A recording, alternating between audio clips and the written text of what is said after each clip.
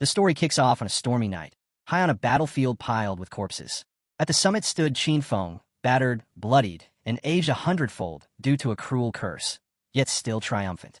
Against all odds, he had conquered the legendary ruins of the ancient god. A woman, blade in hand, stepped forward. With a smirk, she admired his feat, then, without hesitation, she claimed the divine relic, the Eye of Judgment. Barely clinging to life, Qin Feng looked up and asked why she, of all people, was doing this to him. That woman was his sister, or so he thought. Her name was Qin Xiaoyu, and she didn't flinch. Her voice was cold as ice. She reminded him that he was just an orphan taken in by her parents. They shared no blood, no bond. To her, he was nothing. Just then, a man with golden hair stepped into view, Song Fei. Resting a hand on Qin Xiaoyu's shoulder, he flashed a smug grin, clutching the divine artifact. "Thanks, Qin Feng," he said. "Without you, none of this would have been possible." The betrayal was complete. The blade lodged in Qin Feng's chest, soul-stealing steel. Song Fei had planted it there himself, draining what was left of his life in one blow. As if mocking him, he asked how the gift felt. Qin Feng had raised Qin Xiaoyu after their parents passed, supported her schooling, protected her when the world descended into chaos. He'd sacrificed everything, and now, all he got in return was this. Qin Xiaoyu looked him dead in the eye. To her, he had always been a burden, bossing her around, controlling her life. Back then, his strength was useful. But now that she and Song Fei had what they wanted, he was just dead weight. Song Fei lunged for the kill, promising he'd take care of Qin Xiaoyu from now on. As the final blow fell, Qin Feng swore he wouldn't let them get away with this. Then, everything went black. The year was 2025, the year the godforsaken game arrived. In this new world, lifespan became the only currency. Die, and you'd lose years. Kill, and you'd gain them. Lifespan could buy you real-world power, superhuman strength, blades that cut steel, even the ability to shrug off nuclear blasts. Everything had changed. Qin Feng had fought tooth and nail to survive, alongside his sister. They clawed their way through trials, disasters, and near death, eventually climbing into the world's top 100 powerhouses. He gave everything, and in the end, it all meant nothing. His hard-earned glory handed over to traitors. If he had another chance, he vowed, he'd live only for himself. And just like that, he opened his eyes. He was in his old room. Sitting upright in a panic, he scanned his surroundings. It was real. He was alive. He grabbed his phone, and the date confirmed it. Looking out the window, he saw the city skyline, just as it had been 9 years ago. The day the game began. He had been reborn. The day after the Forsaken game descended onto Earth, Qin Xiaoyu stormed into the house, kicking the door wide open. She froze for a second, seeing Qin Feng casually sipping coffee. Her voice erupted with rage. Why hadn't he answered her calls? She kicked over the trash, in frustration.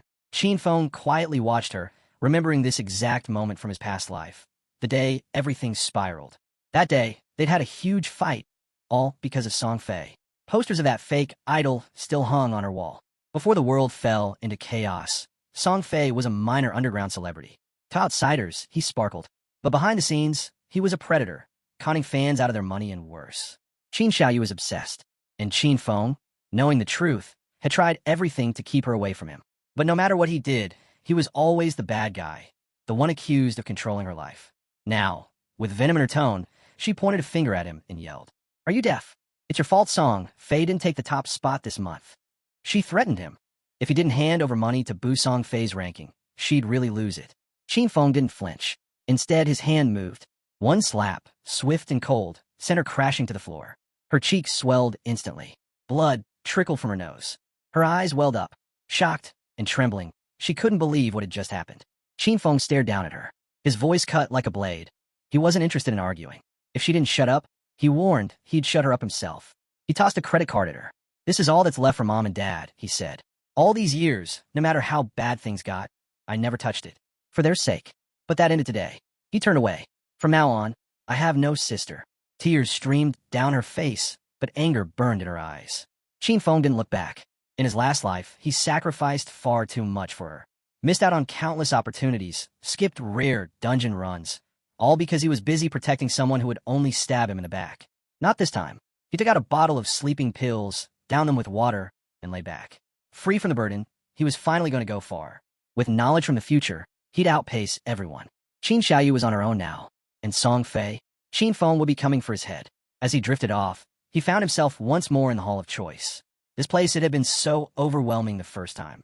Back then, he panicked for hours before settling on a class. He chose warrior, not because it was strong, but because it could protect Qin Xiaoyu. That choice cost him everything. Now, unchained, he knew what he needed: speed, flexibility, kill power. Without hesitation, he picked the assassin class. But then something happened. A notification appeared. Divine artifact.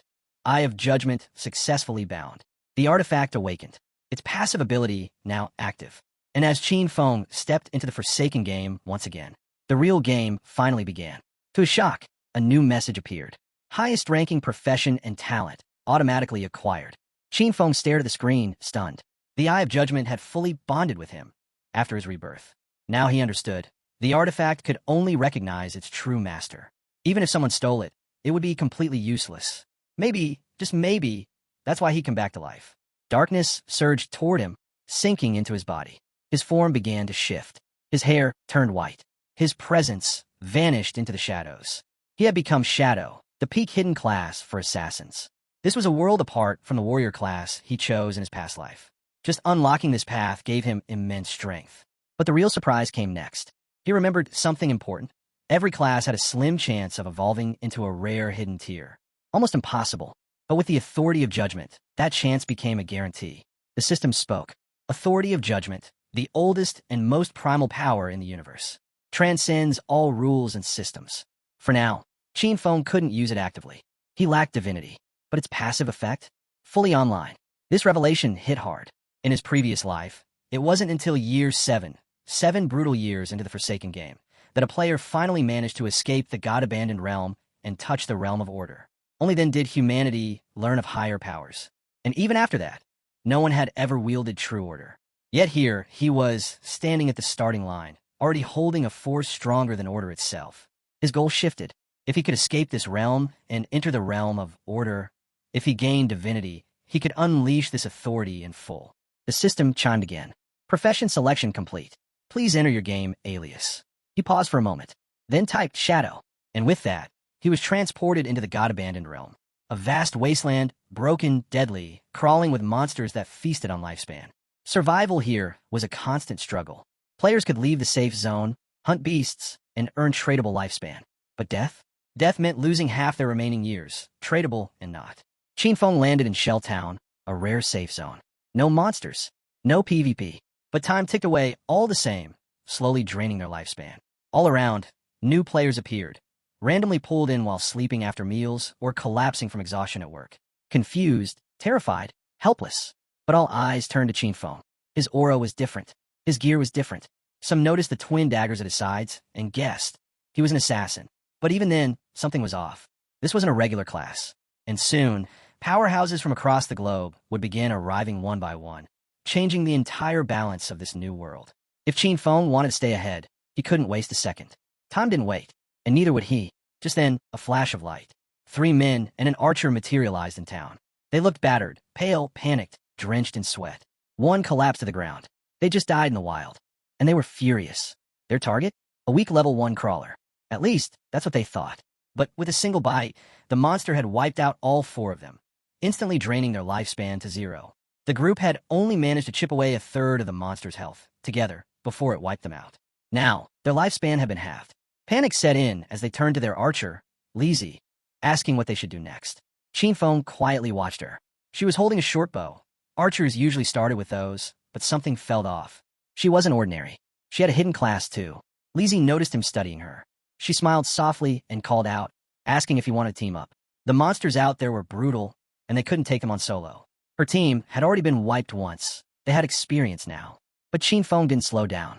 No thanks, he replied and walked on. Her teammates scoffed behind him, calling him a pretender. 5 of them couldn't handle a low-level beast. What made this guy think he could go solo? To them, he was just throwing his life away. Curious, Lizzie pulled up the system interface. Alias, Shadow. That name alone was unusual. Qin Feng headed toward the town's edge. Lizzie couldn't help but trail after him. Maybe they could learn something. At worst, they'd watch him die. At best, they might pick up some monster data or skill insights. The God-abandoned realm was unforgiving. A single mistake could erase years from your life. Lizzie didn't know how she'd ended up here, but with her experience in online games, she'd quickly formed a team. Still, that first monster they faced had crushed them. They thought it was a weak crawler. It wasn't. No level 1 player should have tried that fight. Lizzie understood that now. Her friends were still bitter. One of them, the team's assassin, grumbled about Qinfeng's weapon. While he had a standard dagger, Qinfeng wielded a short blade, a rare start. Even worse, Qinfeng was faster than him. Faster than an assassin? That shouldn't be possible. And his outfit, completely different from standard class gear. Something about this guy didn't add up. Lizzie decided to keep following. Qinfeng noticed. He turned, eyes locked in their direction. Startled, Lizzie ducked back into cover, unsure if he had seen them. Too late. In the blink of an eye, he vanished. No trace. No sound. Just gone.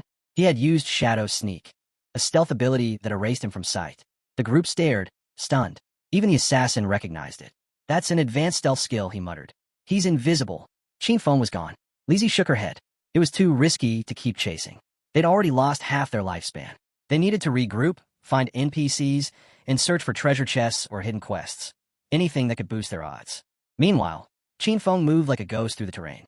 Shadow Sneak cloaked him, allowing him to slip into stealth. Attacking would break the effect, but that first strike would hit harder than anything else. And thanks to stealth mastery, his stealth lasted longer and was harder to detect. Not even monsters could sense him. The Shadow class wasn't just rare, it was lethal. Normal assassins at this level were easy to spot. Not Qinfeng. He was untouchable.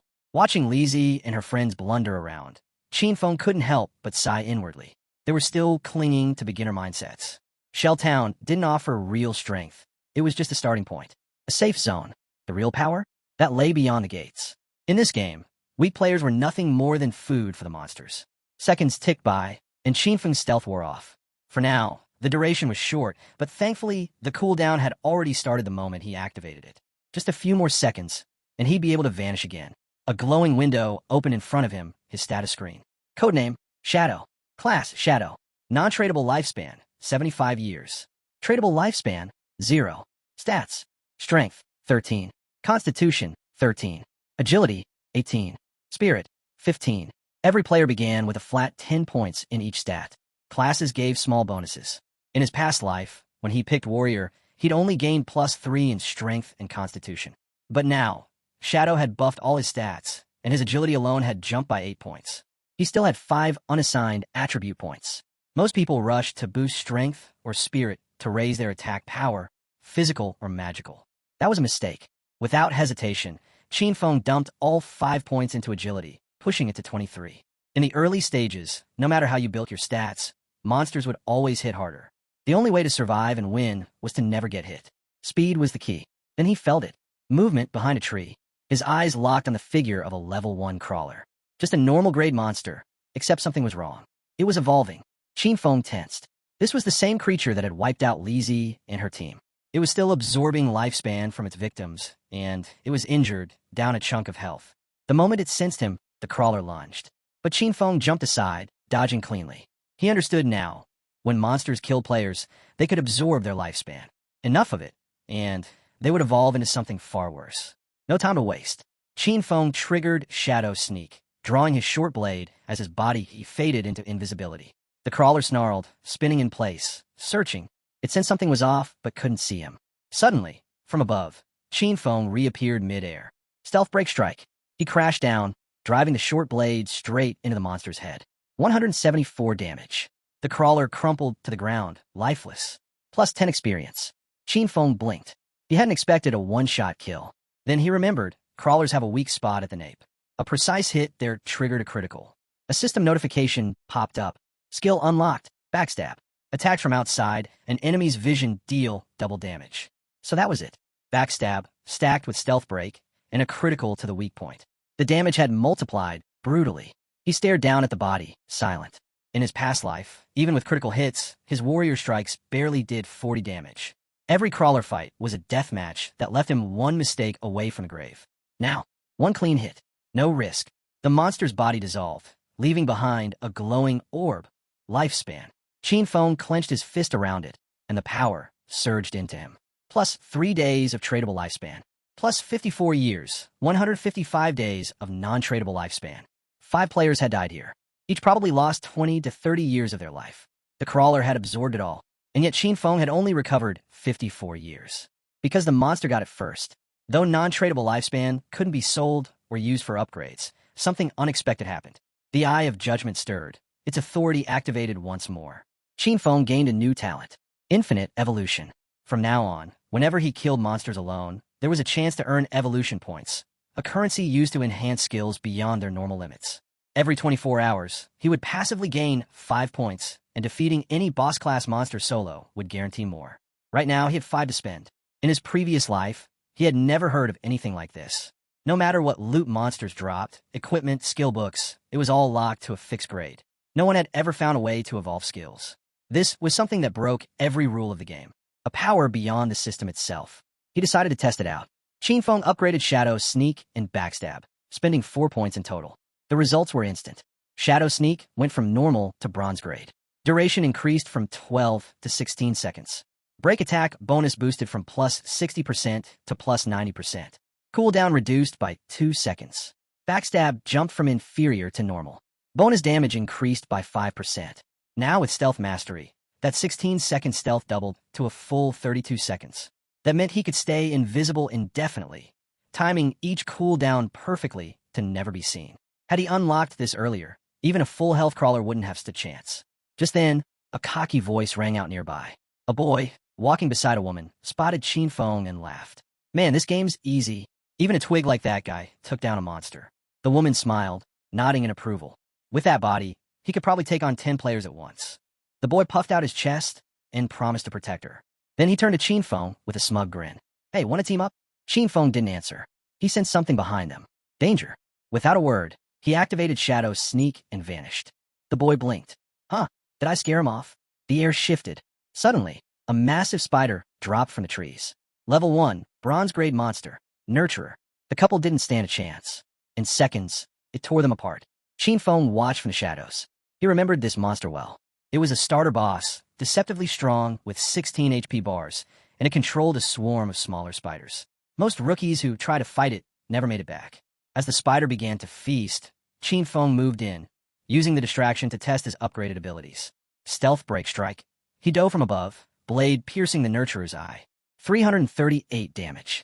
The spider shrieked and lashed out, but Qinfeng reacted instantly, dodging just in time. Still, he took 9 damage from a stray strike. His HP? Only 130. If that hit had landed clean, he'd be dead. But the impact, it was insane. Over 300 damage from a single blow? Even he was surprised. The Nurturer screeched and went berserk, crushing trees in a wild frenzy. Qinfeng knew these monsters weren't dumb. This one had realized it was being hunted. It began swinging blindly, trying to force him out of hiding. Even the little spiders joined in, scuttling in formation. Rushing in now would be suicide. So, while he was still searching, Qinfeng grabbed a rock. Thwack! It smashed into the spider's abdomen. Minus 299 damage. Direct hit. He picked up another. And just like that, he realized something crucial. His greatest weapon wasn't just his blade. It was precision. Thanks to his class skill enhancements and the passive bonuses from Stealth Ambush Strike, Qinfeng realized something unexpected. Even throwing rocks dealt serious damage. As long as he was hidden and hit from outside the enemy's vision, he could trigger the effects of ambush, backstab, and weak point attack. So his strategy was simple. Wait for Shadow Sneak to come off cooldown, then strike again. When the cooldown reset, he lobbed another rock. Minus 279 damage. Another solid hit. Then, without wasting time, he activated Shadow Sneak again. Stay hidden. Wait. Strike. Repeat. Back in Shell Town, something massive happened. The leaderboard updated. Player, Shadow. Boss killed. Bronze grade Nurturer. Level 2. Ranking first. Gasps spread across the town. Most players were still dying to basic mobs. And here was someone who had already killed a boss and hit level 2. It didn't make sense. Lizzie and her teammates stared in disbelief. They had been wiped out by that same spider, together. And yet Qinfeng had killed it alone? They were convinced it had to be a bug. Meanwhile, the woman and the musclehead who had just respawned were frozen in shock. That weak-looking guy they ran into? He was Shadow. He had killed the very creature that had just torn them apart. Back in the forest, the system chimed again. Boss killed. Bronze grade Nurturer. Plus 300 XP. Plus 2 evolution points. Leaderboard unlocked. Shelltown ranking. Plus 1 reputation point. Qinfeng exhaled as the massive spider's body collapsed. He stepped forward and began absorbing the released lifespan. The moment the boss died, its minions scattered. A waste. If he'd killed the small spiders first, he could have earned even more experience. He made a mental note to avoid that mistake next time. Still, the rewards were impressive. Plus 46 days of tradable lifespan. A skill book, Greedy Hand, bronze quality. And a weapon, Corrosive Dagger. 35 damage. Plus 4 agility. He learned Greedy Hand instantly. The skill gave him a 20% chance to obtain extra loot from defeated enemies. An absolute jackpot for any assassin. Qin blinked. A skill like this from a low-level boss? He hadn't expected it. In his past life, this was considered a god-tier looter skill, especially in the late game. Bosses at that level dropped rare gear, and having a chance at double loot changed everything. He remembered someone from the Godslayer Guild, a guy with average combat skills, but just because he had greedy hand, he became a VIP. The guild even assigned him a personal bodyguard to protect him on dungeon runs. Qinfeng's eyes narrowed. If he combined this skill with infinite evolution, not only could he boost the drop rate, but also multiply the loot rewards endlessly. The possibilities were insane. The next morning, students were heading to school. Qin Xiaoyou's friend glanced at her. "You're really not going to call your brother? Maybe apologize?" She reminded her. They skipped the exam yesterday to secretly go support Song Fei. "I'm sure Qinfeng's upset." But Qin Xiaoyu shook her head, arms crossed. "I didn't do anything wrong. He's the one who made us late." In her mind, he owed her an apology. Her friend sighed. "Still, he's always treated you well. Don't you think he deserves?" Qin Xiaoyou's friend glanced at her bruised face, lowering her voice. "What happened to you?" Xiaoyu stood her ground, brushing it off. "I tripped. That's all." She wasn't about to admit that Qin had hit her. In her mind, he was just meddling again, always try to control her life. When they arrived at school, a large group of students had gathered in front of the classroom, whispering in confusion. Curious, the friend pushed through the crowd. Inside, she froze. Zhang Wei's body was fading, becoming semi-transparent. One of his friends tried to explain.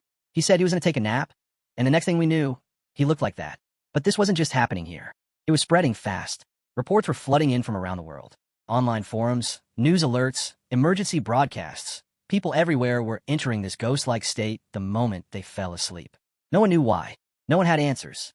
Xiaoyou's friend went pale and pulled out her phone to call her parents. She turned to Xiaoyu. "You should call your brother, just in case." But Xiaoyu shook her head coldly. "I'd rather see him dead than talk to him."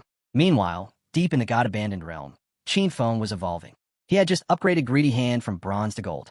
The loot bonus? Now a massive 70% chance to earn extra drops from defeated enemies. And the moment he activated it, the skill rewarded him with +2 evolution points, plus 46 days of tradable lifespan. He grinned and clenched his fist. Every bit of progress counted. He knew that upgrading Greedy Hand to the next tier, level 3, would cost 3 more points. But once he hit that mark, his loot chance would spike to 100%. Guaranteed. Qinfeng's mind shifted to the real world. By now, the world governments must have caught on. More and more people were being dragged into the Forsaken game. It wouldn't be long before the truth came out, that skills and equipment could be extracted into reality. And once that secret spread, chaos. But to extract anything, 2 things were required. Reach level 10. Accumulate enough tradable lifespan. He had no time to waste. Killing low-level mobs was inefficient. He needed to find stronger bosses. Qin equipped his bronze corrosive dagger, gaining +35 attack and +4 agility. Then activated Shadow Stealth and vanished, slipping unseen through the deadly terrain. As he moved across the land, a noise caught his ear, fighting. He followed the sound to the edge of a cliff and peered down.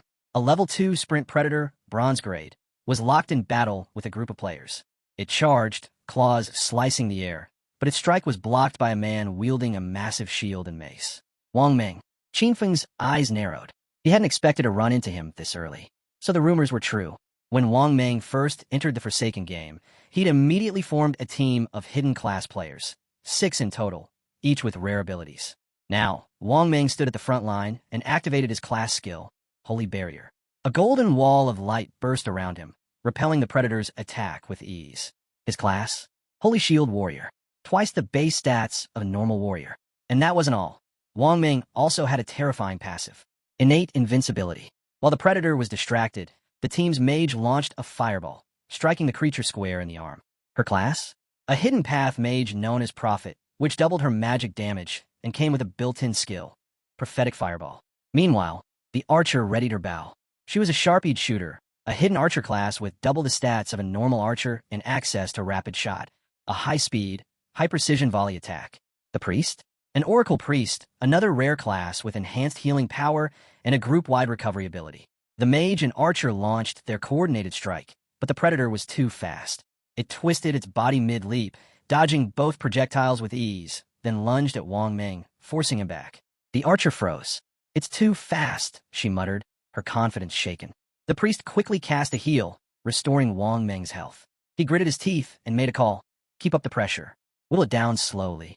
They'd win through endurance. But from where Qin Feng watched, hidden high in the trees, it was obvious. Wang Ming had made a critical mistake. This wasn't a game arena, it was the wild. And in the wild, prolonged battles always drew attention. Right on cue, two new monsters appeared from the woods, level 2 corruptors. Dark brown creatures, oozing mud, specialized in range attacks. The team's swordsman charged, swinging his blade. His class? Unknown, but definitely a hidden one. He landed a hit. Minus 33 damage. That was it. Their defense was way too high. One corruptor vomited a thick sludge, coating the swordsman's legs. Groundbind. His movement speed plummeted. The second corruptor turned and locked onto the mage. She tried to run, panic overtaking her, tears starting to form. But before the beast could reach her, a blur shot through the trees. Qin Feng struck. One clean cut.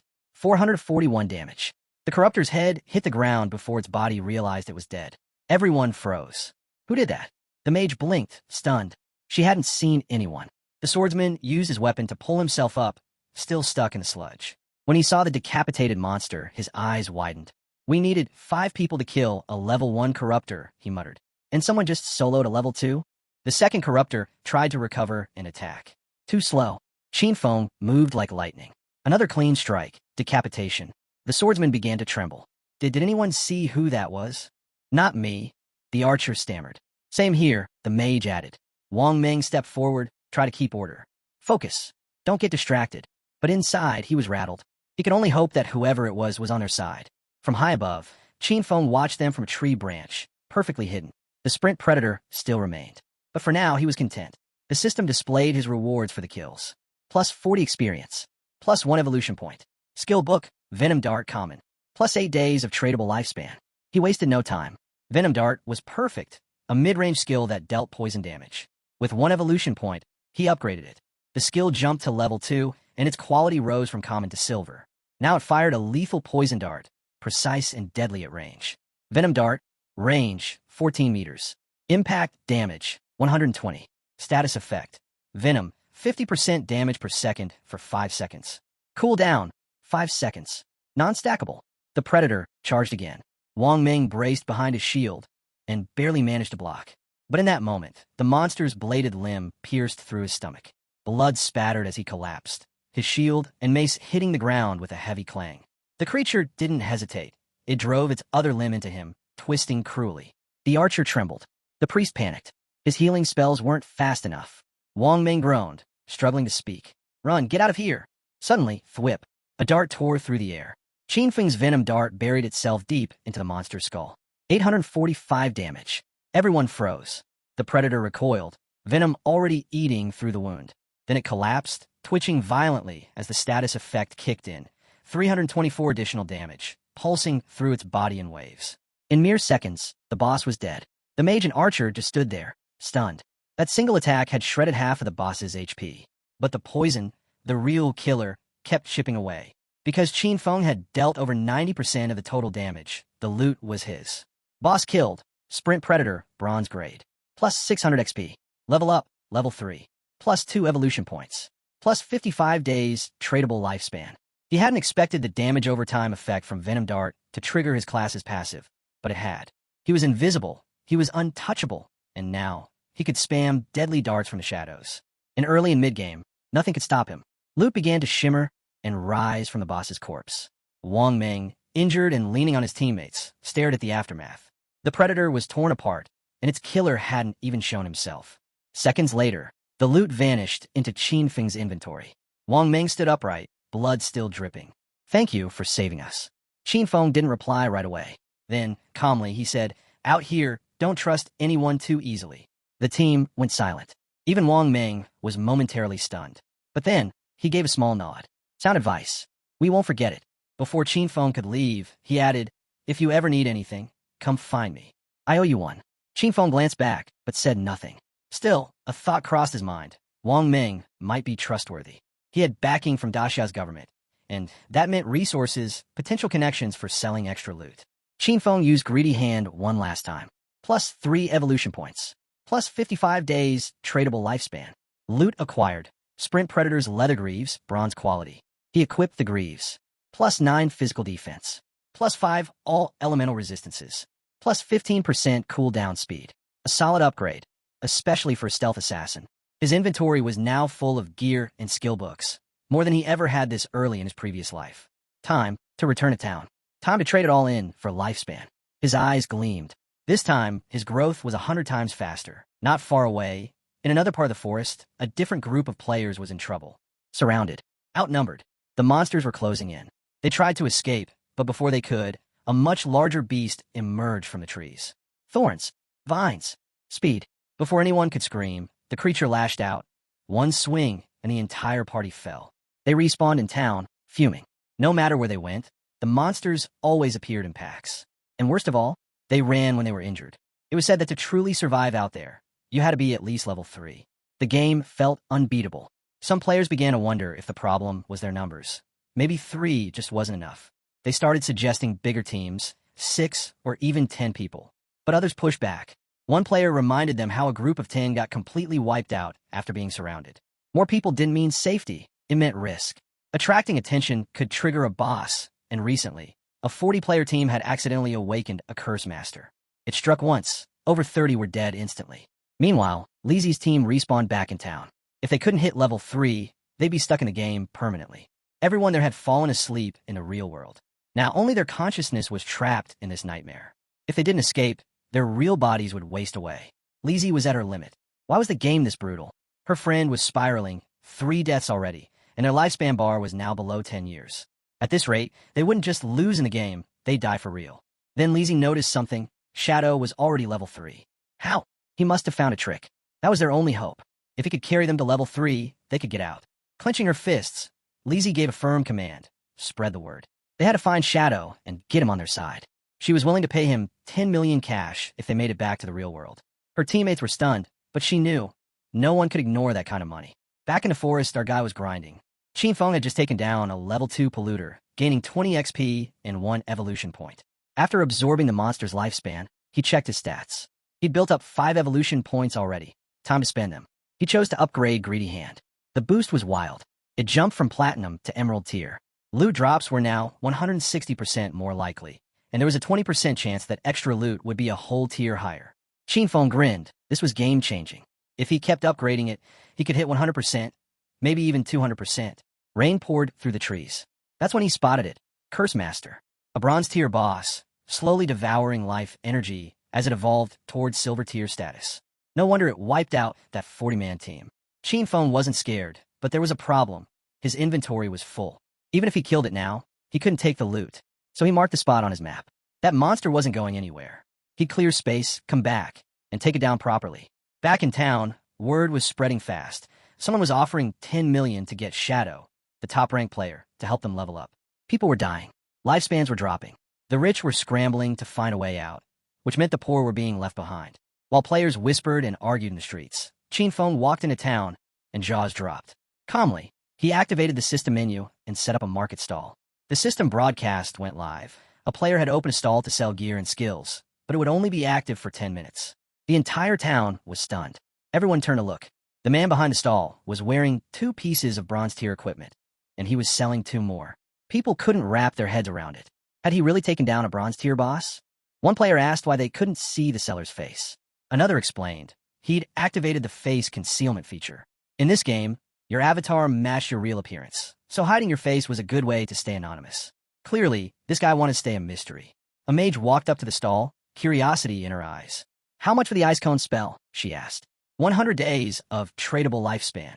Qinfeng replied without flinching. She was Grey Rose, the 11th ranked player in Shell Town. Her face was concealed too. Rose raised an eyebrow. That was a lot. She tried to bargain, asking if he could lower the price. Qinfeng calmly explained, Ice Cone's a common tier spell, but it gives a major farming boost in the early game. 100 days is already a great deal.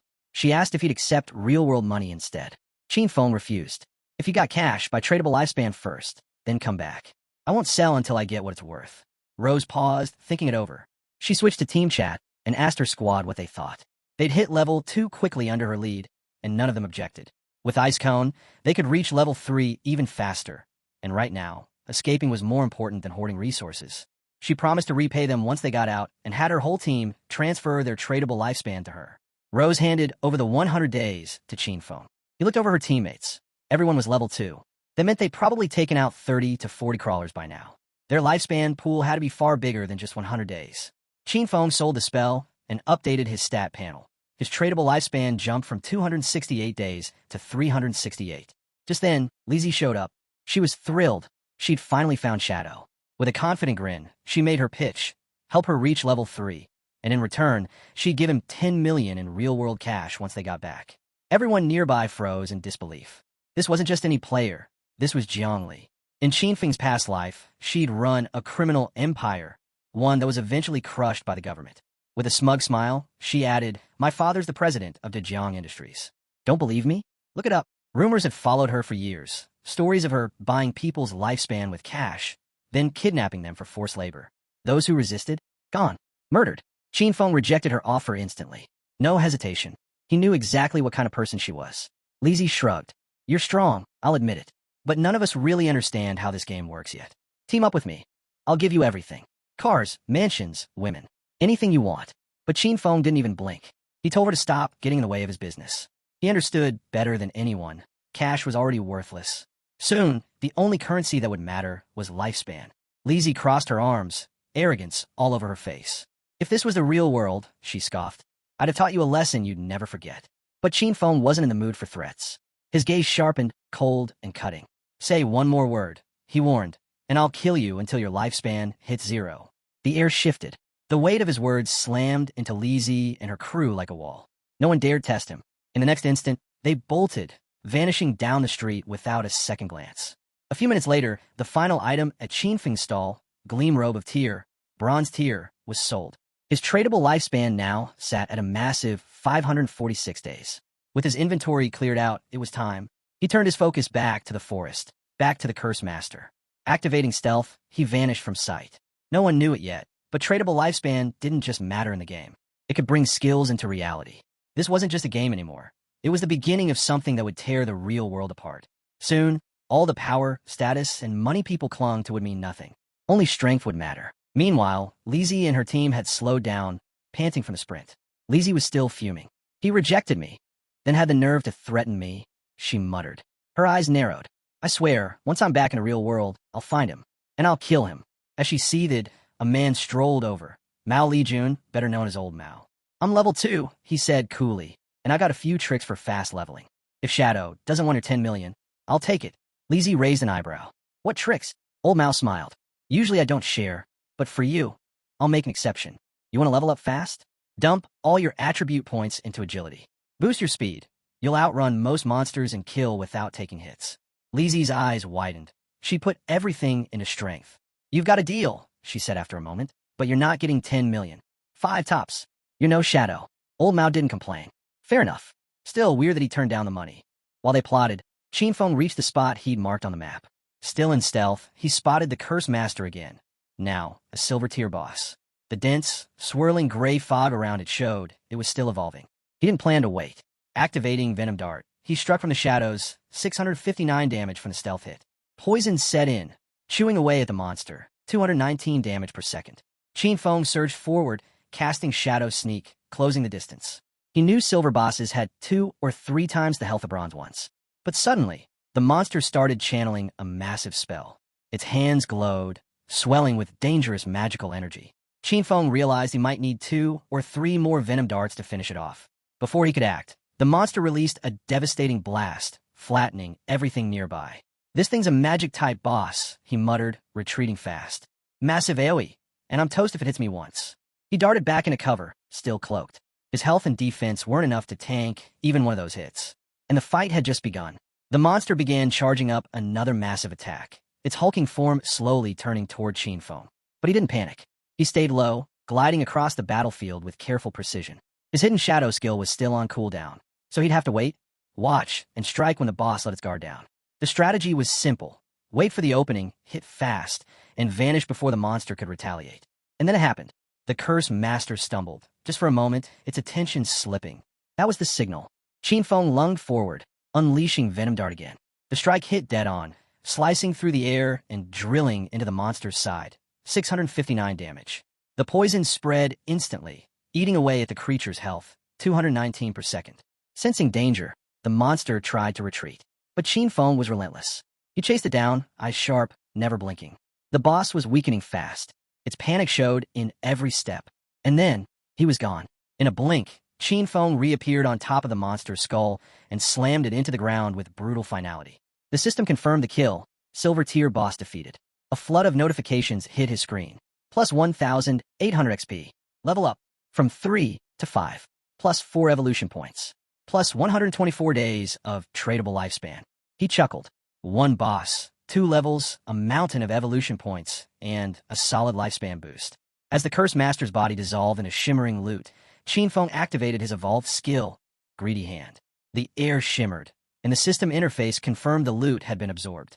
The rewards were even more insane than he expected. Plus 4 more evolution points. Plus 124 additional lifespan days. Total, 12 evolution points.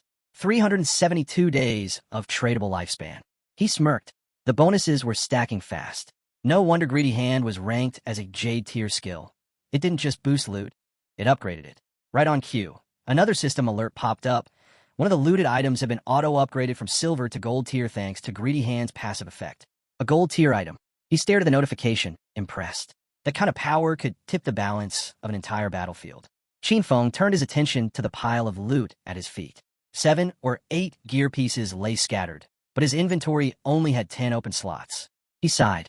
Running back to town every time just to unload loot was going to be a serious time sink. A storage ring, or something like it, would be the perfect solution.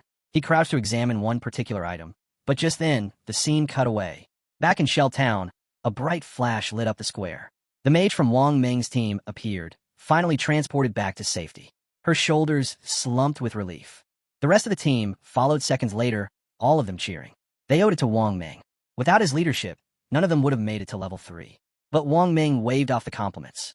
It wasn't just me, he said. We all pulled our weight. Even so, the mage couldn't shake a certain regret.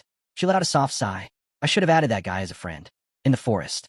She remembered being covered in mud when they met. Maybe that was why he ignored her. One of her teammates nudged her with a grin. With that new outfit, if he sees you again, no way he's passing up the chance. As they laughed, a system-wide chime echoed through Shelltown. The leaderboard had just been updated, and at the very top was Shadow. News of Shadow reaching level 5 spread like wildfire through Shelltown. Players were stunned. Just moments ago, he was at level 3. How had he jumped 2 levels so fast? There's no way, someone muttered. He must have taken down a high-tier boss. Another chimed in. I literally saw him 10 minutes ago, just chilling in a market stall selling gear. Then a guy in the crowd said something wild. His sister had just turned 18, and if Shadow took a liking to her, maybe their whole family could ride his coattails. After all, having Shadow around would make leveling up a breeze. His friends quickly shut that down. Dude, he turned down 10 million cash. You think he's going to care about some matchmaking setup? Meanwhile, back at Wang Meng's camp, the mood shifted from celebration to concern. They just made it to level 3, only to find out that Shadow had already surged ahead to 5. But Wang Meng stayed composed. Don't worry about him, he said calmly. Right now, we need to log out and warn the people we care about. This game isn't just a game anymore. One by one, their bodies began to fade as the system logged them out. Wang Meng's final words echoed. If the world's headed into chaos, we can't leave our families unprepared. The scene switched. Back in the real world, Wang Meng's eyes snapped open. A voice called out, Captain. He wasn't just any player. Wang Meng was a police officer. His team rushed in, clearly shaken. One of them admitted they were terrified. His body had started going transparent while he was unconscious. The implications were horrifying. If you died in the game, or if your lifespan hit 0, you didn't just log out.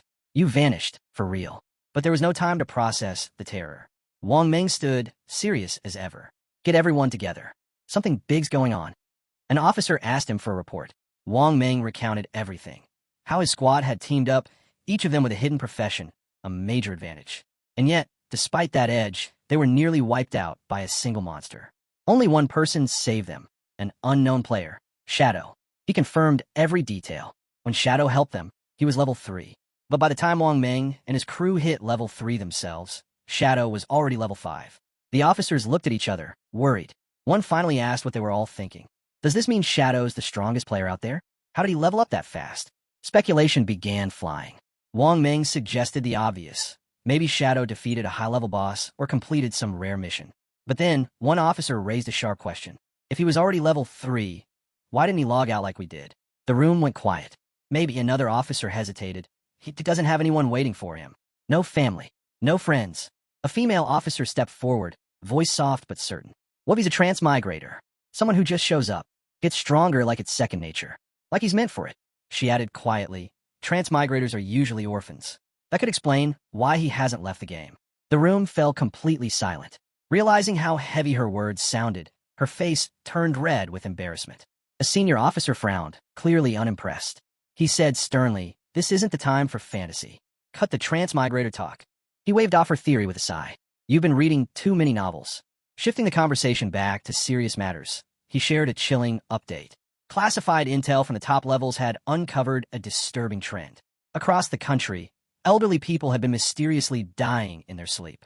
But then researchers started cross-checking data and found a horrifying connection. Many of these people had been players in the forgotten game of the gods, and they died multiple times inside it. The implication was crystal clear. If your lifespan hits 0 in the game, you die for real. One officer voiced what everyone was thinking. This game wasn't just a digital anomaly. It was something far beyond their understanding. A possible incursion from beings outside their reality. The room went silent again, the weight of that idea settling in. The head officer didn't waste time. "We've received new orders. Emergency protocol, straight from the top." This was no longer just a police matter. All officers will now form vanguard units, based on location. You'll be entering the forgotten game of the gods with a new objective: gather intelligence. Figure out what this is, and survive. He stressed the urgency. Every nation was now investigating the game. Falling behind could put them at a global disadvantage. For the sake of national security, they had to get ahead of this. Then came his official orders. "On you. You'll lead Team 1 as captain." She nodded, serious and composed. "Wang Meng, you're her vice captain. You two will choose your squad." Wang Meng gave a sharp nod. He knew what was at stake. But then, the officer turned to a name that had everyone on edge. "Shadow." He looked at Wang Meng. "You said Shadow saved your team. So far, he doesn't seem to be a threat. But we can't ignore someone that powerful." He tasked Anyu and Wang Meng with a new mission. Make contact with Shadow. Gain his trust. Work with him. The officer explained why Anyu was the right one for this.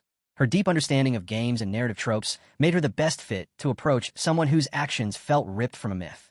"If Shadow can become our ally," he said, "we might gain critical intel. He could become our nation's representative inside the game." Meanwhile, the rest of the officers would focus on controlling the public, preventing mass panic, and keeping order. As the sun set, casting gold across the city skyline, the meeting ended. One by one, the officers moved out, ready to face the coming storm. The next morning, the scene shifted to a high school classroom. At her desk sat the protagonist's younger sister, lost in thought. Around her, the classroom buzzed with excited chatter. Everyone was talking about the game. Near her, a group of students discussed a big surprise. Zhang Wei, the student whose body had started fading, had reached level 3 and safely logged out. One of the girls leaned in, sharing what Zhang Wei had revealed, something game-changing. "If a bunch of people from the same area fall asleep at the same time," she said, "they all wake up in the same starter village." That one piece of news stirred a new wave of energy through the class. Half excitement, half fear. The mood in class shifted. Worry crept in among the students. One girl, clearly distressed, shook her head. "This won't work," she said urgently. "I need to bring my parents into the game, but they don't know how to play. What if something happens to them in there?" But another student pushed back. "No, don't rush into that. We need to get stronger first, then protect them. Going in blind could just make things worse." Across the room, the protagonist's younger sister sat quietly, staring at her phone, deep in thought. Something was bothering her, and it wasn't just the game. Why hasn't he called? Not a single message from her brother. Not even after everything that happened. With something as insane as the forgotten game of the gods going on, he should have checked on her. Should have said something. But instead, just silence. What hurt more was the memory of earlier, when he hit her. Their parents had never laid a hand on her. Not once. But her brother, he had. That wasn't like him. In the past, no matter how angry he got, he always made up with her. A small gift, an apology, something. But today, nothing. She crossed her arms, still fuming. "I only skipped class to see Song Fei. Is that really such a big deal?" she muttered to herself. Pouting, she made a decision. Unless he calls and apologizes at least 1,000 times, I'm not forgiving him. But just as fast as the anger came, it melted into excitement. She started talking about Song Fei, her favorite idol. Looking back, she was actually happy she went to his concert yesterday. With the way this game was taking over, there might not be another chance to see him live again. Her eyes lit up as she replayed last night in her head. How close she got to the stage, how amazing he looked while performing. And then it hit her. If everyone enters the game while asleep, then Song Fei would too. Her cheeks turned red. Could she meet him in the game? Was this fate? Her heart raced just thinking about it. Determined, she started getting ready for bed. But before she lay down, something clicked. Zhang Wei had reached level 3 insanely fast. That meant he probably knew his stuff. If she wanted a shot at surviving, she needed advice from someone like him. She didn't hesitate. She pulled out her phone and sent Zhang Wei a message. Got any tips before I enter the game? At that moment, Zhang Wei was hanging out with classmates when he saw her message. His eyes widened. Her? Asking him? He grinned. This was his chance, whatever that meant. He fired back a quick reply. You're asking the right person. First tip, put all your starting points into agility. If you don't, you'll be too slow to outrun the monsters and you'll die. A lot. She responded right away. Even if I'm a mage? Especially as a mage, he replied. Agility helps with casting speed. Super important early on. Still unsure, she typed. And what if I still can't win, even with high agility? Zhang Wei's reply came with full confidence. Don't worry. As long as someone in your village hits level 5, the teleportation formation will activate. That'll connect all the starter zones. Once it does, you could just join a team and level up fast. I'll help you. Come find me once the teleportation circle activates, Zhang Wei added. The message lit up her screen, and just like that, she smiled. Lying in bed, she felt a wave of relief. It was comforting having someone like Zhang Wei on her side, someone who knew what they were doing. This is perfect. She'd enter the game before her brother, level up fast, and get strong on her own. And when he finally logged in, she'd give him a hard time. No help, no support. He'd have to figure things out on his own. Satisfied with her plan, she let her eyes close, excitement bubbling as she drifted into sleep. Back in the game, the protagonist stood silently over a fresh pile of loot from the boss he'd just defeated. His eyes scanned the spoils, but one item glowed brighter than the rest, an orb pulsing with energy. He picked it up. Item acquired. Curse ring, gold tier. A system prompt detailed its stats. It could be worn by any class. Added plus 8 points to all attributes. Boosted dark elemental resistance by 26, and increased weak point attack damage by 1.5x. The only requirement, the user had to be at least level 4. Qinfeng's eyes narrowed in thought. That was plus 32 attribute points total, the equivalent of 3 level-ups in one item. The dark resistance would be useful against certain enemies, and the weak point multiplier? A solid bonus. This wasn't just loot. This was a game changer. Before he could inspect it further, another system alert popped up. New skill acquired. Instant Shadow Slash, Silver Tier. The system explained. The skill unleashed a flurry of slashes in a straight line up to 15 meters, hitting every enemy in a 2.1 meter wide path 3 times. Each slash dealt 100 damage and counted as a backstab, though it didn't strike weak points. On top of that, it granted temporary invincibility for 5 seconds. Cooldown, 12 seconds. A strong area of effect skill with built-in survivability. No doubt, it was a powerful asset. Qinfeng didn't hesitate. He learned it instantly. With evolution points still to spare, he turned his attention to upgrading one of his key abilities, Greedy Hand. The system accepted 8 evolution points, boosting it from Jade rank to Diamond rank. New effect? Loot drop chance jumped from 160% to 220%. Upgrade chance on dropped loot increased from 20% to 40%. He nodded impressed. With this kind of improvement, each kill would now reward him with 2 loot items, and nearly half of those had a chance to be upgraded. Every battle would be 3 times as rewarding. Not wanting to waste the rest of his points, he turned to Instant Shadow Slash and upgraded it 3 more times. The system consumed his remaining 3 evolution points, leaving him with only 1. But the payoff was immediate. The skill evolved, jumping ranks, silver to gold, then to platinum. The attack range increased from 15 to 21 meters. The slash count rose from 3 to 5, hitting all enemies in a now 3.1 meter wide path. Invincibility extended to 7 seconds. Cooldown reduced to 10.43 seconds. Not massive, but enough to make a difference. It was official. Qinfeng now had a top-tier AoE skill with mobility, invincibility, and reach. And he was just getting started. Each strike from Instant Shadow Slash now dealt 200 damage, double what it used to. Every slash still counted as a backstab, activating his passive bonus, even though it didn't target weak points directly. Qinfeng examined the new stats closely. Sure, the cooldown hadn't dropped by much, but the extended invisibility? That was a huge tactical edge. He could now stay hidden longer, control the fight, and strike before anyone saw him coming. Shifting his focus to the rest of the loot, he scanned through the items. Most weren't worth keeping, but one caught his eye, a silver tier skill book, Battle Roar, meant for warriors. Not useful to him, but it would fetch a good price. More lifespan in his pocket. Just as he closed his inventory, something moved in the distance. He spun around. 3 massive creatures came lumbering toward him. Limb crawlers. Level 4. Twisted, grotesque monsters, deadly at close range. Qin Feng didn't back down. This was the perfect time to test his new skill. Without hesitation, he activated Instant Shadow Slash. In a blink, he vanished into motion, a blur of slashing energy, slicing clean through the crawlers before they could react. Within seconds, the battle was over. The monsters collapsed, torn apart, as the dust settled. System notification, victory, plus 80 XP, plus 5 days, tradable lifespan. A dark, commanding aura seemed to cling to Qin Feng in the aftermath. He stood still, calm, calculating. His power had jumped again. Now he had an idea. If he opened with Poison Dart, followed immediately by Instant Shadow Slash, he could wipe out enemies before the fight even began. He checked his stats. Tradable lifespan, 618 days. But to bring his game skills and items into the real world, he needed at least 900 days, about 2.5 years. He set his goal. First step, sell off the valuables in his inventory. If everything went well, he'd reach the requirements sooner than expected. And once he hit level 10, the connection between this world and reality would be his to control. The scene shifted. Qin Feng, now invisible thanks to latent image, made his way silently back toward the starter town. As he moved through the shadows, voices reached his ears. A man congratulated a woman on reaching level 3 and reminded her of a deal. He stopped to observe. It was Lizzie and Old Mao. From their conversation, the details of their arrangement became clear. Old Mao had helped Lizzie reach level 3 so she could safely log out. In exchange, she owed him 5 million in cash. Lizzie didn't seem worried. "Do you really think the Yang Industries can't spare the kind of pocket change?" she asked casually. "I'll log out and handle the transfer." "No problem." Before leaving, she handed him her phone number. "Call me after you log out," she added. But she wasn't done. She made another offer, $10,000 in cash for every day of tradable lifespan Old Mao owned. His eyes lit up. He agreed immediately, thrilled by the amount he'd earn. With a smug grin, he added, "King was a fool for turning you down. We'll talk more once we're back in the real world."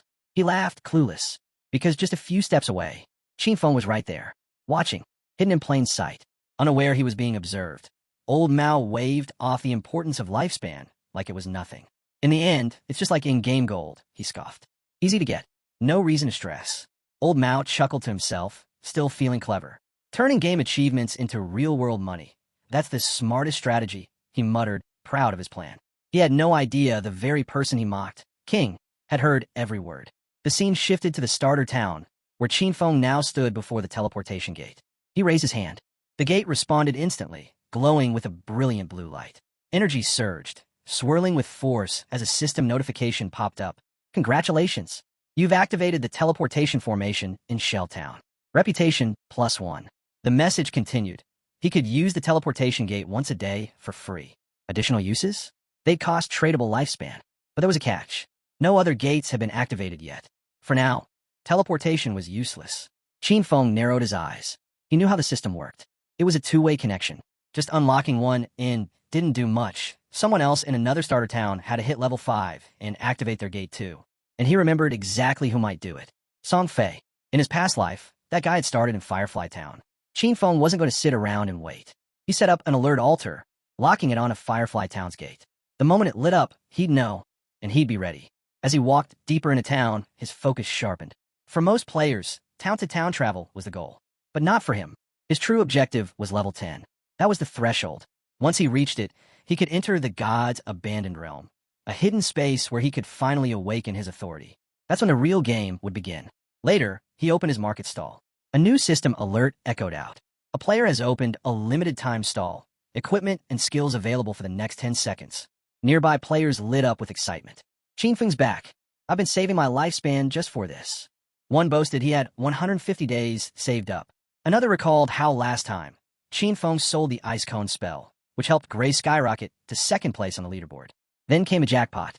Someone discovered a silver-tier skill book, Battle Roar, a warrior-exclusive ability. Without hesitation, he bought it. Battle Roar has been sold for 300 days of tradable lifespan. Gasps echoed through the crowd. Is a single skill book really worth 300 days? Totally, another player cut in. That skill lets warriors farm like crazy. You'll earn that back in less than 2 days. The crowd understood instantly. Everything Qin Feng sold was high value, and in just seconds, the entire shop was sold out. Qin Feng checked his system panel. In 1 minute, he'd gained 650 days of tradable lifespan. Total, 2,174 days. Still, he wasn't satisfied. To carry everything, his attributes, skills, and gear, into the real world, he needed much more. As the crowd slowly dispersed, some players grumbled, upset they missed their chance. "Will you open your stall again?" one asked. Chinfeng gave a nod. "I will." Just then, a voice cut through the noise. A female player stepped forward. "I've got something special," she said confidently. "A treasure. Want to make a deal?" As he turns around, his eyes land on someone familiar. She's part of Wang Meng's team. Almost instantly, the system identifies the item she's holding. A space ring with 12 inventory slots. Not only that, it confirms the ring doesn't take up any backpack or equipment slots. Chinfeng freezes for a moment. He knows exactly what that means. Space rings are incredibly rare. Most players dream of getting their hands on one. Normally, players are limited to just 3 storage backpacks. So, a ring that adds space without using a slot? It's priceless. He knows the odds too. Technically, any monster can drop a space ring, but the chances are next to 0.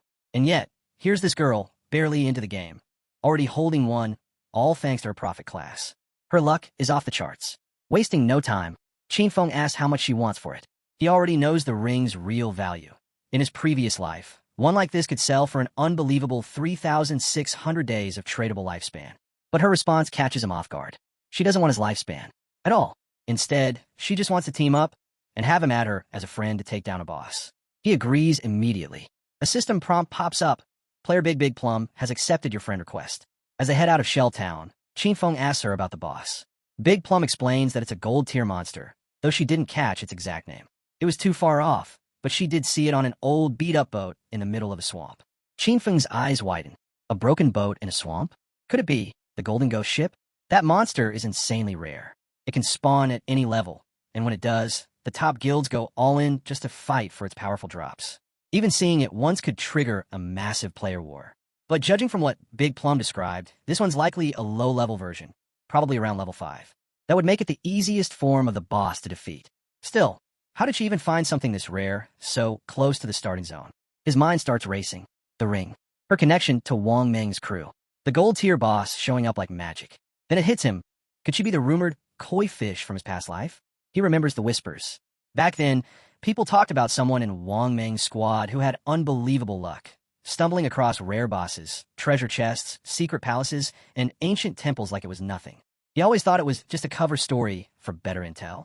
But now, looking at Big Plum, he realizes the rumors might have been true. And she's right here in front of him. Still deep in thought, he keeps staring at her. Noticing his gaze, Big Plum blushes and asks why he's looking at her like that. He snaps out of it, brushing it off. "Nothing," he mutters, refocusing on their journey. As they pass through the main gate of the starting town, they remain unaware of the shadow lurking nearby. A bald player hidden behind a tree, watching their every move. The scene shifts. A tough-looking group stands gathered, and at the center, a man with long hair commands attention. Surrounded by bald players, he speaks with conviction, bragging about his past wins, including the time he split off from his team and soloed the Sand City Overlord. He tells his crew that if they follow him, success in the game is guaranteed. But before he can say more, the bald scout rushes back. He's got news. Chinfeng just left town with a girl. The boss smirks, letting out a short laugh. To him, Chinfeng is just another rookie getting sidetracked by a pretty face. Without wasting a second, he rallies his group. It's time to strike. Meanwhile, outside the town walls, Chinfeng and Big Plum continue walking. As they go, Chinfeng brings up his conditions for helping out her team. If the boss drops any gear or skill books she can use, they're hers. But everything else? That's his take. Big Plum considers the offer and asks, "What about the others? Like Wang Meng, what do they get out of it?" Chinfeng explains that every party has different roles, and there's no guarantee gear for an assassin like him will drop. If that happens, he'd walk away empty-handed. Not exactly fair in his book. Big Plum nods. She gets it, but she adds a small condition of her own. If any loot drops that fits her captain or another party member, could he sell it to her at a discount? He agrees. With the terms settled, Big Plum says they'll head to the boss once Wang Meng and the rest log back in. But as they continue walking, something dawns on her. She has no idea where they're going. It's only when Chinfeng finally shares their destination that the truth hits her. They're heading straight for the gold-tier boss. Big Plum is stunned. It sounds insane. He's an assassin, sure. He can vanish. But she's a mage. One solid hit, and she's done.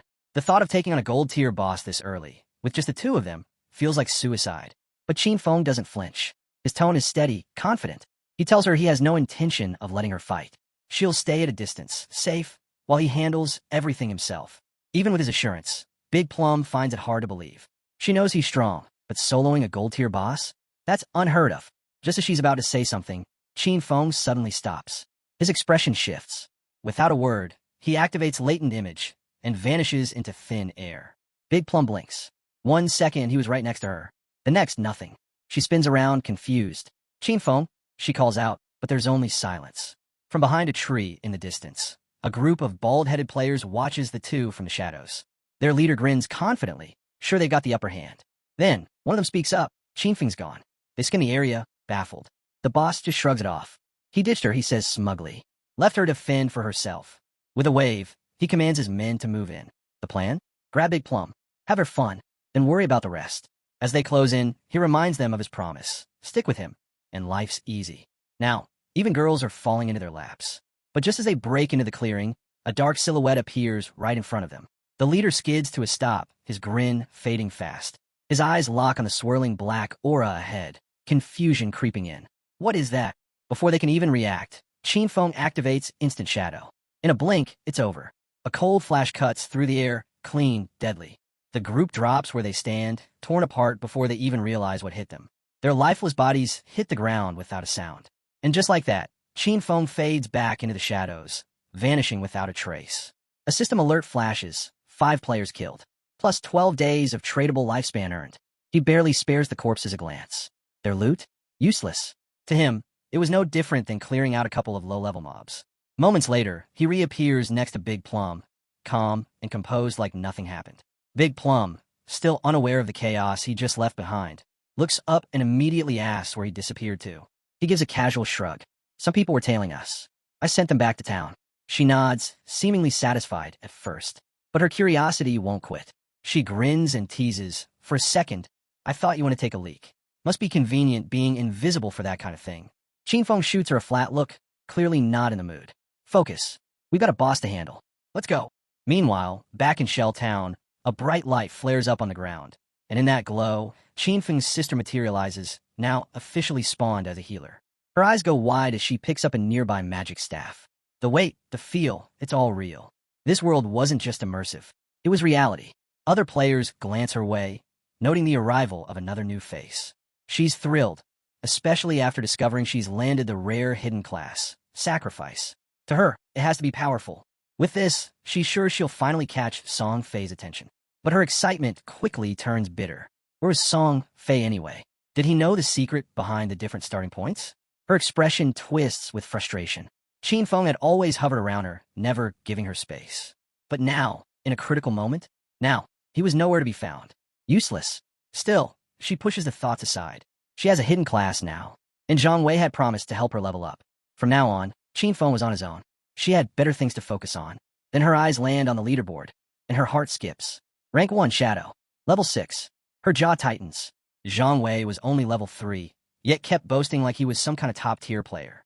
But this Shadow, he was the real deal. She quickly starts thinking. If she could just stay close to Shadow, she'd level up far faster than anything Zhang Wei could offer. But one big question looms. Where could she find him? Not far away. A group of players gathers, murmuring nervously. It's Wang Meng's team, and they're in trouble. Their healer, Sui, has gone silent. No messages. No contact. Wang Meng frowns. They can't afford to stall. Ideas, he asks. One player speaks up hesitantly. Without a healer, fighting mobs is a gamble. Another chimes in, frustrated. We're not Shadow. We can't solo farm. We need to find someone fast. Just as they're debating what to do next, a voice greets them from behind. They turn, and there she is. Qin Feng's sister.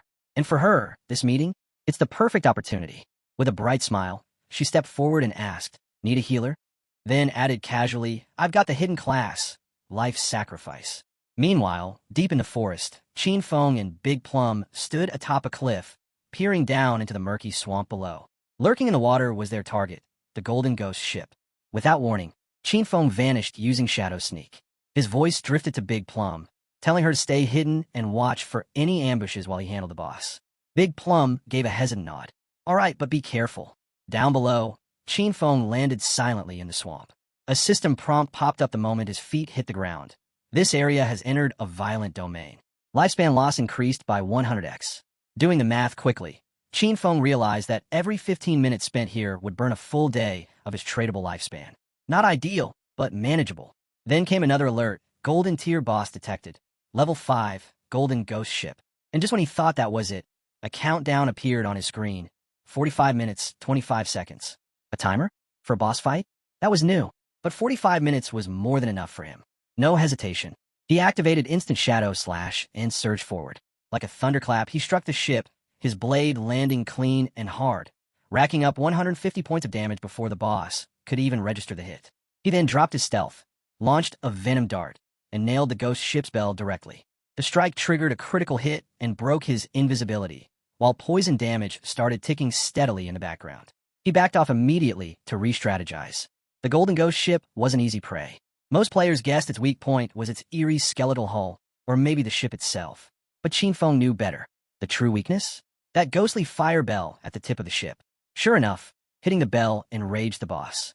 With a low groan, it stirred the swamp's waters, summoning massive, spiraling water pillars from below. It was launching a devastating AoE attack. Dodging swiftly between the crushing waves, Qin Feng darted closer. These water pillars packed absurd damage, enough to one-shot early warriors in silver gear. Thankfully, his agility as a shadow class gave him the edge. Then, from the swamp, decaying hands began to rise. Ghosts, 12 of them. Twisted, dripping monsters known as decaying water ghosts. Each one carried the strength of a silver tier elite. He remembered this part well. After every AoE blast, the ship summoned exactly 12 of these undead. And worse, one more would appear every 3 minutes. Let them pile up, and even the best teams would get wiped. But Qin Feng was still cloaked. The ghost didn't even know he was there. Standing in the middle of them, unnoticed, he waited, then struck. Activating Instant Shadow Slash, he zipped through the crowd, tearing through every ghost with pinpoint precision. Back on the cliff, Big Plum could only stare. Her hands trembled, her face flushed. So this was the power of the top-ranked expert, Shadow. He was just too strong. One moment he was there, the next gone. And in that blink, he'd already wiped out more than half the boss's HP. The boss didn't even get the chance to fight back. But then, something unexpected happened. A message popped up. Qin Feng had sent her a private chat. He called her Little Black, and dropped a bomb. He was about to die. She froze. Yet, Qin Feng sounded calm, almost casual. He told her not to worry. Just wait, he'd be back. Big Plum, watching everything unfold, was stunned. She thought their guy had the upper hand. Then she blurted out, "Wait, who's Little Black?" Unfazed, Qin Feng replied, "Isn't that you?" She quickly corrected him. "I'm Big Plum, not Little Black. That sounds like a dog's name." Suddenly, the ground shook. A familiar figure stomped into view. The same man Qin Feng had defeated earlier. But this time, he wasn't alone. He brought his full squad. The guy was fuming. Back in his prime, he crushed legends left and right. Now, he was getting humiliated by a girl. One of his teammates came sprinting up with news. They'd found her. She was standing on a cliff. And down below, that bastard Shadow was challenging the boss alone. The leader clenched his fists. This time, they'd crush him. Meanwhile, deep in the swamp, the boss roared. Its ship's bell gleamed, echoing through the bog. Qin Feng had reached stage 4, toughest phase yet. The boss swung its or high, sending shockwaves as its health dropped to half. And then it unleashed its ultimate, Soul Surge. Huge waves rolled through the swamp. Big Plum's eyes widened in horror. The surge shattered Qin Feng's invisibility. Beneath him, the water churned, and then erupted. A massive pillar of water exploded from below, trapping him inside. The damage hit hard, 1,059 points gone. System alert. You have died. Qin Feng lost 326 years of non-tradable lifespan and 1,087 days of tradable lifespan. Back on the cliff, the leader grinned. Serves him right, he thought. Qin Feng had gotten cocky after being praised as an expert. But now, he was dead. Just another fool who thought he could solo a gold-tier boss. Then they saw it. Qin Feng's lifespan orb glowing on the ground. They sprinted for it like madmen. None of them expected Shadow to be loaded. That orb had to hold over 100 days of life. With the boss at low health, they figured they could finish it off and scoop up the loot. But the moment they stepped forward, they were yanked into the air. The leader blinked. What just happened? A second later, they were back in Shell Town. Everyone was stunned, furious. No one understood how that boss was this strong, or how Shadow had managed to cut its health in half. Some hadn't even made it 5 seconds before that water pillar wiped them out. The swamp? Crawling with mobs. It was suicide. Still, the leader wasn't ready to back down. He clenched his jaw and barked the order. They were going in again. Just then, someone leapt into the scene. It was Qin Feng. He was already back in the swamp. But something fell off. All around him were glowing lifespan orbs, scattered across the ground. Puzzled, he opened the chat and messaged, "I'm back. But what's with all these lifespan drops?" Little Black was just as surprised. "You're back already?" she replied. Then she explained. Those orbs were from a group of players who'd charged in like heroes, only to get obliterated by the boss's water pillar. Qinfeng smirked. So they overestimated themselves, he thought. But the sight also stirred a memory. He'd been through this before. In his past life, the ghost ship had given him hell. The boss was still wandering nearby. Qinfeng kept his eyes on it, calculating. He knew the golden ghost ship only used its immobilization skill once. After that, the rest of the fight was easier, at least in theory. But once its HP dropped below half, there was always a chance it would vanish and reappear somewhere else. That made it nearly impossible for most players to kill it solo. No time to waste. He fired a poison dart, striking the ship's bell dead center. The boss let out a screech and began charging another attack. Qinfeng slipped into Shadow Sneak, vanishing from sight. He watched carefully, reading its every move. Then Shadow Slash. One clean strike. He'd already memorized its patterns. No hesitation. Meanwhile, the cliff wasn't empty anymore. The same group of players had returned. One of them shouted, "Boss! He's fighting it again." The leader narrowed his eyes. This was their chance. If they played it smart, they could take out both the boss and Qinfeng. But someone else wasn't going to let that happen. Little Black had had enough. Shadow was close to finishing the fight. She wouldn't let these clowns ruin it. She gripped her staff, focused her magic, and summoned thunder. A bolt of lightning cracked down from the sky, hitting the men squarely. Smoke curled off their scorched armor. The rest froze, stunned by the sudden blast. The leader, furious, shouted, "Who did that?" One of his guys pointed. "It was her." He grabbed his axe and roared, "Kill her." Little Black's eyes widened. She turned and ran, yelling for help as the men chased her down, vowing to tear her apart. But she wasn't alone. From behind a nearby tree, a figure watched everything unfold. Another man stood just behind him. As the chaos came closer, both of them ducked back into hiding. Back at the swamp, Qinfeng was still locked in battle. He kept his distance, eyes sharp. The boss was on its last legs. Just as he'd guessed, this level 5 Golden Ghost ship wasn't an easy solo kill. His damage was too low, and the fight had dragged on, long enough to draw an audience. He spotted the crowd gathering on the cliff, same ones who had just died. And to the side, more players lingered by the swamp, clearly waiting for him to finish the boss so they could swoop in and take everything. But it was too late. The poison was working. The boss's eyes began to glow, and then its body started to fade. System alert. Golden Ghost ship, gold grade, defeated. Qinfeng's screen lit up. 4,800 experience points. He hit level 8. 7 evolution points. 216 days of tradable lifespan. Not bad. He slipped into Shadow Sneak again, his form vanishing. It had been a dream run, but he knew he'd slightly miscalculated. Then, a global system message boomed across the server.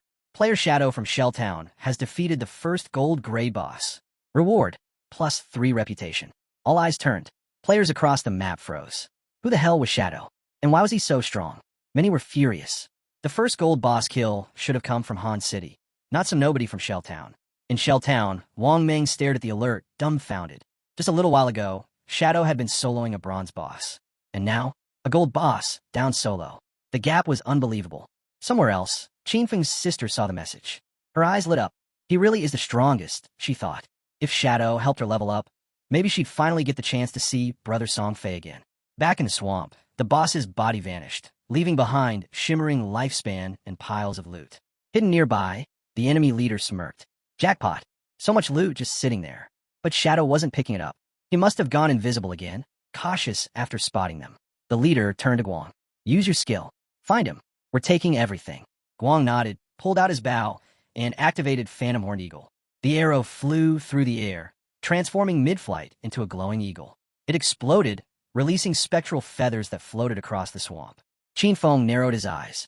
So that hunter picked up an anti-stealth skill already? Impressive. But he wasn't worried. His class had an extra point in stealth. Guang's ability was still just level 1. It couldn't detect him. Feeling confident, Guang turned and reported he ran. Must have bolted after seeing us all. The leader waved his men forward. Get to the loot. We'll guard it. Stay sharp. 5 minutes. That's how long it took before unclaimed loot became fair game. If they held the ground, it would all be theirs. They were grinning, already tasting victory, until a shadow appeared. Him. Before they could react, Qinfeng struck like lightning, tearing through their ranks with blinding speed. Silence returned to the swamp. With the threat gone, Qinfeng turned back to the loot. But one thing tugged at his mind. Where did Little Black go? He shrugged it off. He'd find her later. For now, it was time to cash in. He had enough evolution points to upgrade Greedy Hand. Without hesitation, he did. From diamond quality, it rose to epic. The skill now worked on monster corpses with a boosted success rate, 220% to 300%. Greedy Hand triggered an extra loot drop, this time guaranteed to be one tier higher. Qin Feng didn't waste the chance. He activated the skill, watching as the loot around him lit up. With full focus, he gathered all the orbs together, then squeezed them tight. Greedy Hand began absorbing everything, and a grin spread across his face. Suddenly, a flash of light burst from the forest. When it faded, the results were in 21 evolution points, 648 days of tradable lifespan, and 2 special items, Ghost Fire Bells. His eyes widened. 2 Ghost Fire Bells. Jackpot. These weren't just any items. Once equipped, they prevented lifespan loss on death, cooldown, 1,560 seconds. Even better, they came with 2 powerful effects. The passive ability, Soul Absorption, boosted dropped lifespan by 20% when killing monsters. And with 2 bells, that bonus doubled. The active skill, Soul Shock, let him ring the bell to immobilize all enemies within a 100-meter radius for 3 seconds. Cooldown, 512 seconds. Best part? They weren't considered equipment. They didn't take up gear slots. Both bells used just 1 inventory space.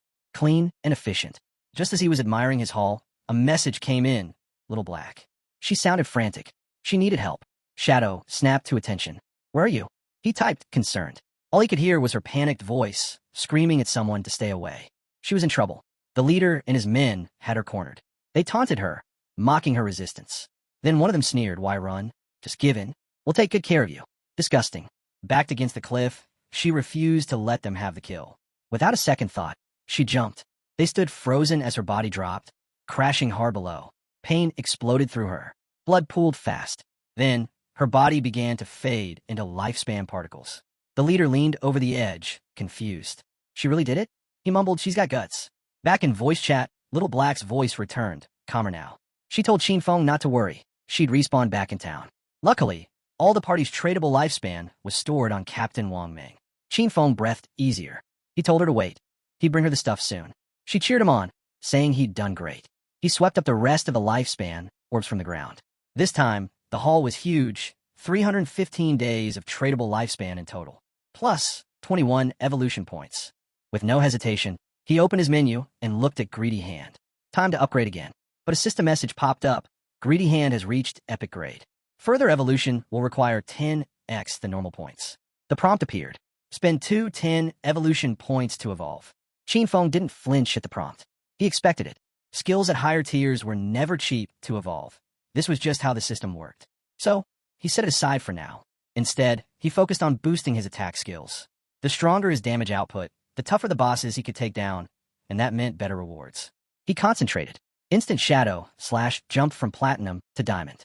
Its range expanded from 21 meters to 27. The invisibility boost stretched from 7 seconds to 9. Instead of 5 slashes, he could now land 7. The skill's total duration increased to 10 seconds. Even the reach of each slash went from 3.1 meters to 4.1.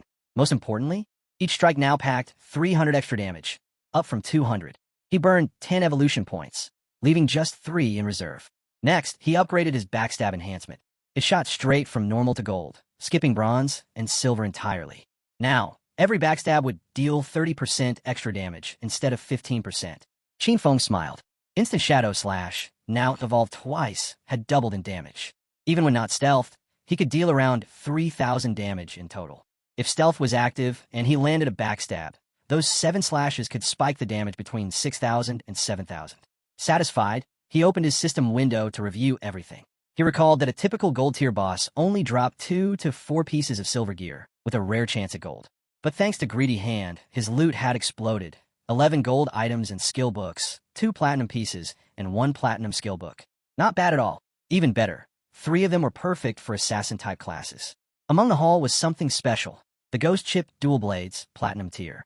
Assassin-exclusive weapons. Stats? 136 base damage, plus 22 agility, plus 24% attack speed, plus 17 armor penetration. Requirement, level 5. The unique effect? Each normal attack hit twice. Qin Feng equipped them immediately. The double attack perk wasn't game-changing for him. He relied more on skills, but the raw stats were too good to ignore. High base damage, speed, agility. It would speed up his casting and cooldowns. Definitely worth it. Then came the armor. Ghost Fire Leather Armor, gold grade. Plus 25 physical defense. Plus 50 fire resistance. Plus 14 damage block. Plus 419 health points. Requirement, level 5. He blinked in disbelief. Leveling up hadn't boosted his constitution, but this armor alone had raised his health to 769, up from 350. That meant most players wouldn't even be able to scratch his defense now. Smartly, he used the system settings to make his defensive gear invisible, keeping the default assassin appearance. That way, other players wouldn't see his gear unless they opened the game interface. And he wasn't done yet. There was still one final piece left in his loot. As he scanned his inventory, something caught his eye, a skill book. Ghost Shadow Blur, gold tier. Assassin class. It was a passive skill. Boosted dodge rate by 15%, and when a dodge triggered, it granted full damage immunity. Qinfeng grinned. Finally, a real survival skill for assassins. But then he paused. He remembered why this one wasn't so popular. In this game, boosting dodge rate was tough. You'd have to sacrifice other stats just to raise it. And if dodge didn't activate when you needed it most, the result could be fatal. Still, he wasn't like the others. His skills could evolve endlessly. He could stack dodge without weakening the rest of his build. For him, it was pure upside. His body glowed faintly as he moved out of the area, heading back. The rest of the loot? Gear for warriors, priests, and archers. He didn't need it, but he knew someone who might. He planned to sell the gear to Wang Ming, offering a 10% discount. Even if they couldn't pay now, he was certain Wang Ming would take it on credit. He was that kind of guy. But really, this whole breakthrough? It was thanks to Little Black. Without her, he never would have found that level 5 ghost ship. He owed her. As he walked past a tree, movement caught his attention. The enemy leader and his crew. Faces twisted in fear the moment they spotted Shadow. They didn't hesitate. They ran. Just as expected, Qinfeng wasn't letting anyone escape. He activated Shadow Stealth, exhaled slowly, and vanished. Before the group could take another step, he struck. Like a thunderclap, he dropped all the subordinates in one instant. The leader panicked. He turned and sprinted. Too slow. Qinfeng reappeared right in front of him. The man skidded to a stop, eyes wide, nose to nose with death. Tears welled up. "I'm sorry. I was wrong. Please let me go. I've only got less than a year of lifespan left." But Qinfeng stared coldly. "Did you think about your own life when you were out there hunting others?" Without another word, he threw a poison dart. The leader dropped, writhing in agony. Qinfeng turned and walked away. A new status appeared, Killer. He had entered the first layer. If he died now, he'd lose 75% of his current lifespan. Still, he remained calm. With the Ghost Fire Bell, even if he slipped up and died once, he wouldn't lose a thing. Back in Shell Town, all eyes were on him. Whispers spread. People had heard the system alert. He was the one who'd killed the gold tier boss. But he wasn't wearing any gear. Some suspected he'd exploited a bug. Others simply didn't know what to believe. As he strolled through the crowd, a man stepped forward. "Wait, please." Qinfeng paused. The man smiled nervously, holding out a skill book. "We, accidentally bought this assassin skill. Please take it. No hard feelings, okay?" The system scanned it. Skill book, Impale. Common tier, Impale. A single target skill. On hit, it added plus 20 attack and stunned the target for 2 seconds. Cool down, 22 seconds. Qinfeng's eyes lit up. A control skill. He took the book without hesitation, nodding slightly before heading on his way. The man who gave it to him and his group turned back, walking in the opposite direction. But tension lingered. One of the men, seething, muttered to Xian Xiao, "We really had to hand over a skill book to that guy, pathetic." Another nodded. "No one treats us like this." They weren't letting it go. That's when someone suggested rallying everyone they knew. "If we each spit once, we could drown him in it," he sneered. "No need to fear one guy." Xian Xiao's face turned cold. Shadow's leveling way too fast. He's doing it alone, so he must have a secret. His eyes narrowed. "We find him in real life. Kidnap him, get the truth, and make him farm lifespan for us." The others were stunned, but one of them grinned. "Genius." Xian Xiao smirked. "He doesn't sound local. Definitely not from our circle. Probably dirt poor." That sealed it. They'd sent a professional beauty to lure him in. Someone irresistible. A setup. Meanwhile, Qinfeng reunited with Little Black. He smiled and asked her to accept the trade. He had something to give her. Her eyes sparkled, but she gently corrected him. "I'm not Little Black. I'm Big Plum." He handed her a powerful skill sealed in a necklace. The moment she used it, flames erupted from her staff. Her damage soared. Even her mana regeneration had doubled. She was thrilled, thanking him sincerely. Qinfeng waved it off. "Just keep on my promise." Then he asked for the space ring. Still smiling, she pulled it from her inventory and handed it over. "You can keep it," she said, cheeks flushed. Then, with a small laugh, she shared something unexpected. While running through the forest earlier, she'd stumbled on a hidden cave. Looked like the entrance to some ruins. Want to check it out? That caught his attention. First the ghost ship, now a ruin? This girl really was a walking Lucky Charm. And she had no reason to tell him, unless she truly meant to share the benefit. If he hadn't gifted her those 2 gold-grade items, she probably would have kept it to herself. With the new space ring, his inventory hit 27 slots. He asked where Wang Meng was, saying he'd swing by to sell the spare gear first, then check out the ruins. She held out her hand. Captain and the others went to train the new priest. They won't be back for a while. She opened her map, marked the location, and described the spot, behind some bushes, a flat stone slab. While escaping earlier, she had pushed it aside and slipped inside. She'd only taken a few steps inside when the screams started. Terrified, she bolted right back out. If she hadn't, they might have caught her. Hearing that, Qin Feng vanished on the spot. He wasn't waiting. He'd go check the ruins now and trade with Wang Meng later. Little Black blinked in confusion as he disappeared. Qin Feng left Shell Town and made his way into the forest. Originally, he planned to grind until level 10, but that was no longer necessary. With a ruin in play, the rewards beginner towns had 3 main ruin types: tombs, cursed ruins, and temples of faith. Didn't matter which one it was, inside there'd be mobs. Most were bronze tier, sometimes silver. For him, it was a goldmine of lifespan and evolution points. Following the map marker from Little Black, he soon reached the entrance. No hesitation. He stepped inside. Once again, the 3 ruin types flashed through his mind. Tombs packed with relentless monsters and often capped off with a gold boss. Cursed ruins, full of beings twisted by ancient and evil gods. Some had been human once. And temples, those were complex, their walls covered in murals. Devotees of ancient deities filled the halls. At the very end, special items or rare skill books. As he walked, Qin Feng scanned the walls. Murals. He narrowed his eyes. A temple of faith. And these carvings, they looked familiar. Roars echoed through the corridor as he advanced. The symbols on the walls confirmed it. This was a temple of the ancient god of judgment. The same source as his Eye of Judgment. Elsewhere in the forest, Wang Meng and his party were locked in battle. He raised a shield, bracing against a monster's heavy assault. The impact rattled through his arms. Then, with terrifying speed, the beast lunged again. Its claws slammed into him, sending him flying. He crashed to the ground with a sickening thud. Seeing their captain injured, the archer panicked. "Healer, heal now." Qin Feng's sister froze. Gripping her staff tightly, she stammered through tears. "How do I do that?" The monster moved in again. The swordsman barked a command. "Use your skill now." But she dropped to her knees, shaking. Her staff clattered to the floor. She didn't cast. She cried. The monster didn't wait. With one more devastating attack, it wiped out the entire party. They were all instantly teleported back to Shell Town, furious and humiliated. Not far off, Little Black spotted them returning and waved with a smile. "Back already?" she teased. "Shadow's still out. No point trying to buy gear yet." But the archer, boiling with rage, stepped forward. The archer jabbed a finger at Qin Feng's sister, his voice sharp and angry. "I've never seen anyone this useless. You don't even know how to dodge, let alone use your skills." Xian Xiao's eyes welled up. She started to cry, completely overwhelmed. Little Black quickly stepped in front of her, frowning. "Why are you being so harsh? She's new. It's her first time playing. Dying once is normal." But the archer, eyes blazing, snapped back. "Move aside.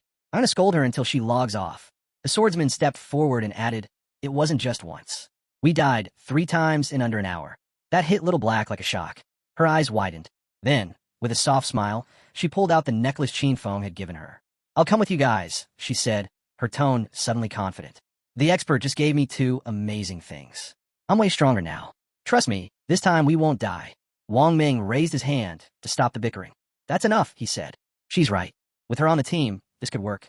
And who knows, maybe we'll get the chance to meet Shadow again." Xian Xiao stood quietly in the back, her face unreadable. Deep down, she was furious. These guys couldn't handle a basic fight, and now they're blaming her? Still, she forced a smile, bowed her head slightly, and muttered an apology. "I'll try harder." But inside, she was burning. If it weren't for their ties to Shadow, she wouldn't waste another second with any of them. Meanwhile, inside the temple, Qin Feng stepped into a large chamber, and something strange caught his eye. 2 monsters were kneeling before him. A system prompt appeared. Devout followers of the judged, level 10, silver tier. His eyes narrowed. Suspicion flickered across his face. No hesitation. He activated instant shadow slash, his form vanishing. Then he struck, clean fast. But when the dust settled, the damage was underwhelming. Even with stealth and backstab bonuses, they'd barely lost any health. Not surprising. These were level 10 silver bosses, and together, their health pool was even larger than the Golden Ghost ship. But something wasn't right. The monsters knelt again. Even stranger, he was still cloaked in stealth. They shouldn't have been able to see him. Could it be the Eye of Judgment? He wondered. Are they sensing it? Is that why they haven't attacked me? Curious, he asked aloud. Do you know the way? Can you guide me? The monsters lifted their heads and roared. Whatever sanity had been there was gone. Their bodies were twisted, corrupted. They had been holy once, but now, just mindless beasts, obsessed with stealing lifespan. Their glowing eyes locked onto something outside the room. And then, they turned and bolted. Right outside, a group of players had just arrived. The devout followers sensed them and charged. The players' eyes went wide. Silver tier? Someone shouted. We can't fight that. Panic set in. They turned to run, just as the monsters reached the doorway. They never stood a chance.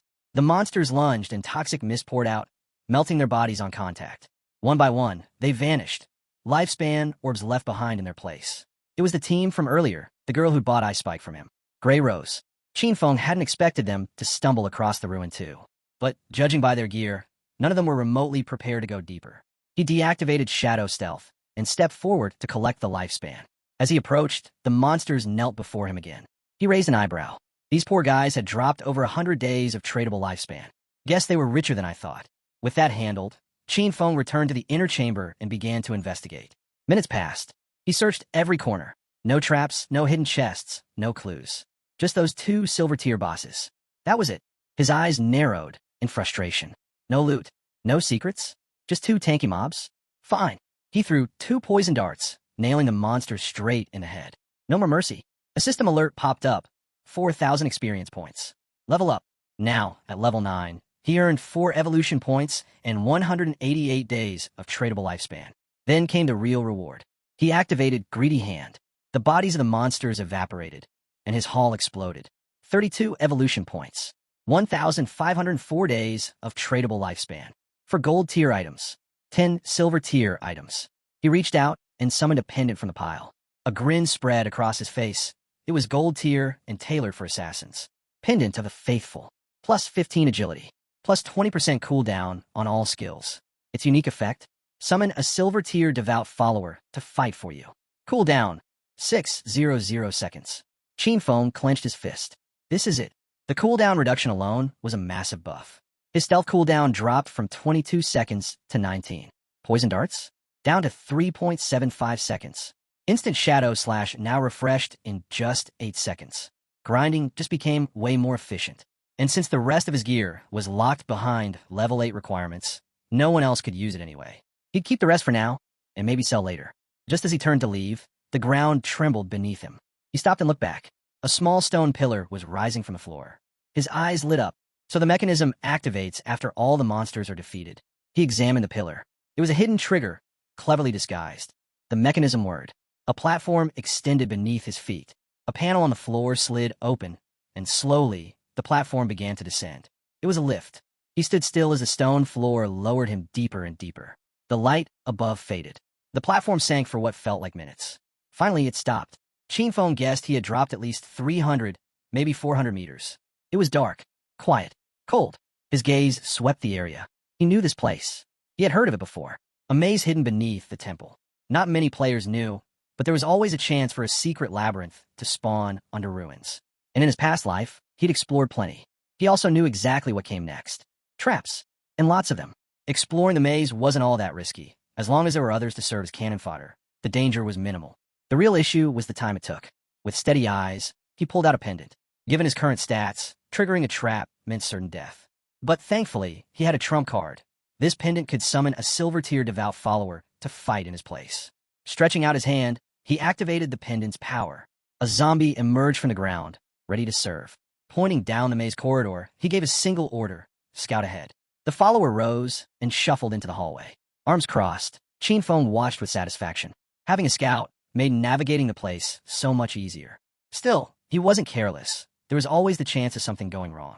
Just to be safe, he decided to upgrade his dodge skill first.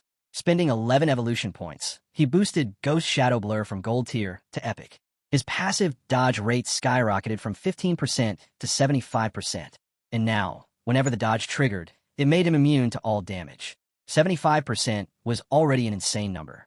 With just enough points left, he turned his attention to instant shadow slash. Using 13 evolution points, he upgraded it from diamond to epic. The skill's range stretched out to 30 meters, and it now lasted 12 seconds. Instead of 7 slashes, he could now unleash 9, with a cooldown of just 8.8 seconds. The slash width expanded to 5 meters, and damage climbed from 300 to 400. Qinfeng's eyes lit up. Evolving from epic to legendary took 10 times the base evolution points. That's where things got interesting. The higher a skill's starting tier, the more cost-effective it was to evolve.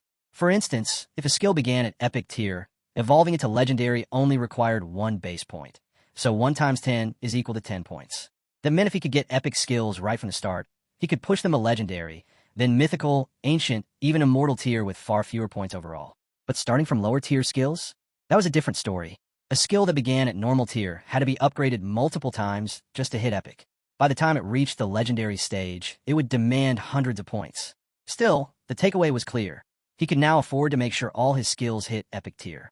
With 11 evolution points left, he focused on his starter skill, Shadow Sneak. Spending 8 points, he upgraded it from silver to platinum.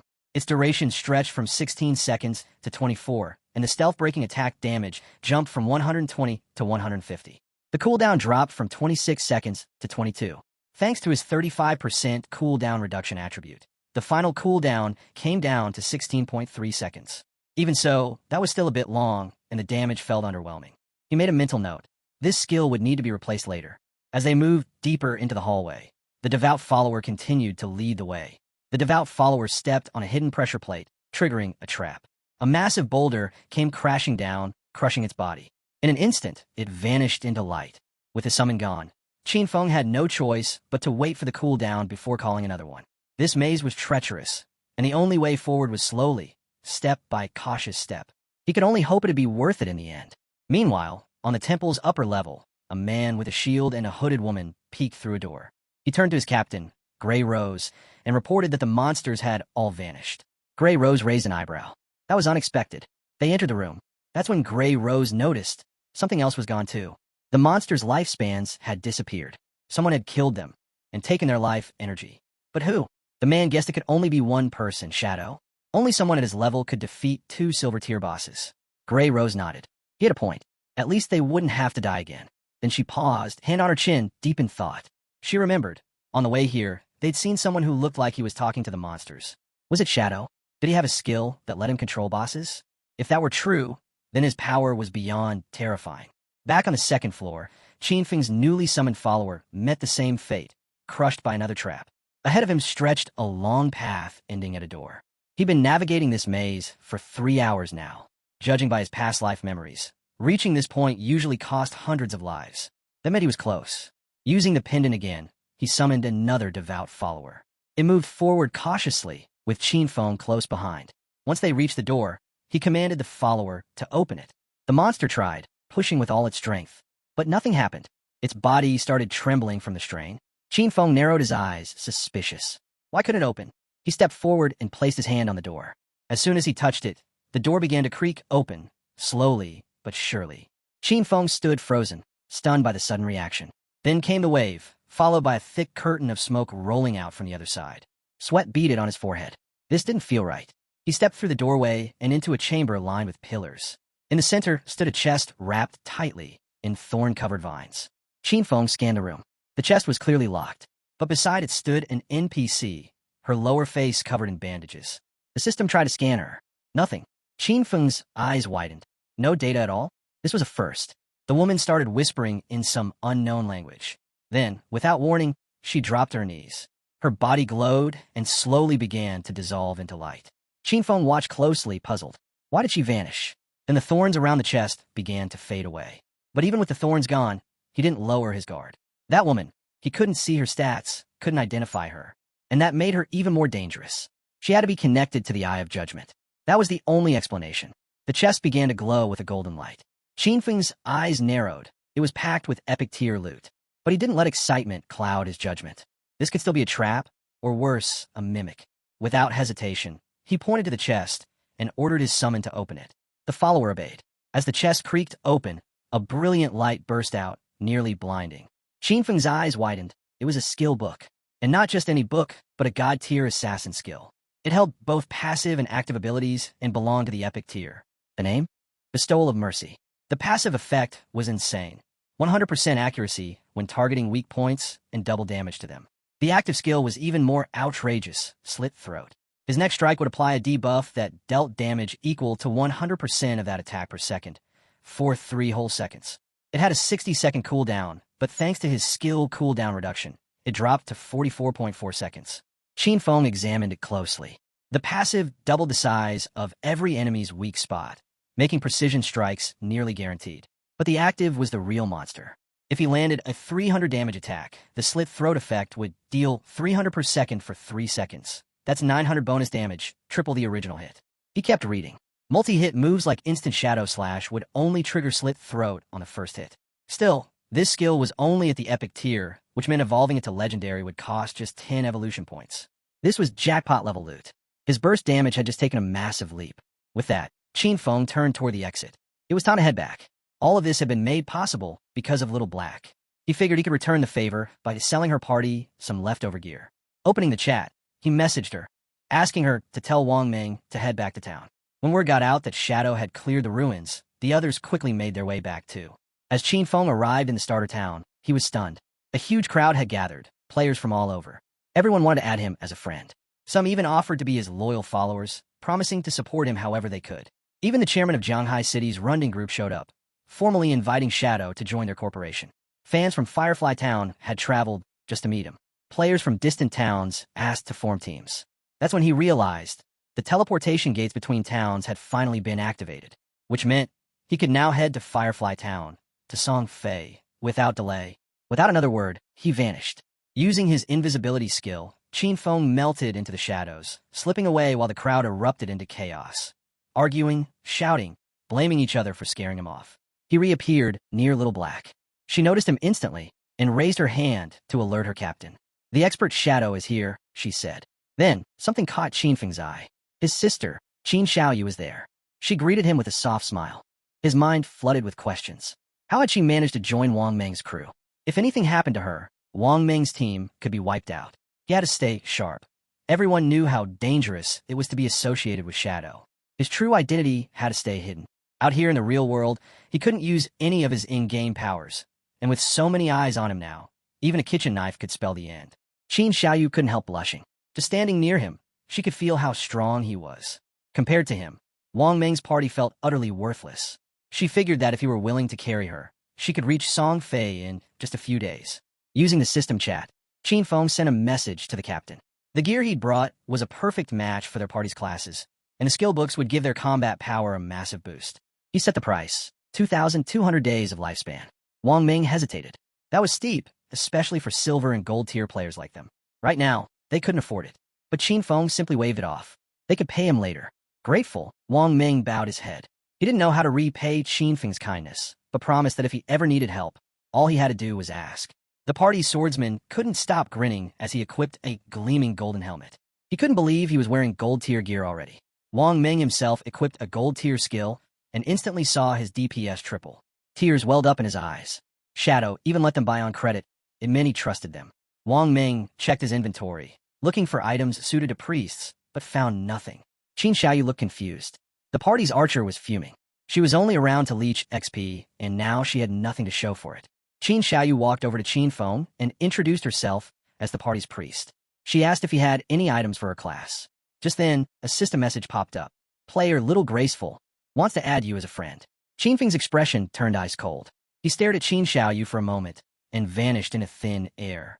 Qin Xiaoyu froze, stunned. "Where did Shadow go?" she asked, her voice uncertain. Wang Ming tried to reassure her. Maybe he just didn't get any priest drops this time. Next time might be different. But the archer wasn't so kind. She said what everyone else was thinking. Shadow had deliberately ignored Qin Xiaoyu for Little Black. Qin Feng really did move like a shadow, appearing and disappearing like a dragon. As he slipped away, he knew exactly what he had in his inventory. A gold-tier pre-staff and a gold-tier pre-skill book. But there was no way he was giving them to Qin Xiaoyu. As he progressed, his bag would only get more packed with high-tier gear. Selling individual pieces one by one was a waste of time. That's why Wang Ming's connection to the authorities was perfect. He could offload gear in bulk through them. He wasn't about to let Qin Xiaoyu jeopardize that partnership. What he needed now was a real priest for Wang Ming's team. someone he could count on. His eyes sharpened. He had to find little Xue, Gu Yixue, the former manager of the Godslayer Guild in his past life. She held a rare class, White Aven Priestess, with a mystical white bird that could heal and buff in battle. She was the only priest he'd ever seen take down epic tier bosses alone. Compared to her, Qin Xiaoyu was nothing. He activated the teleport gate. Time to track down little Xue. Little Xue was from Firefly Town, just like Song Fei. If Qin Feng could track her down, he'd slot her right into Wang Meng's party. Wasting no time, he stepped through the teleport gate and arrived in Firefly Town. The place was nothing like the starter town, livelier, louder, and packed with opportunity. As he walked through the streets, he overheard two players in a rush. A silver tier boss was down to half HP. They couldn't let anyone else steal the kill after all their effort. One of them cursed under his breath, blaming Song Fei. Apparently, that scumbag had brought a whole army of fangirls again. There was no way to fight fairly against him. No one knew how a nobody like Song Fei managed to attract such a blind fanbase. Qin Feng smirked. He'd just gotten here, and already there were signs of Song Fei. He quietly followed the two players, eventually reaching a place called Wailing Valley, a level 5 zone crawling with Emberians and shackles. Not far in, the sounds of battle echoed through the trees. Peeking over a ridge, he saw a mob of players in a chaotic skirmish. They were all going after a massive, twin-headed monster, cloaked in flames. Qin Feng recognized it instantly, a silver-tier boss. But the scene wasn't just about the boss. Players were turning on each other, clashing mid-fight. Then he saw him, Song Fei, in the middle of a formation, surrounded by players, standing smug as ever. Two enraged players confronted him, weapons drawn. One of them had been ambushed by Song Fei before, had his lifespan stolen. He now swore to kill him with his own hands. The second player, a shield user, mocked him. Think hiding behind your mage girls makes you safe? He sneered, revealing he had a god-tier anti-aging skill. But before he could take a single step, crack. One of Song Fei's fangirls caved his head in with a magic staff. Qin Feng watched it unfold, unfazed. He remembered all too well, Song Fei, titled the heaven-defying mage god in his past life, had started off with the mage class. Back then, he tricked dozens of adoring fans into picking the same class, just to strip them of their gear and skills, hoarding it all to boost himself. Of course, an all-mage team wasn't viable, but his fanatics found workarounds. Some dumped points into intelligence to become glass cannons. Others chose agility to serve as disruptors. A few went for health, turning themselves into makeshift tanks. And some even picked strength, swinging staffs like blunt weapons as battle mages. Early in the game, this bizarre setup made Song Fei's team a force of chaos, leeching lifespan from anyone and everyone with little resistance. But Qin Feng remembered how it all ended. Most of those fangirls, gone, burned out and dead within weeks. Back in the valley, Song Fei raised a hand and pointed at the boss. With a soft, fake smile, he sighed, "My heart hurts seeing how hard my fans work. Let's end this fast, so they can finally rest. The world should be full of love, not violence." The twin-headed Emberian started lumbering toward his team. One of his fans, teary-eyed, declared that he was the one who deserved peace. He worked so hard, they couldn't let him suffer anymore.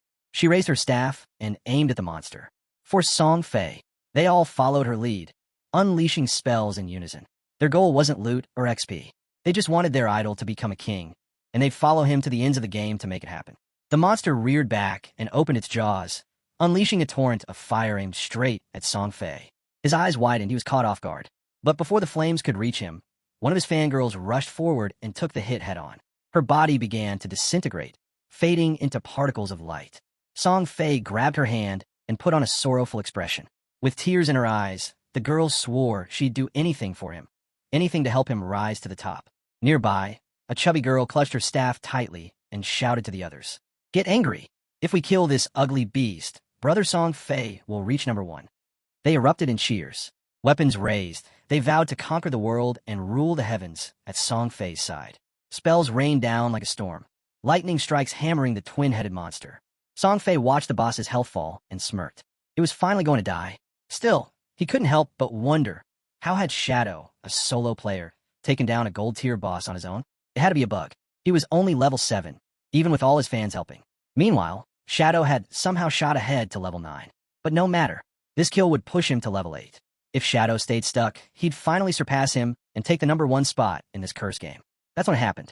A shadowy hand clamped over Song Fei's mouth from behind. In one clean motion, Qin Feng decapitated him. Then, without missing a beat, instant shadow slash tore his body apart. Blood gushed from Song Fei's mouth as his fans stood frozen in horror. Before they could even scream, Qin Feng moved like lightning, slicing through the fans and the boss with ruthless precision. A system window popped up. Boss defeated. Plus 1,500 EXP. The silver tier monster collapsed, its body unraveling into raw lifespan energy. Everyone watched, stunned. Shadow had wiped them all out in a single strike. Their attacks had barely scratched the boss, maybe 100 damage at most. But Shadow? His hit had done thousands. 10 times stronger. No, maybe more. As the boss's body dissolved into glowing orbs of lifespan, Qin Feng dropped his stealth. Players around the valley gasped. It really was him. The sharper ones realized it hadn't been just a strike. It was a devastating AoE attack. Song Fei and his entire cult of fans gone in seconds. All eyes locked on a Shadow. The same player who'd taken down the world's first gold-tier boss. They knew better than to provoke him. One by one, they backed off. Then some began to cheer, claiming he'd avenged them, that he'd rid the server of Song Fei's toxic squad. Qin Feng knew the truth. They weren't cheering, they were terrified. If he'd wanted, he could have turned his blade on them too. In his past life, he wouldn't have hesitated. Elsewhere, in Firefly Town, Song Fei respawned and immediately collapsed in a panic. System notification. You were killed by Shadow. Minus 1,106 days of tradable lifespan. Minus 18 years, 113 days of non-tradable lifespan. He stared in disbelief. Shadow was here, in Firefly Town. Of all the hundreds of starter towns across the game, of all the towns in Jianghai City, Shadow had come to his just to steal the kill. As Song Fei's fans respawned one after another, confusion filled the air. The chubby girl stared blankly. Song Fei had died too? One of the others was furious. Why did Shadow attack us? Another speculated that he just wanted the silver-tier boss for himself. According to them, Shadow was a coward for striking while Song Fei was distracted. That made him evil. Just then, an archer nervously approached Song Fei.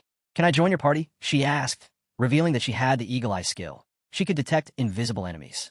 But his fangirls shut her down immediately. He only wants mages, one snapped.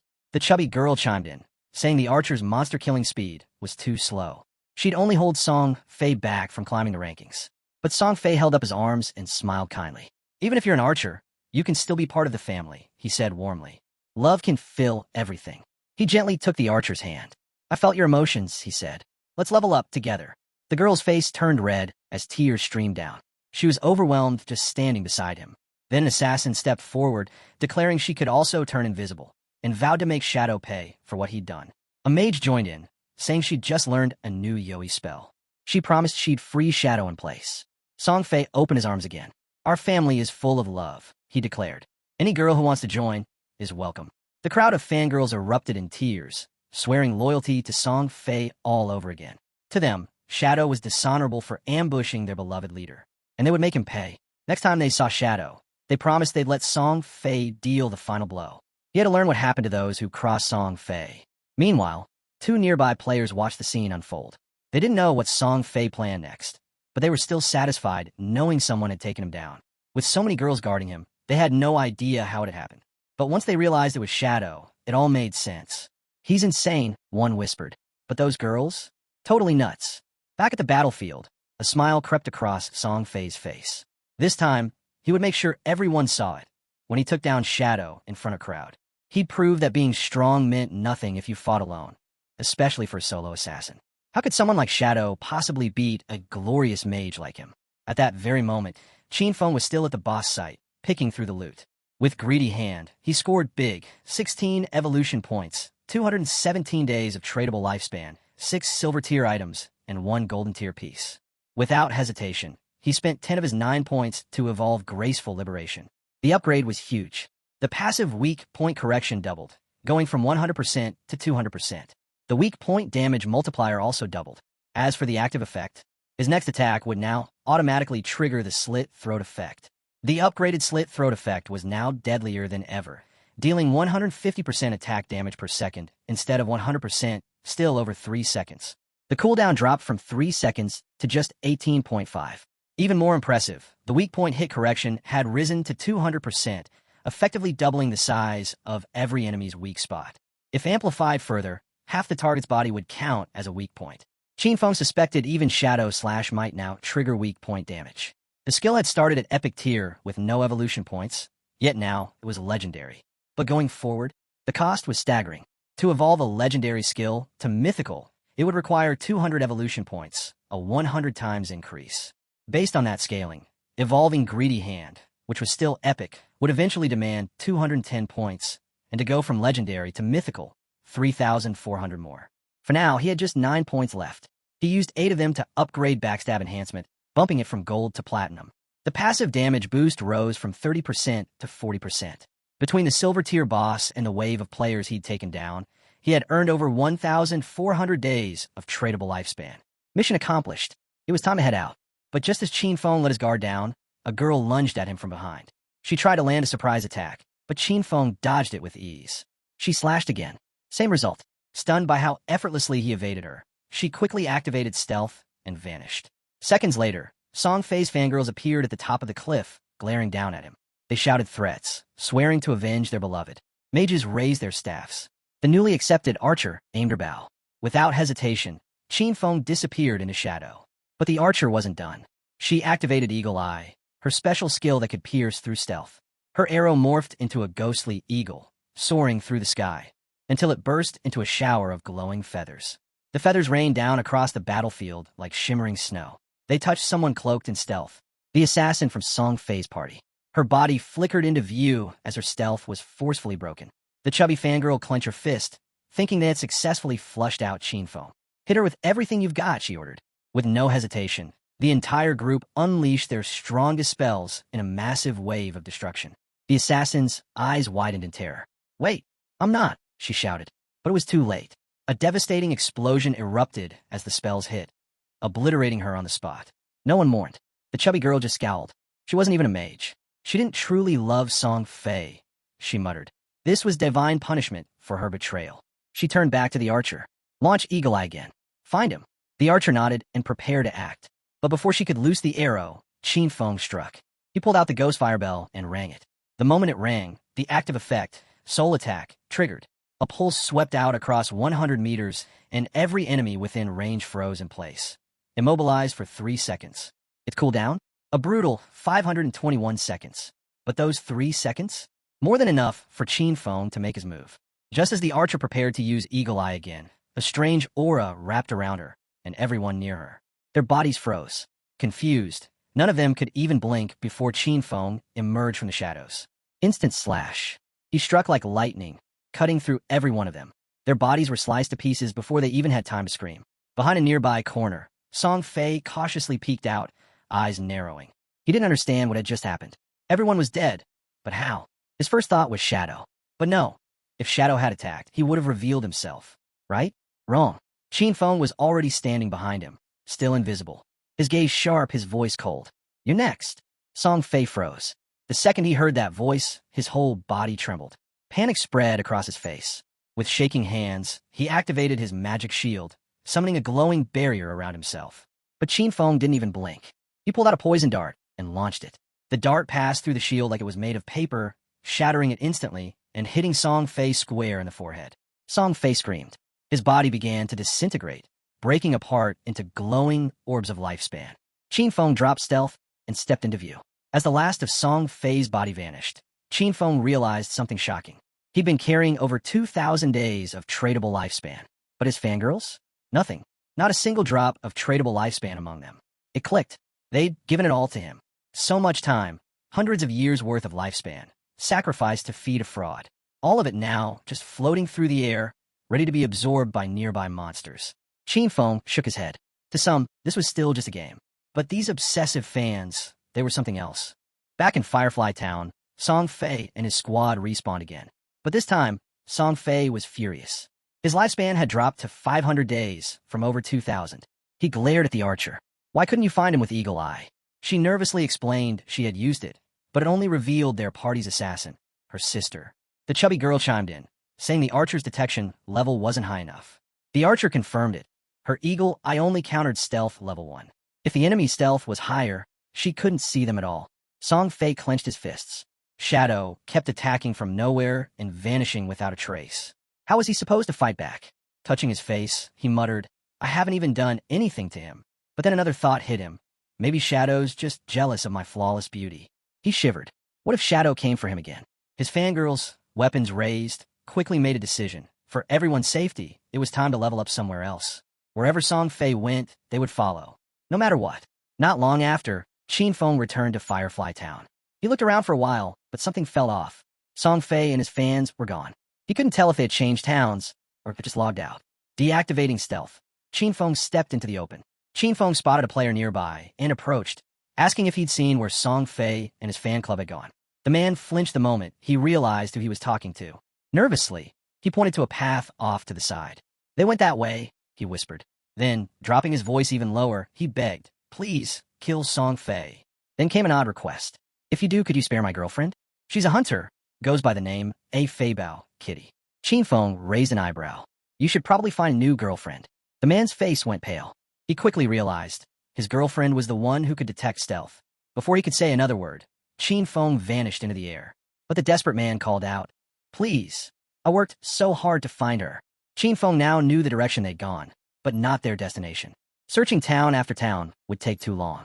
Suddenly, he heard the man shouting again, calling for Shadow like a lost dog. Just then, a woman walked past him. Qin Feng stopped in his tracks. It was her, Gu Yixue. He dropped his stealth and smiled. Hey, beautiful. Think you can help me out? Gu Yixue turned, surprised to see Shadow standing there. Qin Feng pulled out the gold-tier priest staff from his inventory. I heard your class can track targets across wide areas, he said. Help me find Song Fei, and I'll give you the staff for cheap. Her eyes lit up. Opening her system window, she looked at him curiously. How do you know I can do wide area tracking? I've never told anyone. Qin Feng tilted his head. Do you want the staff or not? She hesitated. I don't know if I can afford it. Wait, he said. You don't even have 500 days of tradable lifespan? The original price is 700 or 800. She checked her system window and realized she did have 700 days. Deal. They completed the transaction. A confirmation popped up, and she clutched the golden staff with both hands, nearly drooling. Qin Feng chuckled and gently tapped her cheek. Focus. Let's not lose time. Her cheeks turned red as she nodded and smiled. With her new staff in hand, she began to focus, channeling her ability. An owl familiar appeared and started circling above her. Even though this was their first time meeting, Shadow gave her a strange sense of familiarity. As her owl flapped its wings, Gu Yixue gave him a sideways glance. You're not worried? I'll just take the staff and leave. Qin Feng's expression stayed calm. Don't you hate Song Fei? Her eyes went wide. How did you know that? She couldn't tell if Shadow was someone she knew in real life, but his voice didn't feel unfamiliar. Qin Feng just smiled. Take a guess. She sighed and raised her hand. Too lazy to guess. Just then, her eyes sharpened. The owl flew high over the town and in the distance. Deep in the heart of the canyon, she finally spotted Song Fei and his crew. Her owl had tracked them through the rocky maze and now hovered above their hideout. Wasting no time, she relayed the location to Qin Feng and urged him to hurry. Song Fei might vanish again if he didn't get there fast. The owl had speed, sure, but shadowing them for too long would wear it out. Shadow didn't miss a beat. Don't worry, he said. I'll be there in no time. And just like that, Qin Feng shot off, darting over jagged rocks and rough terrain without missing a step. But then, the owl suddenly stopped. That wasn't normal. Qin Feng halted too. Something was interfering with their trail. Scanning his surroundings, he caught sight of a strange marking carved into a tree. Curious, he reached out to her again. At his request, the owl began to sweep the area. Soon, it spotted 2 more trees, each marked with the same symbol. One 100 meters ahead, another 100 meters to the left. Qin Feng approached them carefully, placing a bit of his energy into each symbol as he touched them. That's when it happened. A surge of light connected all 3 trees. The earth between them lit up, and from the glowing ground, a treasure chest slowly emerged, radiant green light spilling out, golden energy swirling around it. Feng froze. A treasure chest like this, hidden in an ordinary place like Firefly Town? It didn't add up. These ancient divine relics were incredibly rare. When they appeared, chaos usually followed, either beasts, monsters, or unimaginable rewards. From the owl's vantage point, she was just as stunned. That green glow, it could mean 1,000 days of life, or over 10 million in hard currency. Qin Feng gave her a silent nod of respect. Her instincts had nailed it again. In his past life, a single year of lifespan had gone for 1:10,000. By day 2, that price had skyrocketed to 1:50,000 plus. She wasn't done yet, though. Eyes sharp, she began memorizing the symbols. Whatever hidden patterns they held, she'd uncover them. Back at the chest, Qin Feng opened it. Inside was a skill book, pitch black, with a dark aura leaking out from it. The title, Curse of the Blossoms. A high-tier, emerald-level ability. With it, cursed flowers would bloom from fallen enemies, making their tradable lifespan drop instantly to 0. No cooldown, but it had to be used within 15 seconds of the kill. Feng remembered this spell. In his past life, it had been deadly. Every enemy he dropped could be turned into pure profit. If he took out Song Fei and held his ground for a moment after, he wouldn't just win, he'd strip him of everything. A cold grin crept across his face. This time, Song Fei wouldn't get away. Not just defeated, but drained dry. As Qin Feng charged toward his prey, the scene shifted. Somewhere else in the canyon, Song Fei's fan club was deep in battle, hammering away at a boss. While they fought hard, Song Fei hung back, saving his energy to steal the final strike. He was smug, convinced Qin Feng wouldn't chase them this far. After all, he'd already been humiliated twice, once in front of a silver-rank boss. That should have been enough. But Song Fei was wrong. Just as the boss began to falter, the heavier girl in the group noticed something. Another squad, closing in on the fight. Nearby, a second boss had appeared, but Song Fei, ever slick, spun the situation to his advantage. He told his fans the other group fighting the boss were followers of a rival idol, out to ruin his image. That was all it took. His fans' expressions twisted with fury. No one was going to one-up their precious Song Fei. Without hesitation, they rushed the other group. The newcomers, thinking help had arrived, welcomed them, only to be blindsided. Before anyone could greet them, the heavy-set girl from Song Fei's side brought her staff crashing down, knocking out their team leader in a single strike. The rest of the squad froze, confused, but Song Fei's crew didn't stop. They attacked, shouting nonsense about idols, destiny, and betrayal. One of the stunned victims tried to ask what was going on, but a spell silenced him instantly. Then things got weird. Song Fei's fans began chanting bizarre poems, praising him like he was some kind of divine being. And once the enemy team was wiped out, they stood aside, proudly making way for their golden idol to claim the final blow on the boss. Song Fei, never dropping the act, stepped forward with a fake smile. He praised his fans, calling them heroes, making up stories about a near ambush. He piled on the compliments, and the fangirls just blushed and giggled, eating it up like candy. It was all a performance, and they were loving it. But the show was about to end. Just as Song Fei raised his weapon for the finishing hit, a shadow appeared at the canyon's edge. A chill ran down his spine. Something was off. He turned. Too late. Feng's blade sliced through the air like judgment itself, and in one fluid strike, Song Fei's head was gone. His body hit the dirt before anyone could react. This time, Shadow didn't just walk away. He knelt beside the corpse and activated Curse of the Blossoms. A deep red flower burst from Song Fei's chest, its petals twitching unnaturally as they drained away every bit of his tradable lifespan. The fangirls watched, frozen. None of them could make sense of what they were seeing. Then everything faded. Song Fei reappeared at Firefly Town's portal, dazed and irritated. He couldn't figure out, why was Shadow always chasing him? In his twisted logic, he chalked it up to jealousy. Maybe Shadow couldn't stand how popular he was. Or maybe, just maybe, one of the fangirls had once liked Shadow instead. He convinced himself that Shadow's obsession with Firefly Town was part of some bizarre revenge plot. But then a system alert popped up, and everything changed. His tradable lifespan was plummeting. Fast. At first, he thought it was a penalty for dying too much. But he didn't have time to dwell on it. One by one, his fans began arriving at the portal. The heavy mage girl ran up to him, breathless, describing the eerie red flower that had grown from his body, sucking away something vital. That's when it hit him. The cursed flower. The vanishing lifespan. It was all Shadow's doing. Some terrifying new power he'd unlocked. The shock turned to panic. Without wasting another second, Song Fei gave the order. Everyone log off now. If they stayed online and kept losing to Shadow, they wouldn't just lose battles, they'd lose everything. With tradable lifespan dropping to 0, it wasn't just a game anymore. This meant real death. Still putting on the role of leader, Song Fei rallied his fanbase, calling them his family. He promised he'd step into the real world to recover their lost time and come back stronger, armed with powerful new gear, but using the lifespan they'd stashed away. And just like that, the girls were right back under his spell, excitedly imagining a glorious comeback to crush Shadow for good. As Song Fei logged out, anger twisted his face. He wasn't ready to accept defeat. Not after grinding for 2.5 years to reach the top. In his eyes, no random player was going to take him down, not when money could solve everything. All he needed was time. Back at the battlefield, the red flowers told the story, each one sprouting from a fallen player, quietly draining away their tradable lifespan. Song Fei's loyal fans had unknowingly handed everything they earned to Shadow. And thanks to that ambush, his killer rank shot up to level 4. At that rank, the penalty for dying meant losing a crushing 96.8% of tradable lifespan. But Shadow didn't care. He gained nearly 1,000 days in one sweep, all because of Song Fei and his blindly loyal followers. They'd done the hard part, fighting the monsters, and Shadow had simply swooped in and claimed the rewards. Still, nothing lasted forever. The crimson flowers started to wilt, their energy fading. Shadow realized what had happened. The players had all logged out, trying to avoid losing even more. High above, the white owl flew in silence. Xiao Shui had watched it all unfold through its eyes, and even she was stunned. Seeing the top player move like that, it was something else entirely. When Shadow asked her if Song Fei had truly logged off, she confirmed it. The entire group had vanished from the game. "Keep watching," Shadow said quietly. "Let me know the second he's back." Xiao Shui blinked. "Wait, I thought I was done." "Not quite," Shadow replied, a faint grin in his voice. "I just picked up a golden tier pre-skill, Sword of Divine Judgment." That got her attention. Instantly curious, Xiao Shui perked up. She wanted that skill. Shadow made her an offer, 500 days of lifespan in exchange. But then he added, "I'll cut that in half if you agree to one thing." Xiao Shui's eyes narrowed.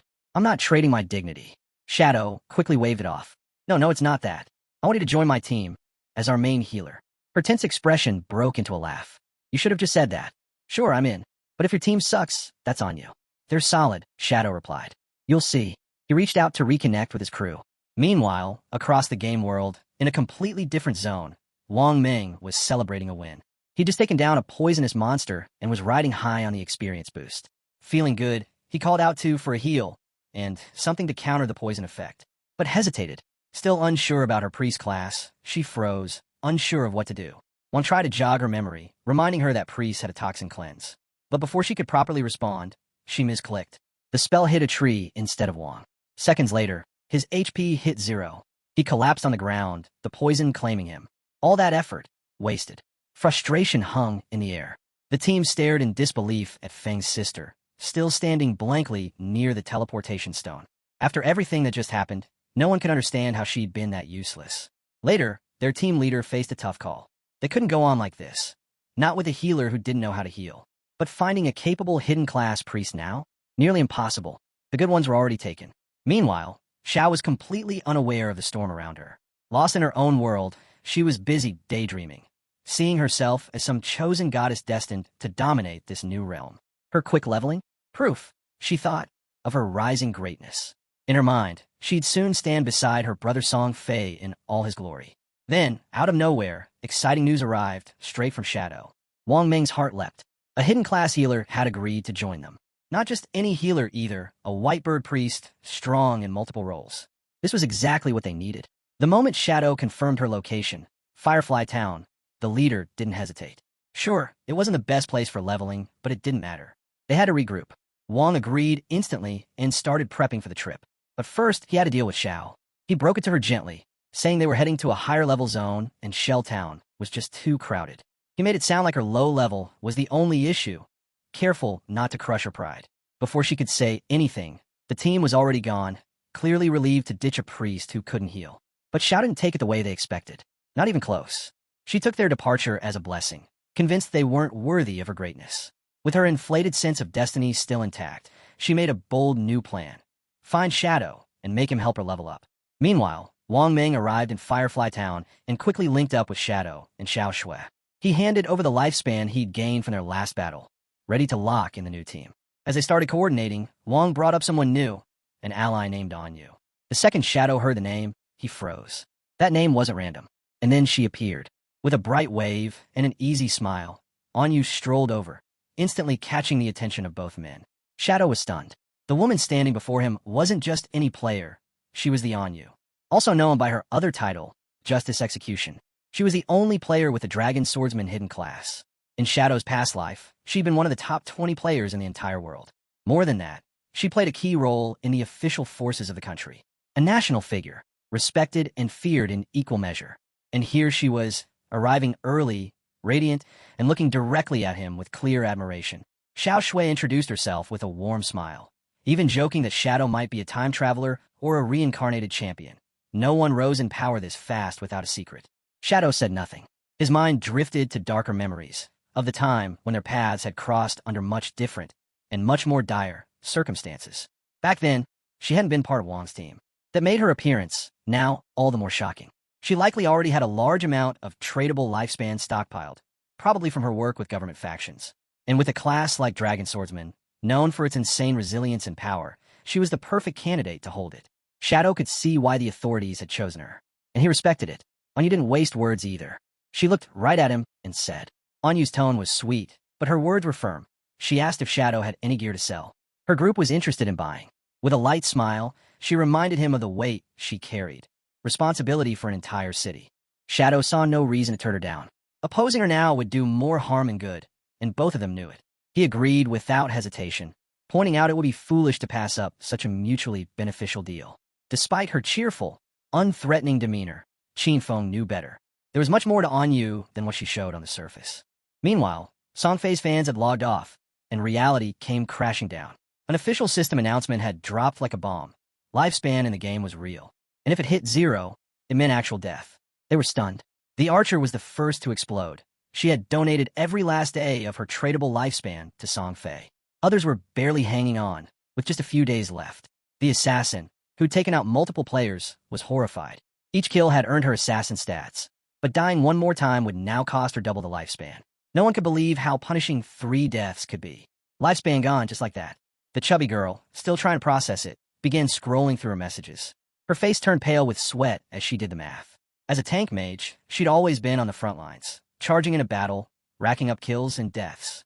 Now, she only had 1 day of lifespan left. If that number dropped to 0, it would be the end, permanent death, even outside the game. Then, a message caught her eye. Brother Songfei was buying lifespan. Her eyes lit up. Of course he would help her. Quickly, she changed clothes, even considering wearing her full Brother Songfei support outfit, from head to toe. She was convinced this was her big break. She even thought about his latest product release, the Songfei Ultra Thin Anti-Side Leak. Wrapped in merchandise, buzzing with hope, she rushed out the door, off to find Songfei. Her destination, the concert hall. Not far from there, in another part of the city, Qinfeng's sister had also logged out. But now, even in the real world, she wasn't sure what was real anymore. She checked her phone and smiled. Lifespan was now selling for 15,000 per day. With the 200 days she still had, she could become a millionaire overnight. But her smile vanished. News hit her like a punch. Shadow had killed Songfei. Not once, but 3 times. She broke down. Tears of rage and sorrow streamed down her face. She remembered the warnings. If your lifespan hit 0 in the game, you'd really die. Even with over 100 years of non-tradable life remaining, those 3 deaths had drained her to just 12 years. Then her thoughts circled back to Songfei. Why had Shadow gone after him? She dove into the group chats, desperate for answers. The rumors were true. Despite being surrounded by dozens of players, Shadow had taken Songfei out 3 times. To her, Shadow wasn't just strong. He was terrifying. Back in the chat, the chubby girl sprang into action. She sent out a desperate call. Brother Songfei needs help. She begged anyone nearby in Jianghai City to meet her and sell their tradable lifespan. She even dropped his location, the Jiang Plaza. And she added one more thing to seal the deal. The current exchange rate, 1 lifespan day equals 10,000. To her, it was the perfect opportunity. She couldn't believe it. The Jiang Plaza was just around the corner, and Brother Songfei was there. Qinfeng's sister quickly got dressed, her mind racing. She couldn't just sit back and watch his lifespan vanish. Thanks to Shadow and everything that had happened, she'd managed to save up over 200 days of tradable lifespan. Just enough to help. Without wasting a second, she rushed out. She was going to save Brother Songfei. Meanwhile, in the game, Shadow moved like a storm through the wilderness, cutting down monsters with ease. Then came the ding. A system window popped up. Level 10 reached. His attributes increased by 2, and he received 5 free attribute points. But that was just the start. As the first player to hit level 10 in the Jianghai City area, he earned 7 reputation points. First in the Great Xia Kingdom, another 14. And globally, the first player worldwide to reach level 10, a bonus of 21 reputation points. One more system message followed. The teleportation gate to the continent of forgotten gods would unlock once 7 players reached level 10 in the Jianghai City area. At that moment, every town across the server received the same system announcement. Shadow had hit level 10. Players everywhere were floored. As expected, it was him again. First to slay a gold tier monster. Now the first in the world to hit level 10. Shadow's dominance was on full display. Some players vented in chat, jealous and stunned. Seriously? He's from Xia? How the hell is he moving this fast? Others compared progress in frustration. My Hidden Smith class is still stuck at level 8. And still, no one knew if, out of 1.5 billion players across Tanganu, anyone could catch up to him. Back at the shore, Shadow stood still for a moment, then opened his status screen. He spent his 5 attribute points and consumed all 13 of his evolution points, bringing the total to 0. The result? His base skill, Backstab Enhancement, evolved from Platinum to Emerald. Its passive bonus increased from 40% to 50%. A massive jump. Even so, his tradable lifespan, just over 7,000 days, felt like it wasn't enough. He knew that to activate the teleportation gate out of Starter Town, 7 players needed to hit level 10. And right now, the next closest were only level 7. It would take time. With that, he decided to log out and handle something in the real world. His body vanished into the sand, and seconds later, his eyes opened in the real world. A system prompt appeared. Do you want to consume tradable lifespan to transfer your skills to reality? Without hesitation, Qin Feng accepted. The system asked which skill he wanted to extract. He didn't pick a single move. He chose his entire class. In the blink of an eye, 1,000 days of tradable lifespan were consumed. Extraction complete. The Shadow class had been transferred to the real world. Its passive ability activated instantly. His body surged with power. Strength +3. Constitution +3. Agility +8. Spirit +5. Then, he took it one step further. He extracted level X2, and the system responded.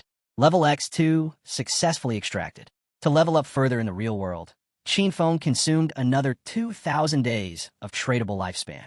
Immediately, his real-world level rose to level 3, and with it, a fresh wave of stat boosts. Strength +4. Constitution +4. Agility +4. Spirit +4. Then came another system report.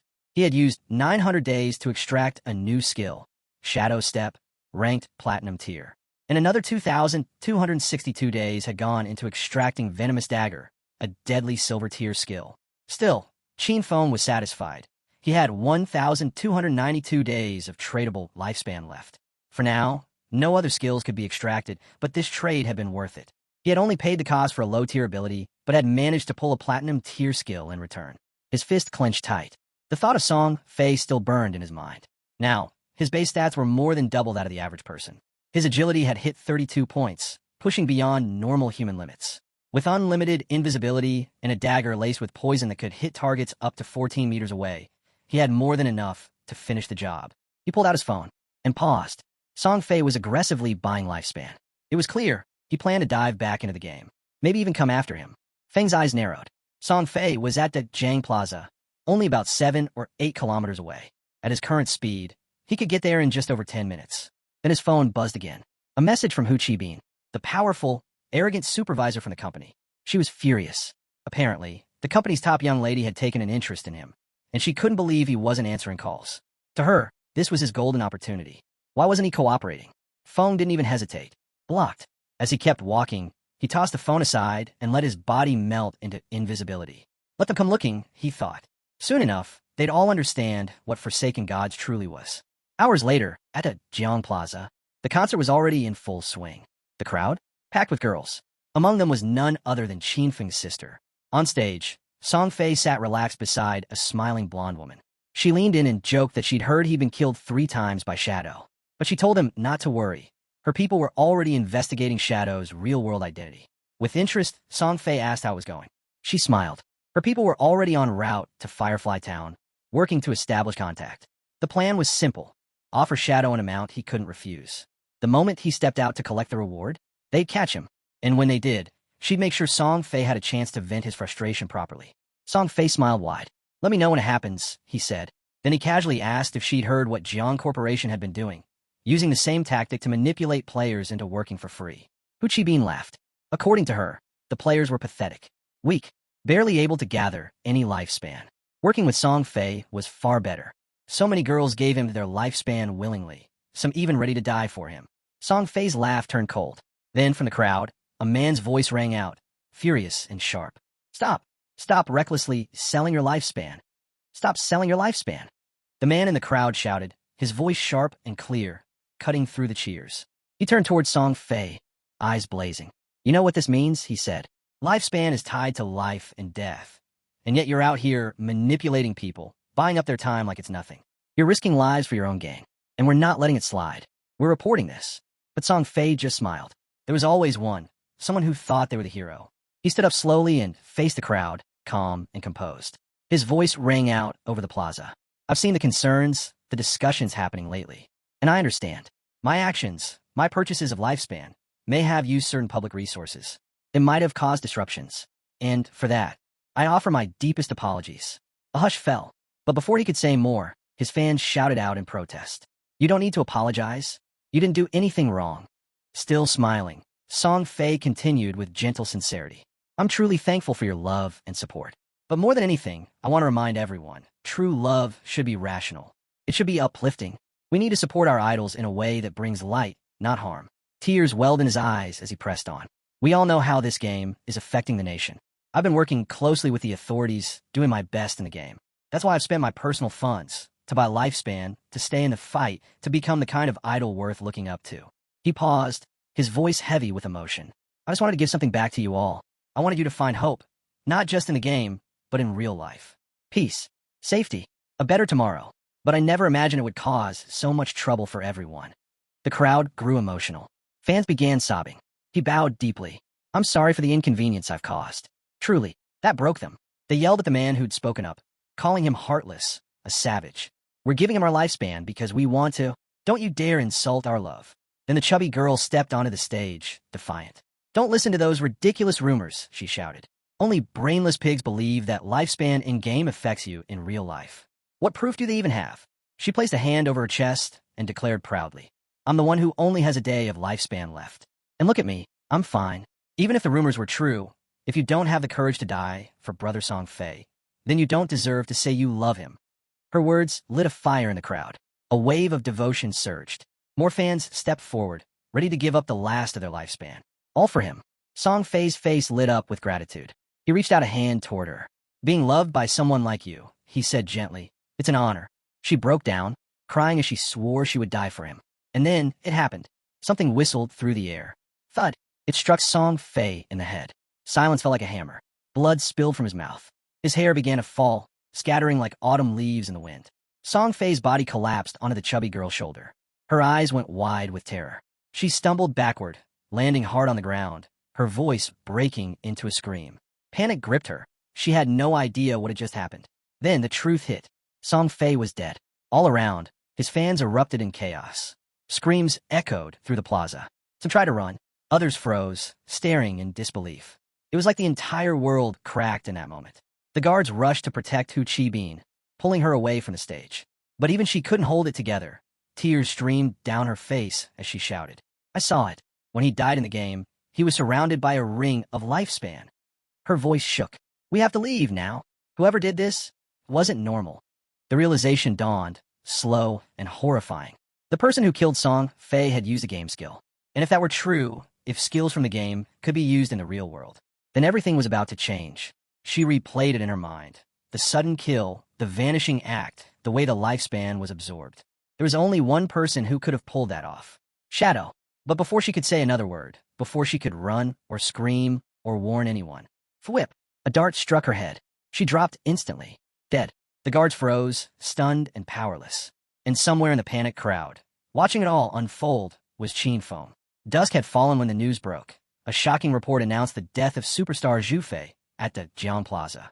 But that wasn't all.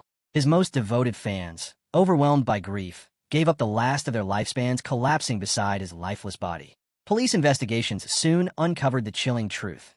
Zhu Fei's death wasn't natural. It was caused by supernatural abilities. Meanwhile, tears streaked down the faces of Qin Feng's sister and her friend. Fear gripped them. Just yesterday, they were cheering at Zhu Fei's concert. And now he was gone. Her friend, sharp and observant, pieced it together quickly. The throwing knives, the invisibility. These weren't coincidences. These were skills from that curse game. Could have been Shadow. She had heard the rumors. Shadow had killed Zhu Fei 3 times in-game. Could the same have happened in the real world? Xiao couldn't wrap her head around it.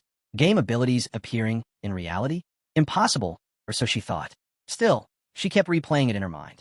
The way Shadow had killed him in the game. And now this? The signs matched. Throwing knives. Stealth. Assassin techniques. It could only be him. Her brother, killed by Shadow. In that moment, something inside her broke. If Shadow had figured out how to bring game skills into the real world, then so would she. She would get close to him, no matter what it took. From that moment on, she had only one goal, to grow stronger. Strong enough to take him down. The taxi came to a halt.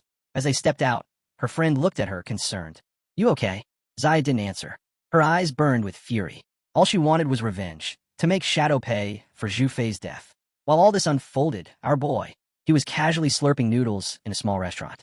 Even in a game world where players couldn't die, their bodies still needed food. Hunger was real. Just then his phone buzzed. A message popped up. It was from Yang Zioya. She warned him. Fatty, who was livid. He blocked Qin Feng's phone and WeChat. If he didn't show up soon, he'd be fired. No salary for the month. Yang Zioya was someone he respected. A bit soft-hearted and often bullied, but kind. In his past life, she'd even been part of his Godslian guild. Qin Feng messaged her back, telling her not to worry about him or the job. Instead, she should focus on leveling up in the game. She replied, puzzled. Wait, have you played this game before? I heard it's crazy hard. People are literally burning through their lifespans. He explained simply. No matter what class she picked, the key early on was to boost agility. Just focus on that. She nodded, unsure but willing to trust him. Still, she brought up another concern. She'd heard the lifespan rewards in the game were insanely expensive. Then, curiously, she asked about his own progress. How much have you earned so far? Qin Feng smirked and replied, not much. Already spent most of it. He wasn't worried about Fatty Who. That guy was just a pawn. The real issue? His boss, Qian Shishir, the president's daughter, the one who actually ran the company where he used to work. And this girl? She wasn't someone to be taken lightly. All day, Qian Shishir had done nothing but chase men. First, she was spotted entering a hotel with 6 older foreign guys. Then, she was seen cruising in a flashy sports car with 3 African men, just for the thrill. And now, she was suddenly taking an interest in him. Qian Shishir was obsessed with anything foreign. After the game launched, she ditched Asia and headed to North America. There, she founded one of the top 3 guilds in the region, Alice's Wonderland. In his past life, she had stood directly against Daxia, constantly making things difficult for the Godslian Guild. She was a problem then, and she'd be an even bigger one now if he let her go.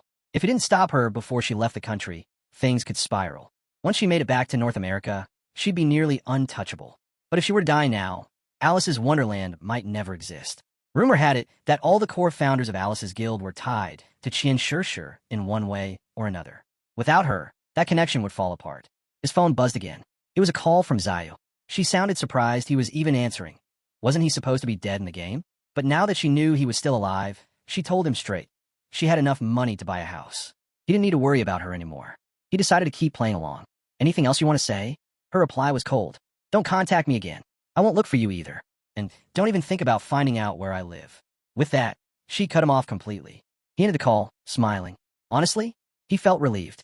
Time to head back and grind some more. It wouldn't be long before someone hit level 10.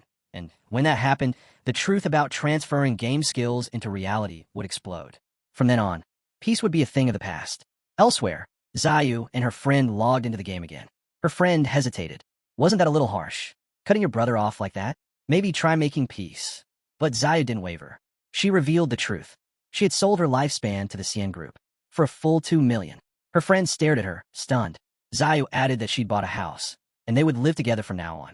She also mentioned that she'd soon be meeting Shadow. When that time came, Qin Feng would be completely irrelevant. Right then, a player passed by and caught her attention. With a grin, he handed her a book, the assassin skill book she'd been after. He reminded her of the promise she'd made. She smiled sweetly and nodded.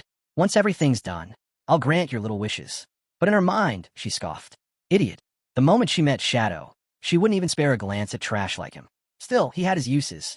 She contacted Wang Ming and told him she had a control-type assassin skill book. If Shadow wanted it, she was willing to hand it over. A sly grin spread across her face. Flatterers like Zhang Wei might be pathetic, but even they could come in handy, especially when they had something this good in their hands. She believed this skill book would be the red thread that tied her to Shadow. Her plan was simple. Stay close to him. Quiet. Supportive. She'd be the one to heal his wounds, fight by his side, help him rise in level and power. She wanted him to feel her presence, truly notice her, trust her, see her as someone irreplaceable. His other half. But once she was strong enough, once he was no longer useful, she would end it with her own hands. She'd kill him, rip out his eyes, all in the name of her brother, Zhu Fei. But things didn't go as expected. Wang Ming got back to her with Shadow's answer. Shadow said the skill was trash. He didn't want it. She could sell it if she wanted. Just like that, dismissed. Elsewhere, Shadow had logged into the game. Almost immediately, he heard the clash of battle. This wasn't your usual fight. It sounded serious. He followed the sounds and spotted a player struggling with a massive boss. The guy, shield in hand, was trying to fend off a multi-armed creature. But escape was futile. Moments later, the beast shredded him into pieces. Shadow recognized the monster right away. Golden Arachnid. Level 8. Gold tier. Worse. It had anti-stealth level 2. That meant his invisibility would be useless here. The monster could see right through it. The arachnid let out a terrifying roar. Qin Feng didn't flinch. He burst from hiding and launched a direct attack, Shadow Slash, landing several strikes in rapid succession. Thousands of points in damage. His current buff gave him double damage when striking from outside the target's vision. But since the arachnid could see through stealth, that bonus didn't apply. His damage took a hit. Luckily, Graceful Liberation kicked in. Its legendary effect boosted weak point hits, specifically to the head and heart, by 200%. Of the 9 hits he landed, 3 struck true, triggering triple weak point damage. It made up for the loss in overall damage. A clutch move, and he silently thanked Xiao Hai. She had helped him find the Faith Temple. That skill was paying off now. A nearby mage watched, stunned. One single skill, and the Golden Arachnid's health bar dropped by 1/16. Then, Qin Feng threw a venomous throwing knife. It landed right in the monster's skull, dealing 1,783 damage. But he could feel it. This silver tier skill was already falling behind. If he wanted to keep up, he had to evolve. He needed a higher tier of invisibility, a new class advancement. Just then, the arachnid turned on him, lunging to strike. The mage froze in panic. But not him. Qin Feng's eyes lit up, not with fear, but certainty. The monster attacked. He weaved through its strikes effortlessly, dodging with pinpoint precision. The mage and her friend were speechless. It wasn't just his speed, it was his awareness. His reactions. It was like he knew the arachnid's every move. Truth was he did. He had fought this boss more times than he could count. In his past life, he'd teamed up with Qin Xiaoyou, who could barely protect herself, let alone heal him. So he had adapted, learned to survive on pure skill alone. A true warrior wasn't just about defense. It took movement, timing, evasion. That's how he made it to the top 100 in the world. And now, he was only getting started. Armed with nothing more than a basic warrior class, he launched another barrage of slashes at the boss. In no time, the Golden Arachnid's health dropped below half, then vanished. He activated stealth, disappearing from sight. Compared to bosses like the Golden Ghost ship, whose attacks were impossible to dodge, this one felt almost easy. The mage watching nearby was stunned, especially when the boss turned to flee. But Qin Feng wasn't about to let it get away. He dashed forward, drew his dagger, and slit the creature's throat clean. A system notification flashed in front of him. Level 8 gold tier boss defeated. Plus 6,400 EXP. Plus 7 evolution points. Plus 497 days of tradable lifespan. Then, he activated Greedy Feng, stacking an additional 21 evolution points and another 497 days of lifespan. Nearly 2,000 days of tradable time and 28 evolution points in total from a single fight. But the surprises weren't over. A second window popped up. He had earned a skill book, Blacklight Shield, an assassin-exclusive ability. Its active effect? For 8 seconds, it converted all dodge rate into a damage reduction shield. Cooldown, 60 seconds. For every 20% dodge rate, he gained 1 layer of shielding. Once the timer ended or the shield broke, the dodge rate returned to normal. He was stunned. A skill like this was a game-changer. Paired with Phantom Blur, his epic tier skill that granted 75% dodge, Blacklight Shield could stack 3 full layers of damage reduction. With this, he could take on powerful bosses without even getting scratched. Without hesitation, he spent 6 evolution points to upgrade the skill. Platinum, epic tier. The results were immediate. Duration extended to 14 seconds, up from 8. Conversion rate improved. Now every 10% dodge added a shield layer. His new total? 7 layers of damage reduction. That alone gave him the power to explore high-level zones well before anyone else. Still holding 22 evolution points, he turned to his venomous throwing knife. It needed more bite. He poured in 16 points, and the silver tier weapon evolved into emerald tier. Upgrades included max range, 17 meters. Damage over time, no longer reliant on weak points. Continuous effect, 5 seconds, non-stackable. On-hit damage, 120%, 240% of attack. Poison damage, 50%, 80% of attack per second. The result? Its damage had more than doubled. With only a 5-second cooldown, it was now just as deadly as Shadow Slash, if not more so. And the upgrades didn't stop there. He equipped 2 new assassin-class gear pieces. Agile Ring, Platinum tier, plus 20 agility, plus 20% movement speed, plus 20% attack speed, plus 20% cooldown speed. Requires level 8. Heavy red leather gloves, gold tier, plus 18 physical defense, plus 15 all elemental resistances, plus 12 constitution, plus 588 HP. Requires level 6. With both equipped, his cooldown speed skyrocketed to 55%. What used to take time now came almost instantly. Shadow Slash used to have a 12-second cooldown. Now, just 7.7 seconds. On top of that, his stats had jumped. Plus 51 constitution, plus 106 physical defense, plus 1,517 HP. He could now take 3 full hits from the golden arachnid without dying. Add Blacklight Shield to that. His survivability had soared. The mage and a few others came over, still in awe. They praised him for taking down the boss like it was nothing. No one could believe he'd done it solo. Then, the mage asked if he had any gear or skills for mages she was interested in buying. He told her he did. A gold-tier skill book for mages, Frostball Bounce, a powerful area attack. It launched ice balls that could bounce up to 10 times. One-time use price? 800 days of tradable lifespan. She hesitated. Isn't that steep? I saw someone sell a level 5 gold skill for just 400 days earlier. But he looked her dead in the eye. This is level 7. Over 40% more damage than level 5. 800 days isn't expensive, it's fair. She didn't argue further. Deal made. The system confirmed the trade. As the transaction completed, he activated stealth again. Right now, there was no early game boss that could even threaten him. Time to move. He returned to town and posted a message, looking to gather intel on the locations of silver and gold tier bosses. The more bosses he hunted, the faster he could level up. Then, a message from Wang Meng. Zayu, the priestess from your old squad. Want to send you a skill book. That caught his attention. A skill book from Zayu? And it was bronze tier? He was curious, but cautious. Everyone was already whispering that he was the one who killed Jufei. And now she suddenly wanted to send him a skill? Was she trying to get close to him? Spy on him? Or maybe take revenge? He didn't trust it. He told Wang Meng to reject it. Tell her the skill's trash. I don't need it. She can sell it for cash. Then he turned to Wang Meng again. Come meet me in town. I've got something to sell you. And bring some lifespan. Wang Meng gave him a serious look. But instead of agreeing, he asked a direct question. Qin Feng raised an eyebrow. Are you asking if I killed someone? Then he admitted it. Yeah, I did it. For him, Wang Meng was a friend. So he was honest. During the time of Zhu Fei's death, Shadow had been disconnected from the game. But the motive? The timing? It all lined up. If Wang Meng was asking this now, it meant the authorities were already closing in. They had pieced most of it together. Qin Feng looked him in the eye and asked, Are you trying to arrest me? He knew the truth. Within the next 2 hours, more players would hit level 10. Once that happened, the ability to bring game powers into the real world wouldn't be a secret anymore. He was ready. It would be the perfect moment to see exactly how the Daxia government would respond. Shadow returned to Firefly Town, the familiar streets casting a strange, soothing calm over him. Waiting for him were Wang Meng and the rest of the crew. But the air was thick, still tainted by his recent clash with Song Fei.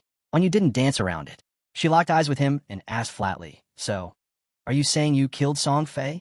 Shadow gave a short smile, sharp, knowing, layered with meaning only he understood. Then he nodded. No hesitation. He owned it. You're the prime suspect now. Anyu said, her tone more observational than accusatory. She knew. They all did. The truth about Song Fei and Jiangli wasn't hidden anymore. Everyone in that circle understood what those two were really about. Twisting the system for their own gain, corrupt to the core. The Jiang Industries, the force behind all, had long turned players into pawns. Slavery masked as work. Death dressed as duty. Survival meant doing what had to be done. Shadow remembered his past life. Back then, he followed the rules. Play nice. Trusted the system. It got him nowhere. But now, this time he acted first. Song Fei, Jiangli, gone, before they could make their move. How this would shift the game's balance was anyone's guess. Fate was a tangled web, and he just ripped out a key thread. Rebirth gave him another shot. The question now was, could he rewrite the outcome? But bigger questions could wait. He had gear, platinum tier, weapons, armor, skill books. Stuff he didn't need anymore. The Shanghai city officials, though, they'd kill for it. Always hungry for power, always short on supply. With a few taps in the system window, Shadow started unloading it all. Premium loot for top dollar. The team stared, stunned. Their eyes widened as each item appeared. Wait, did you take down a platinum-grade boss? Someone asked, practically gasping. Shadow gave a small shrug, smiling like it was no big deal. No global alert, so I guess I got lucky. Shao, you can back me up, he added casually. The mage nodded. She'd seen the emerald tier chest, watched the magic pour out of it. Nothing surprised her anymore. Then there was Little Black, trying to keep cool, but clearly agitated as the spotlight shifted to Shadow again. He'd already mocked her earlier by calling her Sue. Now he doubled down. You, he said offhandedly, not even looking at her. Little Black bristled. Call me that again, and you'll regret it. Shadow just smirked. Wang Ming exhaled deeply, sensing where this might go. They'd barely survived a silver-tier boss. Meanwhile, Shadow was pulling platinum and emerald loot like it was pocket change. Breaking the tension, Shadow made his offer. Platinum-grade Archer skill book, 25,500 days. Berserker weapon, 1,500. Mage skill book, 3,000. For the full gold set, equipment and skill books, 8,000 days, Shadow said smoothly, like he'd done this countless times before. When he finished tallying everything, including the leftover platinum gear, the grand total hit 16,000 days. Wang Ming blinked, trying to process the number. He turned to Waiyu, voice hushed with disbelief. Just pay whatever he's asking. You're not even going to bargain? He asked. Wanyu gave a calm smile. No need. It's a fair price. Then she added, I'll throw in what Xiao and Wang Ming still owe me. And that was it. Deal closed. No hesitation. Trade complete in moments. Shadow was impressed. Now that's the kind of woman I respect, he said. Direct, decisive, just the way I like it. But even as he complimented her, his mind was already racing through numbers. Once a trade reached 10,000 days, the system converted it into years. That meant this deal was roughly 60 years, or 22,000 days, worth of value. At the current exchange rate, that translated to nearly 400 million in cash. Even for the elite authorities of Shanghai City, that was a heavy cost. But the payoff? More than worth it. With these items, they could fast-track their growth, dominate in the game, and build real-world influence. The stronger they became, the less resistance they'd face. They could even gain the upper hand in global power plays. Still, not everything was smooth. And Shadow's contact within the official ranks brought bad news. The Jiang Industries had started detaining players. A rescue mission was forming, and they wanted Shadow in. He paused, weighing the situation. Was this genuine? Or a veiled attempt to rope him in or cover up his killing of Song Fei? I'm not going, he said finally firm. But I'll be honest with you. Your suspicions are spot on. I used game skills. I killed them. Both of them. No one else could have pulled it off. The weight of his words hit like a hammer. Everyone fell silent. The message was clear. Once players hit level 10, they could use their lifespan to extract skills, bringing them from the game into reality. That's why the Jiang had been hoarding lifespan. Once their agents crossed that threshold, the rescue team wouldn't just face danger. They'd face living weapons. The stakes had just skyrocketed. But, and understood. She always did. Without another word, Shadow faded into darkness, literally, melding into shadow form and vanishing on the spot. En's expression hardened. She turned to Wang Ming, all business. From now on, we split, she ordered. Our 6-person party is too strong. We're crushing weak monsters too fast, no experience gains. If each of us leads our own squad, we'll level up much faster. Wang Ming nodded. It made sense. Everyone needs to hit level 10, and added. Then take a break. Log off. I'll need you to report intel. Just as they were preparing to head out, 2 players nearby in Firefly Town turned their eyes toward them.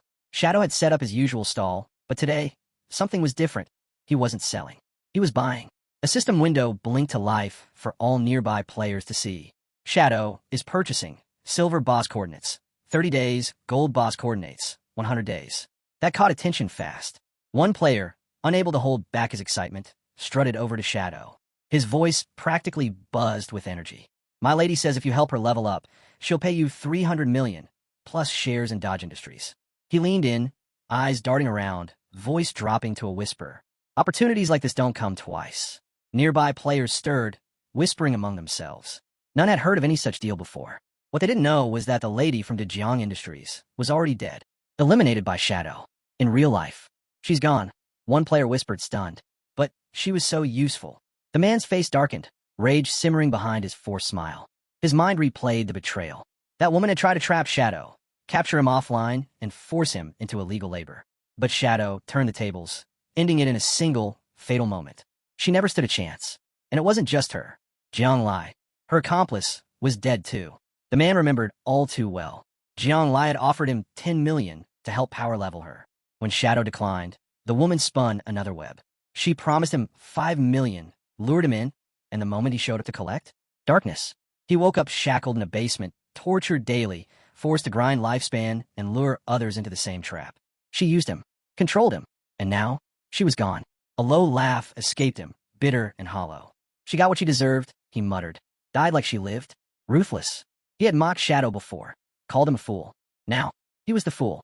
Shadow's eyes locked on him, sharp and unreadable. But in that instant, he saw everything. This man had helped trap people, played a bigger role in the corruption than he let on. Panic crept into the man's voice. I was forced into it. I didn't have a choice. Shadow didn't even blink. You're trash, he said, his voice cold and final. Let the officers deal with you. He motioned. Seconds later, the city guard stepped in and dragged the man away. Before the moment could settle, two other players stepped forward, eager to make their own trades. We've got silver boss coordinates. 30 days each, one of them said, holding out the info. But before the deal could be made, a sudden shift rippled through the crowd. Someone new had entered the city, and all eyes turned. Ace of Spades, K, and Sure, a name that carried weight both in the game and in reality. A known member of the kin group, ruthless, dangerous. Whispers spread like wildfire. Stay clear of her. She's killed players before. She drains lifespan. Be careful. Shunny, better known as Ace of Spades, stepped into the game with her crew in tow. Her smile was sharp, chilling. She looked around with disdain, unimpressed by the virtual world. It's easy, she said, her voice cutting through the murmurs. Buy your way to the top. Load up on gear. Grab the skills. Then target anyone who's sitting on lifespan. Her mood soured as she thought about her delayed flight. She should have been living it up in North America with Max Fackle by now. Instead, she was stuck here, in this game. Her glare swept over the city, then narrowed in on two players who trembled under her gaze. She looked at the two trembling players like they were insects, small, pitiful things from Dacia. Their weakness disgusted her. Tony, one of her crew, followed her gaze and smirked, full of swagger. Nice eye, he said, his voice oozing arrogance. These Dacia guys, they don't compare to what we've got. Wait till you see us in the real world. Kay and Sure, better known as Ace of Spades, felt her cheeks flush at the thought. Tony's confidence was infectious, and the idea that his men were leagues above these nobodies, it made her smile, her excitement slipping through despite herself. Then she caught wind of the latest news. Songfei's player was dead. She fought him once, barely. He disappeared in under a minute. To her, he'd been a joke, a low-tier obstacle that barely registered. But now, he was dead, and more importantly, Shadow had killed him. A player from Dacia, now sitting at the top of the world rankings. If Shadow could take down someone like Songfei, then wiping out regular players would be nothing for him. The realization made her grin like she'd just uncovered a hidden gem. Eyes sparkling, she gathered her team. I'm stepping out to make a call, she said casually, though her mind was already racing. Reach out to Shadow. He doesn't care about money, fine, but offer him 3,000 days of lifespan. That'll get his attention. She couldn't help but laugh to herself. She could already hear the rejection in his voice, and, honestly, she was looking forward to it, because that rejection meant war. Soon, Shadow would be out of the picture. She would take control, and the world, both in-game and out, would learn her name. Elsewhere, deep in the forest, a player had just downed a monster. Its body dissolved into data, converted straight into tradable lifespan. Xiaoyu, the healer, stepped in to patch him up. The man groaned, half limp. Next time, ease up on the healing, all right? I was 2 steps from meeting my great-grandmother. Xiaoyu shot him a sideways glance and smirked. You're still breathing, aren't you? He blinked, confused. I wasn't complaining. Just saying. She cut him off, not missing a beat. My hunger bar's at 90%. I'm logging off. Get yourself some food, too. He watched her vanish with a frustrated scowl. Great, he muttered under his breath. All that attitude, thanks to Shadow. His fist clenched. She used to call him boss. Used to look up to him. But ever since Shadow showed up, it was like he didn't exist. He swore to himself right then. He'd make her regret turning away. Meanwhile, Xiaoyu opened her eyes in the real world. She was back in her new home, her stomach growling. She reached for her phone to order food, then stopped, stunned. Every delivery app was offline. What is this? Has the whole world lost it over this game? She muttered bitterly. He always handled everything, kept her fed, made life easy. Now, nothing. I don't need him, she told herself, jaw tightening. I'll be fine on my own. Her hand curled into a fist. Without him, I'll do even better. I'll show them all. A small crab scuttled from a cave near the shoreline, desperate to escape. It didn't make it far. Shadow's blade flashed, clean, efficient. The crab dropped instantly, dissolving into mist. Another one down, he muttered, a trace of boredom laced with satisfaction. In just over an hour, he'd taken out 4 silver tier bosses. Each one had granted him 16 evolution points. His pace was relentless, his performance nearly flawless. As the crab's remains melted into tradable lifespan, Shadow allowed himself a smug grin. Average silver boss gives about 3,500 days, he mused. Not bad.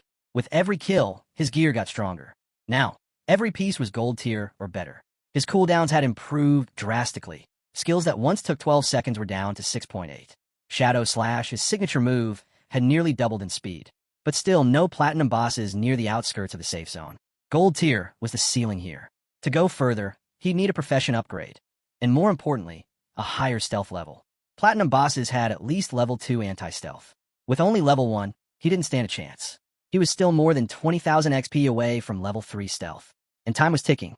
"I've got to move faster," he muttered, already formulating his next plan. "Let's head back to town. 105 years worth of tradable lifespan. Enough to make serious moves. Time to offload some loot and get ahead." Back in town, a player flagged him down, eyes wide with hope. "Next time you've got equipment to sell, could I get first dibs?" Shadow didn't respond right away. With nearly 40,000 days of lifespan stacked up, selling gear was tempting, but he had plans for that. He needed it for extracting skills. Still, he gave a faint smile. Let them wonder. Before he could respond, a figure stepped from the shadows, a man lurking behind a pillar. His eyes locked on Shadow, and his face lit up in recognition. "It's him," the man whispered to himself, a crooked smile spreading. Shadow didn't stop. He moved like a ghost, unseen by most, untouchable. But the man wasn't letting this chance slip. He stepped forward with a purposeful stride, something sinister glinting in his eyes. "I've got a job for you," he said quietly, slipping a contract into Shadow's hand. "Real-world hit. Name's Foam. The payout's worth your time." Shadow didn't even look at the paper. He kept walking, unreadable. The man grew tense, stepping in front of him. "Wait, just hear me out. It's nothing big. Just a regular guy. Easy work." He dropped his voice. "You took out Song Fei, right? This'll be nothing for you. I'll pay well. Don't turn down free money." Shadow's gaze finally snapped to him. "Cold. Cutting. Did I provoke you?" His voice was low and lethal. "Do you want to die right here?" The question wasn't a bluff. It was a warning. The man paled, but forced a grin. "No one's dying. Yet. Just think about it." Then he dangled the bait. 3,000 tradable days. That's the reward. Shadow let out a dry chuckle. 3,000 days. About 50 million in cash. Now that was a serious offer. His eyes narrowed, calculating. He had no idea who this man really worked for. He didn't recognize him. Not in-game, and definitely not in real life. But someone powerful was behind this. He tried to recall anyone from his past life who might have been tied to something like this, but nothing came to mind. No old grudges. No familiar enemies. This felt less like revenge, and more like a mission for hire. Whoever wanted Fong dead clearly had deep pockets and zero hesitation about throwing serious currency at a kill. Shadow's thoughts drifted back to his first life. The late-game betrayals, the broken alliances, the faces that had reappeared after years buried.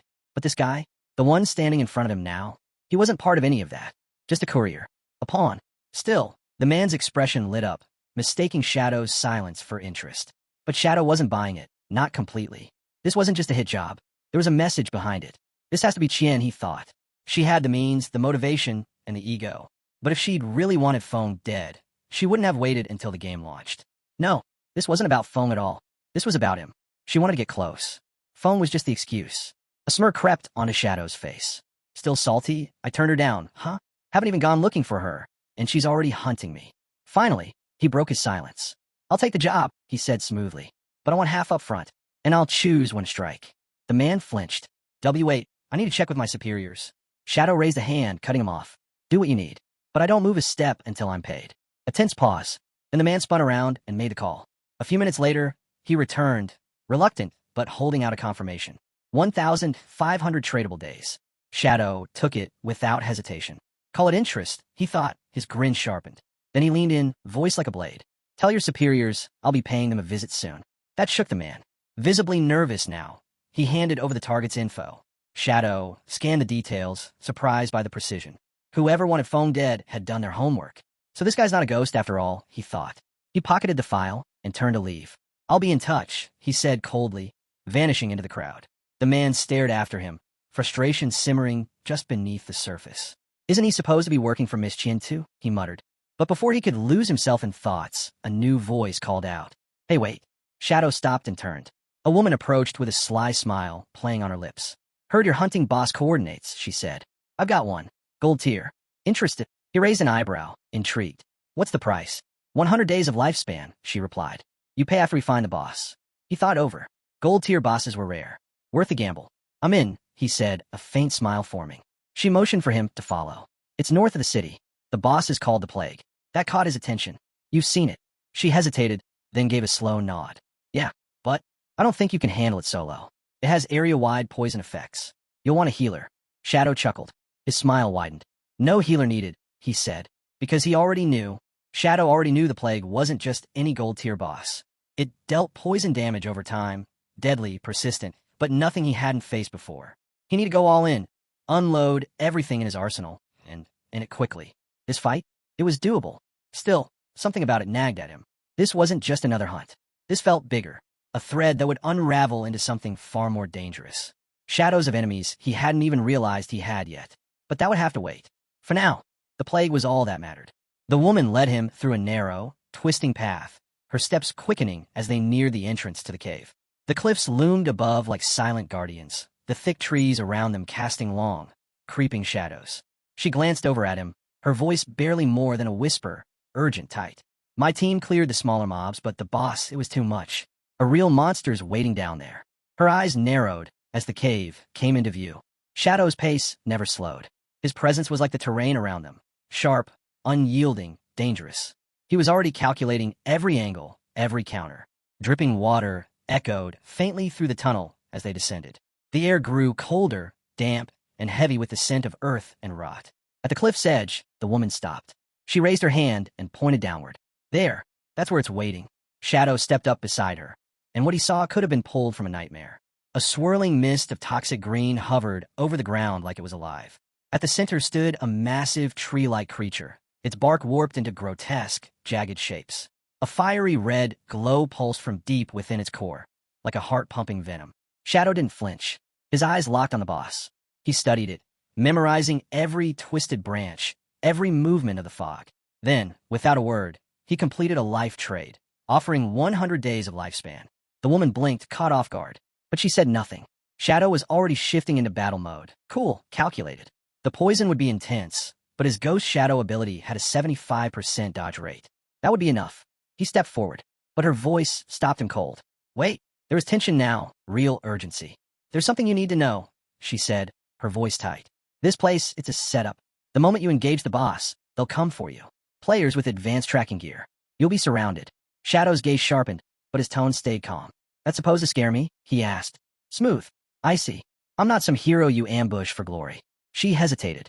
It's not just a random ambush. My role was to stall you. Keep you here long enough. They don't just want to kill you. They want your identity. They want to use it. That made him stop. He stared at her, the pieces falling into place. You're being used, he said quietly, voice cold enough to freeze stone. Who's behind this? She met his stare, and for a moment, her mask slipped, regret and fear flashing across her features. It's Dongfang Xuan. His in-game ID is Yen. He's the one who wants you dead. Shadow felt something click. A name from the past. Dongfang Xuan. He remembered now. The man who once tried to steal a golden ghost boss from him in another life. The same one who, he remembered that fake apology, so polished, so hollow. It had come wrapped in smug arrogance. And just like that, Shadow's memory flared, the bitterness vivid. Dongfang Xuan. Shadow let out a dry, humorless laugh. That guy, just a nuisance. Was a nuisance. The woman's voice turned urgent, nearly pleading. He's brought 3 full teams, 18 players. Please, Shadow, if anyone can stop him, it's you. I'm risking everything by helping you. Shadow didn't flinch. His smirk was sharp cold. 18 players, he echoed, almost amused. If Dongfang thinks I'm worth remembering, he's already made his first mistake. He turned his back on her and faced the cave once more. You keep doing your part, he said without looking. Let Dongfang's team come. I'll handle them when they show. The woman stood frozen, anxiety flooding her chest. She remembered. She'd seen this before. Dongfang, confident and ruthless, marching in with 18 strong, only to have them wiped out. All of them, in under a minute. His shadow walking straight into death. The cave filled with a sickly green haze. The plague's poisonous aura leaked out like a flood, thick and suffocating. It stole the very breath from the air. She remembered what happened to the others, how none of them could drop the boss below half health. The constant damage, the suffocating pressure, no one had lasted long. But Shadow? He moved like death itself. His escape skill activated, and in a flash he was airborne, gliding effortlessly through the boss's attacks. Silent, lethal. The boss's weak point, a glowing red core, flared open. Shadow didn't hesitate. Weak point burst. Throat slash. His blade struck like lightning. Massive damage numbers exploded on screen, erupting like a storm of fireworks. A blur of motion. Every strike brutal. Every step calculated. In mere seconds, he dropped the boss's health by a third. The woman gasped. Her hand flew to her mouth. Did he just... She couldn't finish the thought. 80,000 plus damage in one strike. Was this guy even human? The boss reeled, its roar echoing through the cavern. But Shadow was already 2 steps ahead. He stepped back, fluid and controlled, letting the cooldown timer reset on his escape skill. Normally, it would take 25 seconds. With his 75% cooldown reduction, 14.3 seconds. He smiled, cold and calm. The boss isn't the real fight. Dongfang's crew is, and they were walking straight into his trap. Deeper inside the tunnels, Dongfang's squads had finally arrived. Their boots thudded heavily against stone, their movements echoing off the cavern walls. Dongfang barked out orders, his tone sharp and ruthless. Energy radiated off him like a blade unsheathed. Move in. Take the boss down. Show no mercy. Anyone who gets in your way, eliminate them. His team surged forward like a pack of wolves, hungry and eager. He yelled again. No hesitation. Anyone blocks you, deal with them. But just as they pushed forward, one of his men stopped. Eyes wide, jaw clenched. He saw her, standing firm with a golden shield raised in front of her. You, he shouted, pointing in disbelief. You're siding with him now? His voice cracked between betrayal and anger. It was all the confirmation he needed. Their decoy, the one meant to stall Shadow, had switched sides. And now, she was standing in their way. She was meant to stall their advance, by Dongfang enough time to launch his real attack. But as the enemy forces charged, Shadow couldn't help but wonder. Could she really hold off over 10 attackers by herself? Her eyes burned with resolve. She gripped the massive golden shield tighter, planting her feet and bracing for impact. The enemy slammed into her, hard, but the shield didn't budge. Blooming curse. A defensive flare ignited as her skill activated. The golden aura flared, halting the attacker's cold. A few feet away, Shadow watched with a razor-sharp gaze. The energy of the battle was peaking, the tension coiling in the air like a drawn bowstring. He wasn't about to let them overpower her. With barely a whisper, he moved. Shadow slash. Blue energy erupted from his hands, dozens of blades howling through the air like a storm of steel. The barrage ripped through Dongfang's men mid-charge, slicing them apart before they even knew what hit them. Shadow landed silently, calm and deadly. Their bodies hit the ground seconds later, stunned, broken, defeated. Then, without hesitation, he activated his next move. Blooming curse. The air turned crimson. Glowing red petals burst from the ground like a blooming garden of death. With each pulse, enemies dissolved, erased from existence. The girl stood frozen, wide-eyed, the full weight of his power crashing down on her. One move, just one move, and everything was gone. Now she understood. This is why they fear him. A chill ran down her spine as the last remnants of Dongfang's team vanished into red mist. She realized, had she stayed loyal to Dongfang, she'd be lying in pieces like the rest. Trying to hold onto her courage, she stepped forward, her voice wavering but quick. If you add me, I'll give you Dongfang's real-world location. Every detail. All of it. Shadow didn't even blink. Sure, he said coolly, giving the nod without looking at her. Then, as if emboldened by the moment, she leaned in a bit more, her tone shifting. Flirtatious, almost too smooth. If you ever need anything, I'll be permanently free. For you. Shadow finally looked at her, his gaze cold, dissecting. I see, he said dryly. You're from that kind of line of work. His voice carried no emotion, just an edge. That explains the shameless behavior. He didn't linger. Without another word, he turned and leapt back down into the boss chamber. She stood at the edge, breath catching in her throat. Admiration warred with unease. She had no idea what she'd just stepped into. Below, the monstrous, tree-like creature with its glowing red core loomed, waiting. Shadow didn't wait. He struck. Everything he had. All at once. The final blow landed like judgment. The boss erupted in a burst of energy, its twisted form disintegrating before it could even react. System message, Blade of Plague obtained. A rush of rewards followed. Experience points, evolution stats, and 555 days of tradable lifespan. Shadow stood among the glowing loot, a smirk forming. That lifespan alone, more than I've earned from dozens of players. He shook his head, scoffing at the wasted efforts of others. They're busy stirring up trouble when they should have been leveling up. He glanced at the orb in his hand. They deserve to die, he muttered under his breath. Then, her voice cut in from above. Shadow, are you still there? His eyes narrowed. That glare sharp, piercing. She hesitated. She waved from above, calling down to him. I'm leaving now. Shadow didn't respond. He was focused, absorbing the glowing orbs of energy that floated around him like drifting embers. His hand pulsed with power as he drew in the spoils of victory. His eyes caught something unusual, something rare, a skilled book for assassins. His pulse spiked. It's been forever since I've seen one of these, he muttered, half in disbelief. The cover shimmered, platinum grade. The skill, Dark Moment. A move that unleashed a wave of darkness from the blade, blinding enemies within range. Shadow's lips curled into a smile. Perfect. He didn't waste a second. He selected the skill, and in an instant, golden energy wrapped around his body, hot electric. If I can rob them of vision, even if they aren't caught off guard, it still triggers double damage. He mused, gears already turning. With this new ability, high-tier bosses could be shredded in seconds. Then he reached for his newest weapon, Blade of Plague. Platinum tier.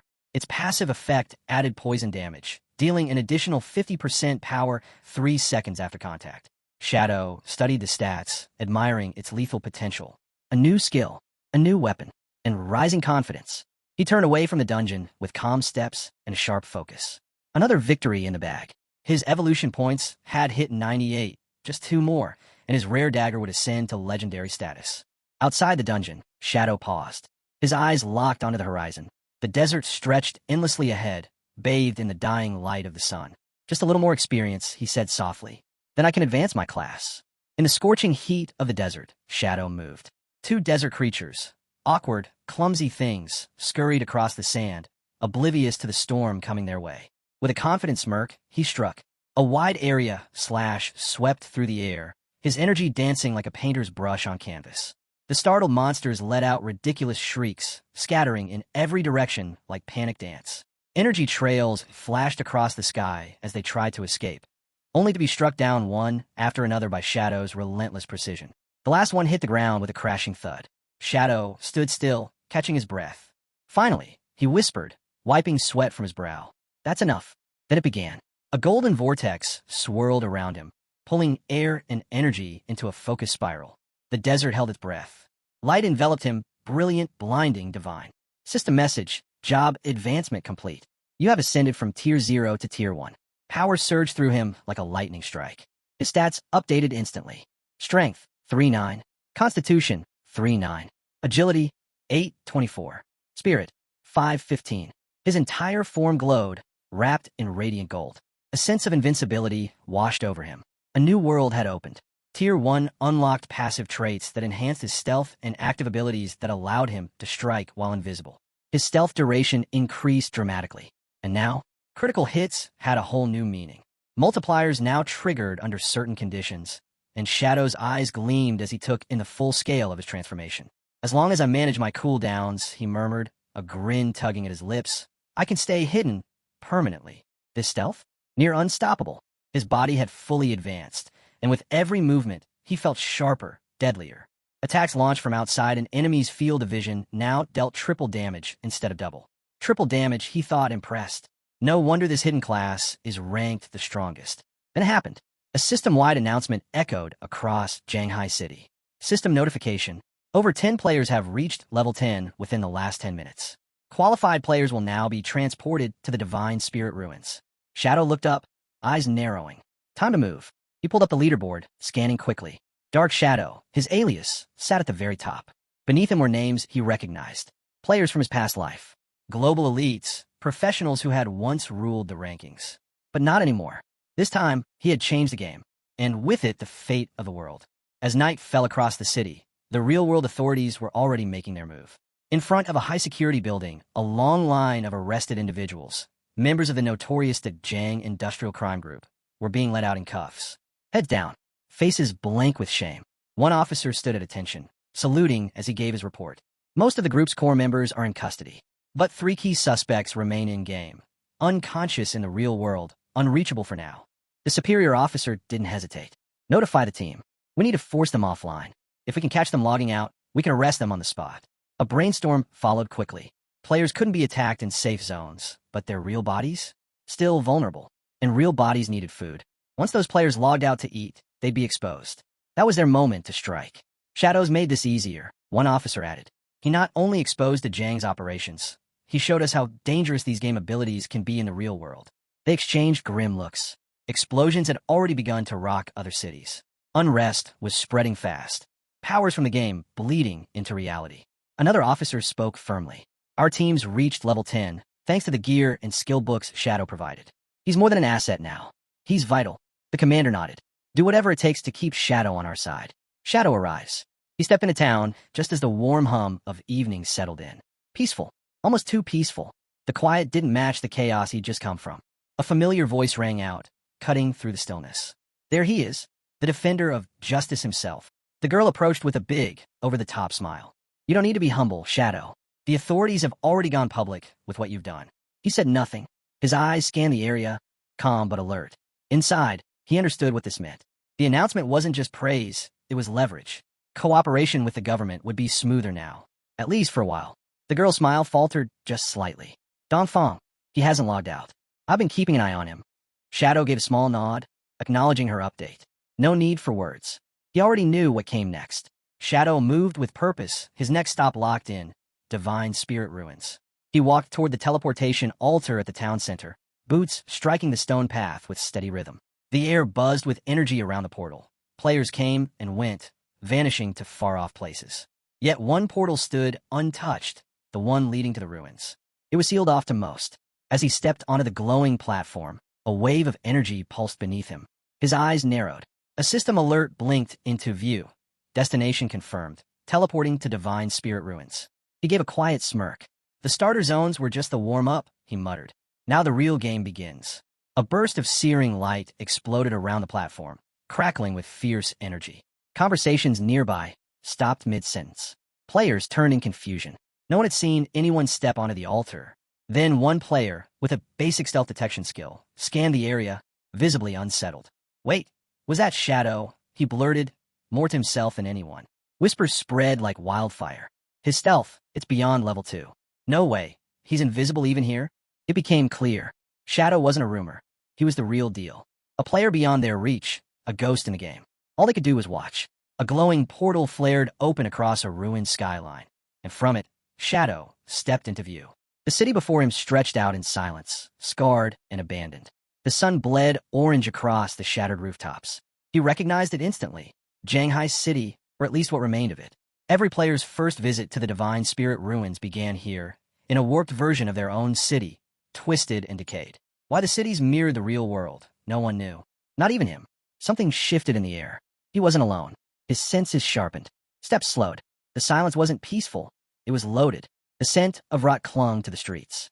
Then, like a blade slicing through the quiet, a high-pitched screech tore the air.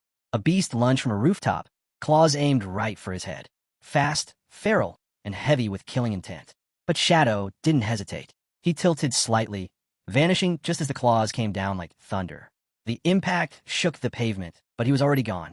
His body flickered in and out, the ghost shadow blur activating perfectly. The monster's eyes darted, trying to track what wasn't there. Without a word, Shadow struck. Instant shadow slash flared to life, a sharp arc of blue energy slicing through the air. It hit hard and true, splitting the beast in two. The creature collapsed, a broken mass of limbs and gore. But there was no time to breathe. The ground shook violently beneath him. Shadow turned, just in time to see massive tentacles erupt from the earth. The ground erupted beneath him. Tentacles lashed out in all directions. Shadow reacted instantly, flipping back through the air just as one of them sliced past where he'd been standing. A pulse of red energy surged around him.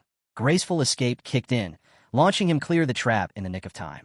Landing smoothly, he didn't hesitate. Another instant shadow slash ripped through the air, this one faster and sharper. The writhing limbs were cut down mid-strike, shredded by pure precision. One after another, the mutated beasts were dismantled before they could even react. His breathing stayed steady, his movements calculated. No more safe zones here, he thought, eyes scanning every dark alley and broken wall. Everything here wants you dead. But if I can find a solid hideout, I can flip the odds. His memory kicked in, sharp as ever. Northwest Quadrant. That's where his former guild had once built their base. In his past life, it had been the strongest holdout in the Shanghai ruins. Hidden, defensible, and rich with tactical options. If he could take it back, he wouldn't just survive, he'd take control. Elsewhere in the ruins, a statue towered above the debris, majestic and untouched, even as the world around it crumbled. A group of adventurers arrived, staring up at it in awe. One girl leaned in, whispering, "Is this the land of divine flames?" Doesn't look like it. Her eyes swept the area, doubtful. Another player's face lit up with sudden recognition. "Wait, look over there." She pointed to the distance. A lone skyscraper, battered but still upright, stood like a beacon. "That's Jianghang City," she said, the name heavy with meaning. Gasps rippled through the group as realization sank in. The ruined buildings weren't just random. They were standing in what used to be a real city. "If this is Jianghang City," the girl murmured, eyes darting across the horizon, then shadows already here. Her voice trembled with excitement, but her companion, older and more seasoned, gave her a knowing look. Don't get too excited. If he is, you won't see him. Shadow doesn't show himself unless he wants to. Before they could say more, the ground trembled beneath their feet. A violent rumble. Two monstrous creatures burst from the earth, towering red beasts covered in jagged scales, eyes blazing with hunger. The air shuddered as their screeches tore through the silence. Incoming. Wang Ming's voice cut through the chaos like steel. Get ready. The mage girl acted fast, staff raised as she chanted spell. A barrier formed around the warrior just in time. One of the monsters lunged, its massive jaws slamming into the shield. The shockwave from the impact rocked the group. Damage indicators flashed violently across the HUD. These things hit harder than the silver-ranked bosses near the starter towns. The mage warned, narrowing her eyes. The archer didn't wait. She drew and fired in one fluid motion. Her arrow glowed with energy as it streaked through the air, piercing the monster square in the chest. With a crackling pulse, energy bands wrapped around the beast, locking it mid-leap. It thrashed in place, struggling, but it was stuck. Now the mage shouted, "Hit it with everything you've got." With a flick of her staff, she summoned two enormous fireballs, prophetic fireball, burning with raw magic. Above her head, the mage directed the twin fireballs with a sharp sweep of her staff.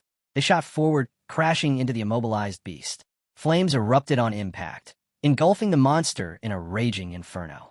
It shrieked once, then crumpled to the ground, its body scorched and motionless. As the smoke cleared, the team stood in silence, their heavy breaths slowly easing into relief. The leader gave a quick nod, then turned to Xiaoyu. Get your scout in the air. Xiaoyu lifted her staff, summoning her owl with a whisper. The creature soared into the sky, circling high above the ruins. Moments later, it returned. Its sharp eyes had seen more than they'd hoped. Monsters everywhere, Xiaoyu reported grimly. There's no safe zone in sight. A chill passed through the group. One player muttered, feels less like a game now, and more like survival. The girl still searching the horizon spun toward Xiaoyu. Can your owl find Shadow? Her voice trembled with urgency. If he's nearby, we'll be safe. Xiaoyu nodded and sent the owl forward once more. But when it came back, her expression tightened. No sign of him. He's not anywhere close. Just as they were trying to regroup, something caught their eye. A glowing trail of dropped loot leading northwest, like breadcrumbs left behind. That's him, one of them said quickly. He didn't pick it up, probably out of inventory space. They exchanged glances. No words were needed. Together, they followed the glowing trail, hoping it would lead them straight to Shadow. But the deeper they went, the more twisted the ruins became, and the more aggressive the monsters. Dark shapes lunged at them from broken buildings. Stay sharp, someone shouted. Don't split up. Then through the chaos they saw it. A lone figure. In the distance, blue slashes lit up the air, cutting through enemies like paper. Shadow. He moved with impossible speed, his blades cleaving cleanly through wave after wave. The monsters disintegrated before they could even touch him. No ultimates, no flashy boosts, just raw damage, reaching up to 30,000 per strike. For weak monsters, this zone was a gold mine, and he was tearing through it like a reaper. Shadow didn't pause. His feet hit a broken crosswalk, and he stopped just long enough to scan the horizon. This is it, he said quietly, a smirk tugging at the corner of his mouth. My old base. It came back to him instantly. Beneath this part of the city lay something massive, an underground fortress. Hidden, forgotten, a base he'd once called home. A sprawling palace built deep below Shanghai's ruins. Thousands of rooms, dozens of war zones, endless winding corridors. The largest hideout the city had ever seen, home of his old guild god. Back then, it had been guarded by waves of mechanical monsters and a boss whose power scaled with the palace's size. It took 3 elite squads, all maxed out at level 15 and fully geared just to clear it once. They'd nearly failed, but they won. And now, Shadow was back to claim it again. He descended into the hidden chamber, his mind clear and focus absolute. This time will be different. The soul purification zone loomed ahead. The darkness stretched out in every direction. From the shadows, enemies began to stir. Shadow didn't blink. He was ready. His gaze lifted, voice calm but resolute. I can handle this alone. The words hung in the air like a vow, and a system prompt appeared, echoing his intent. Control of the area will be granted upon defeating the Guardian. The atmosphere shifted. A heavy pressure settled over the chamber as glowing figures emerged from the shadows. Guardians, ancient beings of raw elemental power. Their eyes pulsed with a cold, otherworldly light. Shadow didn't flinch. He knew what they were. Elemental spirits, each one radiating a different hue. Red, Blue. Yellow. Level 12. Gold rank. Powerful, but not unstoppable. With no hesitation, he activated Darkest Moment. A wave of dark energy surged outward, blanketing the battlefield. The effect was instant. The elemental spirits staggered, disoriented as chaos erupted around them. He struck. Shadow slash rained down from above, an explosive cascade of blades slicing through the air. The stunned guardians had no time to react. Each swing of his weapon lit up the room with blue arcs of energy, cutting down the spirits one by one. Then he vanished, his form melting into shadows, before reappearing mid-strike. He was relentless, efficient. Every slash carved through the elemental spirits like a ghostly executioner. Their glowing bodies faltered. They tried to recover, but it was already over. His attacks hit even harder against stun targets. Shadow's momentum was too much. One after another, they fell, until the last of the 15 guardians crumbled in silence. Breathing steady, he looked out across the massive underground hall. Chambers stretched out into darkness.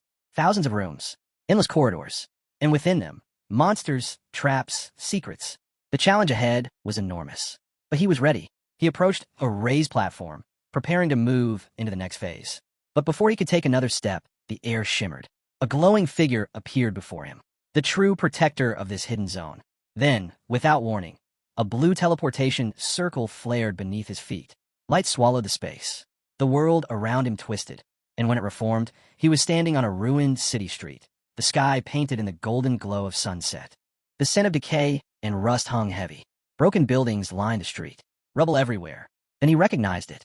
From behind him, a stunned voice whispered, This is New York." A girl stood beside him, eyes scanning the devastation. But it's not just ruined, it's twisted like a nightmare version. The Statue of Liberty, it's gone. The city felt familiar but wrong, distorted. A boy behind them looked up, mouth falling open. "This is Mountain City," he said, voice filled with awe. "We're standing in the ruins of our home region." Confusion thickened. Their minds raced. Was this teleportation random? Or was there a pattern? They didn't have time to answer. A piercing screech tore through the air. Two hulking beasts stepped into view, necks long and sinewy, jaws snapping with feral hunger. They froze. Only for a second. Run! The ground trembled as the creatures charged, the earth itself shaking under their weight. Without thinking, the duo bolted, panic driving their every step. Behind them, a thunderous explosion ripped through the air, shaking the ruins around what remained of the Statue of Liberty. Dust and fire tore through the skyline as the world collapsed behind them, every second a fight to stay alive. Meanwhile, deep within the Shanghai ruins, glowing orbs hovered just above the surface of murky water, casting soft light over the dark terrain. In a nearby crater, Wang Ming crouched low, eyes sweeping the shadows. The area was eerily quiet, too quiet. "No monsters," someone whispered behind him, relief thick in their voice. "Let's take a breather." Wang Ming gave a subtle nod, eyes never leaving the edge of the crater. "We hold here. No moving forward until everyone hits level 10. We're not ready yet." The group huddled close, catching their breath. Around them stretched a silent wasteland, evidence of a battle far beyond their current level. One girl scanned the carnage, her voice soft with realization. "Shadow." He cleared this whole area. They looked around again, the weight of that fact settling in. "We definitely overestimated ourselves," she added. The mage girl gave a slow nod. "If he hadn't wiped those monsters, we'd be done for. I don't even know where we'd have respawned." Wang Ming's response came steady and practical. "No rushing. We wait. Level 10 first." Above them, the scouting owl circled slowly. Golden motes drifted from its wings as it glided between ruined towers. The girl glanced up, then back down at the empty streets. "Strange," she murmured. "He vanished, not even a trace." Something glinted in the rubble. Loot, left behind from the slaughtered monsters. Temptation tugged at her. Wang Ming followed her gaze and gave a quiet nod. "I'll contact him. If he still wants the drops, we'll hold off." Far from them, Shadow stood at the center of a vast ruin. Glowing golden energy pulsed around him, crackling across the stone floor. All minor monsters cleared. A system prompt flickered in front of him. Over 40 large halls and hundreds of rooms cleared. More than 400 monsters eliminated. 4 bronze tier bosses, 2 silver tier bosses defeated. Experience gained. Massive. Evolution points, 205. A slow smile spread across Shadow's face. What a day. He stood silently, surveying the aftermath, power humming in his veins. The ruins felt empty, conquered. The mission he'd started was nearing its next milestone. 5 more points, he muttered. Then I unlock the next evolution. The thought fueled him, his focus razor-sharp. Just then, a message came through from an ally. We found some loot near where you cleared those monsters. Shadow's thoughts flicked briefly to Wang Ming and the others. They'd reached the outskirts. He replied quickly, "I'll reach out later." He wasn't done yet.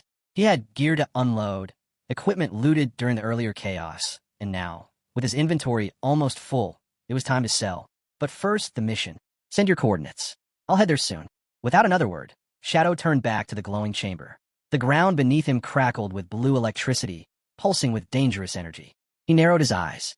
A surge of power lit up his body.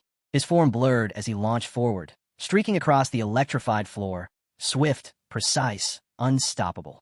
"The Guardian's here," he said calmly. Blue lightning surged around him, crackling across the stone floor as energy gathered in the center of the hall. A violent electric vortex spun to life. Then, with a deafening burst, the boss emerged. Purifier fail. Level 15. Elite Guardian. The highest tier Guardian of the ruins. Defeating it meant total control over the domain. The air thickened with raw tension as the entity fully materialized, wrapped in a storm of flickering arcs. Shadow's eyes narrowed. He remembered this one. "Yeah, I know you well." Back in his past life, this boss had nearly broken him. 750,000 HP. 3 brutal attack phases. Deadly lightning storms. Even with full legendary gold tier gear, he had struggled. "But not today. I don't even need to dodge your single target skills anymore," Shadow muttered, lips curving into a cold grin. With a flick of his wrist, Shadow slash activated. Blades infused with lightning erupted in a whirlwind, spinning around the boss like a storm of razors. They struck from all angles, relentless, unforgiving. Purifier fail tried to react, but it was already too late. The electrified slashes tore through its defenses, leaving glowing wounds across its form. One powerful arc cut straight through its chest, blasting dark energy outward. The blow sent the Guardian flying back as lightning exploded around the room. Cracks spidered through its body. Its form flickered, barely holding together. Then the counterattack began. Bolts of lightning rained from above, each one searing, fast, and lethal. Shadow's eyes locked onto them, tracking every strike. He knew one hit could end everything, but he didn't flinch. 75% evasion rate. That gave him room to breathe, but elite bosses like this one still had high accuracy. A 50% hit chance against him. Didn't matter. His agility stat? 182. Sprint speed? Over 40 meters per second. He weaved through the barrage, body a blur of motion. This wasn't luck, it was calculation, precision, raw speed. No more relying on shields. No more hoping for cooldowns to save him. He read the pattern in the chaos, analyzing, adjusting, executing. Then he struck again. With a burst of energy, Shadow surged forward. His blade lit up as he chained skill after skill, unleashing a combo that landed with devastating force. A critical hit landed clean. 250,000 HP gone in an instant. He grinned, sharp and focused. You won't even get a chance to fight back. But the fight wasn't over. The boss shifted, entering phase 2. Shadow's memories came rushing back. This part was the most dangerous. The purifier would now generate floating electric spheres and constant lightning bursts. Leave the spheres alone, and it would go berserk, amplifying its power beyond control. He remembered what had happened last time. Our entire team got wiped. She refused to continue the raid. Afterward, couldn't handle the pressure. The memory stung. The choice to exclude her in the second run had been necessary, and it worked. But left a scar. Shaking off, he moved. With sharp, fluid motion, he unleashed poison, throwing needles. Thin projectiles coated in a lethal toxin. They flew straight for one of the electric spheres. Each hit landed with a hiss. The ore cracked.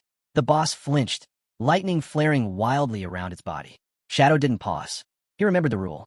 Each destroyed sphere chips away at the boss's HP. A perfect way to deal damage without risking a direct clash. 1 down, 2 left, Shadow murmured, eyes locked on the second orb. The first one shattered, and the boss's health bar dipped noticeably. Momentum was building, and fast. As he launched toward the next target, the purifier fail shifted again, entering its final phase. With a deafening surge, the boss unleashed wide, circular shockwaves of electricity.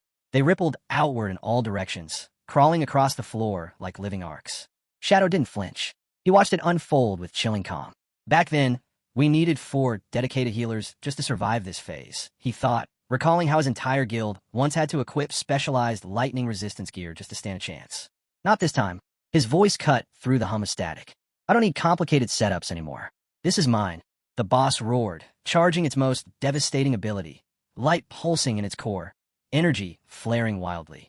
The moment crackled with power, but Shadow was already moving. Levitate. A golden sphere ignited around him, lifting his body into the air with radiant grace. From above, the chaos below seemed distant, controlled. Time slowed. His eyes scanned the field with razor focus. The boss unleashed its final move, but Shadow was out of reach. Elevated, untouched, the electric shock wave tore through the ground in vain, never touching its target. The purifier roared again, this time with frustration. It had nothing left. Shadow hovered, eyes sharp, calm, unshaken. It's over. The storm faded. Silence followed. Shadow descended slowly, his gaze full of fire, already looking ahead, because the next battle was coming. And he was ready. Qinfeng stood tall, calm, and composed. The air around him buzzed with energy as he activated graceful release. A black light flared, shielding his eyes, now sharp with fresh resolve. Everything else faded away, his focus locked onto the platinum tier boss ahead. Without wasting a second, he unleashed Shadow Slash. His weapon danced through the air, slicing with deadly precision. A barrage of glowing blue blades tore forward. In a blink, the boss's head was gone, severed cleanly.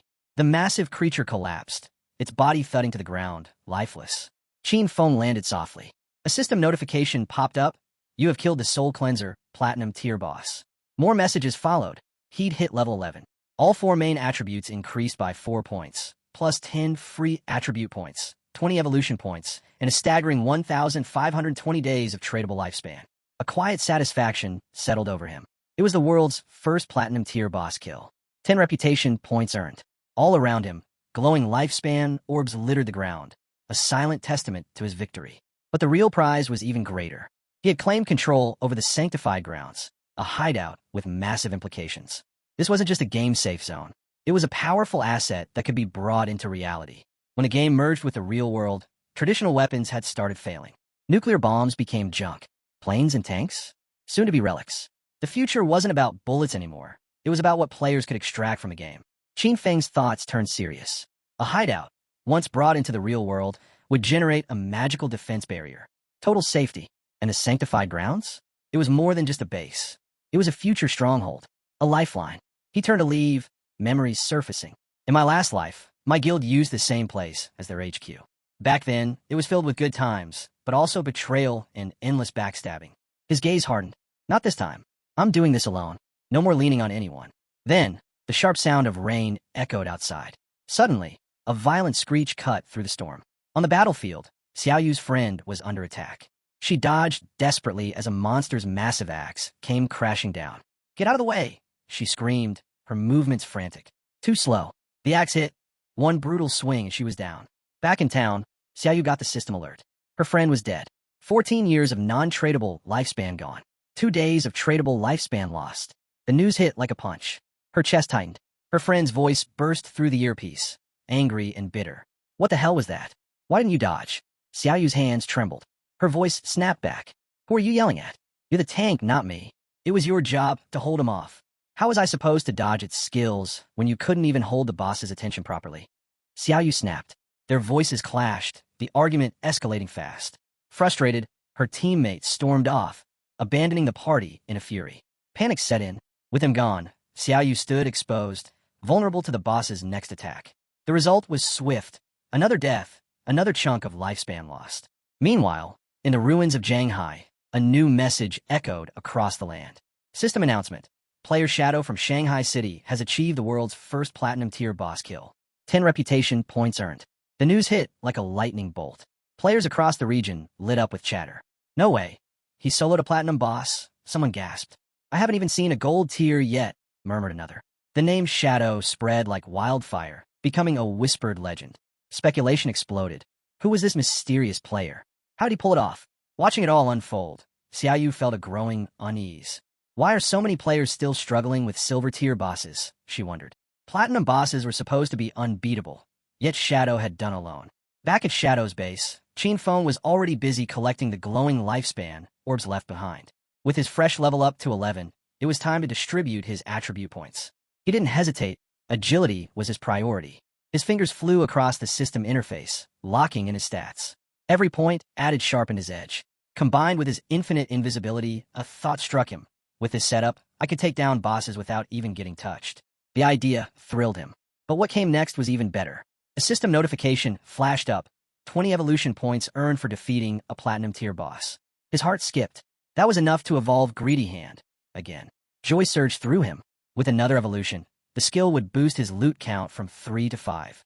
Even better, he'd gain 100 more storage slots. No hesitation. He spent 210 evolution points, leaving just 15 behind. System notification. Greedy Hand has evolved from epic to legendary. The upgrade was massive. The legendary version offered a staggering 500% chance for bonus loot drops. And every extra drop, it now had a guaranteed upgrade by 1 tier. It didn't stop there. A new passive kicked in, 100 slots of greedy space. More room for more loot, all the time. Grinning, Qin Feng activated his new legendary skill. 5 extra drops materialized, just as expected. Among them, the system awarded him another 100 evolution points, bringing his remaining total to 115. He scanned the loot window. 2 pieces of assassin gear and an assassin skill book gleamed back at him. Perfect, but his current level wasn't high enough to equip them yet. No problem. He sent them straight to storage in the Sanctified Grounds warehouse, saved for later. Then he summoned a devout. Qin Feng summoned a believer, instructing them to gather and neatly stack all the loot from the palace. The follower moved quickly, collecting every valuable item scattered around. As the believer worked, Qin Feng turned his attention to the 115 evolution points he still had to spend. He wasn't going to let a single one go to waste. First up, Shadow Stealth. He evolved it 3 times, pushing it to epic. The upgrade was immediate. Stealth duration jumped from 36 to 60 seconds. Even better, attacks coming out of stealth now dealt 300% to 500% more damage. Cooldown dropped too, from 22 seconds to just 15. Next was Backstab Enhancement. Using 34 evolution points, he upgraded it twice, reaching epic. The damage boost from back attacks soared from 50% to 75%. Devastating. Then came Darkest Moment. With just 6 points, he advanced it all the way through Platinum, Emerald, and Diamond to Epic. Now, it unleashed a blast of dark light that blinded enemies within a 50-meter radius. The effect lasted a base of 16 seconds, shorter if the target had a high spirit stat. Finally, he turned to Bloom Curse, dropping 33 points to evolve it to Legendary. And the new effect? Terrifying. He could now cast Bloom Curse on a player's corpse within 60 seconds of death. It would absorb 50% of their remaining non-tradable lifespan, along with any scattered light orbs, and make the body vanish completely. His eyes widened. He hadn't expected that. The skill could now directly consume non-tradable lifespan orbs, perfect for rage zones and heil areas, where that type of lifespan burned away quickly. Essential for survival. Just then, a message popped up from Snowy. She congratulated him on the platinum boss kill and added news. The Eastern Sage just logged off. His clan's gathering at the Jiangnan Hotel to convert lifespan into combat power. Qin Feng thanked her. No need, she replied coolly. It's my job. Then her tone shifted, serious. You have to beat Eastern Sage. If you don't, I'm done for. Don't worry, Qin Feng said, calm and focused. His mind was already on the next move. He finished storing the loot, grateful for the extra 100 storage slots. Space was no longer an issue. Once everything was packed away, he headed off to find Wang Ming. Time to sell what they didn't need. As he walked through the ruins, someone familiar stepped into view. Shadow had returned. Excitement rippled through the group. Little Black and the others lit up with joy. Xiaoyu was the first to run toward him, her steps quick with anticipation. But just before she reached him, Qin Feng raised his hand, firm but calm. His voice turned businesslike. Same as always. I set the price. If you don't like it, feel free to walk. He scanned the loot, calculating quickly. Over 30 pieces here are just basic bronze and common junk, he muttered. So, I'll give you a discount. 950 days of lifespan for the lot. Xiaoyu didn't hesitate. She smiled, nodding. That sounds fair to us. Deal, Xiaoyu nodded. They had already calculated their earlier loot, worth around 1,000 days of lifespan. To make things easier, she offered, let's just call it 2,000 days for everything. Qin Feng raised an eyebrow, eyes narrowing slightly. Hold on, he said, voice steady but pointed. This haul includes silver, gold, and even platinum tier items. The real value is closer to 18,000 days of tradable lifespan. Xiaoyu froze. Her fingers flew across the system interface as she reviewed the list. Her eyes widened. Platinum gear, she whispered, stunned. I only have 1 gold tier item myself. Who would even think of selling this stuff? Her voice trembled with excitement. This changes everything for Jianghai City. This will speed up everything. Qin Feng simply shrugged. Just helping each other out, he said casually, brushing off the praise. But Little Black wasn't so quick to accept it. She narrowed her eyes, suspicious. How do you even have that much inventory space? She asked, voice edged with curiosity. Wait, are you Doraemon? Qin Feng chuckled softly. A subtle smirk crossed his face. I'm not Doraemon, he replied calm, a little amused. Your inventories are probably full already. There's a portal under the statue in the city ruins. Teleports back to the starting town. First use costs 500 lifespan days. After that, it's free. He turned to leave, then added over his shoulder. Think about it. Xiaoyu watched him walk away, smiling knowingly. Told you, she said, her voice playful. Shadow has to be a reborn player. No one else would know about that portal. Wang Ming, a bit lost in the moment, scratched his head. Captain, maybe don't spook him like that. You're gonna scare the guy, he said, trying to ease the mood. Xiaoyu blushed faintly. What do you think would happen if I tried flirting with Shadow? She asked with a mischievous grin. But Qin Feng was already focused on the next move. The system chimed in with a familiar prompt. Would you like to consume tradable lifespan to extract a skill into the real world? He didn't hesitate. Yes. The system confirmed 27,000 days of lifespan consumed. Level synchronization and class advancement synchronization complete. A surge of adrenaline coursed through him. The divide between game and reality had vanished. This was power in its purest form. He dove in. First, 1,946 days to bring Shadow Mel to level 10, unleashing its full strength. Then, 900 days to push Backstab Enhancement to Epic. Another 1,000 into Greedy Hand, maximizing loot drops. 3,200 more for Shadow Flash Slash. 5,366 into Ghost Blur, enhancing his evasiveness and speed. A massive 16,999 for Curse of Blooming, adding raw devastation. And 11,313 into Blacklight Shield, fortifying his defense. When it was over, he had 7,480 tradable lifespan days left. But he wasn't done. Next, equipment. 3,600 days went into the Boots of Concealment, Gold Tier. Then 3,394 days on the Pendant of the Devout. More than just flashy, the pendant reduced cooldowns and even summoned a Silver Tier follower. A nearly invincible force in the real world. That's the real game changer, Qin Feng thought, his mind already spinning with plans. After all his extractions, he was left with just 486 days of tradable lifespan. But in exchange, his real-world strength was now nearly on par with his in-game power. He could feel it coursing through him, raw energy and control. This is what it's all about, he thought, then melted into the shadows. Moments later, Qin Feng opened his eyes in the real world. Familiar surroundings greeted him, grounding him with renewed purpose. But a thought flickered. Kyan probably knows where I live now. A hint of unease crept in. For now, it was smarter to disappear, lay low until things cooled down. He knew extracting the Sanctuary of Soul Purification would cost over 1,300 years of lifespan. Too steep right now. First, he needed a temporary base, just until he gathered more resources. His eyes sharpened. He activated Greedy Hand. One by one, every item in the room vanished, sucked into the void. Weapons, gear, random items, all gone. Stored away like magic in his personal inventory. A cheat code come to life. He grinned. This is beyond broken. Like unlocking God-tier inventory in my favorite RPG. In a flash, he leapt to the window, phone in hand, scanning the map. Dongfan's clan was about 15 kilometers away, at the Jiangnan Hotel. Piece of cake, he muttered. 10 minutes. That's all I need. Then he was gone. Cloaked in invisibility, he moved like a sci-fi assassin. No sound, no trail, just pure precision. His route was direct. No stumbles, no distractions. The city passed by in a blur. Before long, he was there, right outside the Jiangnan Hotel. Inside, tension was rising. The Dongfang family gathered, the atmosphere buzzing with ambition. This is our moment, one man said, raising his glass. The game's skills and lifespan affect the real world. Thanks to Siener's foresight, our clan is about to rise to the top. Siener sat back, eyes gleaming with pride. Everything's going perfectly, he said, a little too smug. The family's elder nodded with approval. I'm proud. We've bought up a ton of exchangeable lifespan, all to push our top members to level 10. The goal? Control, both in the game and out. But Siener had no time for talk of legacies. He didn't care about dynasties or the family name. His thoughts were far darker.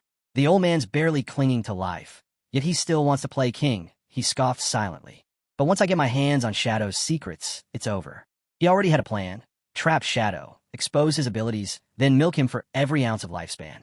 Once I'm at the top of the rankings, he fantasized, they'll all follow me. Dongfang will be mine. The old man turned to him, smiling. How's the plan with Shadow? Sienna gave a cold grin. Don't worry. I've already found someone who can uncover his identity. We'll have answers soon. He leaned in, voice low and dangerous. The grandfather says the shadow guy must be captured alive. He tells them to make the shadow serve the Dong Fong family, and that's the only way he can truly be of value. Xian just agrees with his grandfather. Outside their room, our hero has already cleared out the guards, while inside, they're busy chanting "Long live the Dong family," not knowing what's coming for them. Our boy thinks he didn't expect the people in the family to still be armed. The Shadow's stealth mode and Black Shield can dodge all attacks, but he hasn't brought any defensive gear into the real world either.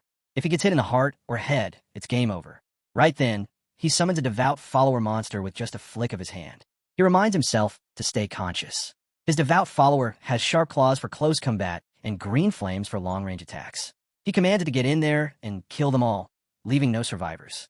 As a silver-tier boss, this monster has insane durability, even against firearms. It can tank a lot.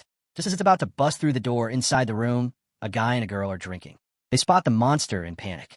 The summoned monster roars as the security team pulls their guns. Xian yells at them, saying this thing's a monster from some godforsaken game. Shoot it now. On his command, they open fire as the monster charges in. It instantly takes out a guard, green flame, through a distance. Then it pierces its hand straight through another guy's chest, then goes for another one. Xian watches it, killing everyone and sweating bullets. Next up is the Grand Master himself. He cries out for help as the monster pounces upon him, but Xian bolts in the opposite direction while the monster starts devouring his grandfather right there. The guy in a black suit runs outside, thinking he has to escape, and if he can make it into the game, he'll be safe. If he manages to hit level 10, he can extract that power into the real world and come back unstoppable. But then, right in front of him, there's our hero, surrounded by black energy. He's confused for a second as our boy stands inverted, but before he can react, our hero charges in and slices his neck clean off in the blink of an eye. Even after dying, the guy's body runs a few steps before collapsing, his head rolling on the floor, and his soul probably still wondering what just happened. Then our hero casts the curse of the blooming flower, and the whole ground fills with creatures that start devouring the corpse and cleaning the area. He stands on the floor, wrapped in thick red energy, while an interface appears, showing he just absorbed 27,000 days of tradable lifespan and 482 years of non-tradable lifespan. Our hero says this is a massive harvest. Xander's body dissolved into a flurry of blooming flowers, and Qin Feng couldn't help but smile. This time, the blooming curse had truly lived up to its name. It wiped away every trace. No blood, no body, just flowers. More importantly, it drained every last second of Xander's remaining life. His lifespan, once non-tradable, had now been absorbed.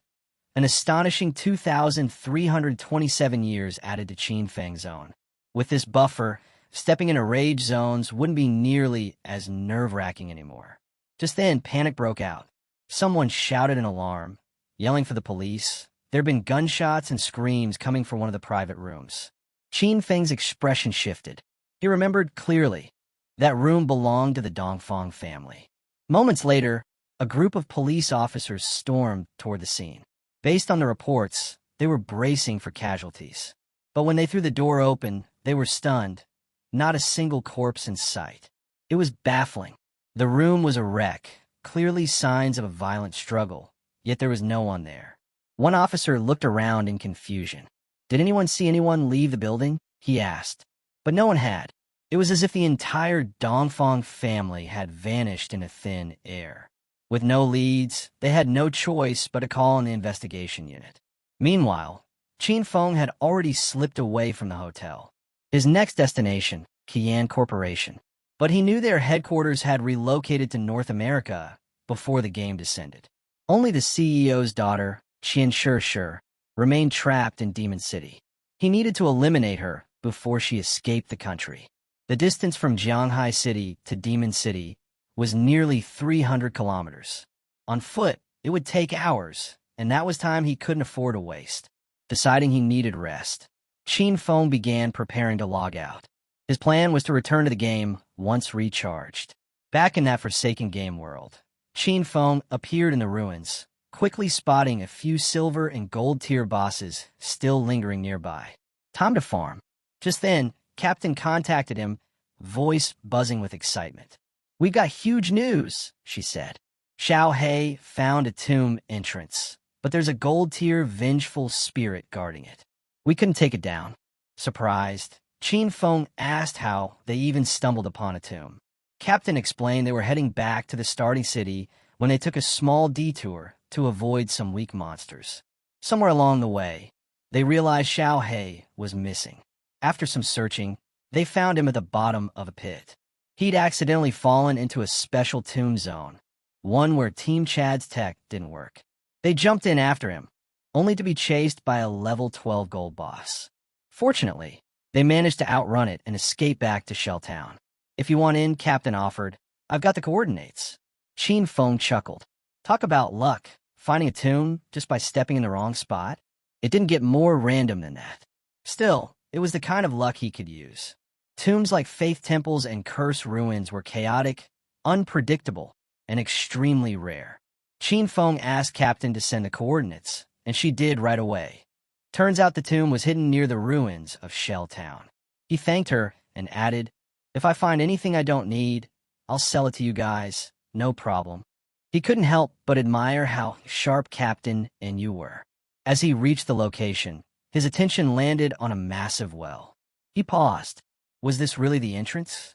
It looked too obvious. Hard to believe someone could just stumble in by accident. Then again, Xiao He had done exactly that. No second guessing. Qin Feng jumped straight in.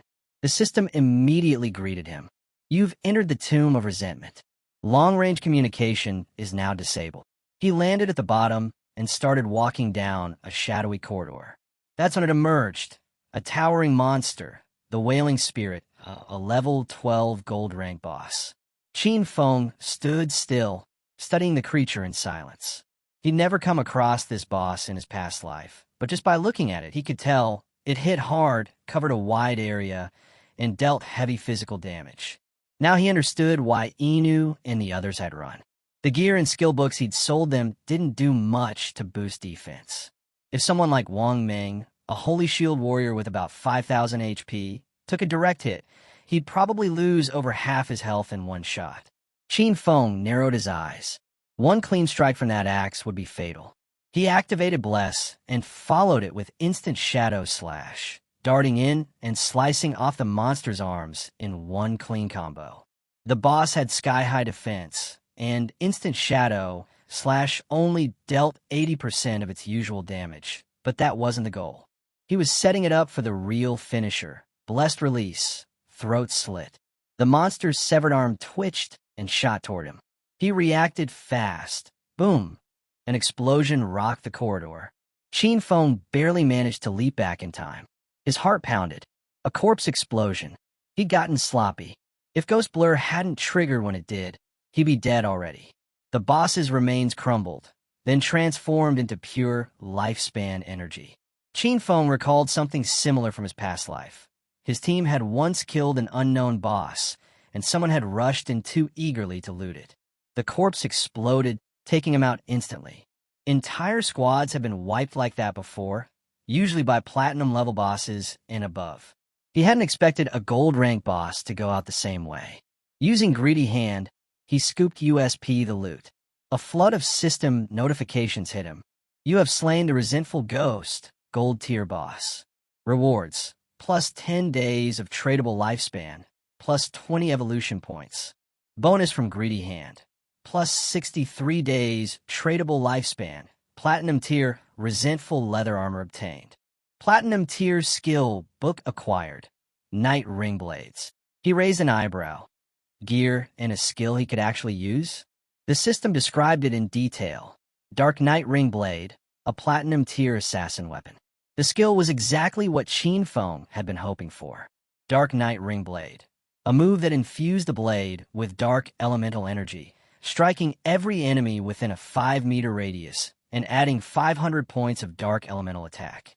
Its cooldown was normally 10 seconds, but his buffs had already pushed it down to 5.7 seconds. The required level? Just 11. Perfect. This was exactly the kind of elemental burst the assassin class needed. The shadow class relied more on spirit than strength, meaning his magic damage far outstripped his physical output. No wonder skills like this one fit him so well. He glanced at his stats. Strength 9, Constitution 9, Agility 24, Spirit 15, He nodded to himself. Time to go all in. Without hesitation, he poured 6 evolution points into the skill, reducing his total to 36. In a flash, Dark Knight Ring Blade evolved, first to Emerald, then Diamond, and finally landed at Epic Tier. The result? Its range shot up from 5 meters to 12, and the Dark Elemental bonus leaped from 500 to 1,300 points. Qin Feng's expression sharpened. He understood exactly what this meant. While the boost to raw damage wasn't overwhelming, the expanded radius made it devastating for clearing mobs. Shadow Slash had a strong impact, but it only slashed forward in a narrow 5-meter line. Dark Knight Ring Blade, however, hit everything in the area around him. For Swarm Control, it was a monster of skill. The system pinged again, displaying the stats of the armor he'd looted. Resentful Leather Armor, Platinum Tier, plus 55 physical defense, plus 45 to all elemental resistances, plus 42 damage block, plus 777 HP. Level requirement, 11. Special effect, Resentment, gain plus 30 base attack after being hit. Qin Feng eyed the stats. The resentment effect wasn't game-changing, but the armor's defense, resistances, and block rate were top tier. It was more than enough to replace his old golden Ghostfire leather armor, LV5. He packed up the rest of the loot, 20 items in total. Selling everything would net him over 10,000 days of tradable lifespan. Now that he had access to the tomb, he was hoping to strike it big. A rare material would be great, but a mount? That would be even better. Elsewhere, things weren't going so smoothly. A goblin, swinging wildly, sliced straight through Qin Xiaoyu and her teammate, killing them instantly. They respawned back in town, but one of the men was absolutely livid.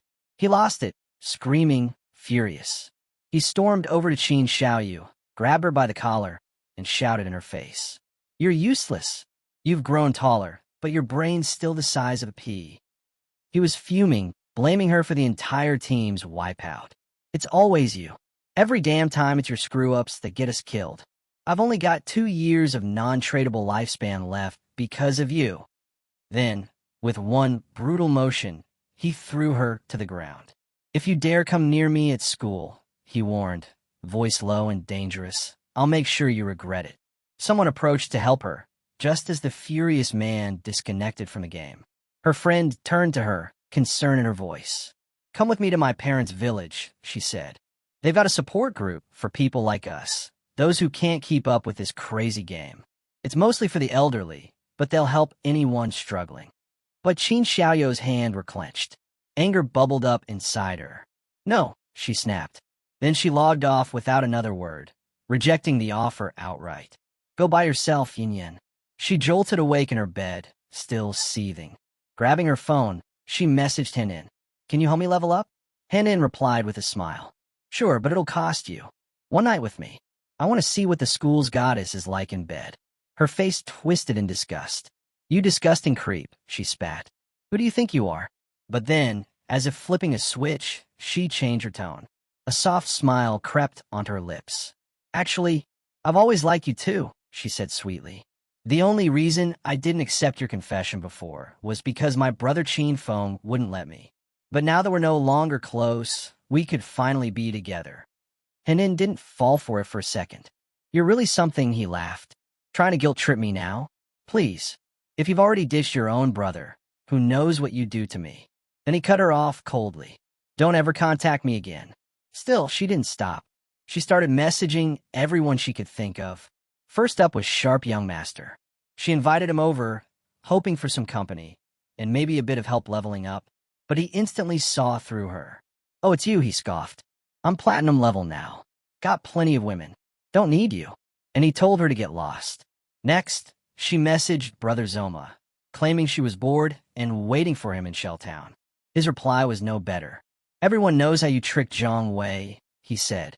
"Try that on me, and I'll test out my new skill on your face." Her chest tightened. She was getting nowhere. She cursed them all under her breath. Men, useless when it really counts. In her frustration, she stared blankly ahead, a sinking feeling settling in. Only 2.5 years of non-tradable lifespan left. She didn't know what to do. Tears welled up in her eyes. She felt completely alone. That's what she thought of Qin Feng. He wouldn't ignore her. He never had. If anyone could help her, it was him. She had to go see him, even if it meant swallowing her pride. Night had already fallen by the time she reached his apartment. As she stood outside the door, she imagined how it would go. She'd step inside, say a few heartfelt words, maybe even apologize. He'd forgive her like always. But the thought made her pause. Why should she apologize? She hadn't done anything wrong. No, she told herself. This wasn't about pride. She just had to play it smart. She raised her hand to knock, rehearsing it in her mind. Act humble, get him to help her level up, and once she was back on her feet, she'd cut ties with him for good. A faint smile played on her lips. Just a little longer, Qin Feng. Once I get what I need, we're done. This was the plan, and Sayo thought she was an absolute genius for coming up with it. Feeling confident, she knocked on the door. Qin Feng, open up. She knocked again, louder this time. Come on, I know you're in there. Are you asleep or what? Then her voice softened. I'm back. Please, open the door. Her knocking turned desperate. Please let me in. When there was still no response, frustration took over. She kicked the door open and froze. The apartment was completely empty. No bed, no table, no clothes, nothing.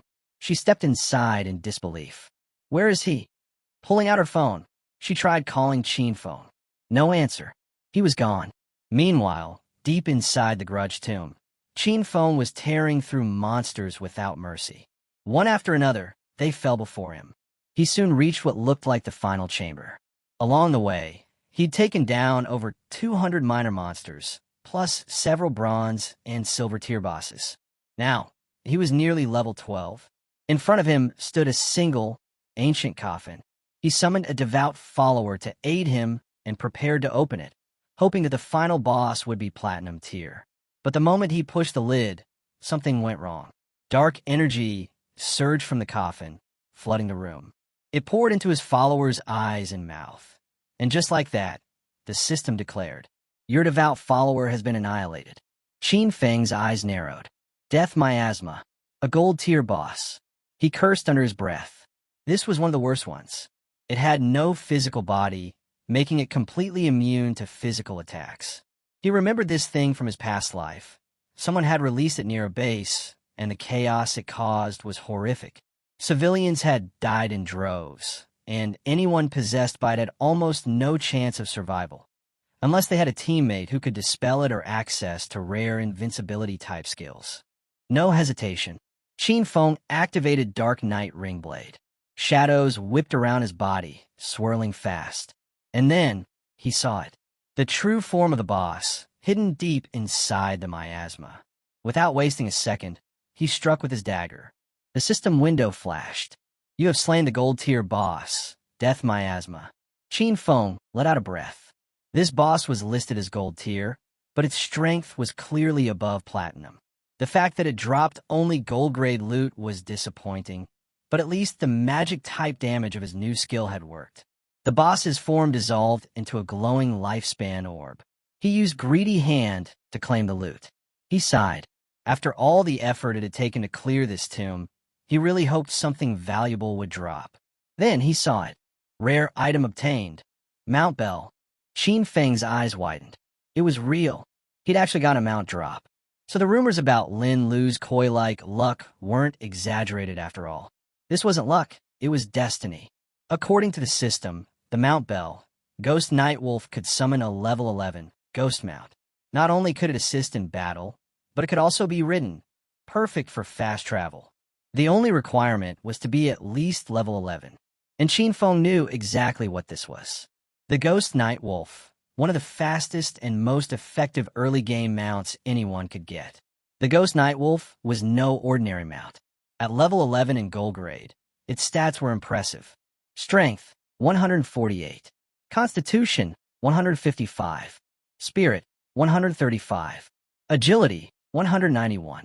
It wasn't just fast, it was powerful. Better yet, it leveled alongside its owner, getting stronger over time. But there was a catch. If its Mount Bell was ever traded, the wolf's progress would reset back to 0. Its abilities, though, were what really made it shine.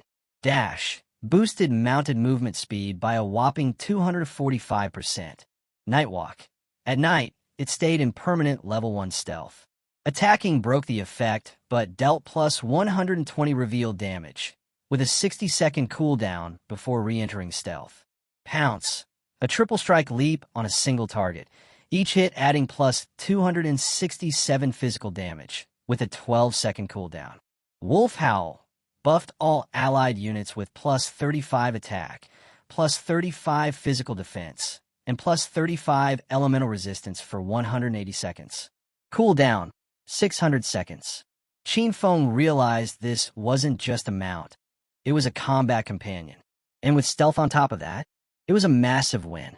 Night had fallen as he rode the ghost Night Wolf out of the tomb ruins.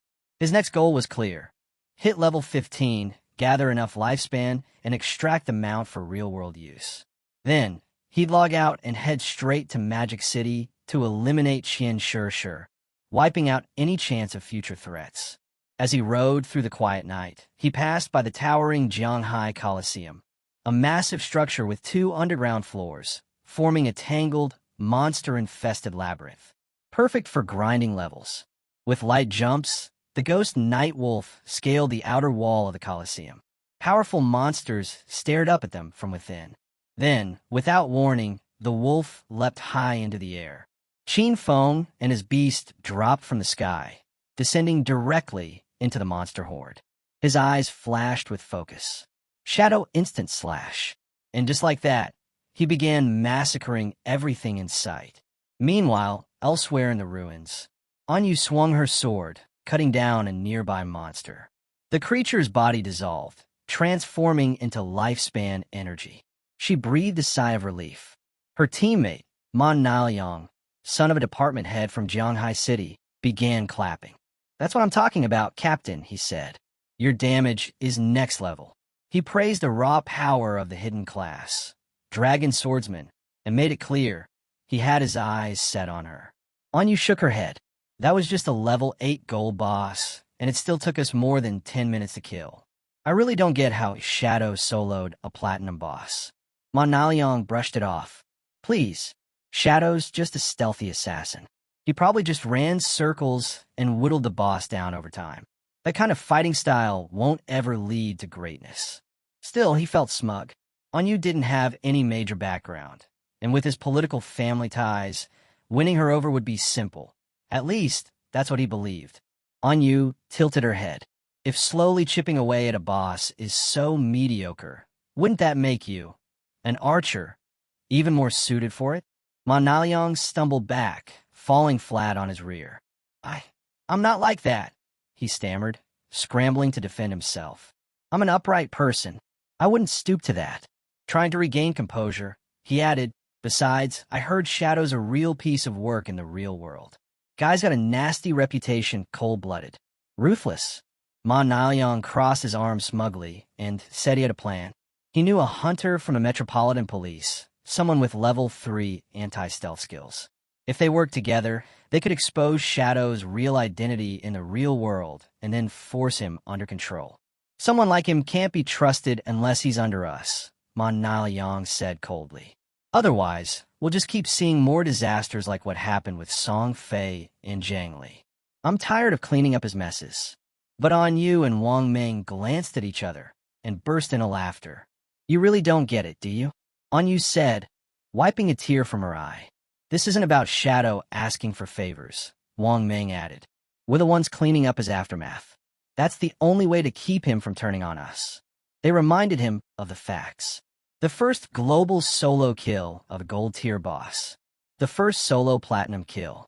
Both by Shadow. Ma Naliang's face twisted with fury. "He's just a fragile assassin," he spat. "As long as we can match his stealth level, he's nothing." He scowled at the two of them. "You nobodies have a nerve to lecture me?"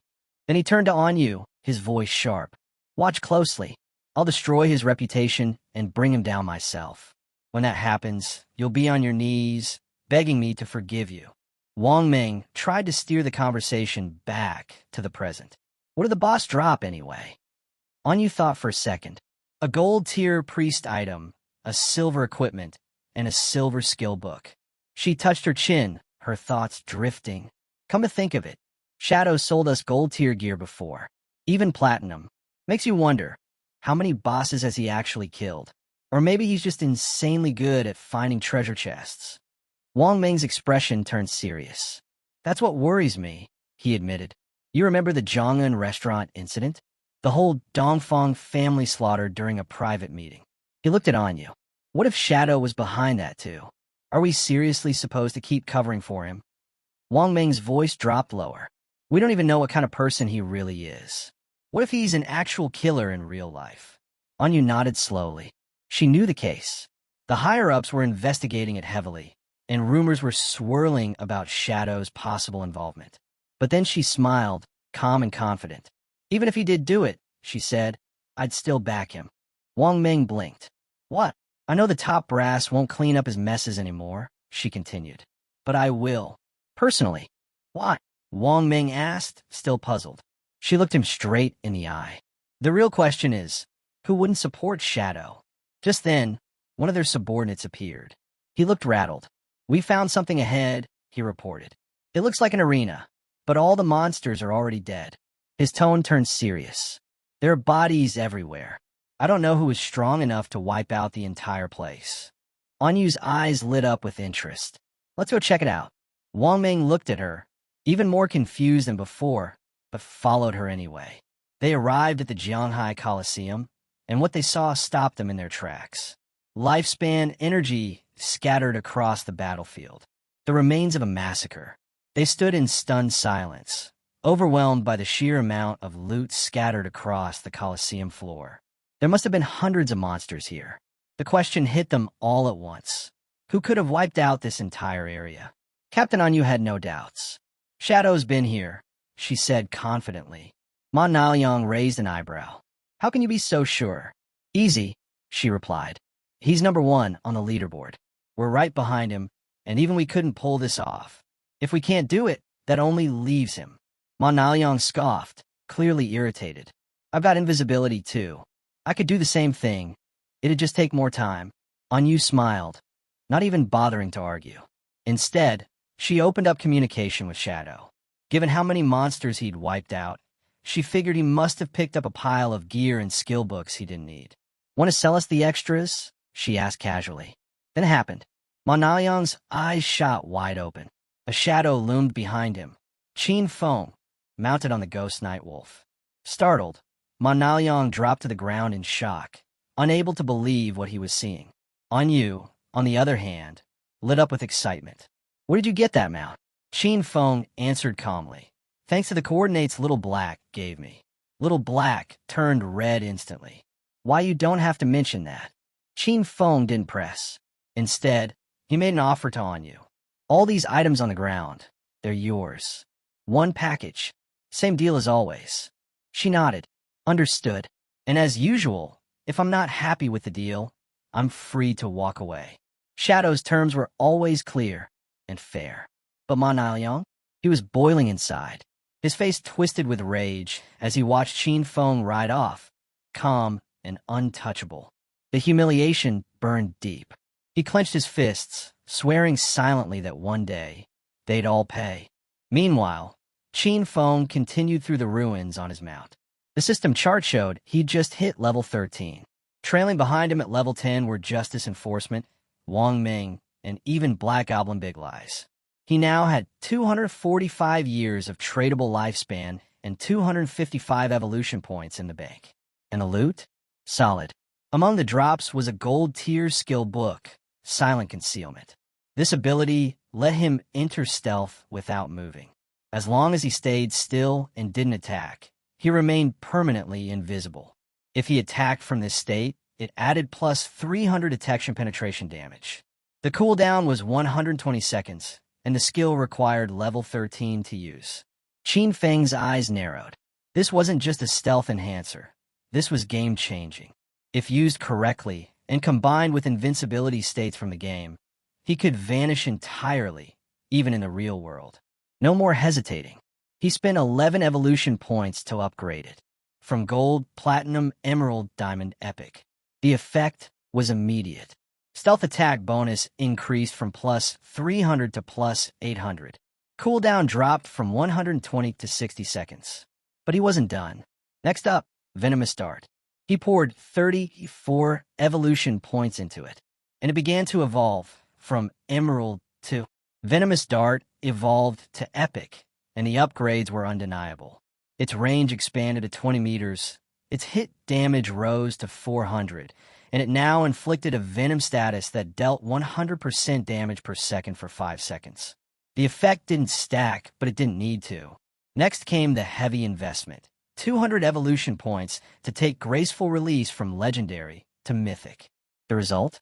Plus 300% bonus to weakness attacks. Weakness multiplier doubled. Remained at level 5. Throat slash effect. Dealt 200% damage per second for 3 seconds. Cooldown reduced to 15 seconds, and with his buffs, it was down to just 9.7 seconds. Qinfeng grinned. This was the power of Mythic tier skills. Every strike, unless against special monsters, was now a direct weak point hit. He then took out a necklace and studied it carefully. The Deceiver's Pendant, a platinum-grade assassin accessory, granted. Plus 45 physical attack, plus 20 strength, plus 20 constitution. Required level 13. Its special effect? It boosted stealth level by 1. Combining all his gear and skill bonuses, Qinfeng had now reached stealth level 4, practically undetectable at this stage of the game. And then there was the Shadow Veil, a gold-tier assassin item. Plus 5 constitution, plus 5 spirit, plus 32% evasion rate. With everything stacked, his total evasion now sat at a staggering 83%. That's what happened. A small explosion echoed nearby. Qinfeng paused. Something was coming. From the rubble, a towering figure emerged. A giant boss, its arms made of chains, hands replaced by razor-sharp blades. He narrowed his eyes. The Steel Saintess. Qinfeng couldn't believe it. Who the hell unleashed her? He remembered her from his past life. She'd once appeared right here in the ruins of Jianghai City. Over 1,000 players had tried to take her down. The result? Over 4,000 deaths. She wasn't just a random boss. She was the guardian of Church Sanctuary, the second largest refuge in the ruins of Jianghai. Originally, Qinfeng had planned to deal with Qian Shishir first before challenging her. But now that she was here, he wasn't going to let the opportunity slip. He jumped, and his ghost Night Wolf leapt onto the nearest building. From above, he watched as chaos erupted below. The boss spun her bladed arms, tearing through players like paper. One fell, then another. Panic set in. Before anyone could organize, she lunged forward again, butchering them mercilessly. Qinfeng frowned. They're overestimating themselves, he muttered. One player, mounted on a tiger, charged in to fight her. Qinfeng's eyes narrowed. Dong Wuing, also known as Chun Wuming, a player with a hidden class, Paladin, a face from the past.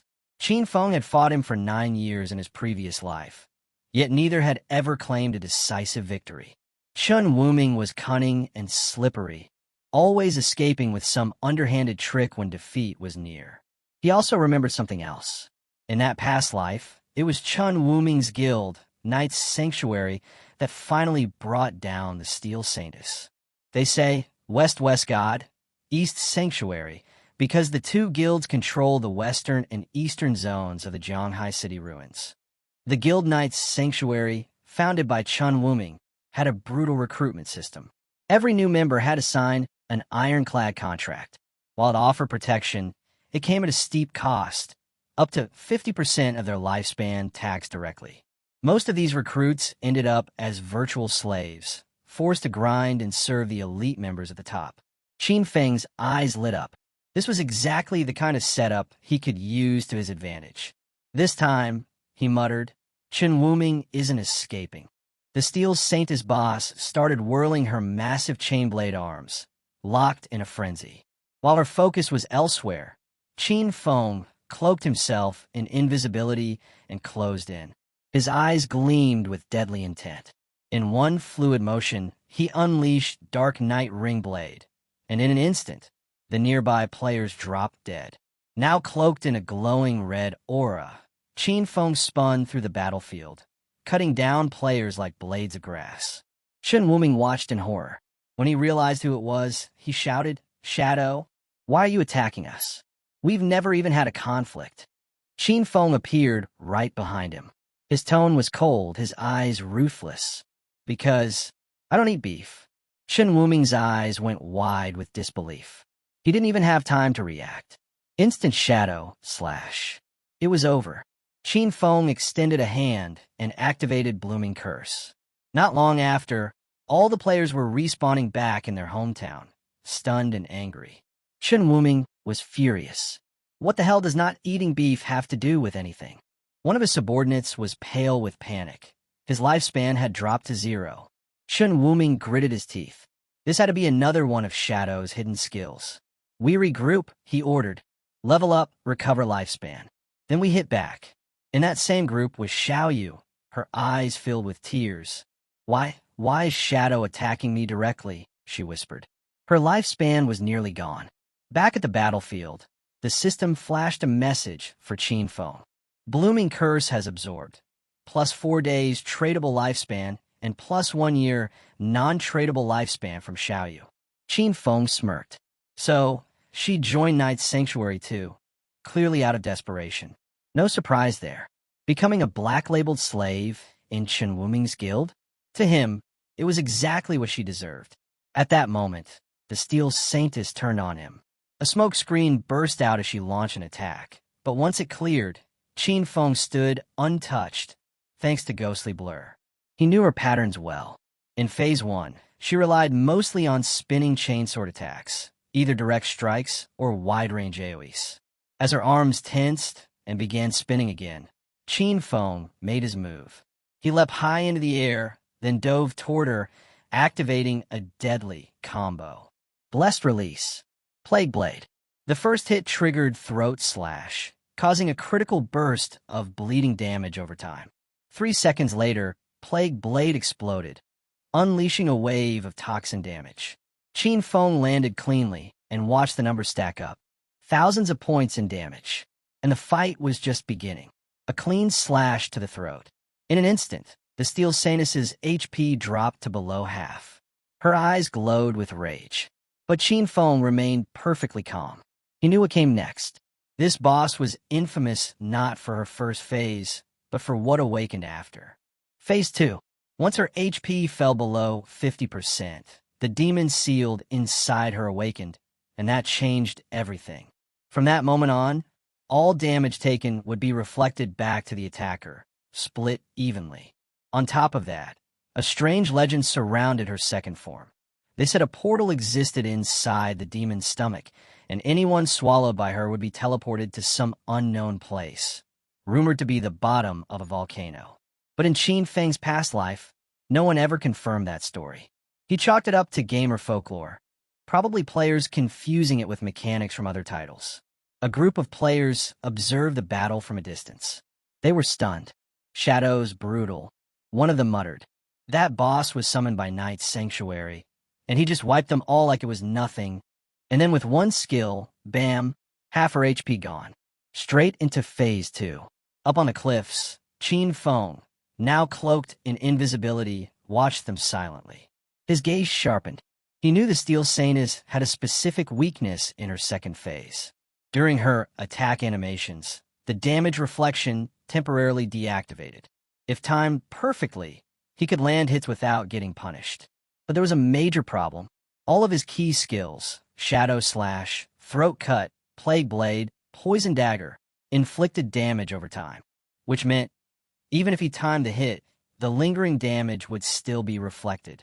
And at his current level, just one hit of that feedback would kill him instantly. He narrowed his eyes toward the players still chatting on the ridge.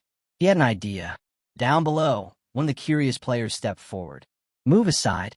I want a better look." His name was Anyu. The others seemed energized by his presence. His subordinate explained that they'd been watching the fight for a while. They'd already memorized the boss's attack patterns. Apparently, she only had a few core moves. Grinning, a girl beside him raised her hands. After the boss drops below half HP, she pauses briefly. Her body changes slightly. Looks like she gains new skills. And just when she entered that second phase, she added, shadow vanished. Anyu clenched his jaw. No way. He was fighting her solo. His expression darkened, eyes glowing with frustration. Shao, activate Red Eye. Find him. The girl nodded and began channeling her skill. A small spirit rabbit materialized and hopped toward the boss unnoticed. She scanned the area and frowned. I can't detect him, she said. If he's still here, I can't see him. Level 3 anti-stealth. And still nothing? Anyu's face stiffened. That could only mean one thing. Shadow had a level 4 stealth skill. And if that were true, then he really had left. Still, he wasn't taking chances. Keep watching, he ordered Shao. If he comes back, I want to know immediately. She nodded firmly. Anyu leapt down from the building, landing with a heavy thud. His blades drawn, confidence brimming. A smile crept onto his face. The other players stared, whispering to each other in disbelief. He's crazy, one of them muttered. Going after a platinum-tier boss solo? But none of them had expected it, but someone recognized him. He'd seen that guy back in the starter town, effortlessly taking down a gold-tier boss without even getting scratched. It all made sense now. His class? Soul Warrior. A rare one with a crazy ability. 100% dodge chance while rolling. And that wasn't all. He was none other than the legendary player known as Safety First. Word was, he used to be a top-ranked global streamer in Souls-like games, famous for lightning-fast reflexes. The boss locked eyes on him. Her blade-like arms slashed forward, but Anquin didn't flinch. He slid low, skimming across the ground, slipping past the blow with razor-thin timing. She wasn't done yet. Energy arms burst from her body, aiming to crush him, but again, he rolled away just in time. She lunged again. Another roll. Another perfect dodge. His squad could hardly believe what they were watching. The way he moved, so precise, so calm, it was unreal. They started praising him right there, marveling at how he never got greedy for an extra hit, never slipped up. His discipline was unmatched. One of them smiled and said it. He was next level, dodging every single attack without missing a beat. Even more shocking, they noticed something strange, flashes of slash effects lighting up around the boss every time he rolled. Could this class really be that broken? A black-haired woman finally explained it. Every dodge wasn't just defense, it was offense. The Soul Warrior's passive let each successful roll trigger a counterattack, dealing real damage. That's why her health kept dropping, even though he hadn't swung a blade yet. Then Shirao too grinned. She said the perfect dodges were just the beginning. What truly made Anquin terrifying was what came after. His offense wasn't just strong, it was brutal. Each strike was timed to perfection, his combos flowing seamlessly. It wasn't just about surviving the fight, it was about ending it fast. The boss, now frustrated, was frantically trying to land a hit. Xiaodu's eyes lit up. She revealed another secret. If a dodge landed perfectly, Anquin's next attack would ignore half the boss's defense. That's when Anquin turned to face her, blue energy crackling across his body. His team immediately recognized the glow. It meant he was about to drop a massive hit. 4-digit damage, easy. His eyes gleamed as he dashed forward. In a blur of motion, he struck. One move, split into 3 shadowy slashes, ripped through the boss like shooting stars. He weaved between her defenses with flawless precision, landing devastating cuts. Her HP bar, it plummeted, half gone in seconds. Cheers erupted from his team. Before they knew it, the boss was already down to just 1/3 of her health. Anquin turned his back on her, confident. A smile tugged at his lips. And that's when it happened. Out of nowhere, a savage strike came crashing down on him. Massive slashes tearing through his HP, wiping out over 34,000 in a flash. He dropped instantly. His squad froze. What just happened? They were sure he dodged. No attack should have landed. Even stranger, when they attacked right after, the boss didn't lose any HP at all, even though her health had just been sliced in half. Something wasn't right. Not far away, the real story started to unfold because there stood our guy, watching it all silently. Anquin's lifespan, orbs dropped. and Qing Feng silently thanked him. The Soul Warrior's flashy antics had forced the boss to burn through many of her key skills. Qing Feng's eyes gleamed with satisfaction. While all that chaos unfolded, he never stopped attacking. And now, finally, the boss's health had dropped to a third. Sure, Anquin's performance had looked impressive, but in the end, his showboating got him killed.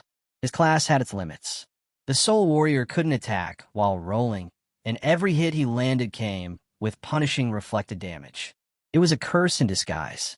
Against someone like the Steel Maiden, that kind of trade-off was fatal. Now, the boss began turning away, and Qing Feng immediately understood what was happening. With her HP so low, she was trying to retreat to the church sanctuary. If she made it there, she'd fully heal, wiping out all their hard-earned progress. His gaze swept over Anquin's team. They looked shaken. His death had rattled them. Qing Feng could tell they weren't going to attack again, and unless someone forced the boss to fight, her damage reflection would stay active. It was time to act. Qing Feng stepped forward, blocking her path. He wasn't about to let her escape. The other players looked stunned. To them, Anquin had been a clown. The real threat? Shadow. It was terrifying to think those brutal cuts the boss had taken earlier, that hadn't been Anquin. That had been him. Xiao was in disbelief. Her level 3 anti-invisibility skill hadn't picked him up at all. That could only mean one thing. Shadow's stealth was level 4 or higher. Then, one player's eyes locked onto something. Anquin's lifespan orb still lay on the ground. Temptation took over. He licked his lips, plotting a way to grab the loot. But Qing Feng had already activated a skill. Blacklight Shield.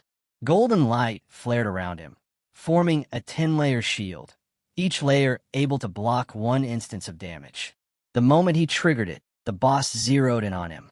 Her arms morphed back into blades, and she lunged. Qing Feng was ready. He launched instant Shadow Slash, delivering rapid, cutting strikes. While the boss attacked, he counted the layers left on his shield. 7 remained. He remembered, out of those 9 slashes, the last 3 had landed just after her attack ended, during her damage reflection window. If it hadn't been for the shield, he'd have been wiped out. Now, the boss began to gather energy at her core. Then she leapt into the air and unleashed waves of purple flame. Qing Feng immediately pulled back. His shield was gone. Every layer burned away in seconds.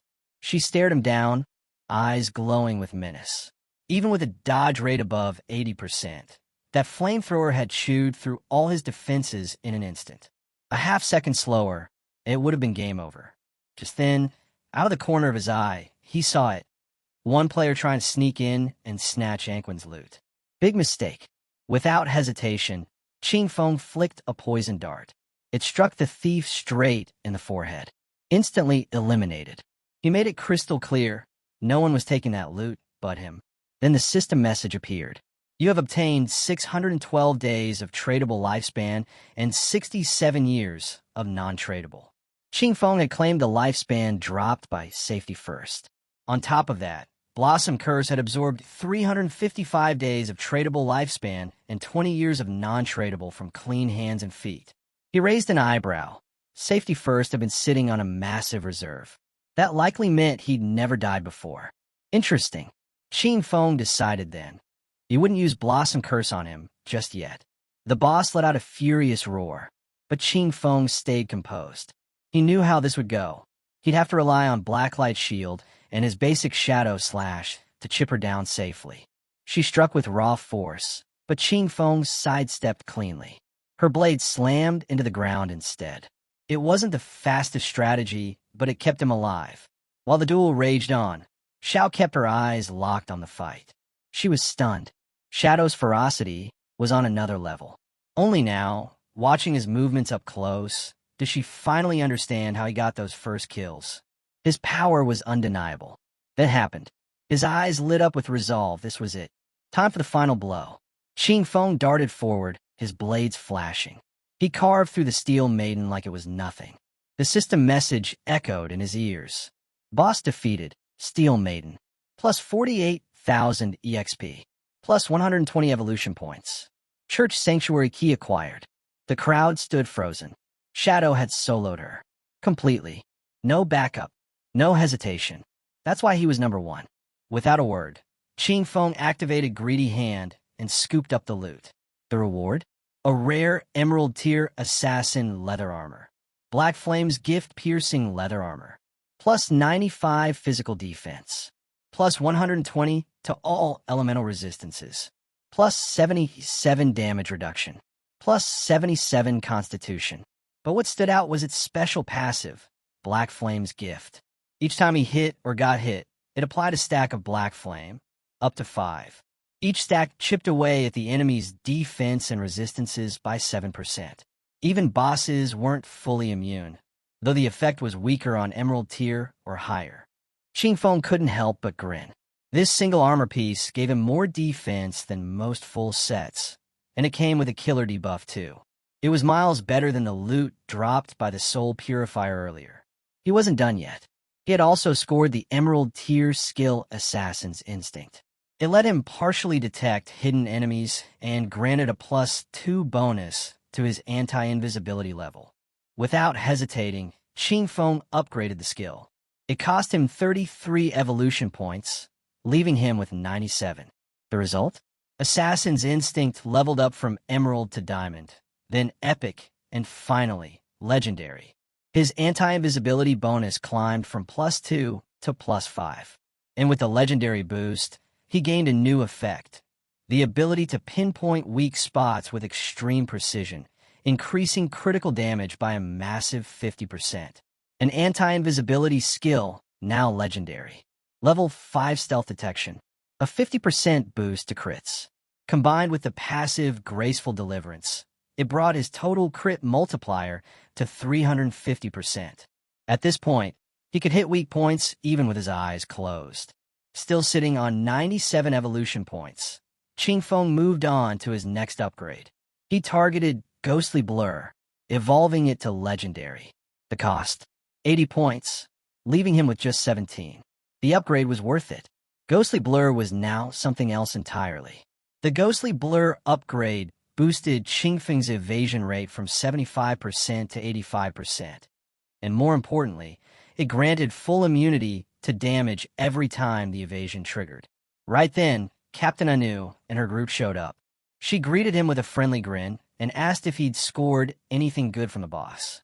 Ching Feng blinked, slightly confused by her cheerful tone. Anu smiled knowingly.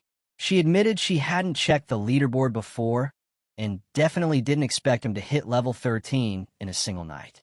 Insane, she said. Absolutely insane. Wang Ming chimed in, still catching his breath.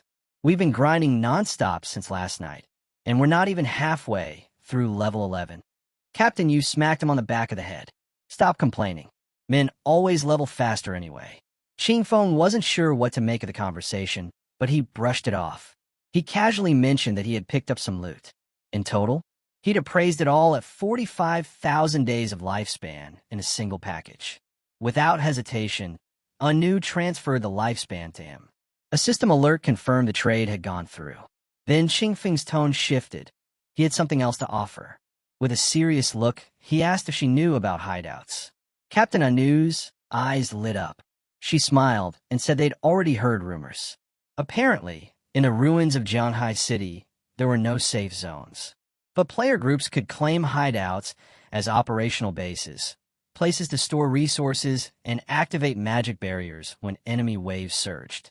Ching Feng assumed she was referring to the smaller hideout dropped by the Golden Tier boss. But she shook her head. Jianghai's officials hadn't secured any hideouts yet.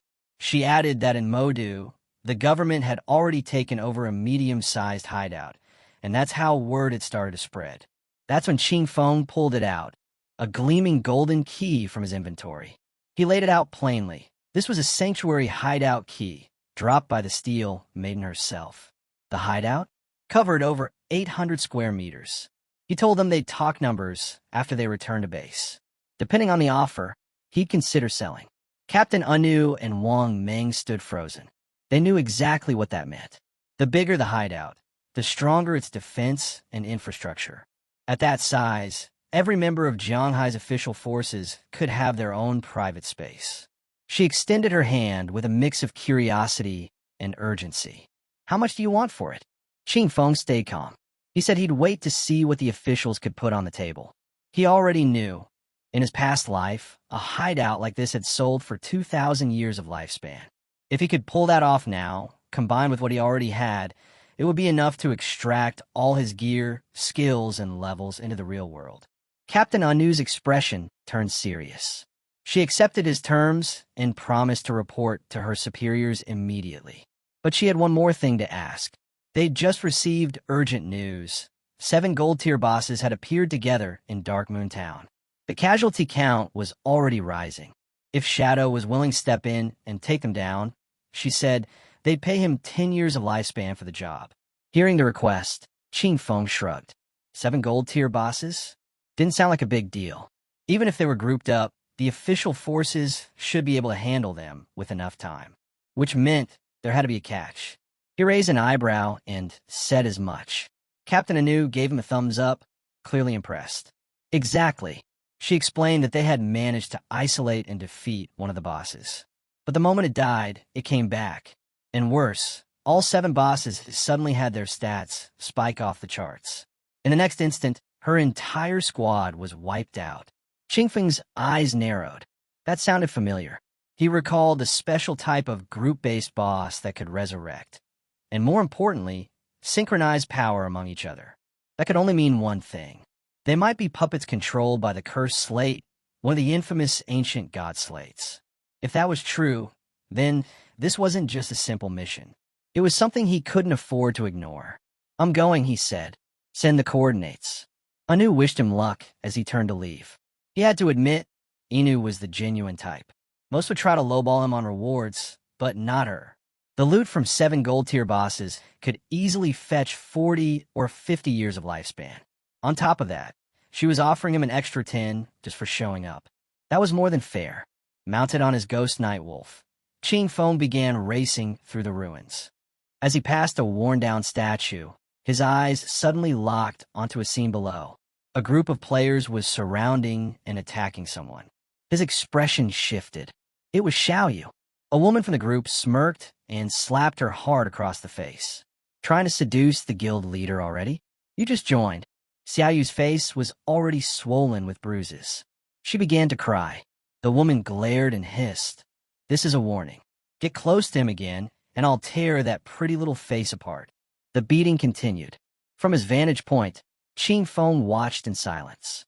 He understood right away. Xiaoyu had been pulled into the kind of petty, poisonous drama that often festered inside big guilds. She'd joined the Knight's Sanctuary, and now she was paying the price. In his past life, he'd always cleaned up these messes for her. This time was no different. He dropped down from the rooftop. Xiaoyu sobbed, begging them to stop. It hurts. Please, I think I'm going to die. The women ignored her. We should kill you. Who knows how many men you've seduced already? Qing Feng turned and walked toward the massive statue in the city center. He remembered something few did. Beneath that monument was a secret chamber, one that allowed teleportation back to the starter town. A hidden shortcut known to only a handful of players. The moment he stepped inside, a magic circle lit up. He knew the cost. Nothing came free. First teleport, 500 days of lifespan. Second, 1,000. Third, 2,000. Each time the price doubled. Over time, the starter town itself would evolve. Monsters would become bosses, secret loot would emerge.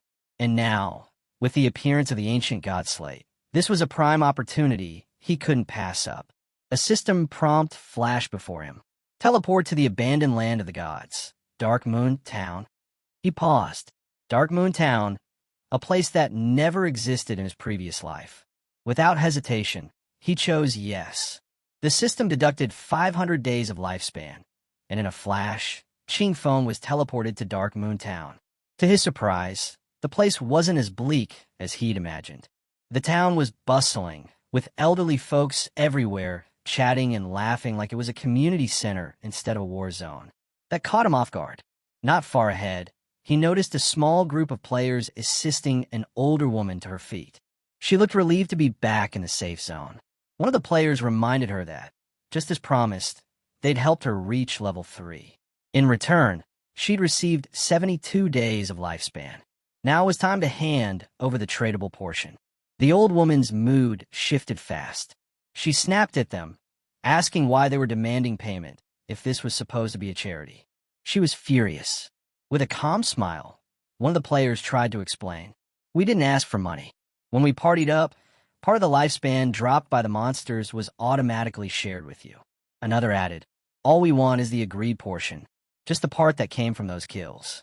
But the woman wasn't having it. What agreement? I never signed anything. You're seriously trying to scam an old woman like me? The players stayed patient, insisting that they only asked for the portion earned together. Without forming a party, she wouldn't have gotten the XP or the lifespan they shared. She stepped back, waving her arms and yelling, "Don't touch me. Someone help. The Manga River Guild is harassing an old lady." Then it happened. Someone suddenly slammed her to the ground. Everyone turned, stunned. It was Qin Feng. No hesitation. No warning. He grabbed her by the neck, eyes cold and sharp, and in one swift motion, slit her throat with his dagger. Silence. Even the players stood frozen. Her lifespan orbs dropped to the ground. Qin Feng looked at them. There you go. Her lifespan's on the ground. Take it. Still in shock, the players finally snapped out of it and began to cheer. Who? Who was that? Which expert just helped us? Qin Feng was already walking away, just lending a hand. They picked up the 72 days of lifespan and thanked him over and over. But for Qin Feng, it was a nuisance that PvP was restricted in town zones. He frowned, annoyed. His thoughts drifted to the Manga River Guild. They were based here in Dark Moon Town. He remembered, originally founded to help the elderly survive in the abandoned land of the gods, they operated as a charity. Eventually, they gained official backing and massive support. Now, in terms of membership alone, Manga River was the largest guild in all of Heikia. Qin Feng's eyes narrowed with interest. In a world collapsing into chaos, it was exactly groups like these, naive, well-meaning, and vast, that could change everything. Meanwhile, deep in the night, somewhere in the forest, a battle was unfolding. A massive mud creature roared, thrashing wildly. Two mages were fighting back. Mother, use lightning strike now. On it, she replied, beginning to charge her spell. The staff pulsed with energy, and a thunderbolt ripped down from the sky, slamming into the mud monster with a deafening crack. Seeing the opening, the party's swordsman dashed in and sliced the creature clean in half. Its body dissolved into glowing orbs of lifespan. He exhaled in relief. They'd won. The girl clapped her hands and smiled. You guys are amazing. The player called Mother responded with a calm nod. If you just follow good tutorials, even small fry like us can take down monsters. The group began moving through the forest again. The boy glanced over at Yin Yan. Hey, is it true your friend Xiaoyu joined Knight's Sanctuary? I heard their entry fees are insane. Yin Yan nodded. Yeah, I invited her to join Manga River with us instead. She spoke earnestly, explaining that Manga River was a charity guild, a place where people like them, who weren't exactly game pros, helped each other. Veterans even volunteered to guide newcomers. But Xiaoyu had refused. The other player chimed in. She's already level 10, right? Probably got power leveled by Knight's Sanctuary. She'd also heard that anyone who signed with them got locked into a 3-year contract. Basically slaves for the whole term, she muttered. The boy frowned. So they just used her, raised her level just to turn her into a tool. He sighed. For people without skills, it's better to just grind slowly. Kill low-tier mobs, back off when you see a boss, and don't attract attention. Yin Yin nodded quietly. She knew Xiaoyu thought she was special. Maybe she was, thanks to her hidden class, but that didn't mean she was safe. Then, without warning, arrows rained down from above. They were invisible until the last second. Too late. The man in front gasped as the arrows tore through his body, dropping his HP by 1,200. He collapsed instantly, dissolving into lifespan orbs. Yin Yan's heart dropped. Dad! Her mother screamed, rushing to his side, but there was nothing left to save. From the treetops, the archer smirked. One shot. Clean kill. The masked men with him laughed coldly. Seriously? Experts in Manga River? What a joke. They're just trash. Who'd waste their time babysitting old people. Scum like that should just uninstall. They walked toward Yin Yin and her mother, slow and confident. The archer grinned. All right, hand over all your lifespan. Now, Yin Yin froze. She remembered the system rules. Player killing was forbidden. Murderers would be flagged and hunted by bounty squads. But these guys clearly didn't care. The archer pointed straight at her, smiling wide. 3 seconds, then we take it by force. Mother gave in immediately, reaching into her inventory. Yin Yin stepped forward and grabbed her arm. Don't! Send an SOS through the guild channel. Now. I'll hold them off. The archer's expression twisted. Kill the old one. Keep the kid alive. Might be fun. The masked thugs lunged forward. But just then, out of the shadows, a massive wolf appeared. Its jaws clamped down with a crunch. Yin Yin stood frozen, unsure what had just happened. The archer's face twisted in confusion, unable to process the sudden turn of events. Before he could react, before he could even take his next breath, his head was severed in a single, clean strike. Qing Feng had arrived. While his wolf tore through the remaining masked attackers, Qing Feng stood over the fallen archer, staring silently at the lifeless head. It didn't take long for him to realize the truth. This guy had been Shadow. Back in town, the archer and his men respawned. Their rage boiled over. One glance at their HUDs, and the fury turned to shock. They didn't just die, they'd lost everything.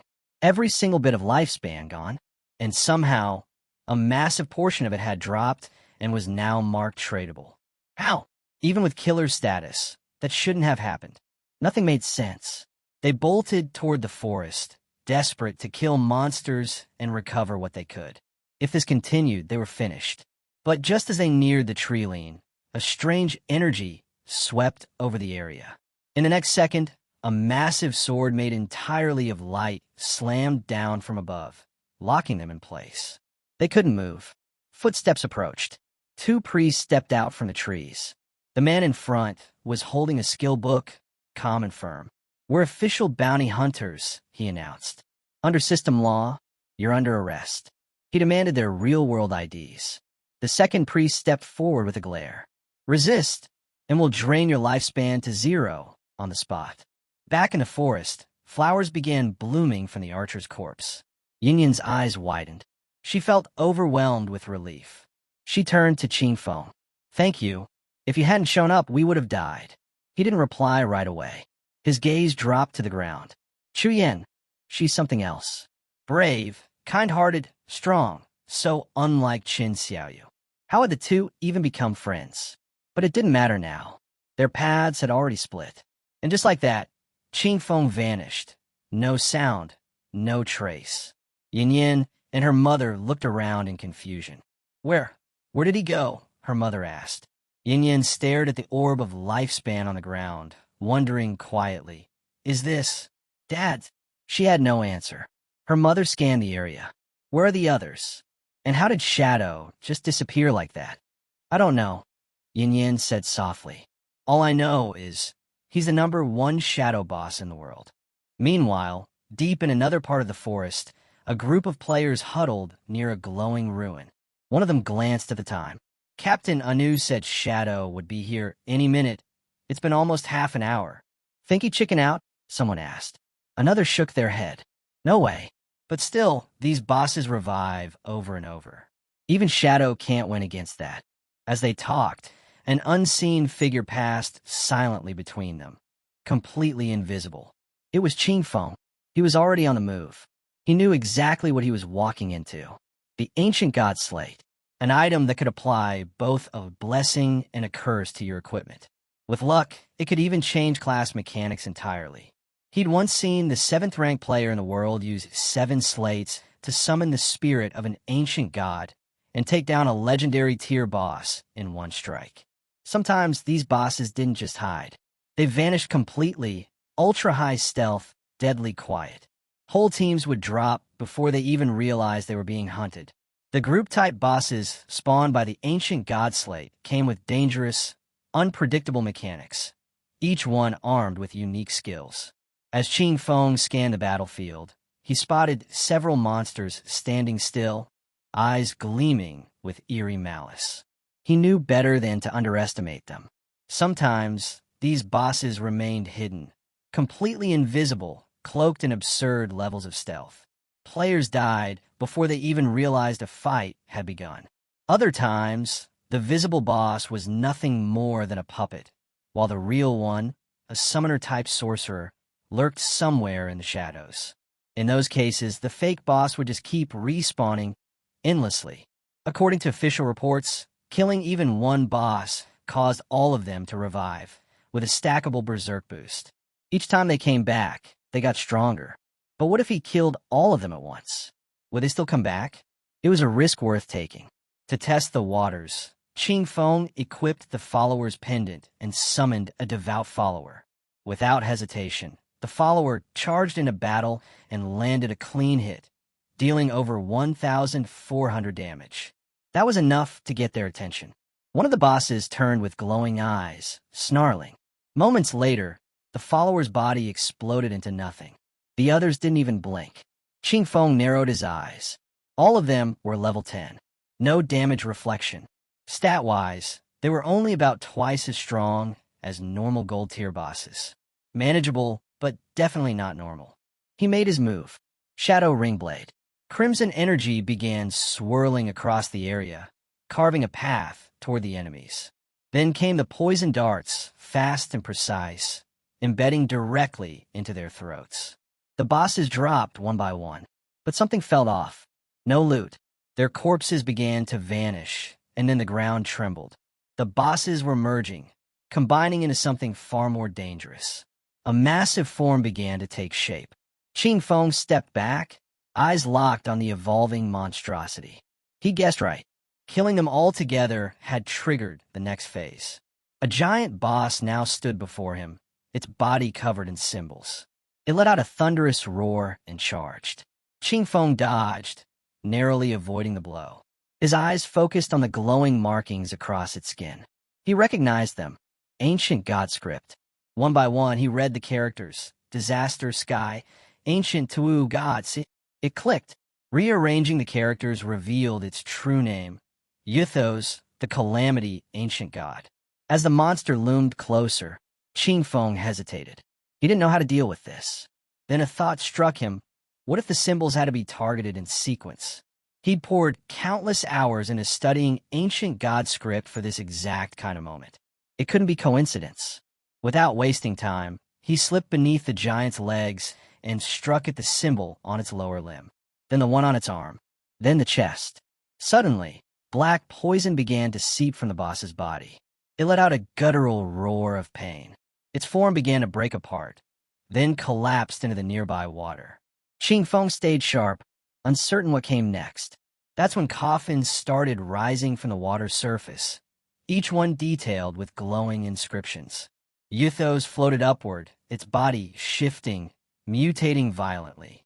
Then, monsters began pouring out of it, roaring into the night. Qing Feng studied the coffins closely. The carvings on each one matched perfectly with the monsters now emerging. This phase was different. To end it, he needed to kill each monster next to its matching coffin. And just beyond them, barely visible under the haze of dark mist, was the ancient god slate. Exactly what he came for. The monsters surged toward him. Qing Feng stood his ground, eyes gleaming with cold resolve. Above the battlefield, a murder of crows circled ominously, drawn by the chaos erupting from the final phase of the ancient god slate. Across the valley, players began to feel the tremors. Something massive was happening. They couldn't tell if it was an earthquake or if the boss had entered some kind of berserk state, but one thing was clear: it wasn't normal. Curiosity got the better of them. "We should go check it out," one of the mages said, narrowing her eyes. Her friend scoffed. Why bother? Shadow's not showing up. No way he could take on a boss like that. But then the swordsman gasped. "Guys, come look at this." The battlefield was empty. No sign of Qing Feng. No trace of the boss.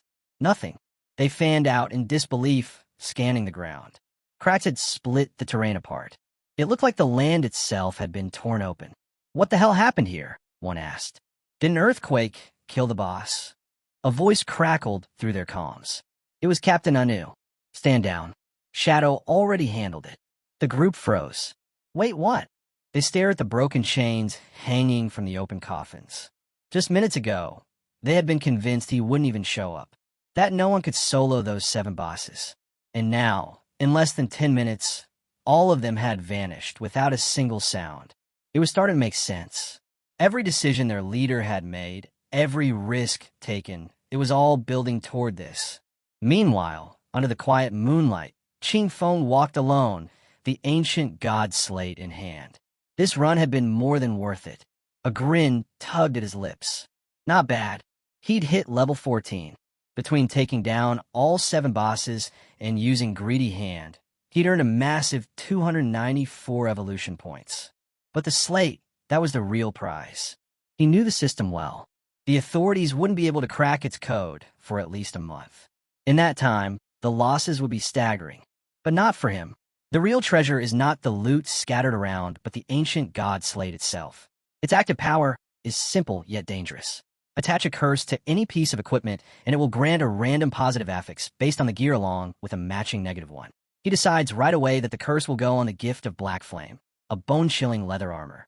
Lightning flickers faintly around him as he explains that this emerald-grade armor can cut a target's defense and elemental resistance by up to 35%. When the curse fuses with the gift of Black Flame, the black flames coil out from his body in a swirling tide. At the same time, a system prompt blinks into view, listing the newly gained positive effect and the accompanying negative affix. A thought hits him. Could the maximum stack limit of Black Flame really have jumped to 15 layers? If so, he can crush a boss's defense and elemental resistance into the negatives. This is exactly what he expects from an ancient god slate. Its positive affix is monstrous, and the downside is barely worth mentioning. Then our guy glances at his hand, now wreathed in yellow mana over a flicker of fire. He speaks the next words. Skill evolve. In an instant, Shadow Slash ascends to legendary rank. Now it is time to see exactly what new power it holds. He used 210 points on one upgrade, leaving him with 115. Shadow Slash evolved, epic to legendary. The results were game-changing. Blink range increased to 40 meters. Stealth duration, now 15 seconds. Cooldown, reduced to 8.8 seconds. Slash count, 9 total, wider 6-meter area. Attack power, plus 700 per hit. But the biggest change? Each slash now granted a shield equal to 100% of his max HP. Stackable, up to 9 times. Lasting 60 seconds. If he landed all 9 hits, his effective health would be multiplied by 10. Margin for error? Practically gone. Qing Feng vanished into stealth, light on his feet, completely invisible once more. At this pace, he estimated he'd hit level 15 in just 5 more hours. And once that happened, it would be time. Magic City was next. Several hours later, Qing Feng arrived at the same ruins where the guild women were still beating Xiaoyu. To his surprise, they hadn't stopped. They were actually still at it. Ruthless didn't even begin to describe them. The white-haired woman casually stretched her arms, taking a break like it was just another day's work. She groaned as she slowly got up, her back and waist aching from the ordeal. Her friend, clearly annoyed, looked down at her swollen hand, grumbling that it felt like it was on fire after all the hits she'd thrown. Both of them spat near Xiaoyu, declaring they'd done enough for today. This beating should be a wake-up call. Bruised and battered, Xiaoyu struggled to sit up. Tears rolled down her cheeks. In her mind, all of this, every bit of suffering, was Qin Feng's fault. She had told him to cut things off, but he'd actually gone and done it. Didn't he know that when girls say stuff like that, they don't always mean it? Leaning on her magic staff, she slowly rose to her feet. Thankfully, she had already signed a contract with a knight's sanctuary. For the next 3 years, survival wouldn't be a problem. Though she had sacrificed half her lifespan, she'd still have enough to live and grow stronger, faster than Chu Yin and the rest. She activated her holy healing skill, a powerful spell that fully restored the target's health. One day, she swore, she'd rise up and make sure everyone who mocked her paid for it, Qin Feng included. And those crazy women? They wouldn't get away either. But then, something unexpected happened. The healing spell activated and started restoring someone else. To her horror, it was Qin Feng, still hidden and invisible. Xiao Yu collapsed to her knees, stunned. She thought she'd failed the spell again and couldn't figure out where the healing had gone. Meanwhile, deep within the ruins of Magic City, a team of players faced off against a massive stone boss. The creature swung hard, but the tank stepped up and blocked it with a shield. Nearby, 3 hidden players watched the fight unfold. One of them was Chang Shirshir. She scoffed. So that's Daxia's elite? 18 of them for one boss, and they still don't dare to go all in.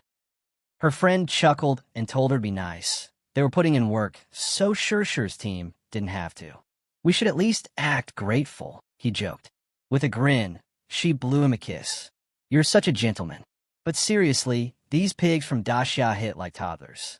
A gold-tier boss, and they're still not done. The battle raged on, and the boss's HP bar was already under halfway. The team's mage called out to push harder. It was almost down, and one final effort could finish the job. But just as he raised his staff to cast, a spear pierced through his chest. In an instant, his body disintegrated into pure lifespan. Standing behind him was a man from Chang Shirshir's crew, grinning coldly. Thanks for the free loot, he said. Chaos erupted. The Daxia players realized who they were up against. The Spade Gang, a ruthless group of female-led mercenaries made up of locals and foreigners alike. No one could believe their own kind would help outsiders slaughter their people. Still, the Daxia team refused to back down. Their leader rallied them. There's only a few of them. Let's take them out now. But she wasn't impressed. I'll wipe every last one of you pigs out, she snapped. Her second-in-command stepped forward, twin hammers in hand. With a roar, he activated Thunderous Tremor, slamming the ground and triggering a mini-quake that locked their enemies in place. Then, she calmly drew her. Her daggers flashed like lightning, swift, deadly, unstoppable. In just seconds, the players were down, lifeless on the ground. She scoffed at their weakness, shaking her head. Daxia's warriors? Nothing but trash in her eyes. Her gaze darkened. She knew the authorities in Daxia had already flagged their group. Not that it mattered. To her, Daxia was just a festering dump, crawling with worthless fools. One of her teammates pointed out that they were just regular players, no match for a crew backed by serious money. As the Fallen turned into glowing lifespan orbs, she reminded them they were still incognito, but just to be safe, it was time to move. North America was their next destination. Eyes scanning the battlefield, she made a decision. Once they got there, they'd start a new guild with one mission: hunt every last Daxia player down. The dark-skinned man with her liked the plan. The other asked what they'd name the guild. She held up her dagger, smirking. We'll call Alice. She dropped to the ground, relaxing and letting her thoughts drift to wild daydreams. That was enough for one day. Time to log out and celebrate the birth of Guild Alice with a proper party. Later, Captain and Yu appeared, waving at Qinfeng. With a sly smile, they invited him to discuss the cost of the hideout. They'd arrived at a price. Qinfeng asked for the number. 1,500, you said. He raised an eyebrow. Way too cheap. You chuckled, admitting she thought the same. She'd pushed back hard in negotiations and finally got the boss to agree on 2,000. Qinfeng agreed. The statue in the ruined center would seal the deal. He respected Anyu's sharp thinking, even if she'd tried to undercut him first. A bit later, he arrived at the statue. Captain Anu was already there, flanked by armored knights. She blushed slightly and explained, with a smile, that she was carrying too much lifespan. The higher-ups didn't feel safe and had sent her with a military escort. Qinfeng's eyes sharpened. It didn't faze him. These guards barely scratched the surface of what he was truly capable of. They knew a few tricks, nothing more. He handed over the key. A system notification confirmed it. The deal was done. He'd traded the church sanctuary hideout key and received 2,000 years of tradable lifespan in return. Captain Anu waved him off, and he left. Meanwhile, the knights stared, clearly baffled. Why would she pay that much for just a hideout? She looked at them and spoke plainly. You don't get it. This isn't just a base. It's a fortress that could hold hundreds, maybe even thousands. And only someone like Shadow would give it up willingly. The deal couldn't have come at a better time. With a new lifespan, Qinfeng was ready to gear up before diving into Magic City. He got to work fast. He burned 71.2 years to hit level 15. Then came the skills. He grabbed Blessed Liberation, a mythical tier ability, for 161.7 years. Next was the legendary Assassin's Instinct, costing 71.12 years. And for epic tier power, he took Shadow Ring Blade, Silent Concealment, and Darkest Hour for 36.35, 23.71, and 34.65 years each.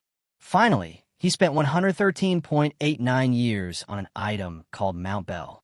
By the time he was done, everything was set. Except for gear, his entire level and skill set had been transformed. Now that everything was synced, Qin Feng's real-world strength nearly matched what he had in the game. A system alert popped up. His hunger level had hit 90%. He hadn't eaten in ages. Time to log off and refuel. As he disconnected, his vision shifted back to reality, waking up in a cage at the Hoi Lun Hotel. A group of armed men noticed he was awake. Weapons drawn, they demanded he hand over all his lifespan, or end up like the other bodies scattered across the motel. One of them laughed darkly, saying the apocalypse was the best thing that ever happened to him.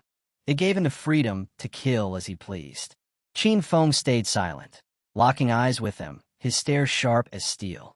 One thug snapped, yelling at him to stop glaring and cough up the lifespan. Another begged his leader to let him be the one to rip him apart. One guy, gripping a bat, figured the silence meant Qin Feng was frozen in fear. Screw it. Let's just kill him. But before any of them could move, something changed. A strange force started to hum in the air. Qin Feng activated Shadow Ring Blade. Within moments, the entire hotel shook, then crumbled into chaos. Standing amid the destruction, Qin Feng calmly picked up a pack of instant noodles. The more power he pulled into the real world, the more energy it drained from his body. Ordinary food? No longer enough. But for now it would do. As he ate, he knew what had to be done next. Chang Shirshir and her guild, Alice, they were a real threat. And after dealing with them, he needed to get his hands on the divine gifted book. Mounting his wolf, he took off. Shirshir wasn't like Song Fei. She was clever, slippery, and dangerous. But maybe he could use the Kill Fong mission he'd taken earlier to draw her out. Stomach growling, he headed toward Magic City, hoping to find something decent to eat on the way. Elsewhere, in the heart of Magic City, Chang Xi was throwing a wild party. She laughed and clinked glasses with her crew, praising her men. Wrapped in the arms of two dark-skinned teammates, she told them there was nothing better than dozing off into the game right after a legendary battle. They hyped her up, calling her the baddest of them all, crazy, hot, and unstoppable.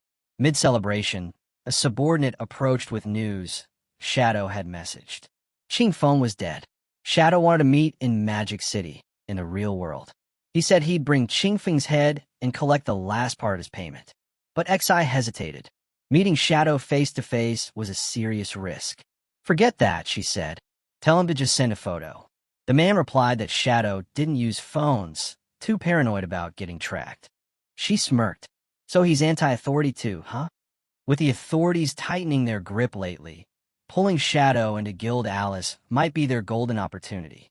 If he joined, the Da Xiao pigs wouldn't stand a chance. But she needed to be sure. So she hatched a plan, just a small performance to figure out where Shadow truly stood. Instead of a real-world meeting, she invited him to meet inside the game first. She sent him a set of coordinates and made her way to the ruins. There, she opened voice chat. Skywalker, she purred. Are you there? I've been missing you. She spoke sweetly into the mic, asking Skywalker for a favor. She needed his help dealing with someone still alive. Meanwhile, Qin Feng sat silently in meditation, deep within the shadows. He was using silent concealment, a skill that let him remain in permanent stealth as long as he didn't move an inch. Hearing her request to meet in-game, he smirked. She wasn't just bold, she was smart. The coordinates she sent pointed to Spectre Academy, just outside the Magic City ruins and conveniently close to where he already was. Without wasting time, Qin Feng logged back in. He was curious. What game was she trying to play now? Hours later, he arrived at Spectre Academy, still cloaked in invisibility as he slipped off his mount. That's when a new development hit. A squad of government agents appeared before Chang Shi. They weren't there to talk. They formally announced that her gang had been located. She was identified as Spade A, and they demanded her immediate surrender. If she resisted, they'd be forced to act. Military-grade force. Shi smiled, cool as ever. She turned to their leader, Tianning Jian, and told him to go back with a message for Daxia. This wasn't the Spade Gang anymore. They were now Guild Alice. And Guild Alice? They specialized in wiping out Shirao's lackeys. She even flaunted her curves to drive the point home, taunting them with a wink and a smirk. Tianxing Jian and his troops flushed with embarrassment and rage. They cursed her out, vowing that the officers of Great Zia would drag her to justice. "You've got no shame," they shouted. But Shi only grinned wider, eyes gleaming with mischief. She dared the Daxia pigs to come at her, and hinted that if they put on a good enough show, maybe she'd reward them with something even bolder. All of this, Qin Feng watched from above.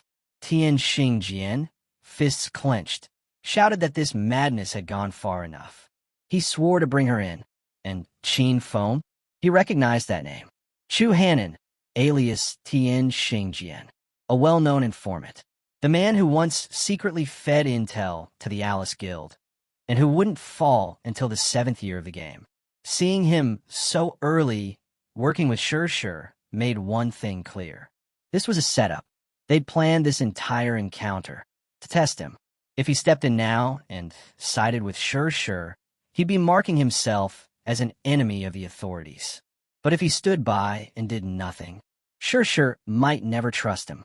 She might never agree to meet Shadow in the real world. There was only one move to make. Qin Feng leapt from the sky, blades at the ready. He unleashed Shadow Ring Blade and made his decision. A crimson aura swept across the battlefield, wrapping around Tianxing Jian and his squad. One by one, their health drained to 0. System alert. Tianxing Jian and his men defeated. Lifespans rose from their bodies and scattered into the air. Shi and her people blinked, startled. What just happened? Then Qin Feng stepped forward from the shadows. Our hero calmly introduced himself simply as Shadow. Hearing this puts Shi on edge as all washes over her and a flush rises to her cheeks. This is the powerful man she always dreamed of meeting. She wept that fate-cursed Shadow as a Daxia pig and wondered why the strongest man alive had to be from there. To her it was unfair, saying Daxia did not deserve him. Her subordinates saw Shadow deal over 40,000 damage in one strike and gaped. They rushed to greet him with respect, nearly tripping over themselves. Moving with the speed and finality of a thunderclap, our hero severs the head of 2 men on the spot, their bodies dissolving instantly into shimmering orbs of lifespan. His expression stayed cold as he pretended not to understand, though he guessed they were talking trash. She was stunned and quickly explained they hadn't insulted him, only greeted him. Our boy just shrugged and gave a sly apology, suggesting everyone stick to Daxia in this part of the world to avoid accidents. Then, he said it was time to begin the exchange. But before anything else, he told her to put some clothes on. She asked with a grin if he had brought Qin Feng's head. Inwardly, she found Shadow's eccentric attitude bizarre, but that only made him more interesting. Our hero said he did have Qin Feng's head, but couldn't show it in the game. If she wanted proof, she would have to see it in the real world. She said there was no need since Shadow had already proven himself and confirmed the deal in the system, transferring him 1,500 days of tradable lifespan. Our guy was ready to leave, but she called out, asking him to wait. Smiling, she proposed a partnership. She had the money, he had the skills, and together they could handle any job. She brought up a new assassination target and invited him over that night, promising to satisfy him. Our boy asked her directly who the new target was and what sort of reward was on the table. As she logged off, she told him to meet her in person for the details. The reward would be several times what he earned tonight, and she would wait at Magic City's port. He wondered if her place at the city port meant a private yacht, the kind of high-stakes meeting he expected from her. Meanwhile, not far from the statue, Haonan and his crew were using some magic circles. Haonan was furious, cursing our boy and convinced he would betray the authorities sooner or later. Still, he had to admit that getting Shi and Shadow to team up was a win of sorts. He pinned the whole mess on Jianghai City's short-sighted leaders, who kept provoking Shadow again and again. He told Lin to gather the team's lifespan fast, with action coming and every edge needed. Lin, calm as always, only nodded. She knew that if Shadow had really joined forces with Spade A, they might have to take him out even at the cost of their lives. But she also knew the gap was huge. She hadn't even seen him move before the fight was over. Hours passed until just past midnight, when a lone figure boarded the yacht in Magic City's port. He introduced himself to the guards as Shadow and said he had come for Spade A, and they recognized him at once, greeting him warmly and saying they had been waiting with everything ready for departure. After a while, the ship sailed deep in the ocean, and Shurshur made her entrance. She wore a stunning red dress and carried 2 glasses of wine. She handed our boy a glass with a playful toast to their first real-life meeting, teasing that she never expected the infamous Shadow to be just as mysterious off-screen. Our hero wasn't one for small talk and asked straight out who her target was. She only grinned slyly and dodged the question, teasing that it would be a waste to talk business on a night like this. Better to enjoy the moment, she said, since there would be plenty of time for deadly deals later. Raising her glass, she urged him to toast to their beautiful evening. Shadow grabs the glass and drinks it all in one go. As soon as he drinks, Shurshur's smile turns a little mischievous, and she pushes our hero onto the sofa and moves closer to him, wrapping her arm around his and asking if he was feeling anything yet. She said the drinks contain her secret recipe that could make even a tough guy like Shadow follow her commands. This baddie just got to her knees, looking wild. She told him he needs not to remove his cloak until they both would reach their peak. She literally started sucking out the talent of our boy. As he keeps doing that, our hero, strangely, doesn't stop her, but sweats up as she cries out loud for him to come out. Suddenly, blazing green flames burst from Shadow, heat blasting out in waves. Shurshur jumps back in pain as the flames catch her completely. Suddenly, a figure materializes from thin air beside her and snatches the gold-tier protective pendant from her neck, the one that saved her from deadly attacks every 300 seconds. It's Qin Feng, exuding an overwhelming dark energy. Shurshur freezes and asks, didn't Shadow kill him?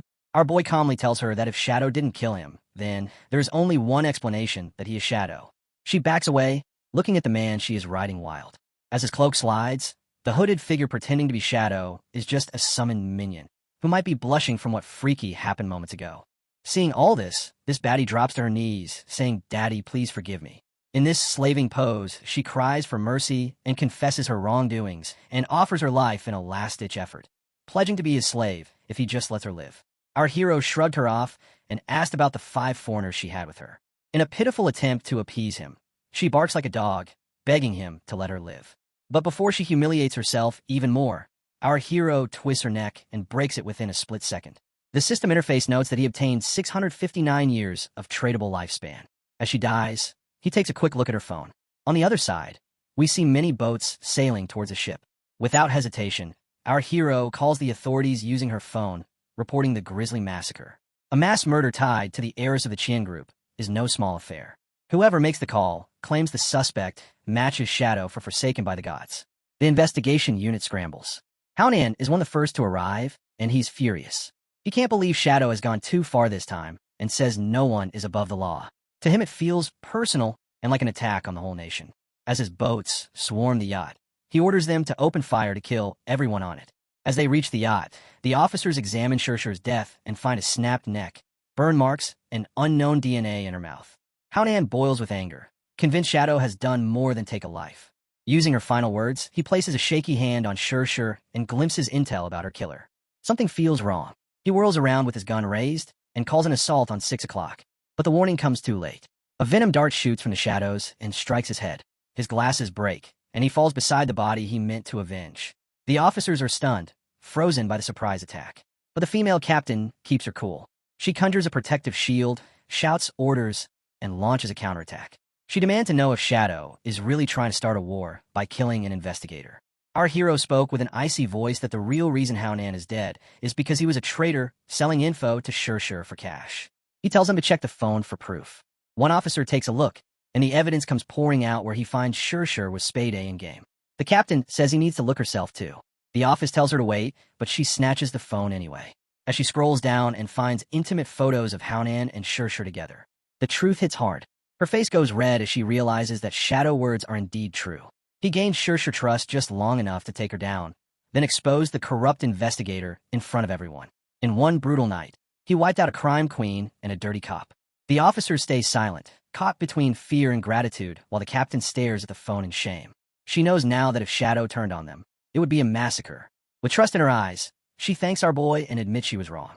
Then, without warning, she raises her gun and shoots herself in the leg.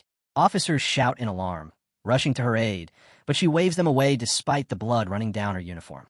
With tears in her eyes, she says her debt to Shadow is paid and asks our boy to stay with them. The officers are shocked, but she dismisses their worries. Better to take the hit than risk doubt with Shadow. They carry her off. Meanwhile, our boy was watching from the roof. He couldn't help but be impressed by her act. He ponders she might become a top leader of Magic City's official force in future. Meanwhile, chaos is the norm elsewhere in the game. Near the ruins, monsters start popping up and attack two players who are struggling. A dude raises his shield and calls his healer to buff him up. The female healer, feeling clumsy and panicked, lifts her staff but totally messes up as the monster devours his companion. Instead of healing her teammate, her spell hits a monster and the Melanine monster starts to heal. Suddenly, the monster fires a beam of energy that cuts through them. Her mistake empowers the monster and wipes out both of them. When they respawn, embarrassment covers their faces. She weeps and says it must be Shadow messing with her because she wanted revenge for Brother Song. Her friend slaps her on the head, almost throwing his eyeballs out her face. He says that Shadow wouldn't waste his time on a fool like her and points out that it was the Platinum Boss, the Headless Assassin, that took them down just because she strengthened it by a crappy mistake. Her teammate says if the guild leader picks her for the party again, he would rather die than let her make things worse. Before their argument can escalate, the Platinum Boss, the Headless Assassin, swoops down with a chilling, swirling aura. Her partner wants to flee, but she stays frozen in fear. The scene's shifted to a huge villa. Suddenly a porcelain plate crashed to the floor and shards scattered across the shiny surface. A girl from the Eastern Clan stormed into the hall and yelled at the man on the phone. She called him worthless for blowing the chance to take down Shadow. After years hiding in the ranks, he failed when it mattered. Shadow had wiped out her family, and she could not let go of the weight. She vowed he would pay for every life he took. She reminded the man, even though his father-in-law was gone, and pushed him to act instead of sitting idle. Then out of nowhere a young boy strolled in with an unsettling smile and wild eyes. It was her son Tan. Behind him lay the body of a maid, a clear sign of how far he had fallen. She turned, suspicion in her gaze, but Tan only grinned. He said age meant nothing, and even though he was not yet 18, he was clever enough to outsmart Shadow. With a casual shrug, he laid out his plan. If Shadow loved killing, then Tan would feed him cannon fodder. Once Shadow arrived, he would lure him into the family's fireworks factory rigged with explosives. The whole world would witness Shadow's final fireworks show, and if he survived, he would never touch them again. Their family name would remain untarnished. The woman's face softened as she said Tan was far more useful than his father. Her scorn shifted to her husband, who listened nervously. He reminded her the officials still relied on Shadow, and his brothers couldn't step in. Whatever happened would fall on them alone. She brushed him off, determined to handle it her own way. She asked about the peasant who refused to give up her lifespan. Tan smirked with a twisted apology, admitting he lost his patience and that the woman would not be a problem anymore. Far away in the wreckage of a once demonic city, chaos erupted in the game, forsaken by the god. The healer girl, one of the last standing players, got taken down brutally. One by one, players dropped dead, invisible blades slicing through them without mercy. Panic spread like wildfire as everyone scrambled to escape, convinced that Shadow had gone off the rails and was taking them out. While chaos raged in the ruins, Shadow stood calm on the shore, facing the endless sea. The beach was breathtaking, a sharp contrast to the choice before him. He was about to bring his greatest treasure, his underground hideout, out of the game and into reality. The cost was steep, 1,315 years of his lifespan. The system asked for confirmation. As he accepted, the sea trembled and a massive underground fortress erupted into existence. A vast crater yawned at his feet above the waves, and the ocean surged back in. A system notification rang in his head, extraction complete. Shadow knew what was coming next. It was time to secure the Divine Tomb. Just as Shadow was about to jump back into the game, his screen lit up with an incoming call from Fong. Rumors were spreading that Shadow was on a killing spree, but Fong knew better. Shadow hadn't even logged in. After digging around, he discovered the real culprit, a platinum-level boss known as the Headless Assassin. It was so stealthy that even level 3 anti-invisibility couldn't detect it. Fong pressed him hard. Was Shadow going to step in? Because if anyone could take down a monster like that, it was him. Back in the ruins, adventurers were dropping like flies, their blood staining the stones as the assassin struck from the shadows. Even Fong's usually chill teammates were shaken. One of them vented in frustration, wondering what kind of insane platinum boss could waltz past their defenses like that. Her anti-invisibility should have caught the assassin, but it moved like a ghost. No signs, no warnings, just pure death. Everyone was on edge as another member warned them to stay quiet or risk becoming the next target. They scrambled to higher ground, desperate to spot her before it was too late. But fate intervened. One man slipped on a stray banana peel and spun out of control before he realized what had happened. At that instant, the monster struck, severing his companions into pieces. He shouted what was coming, but they were already dead. When he turned, the monster was behind him. He roared, demanding it use every move it had, unafraid. The assassin raised its arm to strike, but he leapt aside to dodge. It didn't pursue, just waited, patient as a predator, until exhaustion dragged him down. When he finally stopped and looked up, the monster still loomed with its blade ready. As he gave in, it ended him with a stealth-shattering strike, his head torn away by its brutal strength. The silence that followed was broken by blue flames crackling through the darkness above. From the sky, Shadow dropped like a phantom, landing on her back and driving his blade straight into the monster's core. He sneered, mocking her title as the so-called Headless Assassin. Moments earlier in the ruins, Shadow's sister had really messed things up, and everyone was fed up with her. One healing spell accidentally triggered the Headless Assassin, and her whole team went down because of it. No amount of pouting or begging could fix it. They told her she was useless and a burden, not worth the air she breathed, let alone their lives. Even the president, who usually kept his cool, had lost it this time. He told her if she wanted to be of any help, she should find a hideout, maybe a golden one in 3 years or platinum one in 10. His words had a mix of strategy and disappointment. Her hidden class, which used to seem like a big deal, was now just dragging everyone down. Even with all the resources and extra help, she kept failing against the weakest monsters, wasting supplies, and letting them all down. Still, the president gave her a tiny bit of sympathy, throwing in 2 extra days of tradable lifespan. She was grateful, but that left her with just 2 days and 13 hours total.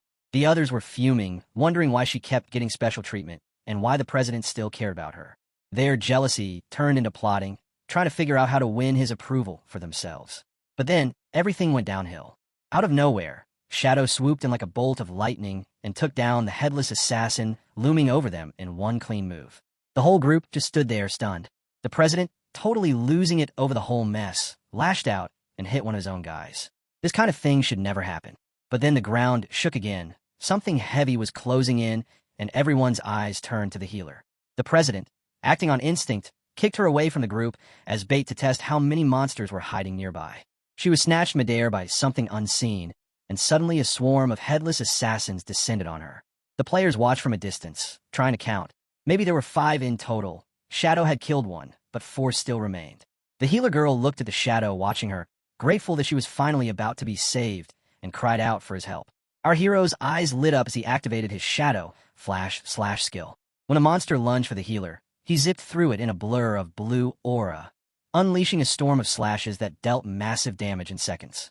When it was over, he had racked up 48,000 experience points, 20 evolution points, and 1,520 days of tradable lifespan. But the sad part was that the healers still couldn't make it out alive in the deadly slaughter. Shadow barely flinched, more annoyed by the lackluster loot than her death. Without a second thought, he used Greedy Hand to grab everything of value. In addition to the lifespan he found in the bosses, there were orbs filled with life stolen from other players and resources waiting to be snatched up. Just then, Captain Anu and Wong showed up, their usual cheerful selves, ready to buy whatever loot he didn't want.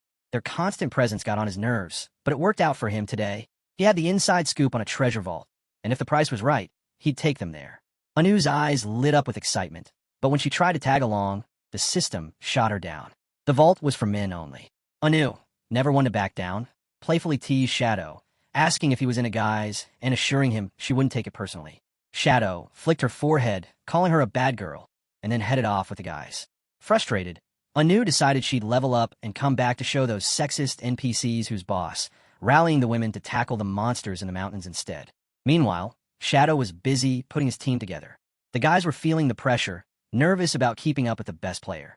Meng tried to lighten the mood, saying it was a rare chance to learn from the top dog. But honestly, keeping pace was tough.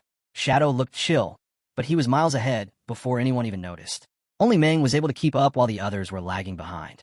While he waited, Shadow went through his loot. Out of the 20 items he'd found, 2 really stood out. First was the Forest Bone Blade, a cool emerald-colored weapon meant for assassins that boosted strength, agility, and attack, plus gave him a sweet evasion effect. It was way better than his poison blade. The second one was even more lethal, the Shadow Blade, a platinum dagger crafted from pure, dark elemental essence. Every hit added 600 dark elemental damage and stripped a random buff from whatever he attacked. Shadow didn't waste any time. He dumped 56 evolution points into it, boosting it to legendary status. The upgrade made it seriously powerful. Every time he hit a weak spot, it refunded his cooldown time, so his special attack was basically instant. It felt like he could unleash it over and over. When he glanced around, everyone was left far behind him, and he wondered where they were. Now about 2 kilometers behind our boy, Meng rests on the rock, exhausted from trying to keep up while the other complains to keep up. Meng pulls his companions, but they act all drained of stamina. Qin Feng and his crew finally made it to the legendary Tower of Divine Authority, hidden deep in this ancient forest. Qin Feng turns to Meng and warns him that inside, they'll run into an NPC notorious for being insanely greedy. The stronger they fight, the higher the prices for his items, so he suggests holding back and using only a fraction of their power. Their real goal? Just take down the gold-tier boss. Meanwhile, Meng and his guys are sprawled out on the grass, panting and soaked in sweat after trying to keep up with him. But Meng manages to raise a shaky thumbs up to show he's all in for the mission. As they reach the ancient doorway, Qin Feng gives one last reminder. Stay in team chat and don't let the NPC hear them, because the better they perform, the more the NPC will drain their resources. The doors creak open, revealing a floating, hooded NPC who greets them with a creepy cheer. The NPC mentions how heavy the weight of the Forsaken Gods must be for them. He explains that this is the Tower of Divine Authority, and they have to pass his test to earn the right to trade with him. The team exchanges uneasy glances, surprised by how lifelike the NPC is, especially since it knows their names. Someone asks what kind of boss they're up against, and Qin Feng calmly replies that they should just follow his lead. The party swordsman can't help but freak out. He bombards Qin Feng with questions. How long the fight will last, how many phases it'll have, what skills the enemy will use, whether they should focus on mechanics or just hit hard, if there are any instant kill moves, targeted attacks, or weak points to exploit. Wang Meng sighs and explains that the swordsman's been on edge ever since a past mission went south, and 2 members ended up losing their lives. Without wasting any time, Qin Feng tells the NPC they're ready to roll. The swordsman isn't exactly on board yet, but it's too late for that. The NPC bows his head with a sneaky gleam in his eyes and announces that the fun is about to start. Suddenly, a wild portal opens up, unleashing their opponent, a level 20 gold-tier obsidian, skull-splitting puppet. Even the experienced swordsman looks a bit freaked out, especially since their highest level is only 11. But Qin Feng isn't sweating it. He tells everyone to chill and reassures them that they've got this. With a nod, he signals Meng, who charges in with his shield and sword. Wang lands a solid shield bash on the puppet's jaw, making a loud thud. Furious, the puppet strikes back hard, sending Meng flying, but Qin Feng rushes in just in time to catch him. The swordsman and archer hesitate, but Qin Feng stays locked on the boss. He tells the archer to fire the starshine shot. Arrows whistle through the air and slam into the puppet, staggering it a bit. Then he instructs the swordsman to go for a triple ground slash, and the swordsman responds with a flurry of attacks that chip away at the puppet's obsidian skin. Dark goo starts oozing from the monster's mouth, which just makes it angrier. The puppet slams its fists on the ground, shaking the whole area and sending dust flying everywhere. But Qin Feng keeps his cool. He reminds everyone to stay sharp, saying that while the puppet hits hard, its attack patterns are pretty predictable. An intense aura starts radiating from the puppet as it enters berserk mode, and black energy wraps around the swordsman. Qin Feng quickly points it out and warns everyone to steer clear of the spreading black oil. The swordsman panics and scrambles away, while the archer barely dodges a massive blow. Qin Feng takes advantage of the distraction, jumping up and throwing the shadow blade at the puppet's face. The attack connects perfectly, taking off 4,500 HP. The furious boss roars, but Qin Feng immediately breaks its berserk state, leaving it wide open. Meng grins, saying that the hit really exposed the monster, while the swordsman beams with excitement at Qin Feng's spot-on move. The archer, still trying to catch his breath, wonders how Qin Feng figured out the NPC's prices would shoot up if they showed too much skill and when he learned these tricks. Qin Feng chuckles a bit, saying the game is full of secrets, ruins, and hidden clues. He adds that the real question is whether players actually explore and learn or just cruise along swinging their weapons. The swordsman and archer go quiet, but there's no time to ponder things. Suddenly, the golem's jaw cracks open and fire starts swirling around, forming this massive, destructive orb. Qin Feng is already on the move, recognizing the telltale spin indicating it's about to blast flames. He shouts at the team to dodge right away, warning that fire and oil together could turn them to ash in no time. Meng spots the swordsman running the wrong direction, but the warning comes way too late. Qin Feng quickly tells Meng to activate invincibility. Trusting his leader, Meng raises his shield just as the firestorm hits. The shield glows with power, holding back the flames and saving everyone from being toasted. Qin Feng gives a nod of approval and tells everyone to unleash their best skills. The party goes all out. The archer unleashes a storm of arrows, while the swordsman hacks into the puppet with wild precision. Meng keeps protecting his teammates from counterattacks without missing a beat. Their combined attack rips through the golem, racking up over 25,000 points of damage until the obsidian puppet finally crashes down with a huge thud. A system chime sounds, congratulating them on the win. They're all exhausted but thrilled, taking a moment to breathe easy, but Qin Feng is still on edge. He remembers that when the boss drops below 70% health, it goes into berserk mode. It won't calm down until that effect wears off. Up above, the floating NPC reappears, looking pretty pleased with themselves. The NPC gives a shout-out to the chosen blue star for being the first to finish his trial. As he laughs, rare items pop up in the air like magic. He breaks down the next step. If they want to snag that divine gifted tome, it's going to cost them their lifespan. Looks like the real game is just getting started. The NPC raises his hand, and glowing runes float above his hood, spelling out the name Wickley. The party's swordsman freezes, but it's not the name that shocks him. His eyes are locked on Wickley's hands. He counts them again. 6 fingers. Wickley's gaze sharpens, a cold light flashing in his eyes. Out of nowhere, a thunderbolt slams down, striking the swordsman. The system flashes a damage count, 99,000. His body shatters in a glowing lifespan, orbs drifting away. Wang Meng stumbles back, shouting in confusion, demanding to know why the NPC attacked without warning. Qin Feng stays calm and explains. Wickley carries a taboo. For him, it's his fingers. Just pointing them out gives him the right to attack first. Without breaking a taboo, NPCs can't start fights on their own. Wang Meng asks if they can take him down, but Qin Feng shakes his head. Not yet. The system flickers, dropping a chilling truth. These NPCs aren't just game code. They're beings from other timelines who became divine, bound by old rules, wandering blue star to feed on players' lifespans. Wickley gives them a smug look, then waves his hand, revealing a spread of glowing tomes. He tells them to pick a divine skill book, pay with their lifespan, and get lost. Meng's eyes nearly pop out when he sees the collection. Some of the books can conjure food and water, perfect for survival and protection during disasters. The archer, on the other hand, is losing his mind over a divine mechanical made he spots. Qin Feng steps forward and calmly offers up 9,000 days of his tradable lifespan. In exchange, he walks away with a full set of the 9 Zhonghai City Divine books, a haul that not only secures his survival, but also boosts his progress toward leveling up in the Tower of Divine Authority's reputation. Once the deal is sealed, Qin Feng locks eyes with Wickley and declares he wants the hardest challenge. Wickley's curiosity turns into amusement. He laughs, saying Qin Feng wouldn't even make it past the first tier with his current skills, yet he still dares to aim high. He explains that the top difficulty comes with 5 levels, and the final one is guarded by a monstrous golden grade obsidian golem. Its attack, health, defense, and cooldown are all boosted 5-fold.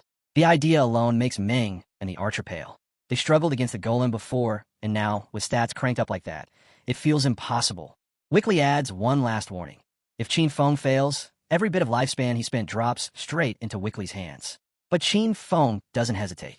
He accepts instantly.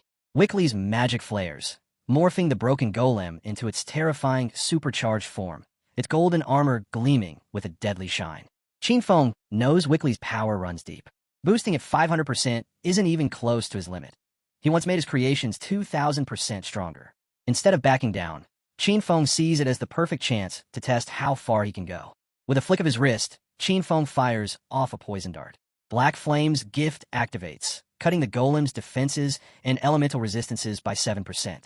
Gripping the emerald bone blade, he gains a burst of speed, double his usual, for 5 seconds. Flames erupt from the boss, but before they can touch him, Qin Feng vanishes. The golem freezes, confused, until Qin Feng reappears on its head.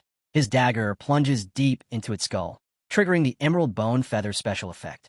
The monster roars, but Qin Feng is already gone, darting away at insane speed. Wang Meng and the archer can't believe their eyes.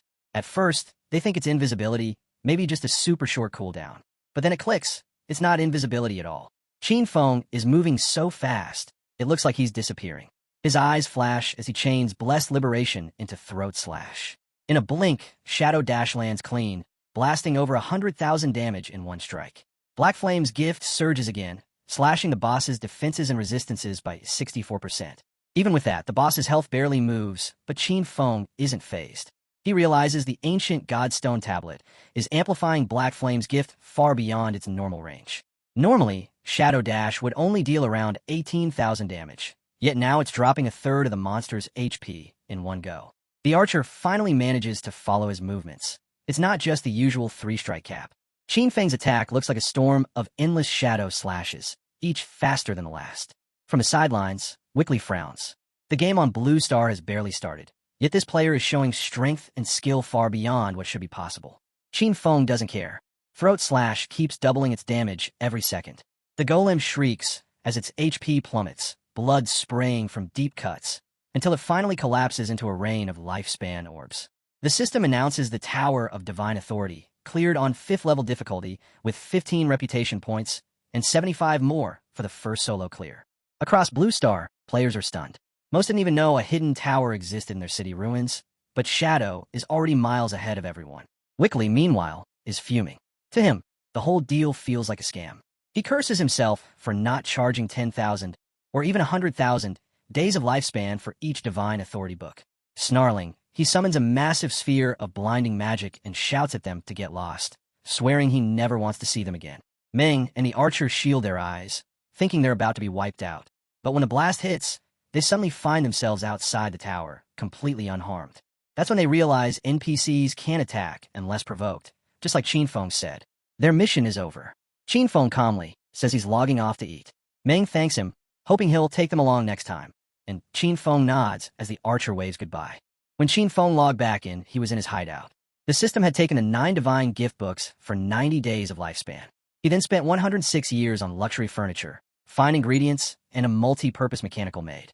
A moment later, an actual maid appeared, bowing politely, ready to handle everything in his home. Qin Feng settled into a comfy velvet sofa and told her to clean up. The maid moved around with precise efficiency, tidying up the hideout before saying she'd whip up a fancy feast next. Meanwhile, in Shanghai City, fear gripped the authorities. In just 1 week, a 3rd corpse had been discovered. Like the others, the victim's limbs had been severed and her eyes gouged out, leaving little doubt the same killer was at work.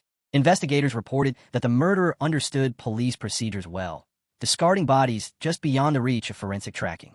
The superior pressed for answers, demanding to know how long before the forensics team's next upgrade, warning they couldn't afford another failure. When an officer asked to share what he'd found, the boss listened up, his face turning serious. The officer pointed out that Shadow's login and logout times almost perfectly lined up with the murders. It wasn't solid proof, but it was enough to raise eyebrows. To make things worse, rumors were flying around that Shadow was the killer and that the authorities were covering for him out of fear. The boss brushed off any grudges, reminding Xiao Ma that even if Shadow had embarrassed him in front of Anu, personal stuff didn't belong in their work. He promised full tech support would be on the case nonstop until they caught the killer. Xiao Ma stayed quiet, his eyes downcast, anger bubbling just beneath the surface. Back in the game, Qin Feng found himself in front of the crumbling outline of a castle in the Demon City ruins. The view sparked a memory. The Academy of Evil Spirits was a well-known top-tier hideout, infamous for its unbreakable barrier. Even though it was exposed, the system confirmed he'd bought 2.74 years of lifespan to set up the Guild Shadow. His plan was straightforward: take over the sanctuary and connect it to Jianghai for instant travel. Activating his invisibility, Qin Feng quietly slipped in and made his way down to the 3rd underground level. It was completely empty, no monsters around, which meant someone had already cleared it out. Suddenly, a sharp scream broke the stillness. A woman was trapped on a narrow bridge with a bubbling river of lava behind her. A few guys were closing in on her, grinning like predators ready to pounce. The orange-haired one stepped forward, mocking her fear. They weren't here to kill her, at least not yet. Madame Dongfang wanted her alive, and his son had plans for her. They demanded her real-world location, warning that if she refused, they would hunt her endlessly until her lifespan drained to nothing. Suicide would not save her either. Members of their guild had already occupied her respawn point. The orange-haired man grinned and made his offer. Since she had killed Madame Dongfang twice and lost 30 years of lifespan, she could just hand those years over and keep them entertained for a while. Her voice shook as she asked what they meant, but their smirks told her enough. One tugged at his trousers while the orange-haired man sneered that this was their kind of game. Her cheeks flushed, and she whispered for a promise that they'd release her afterward. He gave his word, inviting her to start with him, while the bald man laughed that he'd be next. She stepped forward, trembling, but then her eyes hardened with a sharp glint. In an instant, She whipped out a poison dart and fired. Before it hit, the blindfolded man slammed her into the stone with a golden cauldron quake, the bridge shuddering under the impact. He scolded her for fighting back, while the orange-haired one leaned close, licking his lips and warning her to open her mouth or lose her last chance. But her expression shifted. Fear vanished, replaced by a cold, merciless calm. With one ruthless slash, she cut the bald man and the orange-haired one clean in half. The blindfolded man froze in shock, only to feel a talisman wrapped tight around his neck. A sharp crack followed, and his head burst like an overripe melon. Qin Feng's eyes narrowed as he recognized the class, called Chainblade. She glared at the corpses with raw fury and crushed them into nothing but lifespan orbs. In her grip gleamed a weapon that made Qin Feng's pulse quicken, the blade of the underworld. Standing over the carnage, her voice rang out with venom. She swore that Dongfang would die by her hand. The ghost shade stood amidst the blazing lava, wielding her blade of the netherworld. The story revealed that, just like the hero, she too belonged to the only hidden class in the assassin path. He remembered that in his previous life, Ghostblade had ranked 10th among the world's top powerhouses. As he followed behind her, he recalled how she had once opposed the true ruling family of the Demon City. When her real identity was exposed, she was surrounded and hunted from all sides.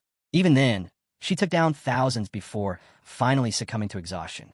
Back then, everyone in his guild had deeply regretted her death when they heard the news. He never expected to run into her again. When he called her name, she froze in surprise. He remembered that she had once mentioned the name Dongfang, a clan he should have wiped out. Yet her furious reaction came as she accused him of having an accomplice. He firmly denied it.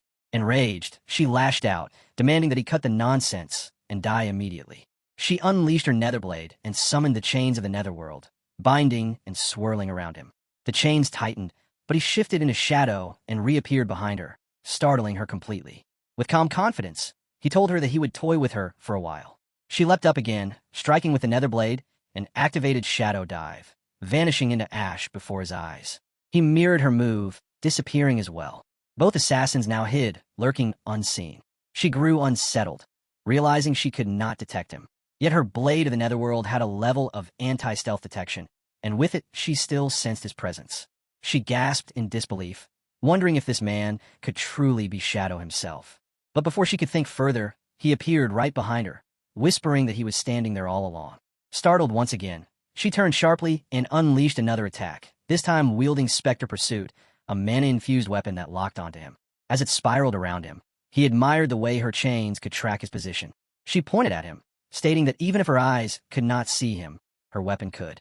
Once marked by Spectre Pursuit, she warned there was no escape. He swiftly maneuvered to evade, realizing that this class ignored stealth detection levels when tracking targets. With a smirk, he admitted that her moves were not bad. He circled her, dodging strike after strike, and soon realized her movements were less refined than they appeared. By continuously circling, he forced her to bind herself with her own weapon. She cried out in frustration, but before she could recover, he seized her and held her still. He told her to listen, explaining firmly that he had not been sent by the Dongfang. If he had truly wanted her dead, she would already be gone. Trembling, she admitted that she believed him and begged him to put her down. When pressed about the Dongfang she had mentioned, she admitted her origins in the Dongfang family of Jianhai City. She confessed that her ties to the clan were weak, since Dongfang had married into the Chu family. Hearing this, he remarked that one fish had slipped the net after all, and that when he destroyed the Dongfang clan, Dongfang herself must not have been there. Relief flashed across her face as she declared that it was good, because he and Dongfang were enemies too. She insisted that the enemy of her enemy could be her friend, that they could work together, and demanded again to be released. But Ario slammed her down instead, insisting that they would discuss cooperation later. For now, he demanded to know why she wanted to kill Dongfang. Tears welled as she revealed the truth. Her vengeance was not born of rivalry, but of loss. In the flashback that followed, the tragedy became clear. Before the god-forsaken game descended, Dongfang had killed her mother in a drunk driving accident, yet escaped punishment when the Chu family arranged for someone else to take the blame.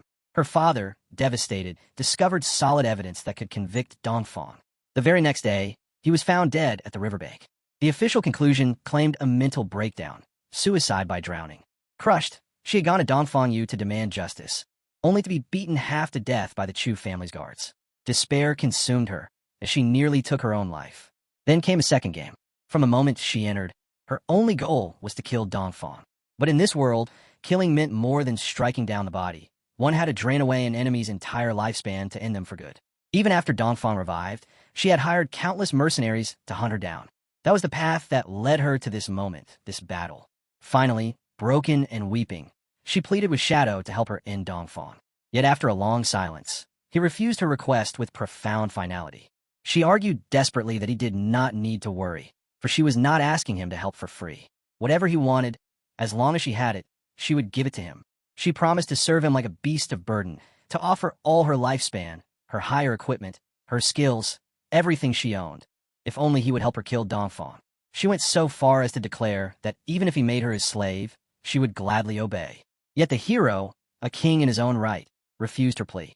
He told her that the matter of killing Dongfang was her event, something only she could end herself. He would help her until that time came, but how far she would go would depend entirely on her own fortune. Still, she pressed him to explain how he would help her. He replied that she needed to join his guild and become one of his. Only then would he lend her his support for her revenge. At that moment, a system notification appeared, showing that Shadow had invited her to join the Guild of Shadow. She noticed that he was the only member in it and realized that all she needed to do was accept. At last, she joined and also accepted his friend request.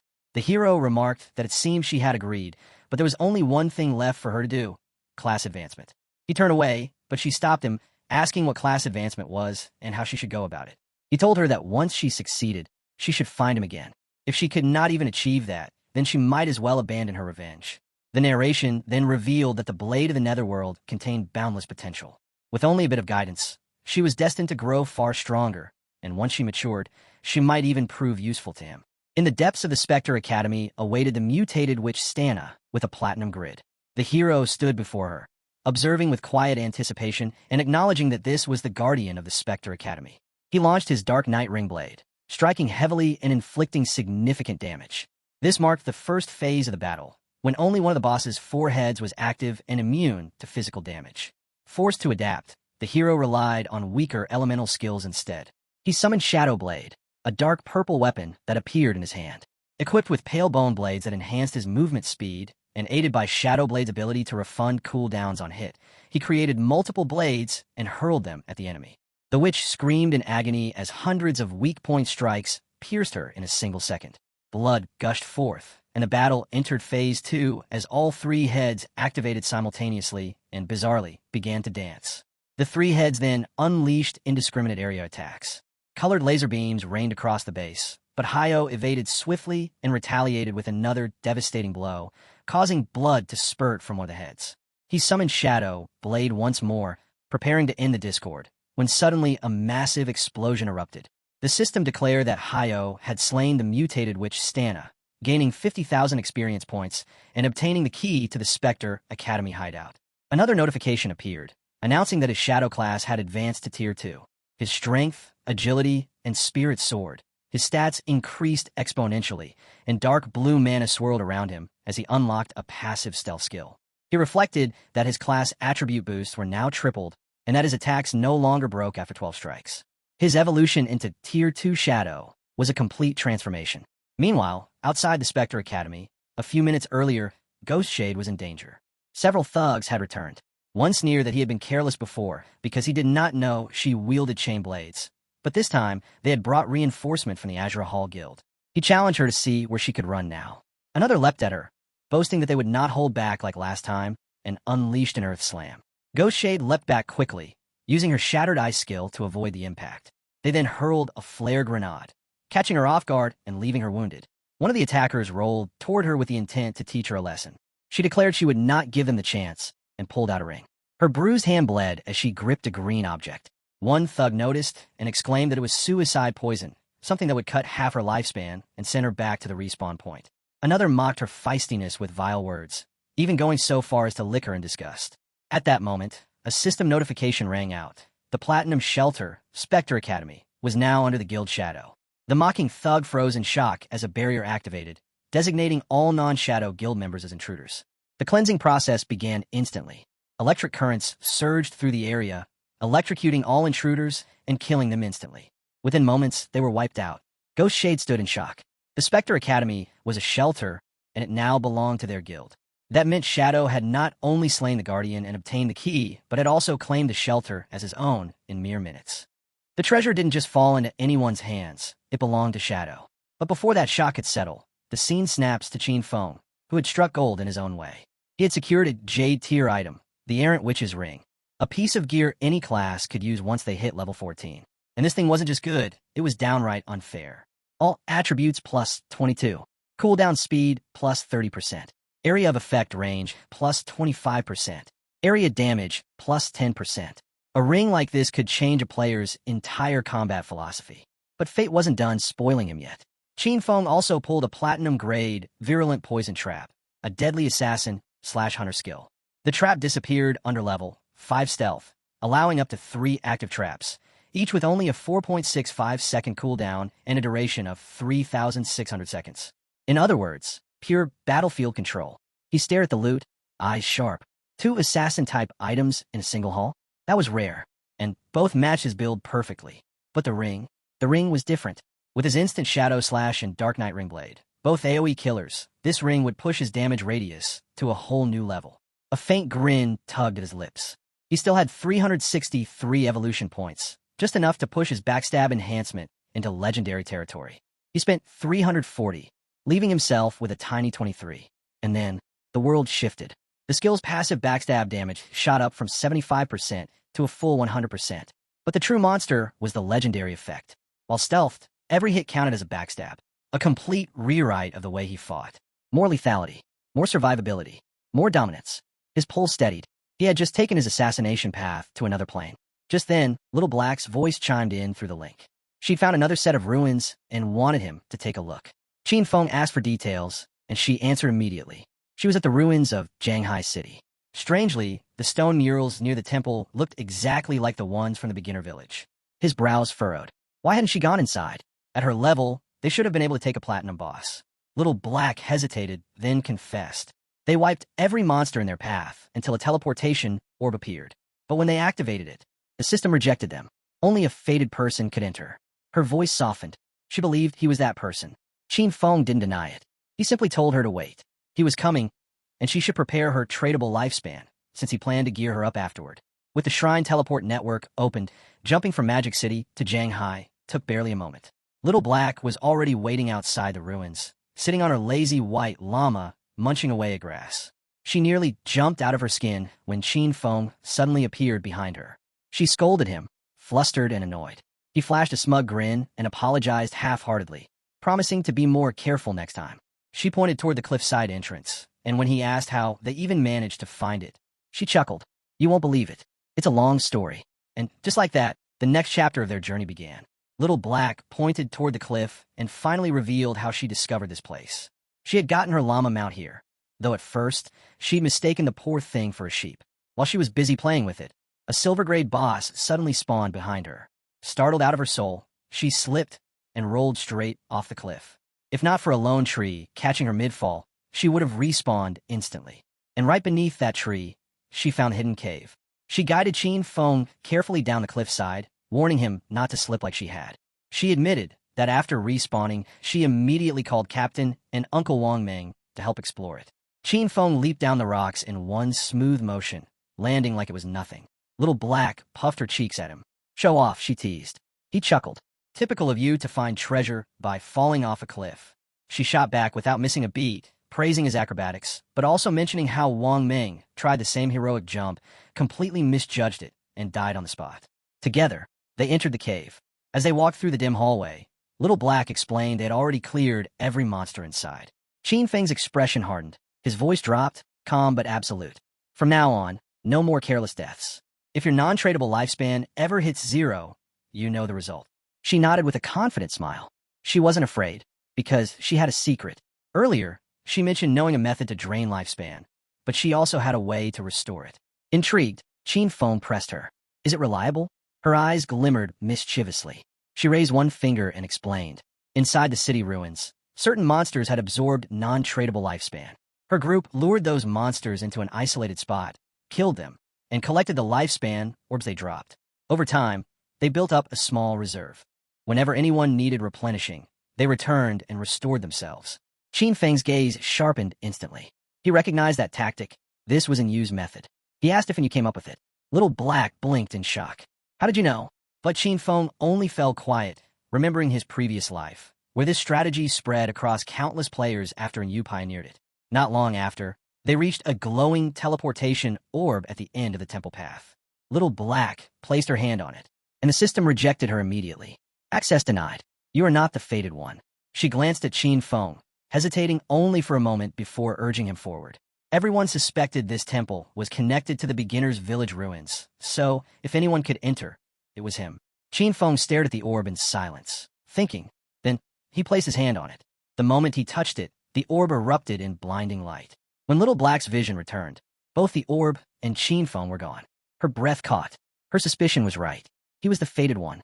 Meanwhile, Qin Feng reappeared deep inside a secluded cavern, the Cave of the Ice Tide. His communicator wouldn't connect. No signals. No outside contact. He was sealed in. Without hesitation, he slipped into invisibility and scanned his surroundings. Then the system message echoed through the cavern. New mission. Protect the Ice Tide crystal.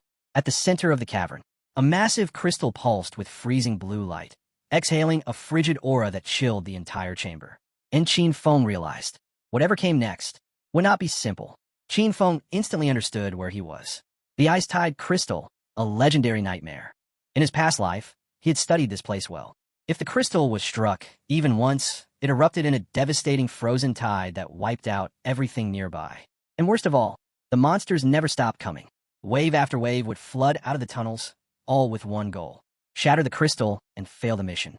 And if he failed, he would never return to this place again. The reward would vanish forever. Dying wasn't the issue. Failure was. With a breath, he pulled out the virulent poison trap from his inventory. If he wanted to survive, this trap needed power, real power.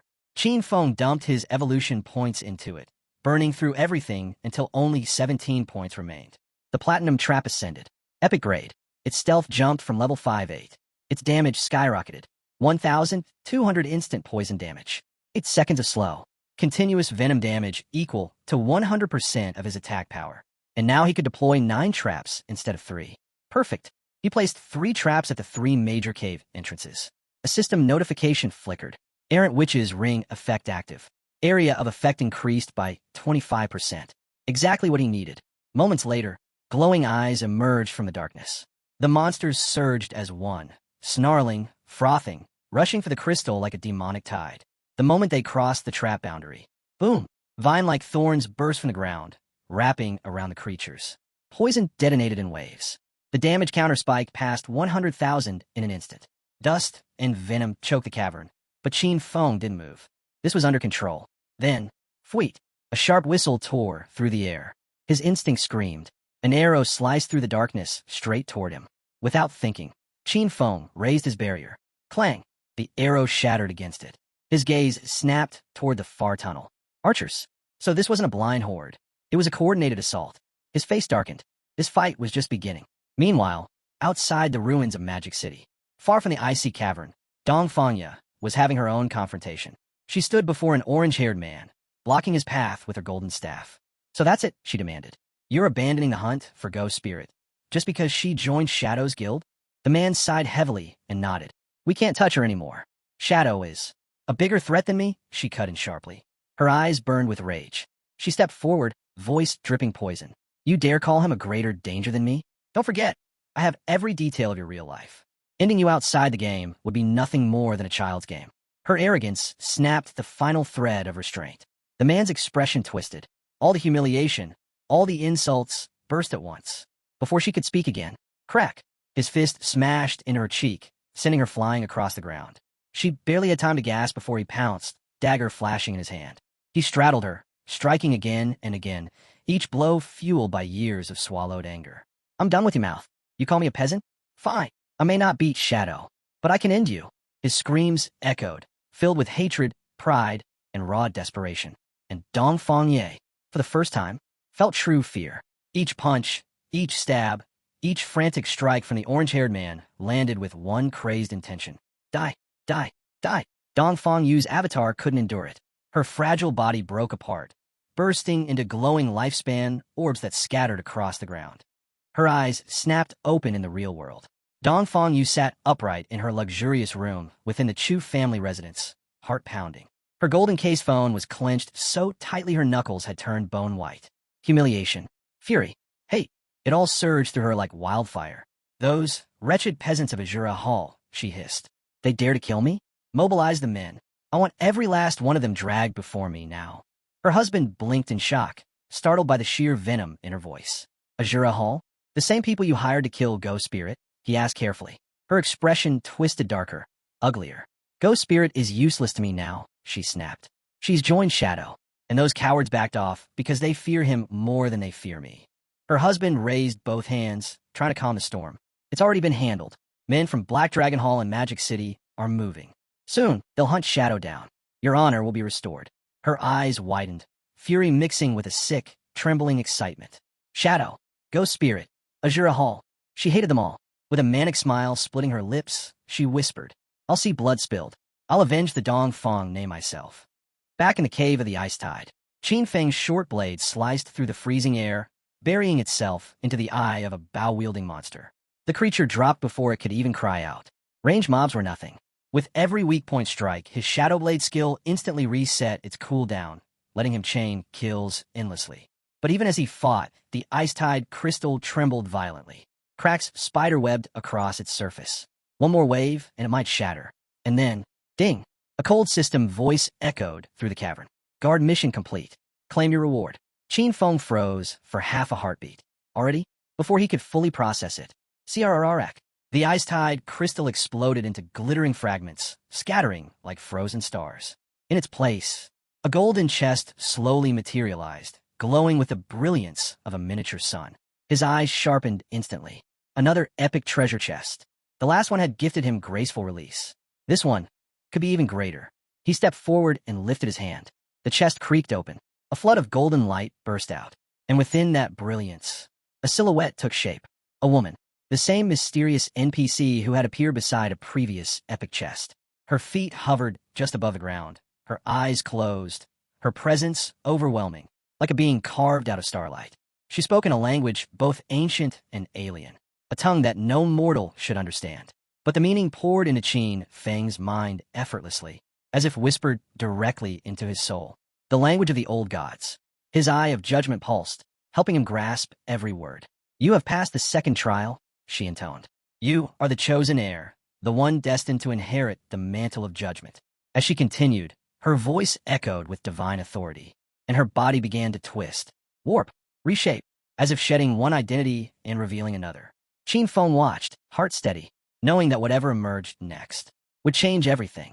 Qin Feng could only stand there, breath still, as the golden radiance rippled across the chamber. The woman's form twisted and reshaped, revealing a truth that had been buried since the fall of the old gods, and the power they had left behind for him alone. Then her third eye opened, a vertical pupil igniting with divine brilliance. A wave of overwhelming aura blasted outward, shaking the cavern to its core. Her voice followed, calm, echoing, yet absolute. I am Asahi's, she declared, every syllable ringing like the decree of the heavens. The chamber fell silent under her divine presence. From this day forward, I shall follow you, Qin Feng, and witness your rise as the true god of judgment. She extended her hand. A shape materialized, shimmering, ancient, and heavy with authority. A bell forged of pure light, pulsing with celestial power. The Asahi's summoning bell, crafted by the Herald of Judgment using the raw power of order itself. With this bell, Asahi's explained. At level 25, he could summon her. At level 35, summon her again. At level 50, summon her once more. Each summon would transport him to a unique ruin. Each ruin a trial crafted for gods, not mortals. And if he conquered all three, Asahi's herself would permanently reside in his hideout, bringing with her the power to upgrade skills beyond mortal limits. Qin Feng's grip tightened around the divine bell. His heartbeat hammered with exhilaration. The significance was colossal. He thought back. The last temple he cleared was only level 5. This one was level 15. And yet, little accident-prone Little Black, had stumbled across both. Her luck truly defied every law of the universe. Asahi stepped closer, her expression a perfect balance of serenity and authority. You have one chance, she said softly, to upgrade a skill freely, to match your current level. Qin Feng focused immediately. Every skill's true existence rested on two foundations. Quality, level requirement. Quality could be pushed endlessly through evolution. Even the weakest skill could become mythic if he poured lifespan into it. But the level requirement defined a real monster inside a skill. its scaling, its stats, its raw destructive power. He knew exactly what he needed. With unwavering confidence, Qin Feng raised his hand and pointed to his greatest treasure, graceful release. A faint smile curved Asahi's lips. She took his hand gently and pressed a divine kiss upon it. Light exploded around him. His mythic skill surged, ascending from level 10, level 16. The weak point correction sword, plus 300%, plus 410%. A monstrous leap in lethality. A step deeper into untouchable power. Asahi's form began to dissolve, fading like mist at dawn. I look forward to our next meeting. My air of judgment. Her voice whispered, echoing like the last hymn of an ancient god. A swirling blue portal appeared, his way out. Qin Feng turned to step into it, but paused. Something pulsed faintly within the golden chest. A presence. A hidden treasure. He reached inside. His fingers closed around an unfamiliar object, and the next secret of the old gods waited in his grasp. Inside the chest, Qin Feng's fingers brushed against something cold, and when he pulled it free, his eyes gleamed. An epic tier item. Baffich's equivalent exchange agreement. Assassin-class leg armor, level 15 requirement. But its true value wasn't in its stats. It was in its terrifyingly broken ability. Art of equivalent exchange. By sacrificing any epic grade item or epic skill book, he could instantly trade it for another of the same grade and type. Automatically optimized for his class. Only a 1-hour cooldown. A gambler's dream. A min-maxer's heaven. A loot lover's cheat code. Qin Feng tightened his grip. Today's gains were beyond anything he imagined. He turned toward the portal at last, reminding himself silently he owed this fortune to Little Black's ridiculous, world-breaking luck. Outside the cave, the scene shifted to Little Black, sitting near the entrance with her tiny llama chewing lazily at weeds. She hadn't left. She hadn't used the hour to grind levels. She stayed, guarding the exit, waiting for him. When Qin Feng finally stepped out, she exhaled in relief, eyes softening, tension fading from her shoulders. Her reason was simple. I didn't want someone ambushing you while you were still inside. Her loyalty struck him more deeply than her words. Amused and mildly touched, he decided she deserved a reward. He reached into his inventory and handed her a skill book he'd picked up earlier. She opened it. Her breath caught. Her eyes trembled. A level 13 platinum skill, Magic Shield. Her voice cracked with gratitude as she thanked him over and over, knowing it was a massive upgrade to her survival. Excited beyond measure, she hopped on her tiny llama, waved enthusiastically, and bolted off to train her new skill. Qin Feng watched her leave, a small smile on his lips. Then his avatar began to fade. He was logging out. His real body demanded food. Meanwhile, in the ruins of Shanghai City, another story was unfolding. Inside the shining walls of a newly discovered silver-grade sanctuary stood the Knights Templar Guild. Their leader beamed with pride as he faced his jubilant members. Today is a day of celebration. We finally have a sanctuary of our own. Cheers shook the hall. The sanctuary wasn't massive, but it offered something priceless. Safety. No more surprises. No more worrying about bosses jumping the mid-rest. No more fighting for a place to sleep. For this victory, the leader continued, we have one person to thank. Xiaoyu. The hall erupted again as she stepped onto the stage, overwhelmed by applause. Her hands trembled as she began her speech. She thanked her master for guiding her, her friends for supporting her, even the people who mocked her, because their contempt only strengthened her resolve. Tears welled in her eyes. Finally, with a voice full of longing, she thanked her late parents, wishing they could witness her accomplishments.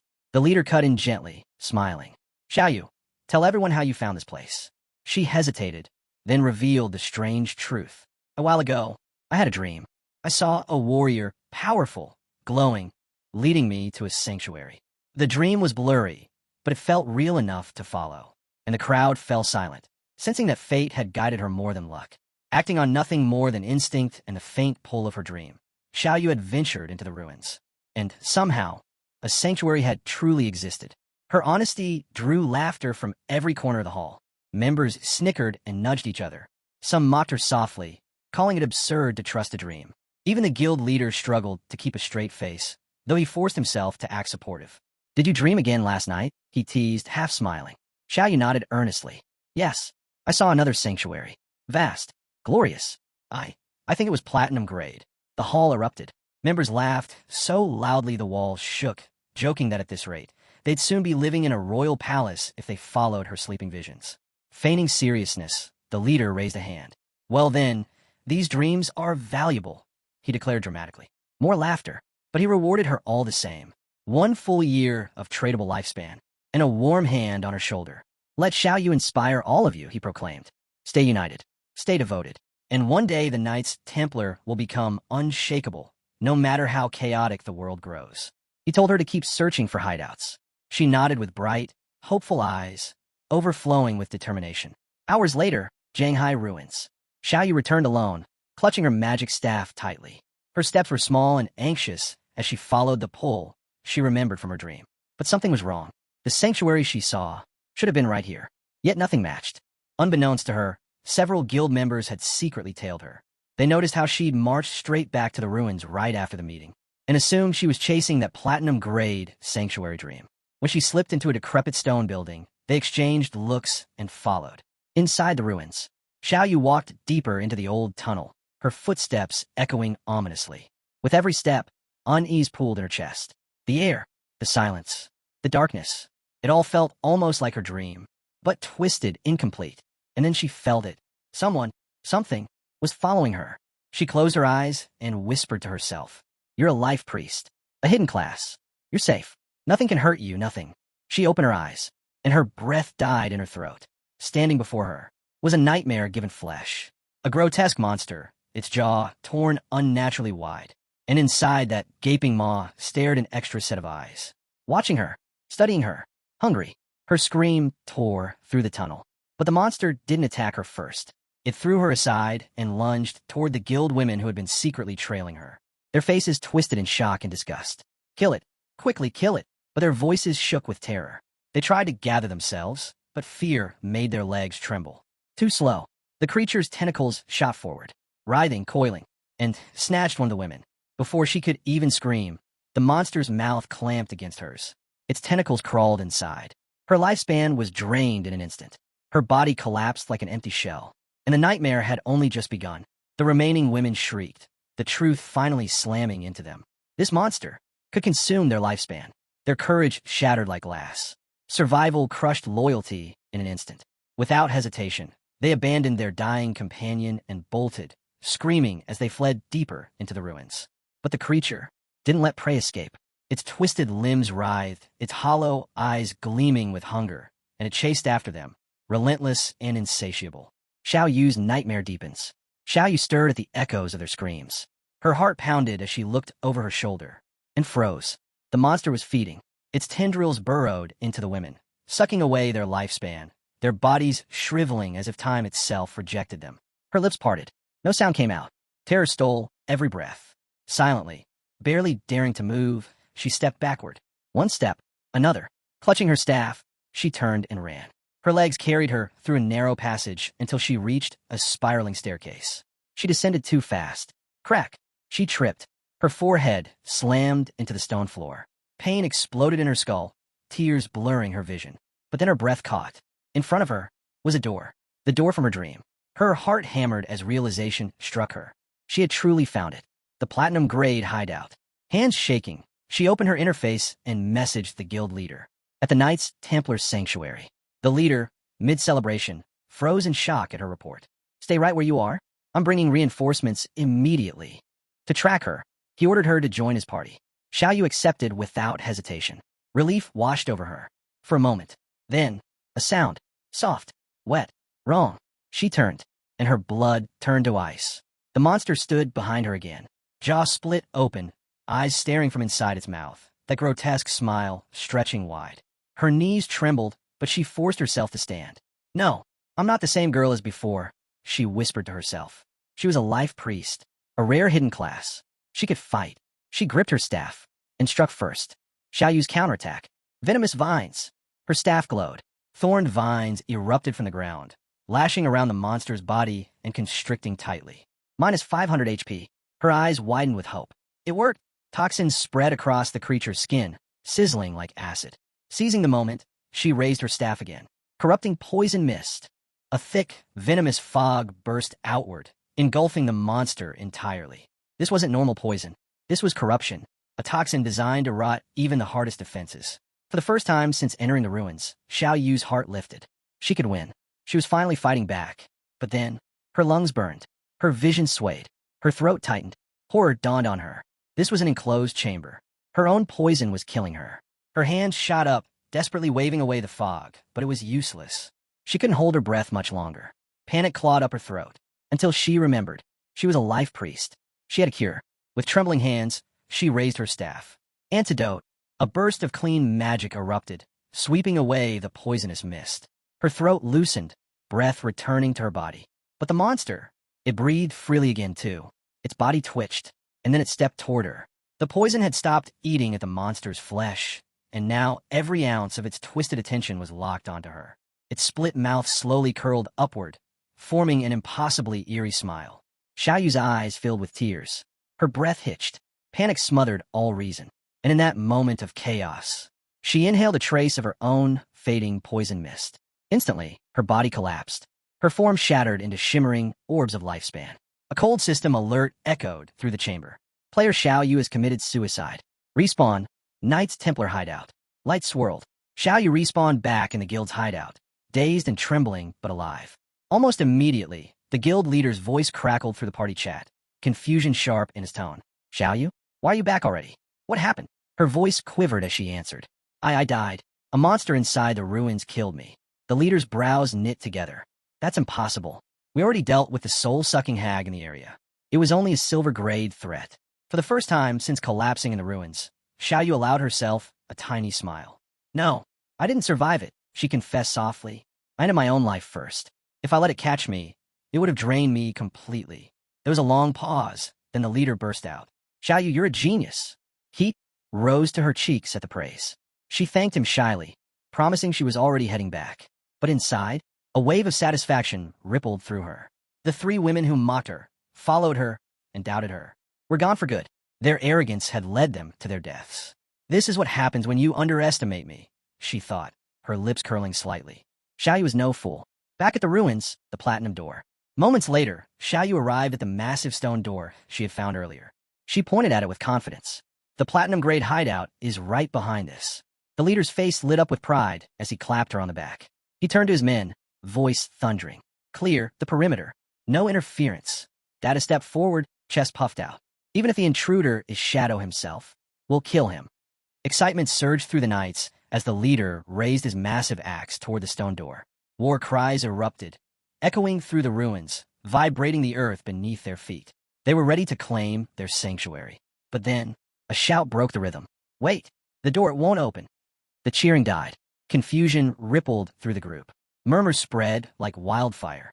The leader froze. Then his eyes narrowed as realization struck him. Every hideout has a guardian, he muttered.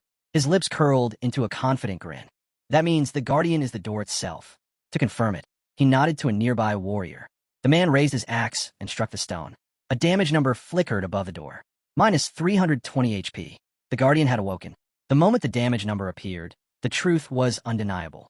The door itself was the guardian. Cheers erupted instantly. The guild members praised their master as if he were a prophet. This hideout is practically a gift, the leader proclaimed triumphantly. Bring it down. Weapons rose. A storm of steel crashed against the stone door. Sparks flying, dust clouds bursting with every strike. But far away, another window flashed open. Qin Feng, system alert. Qin Feng's expression hardened as the system message appeared before him. Warning, the land of purified souls is under attack.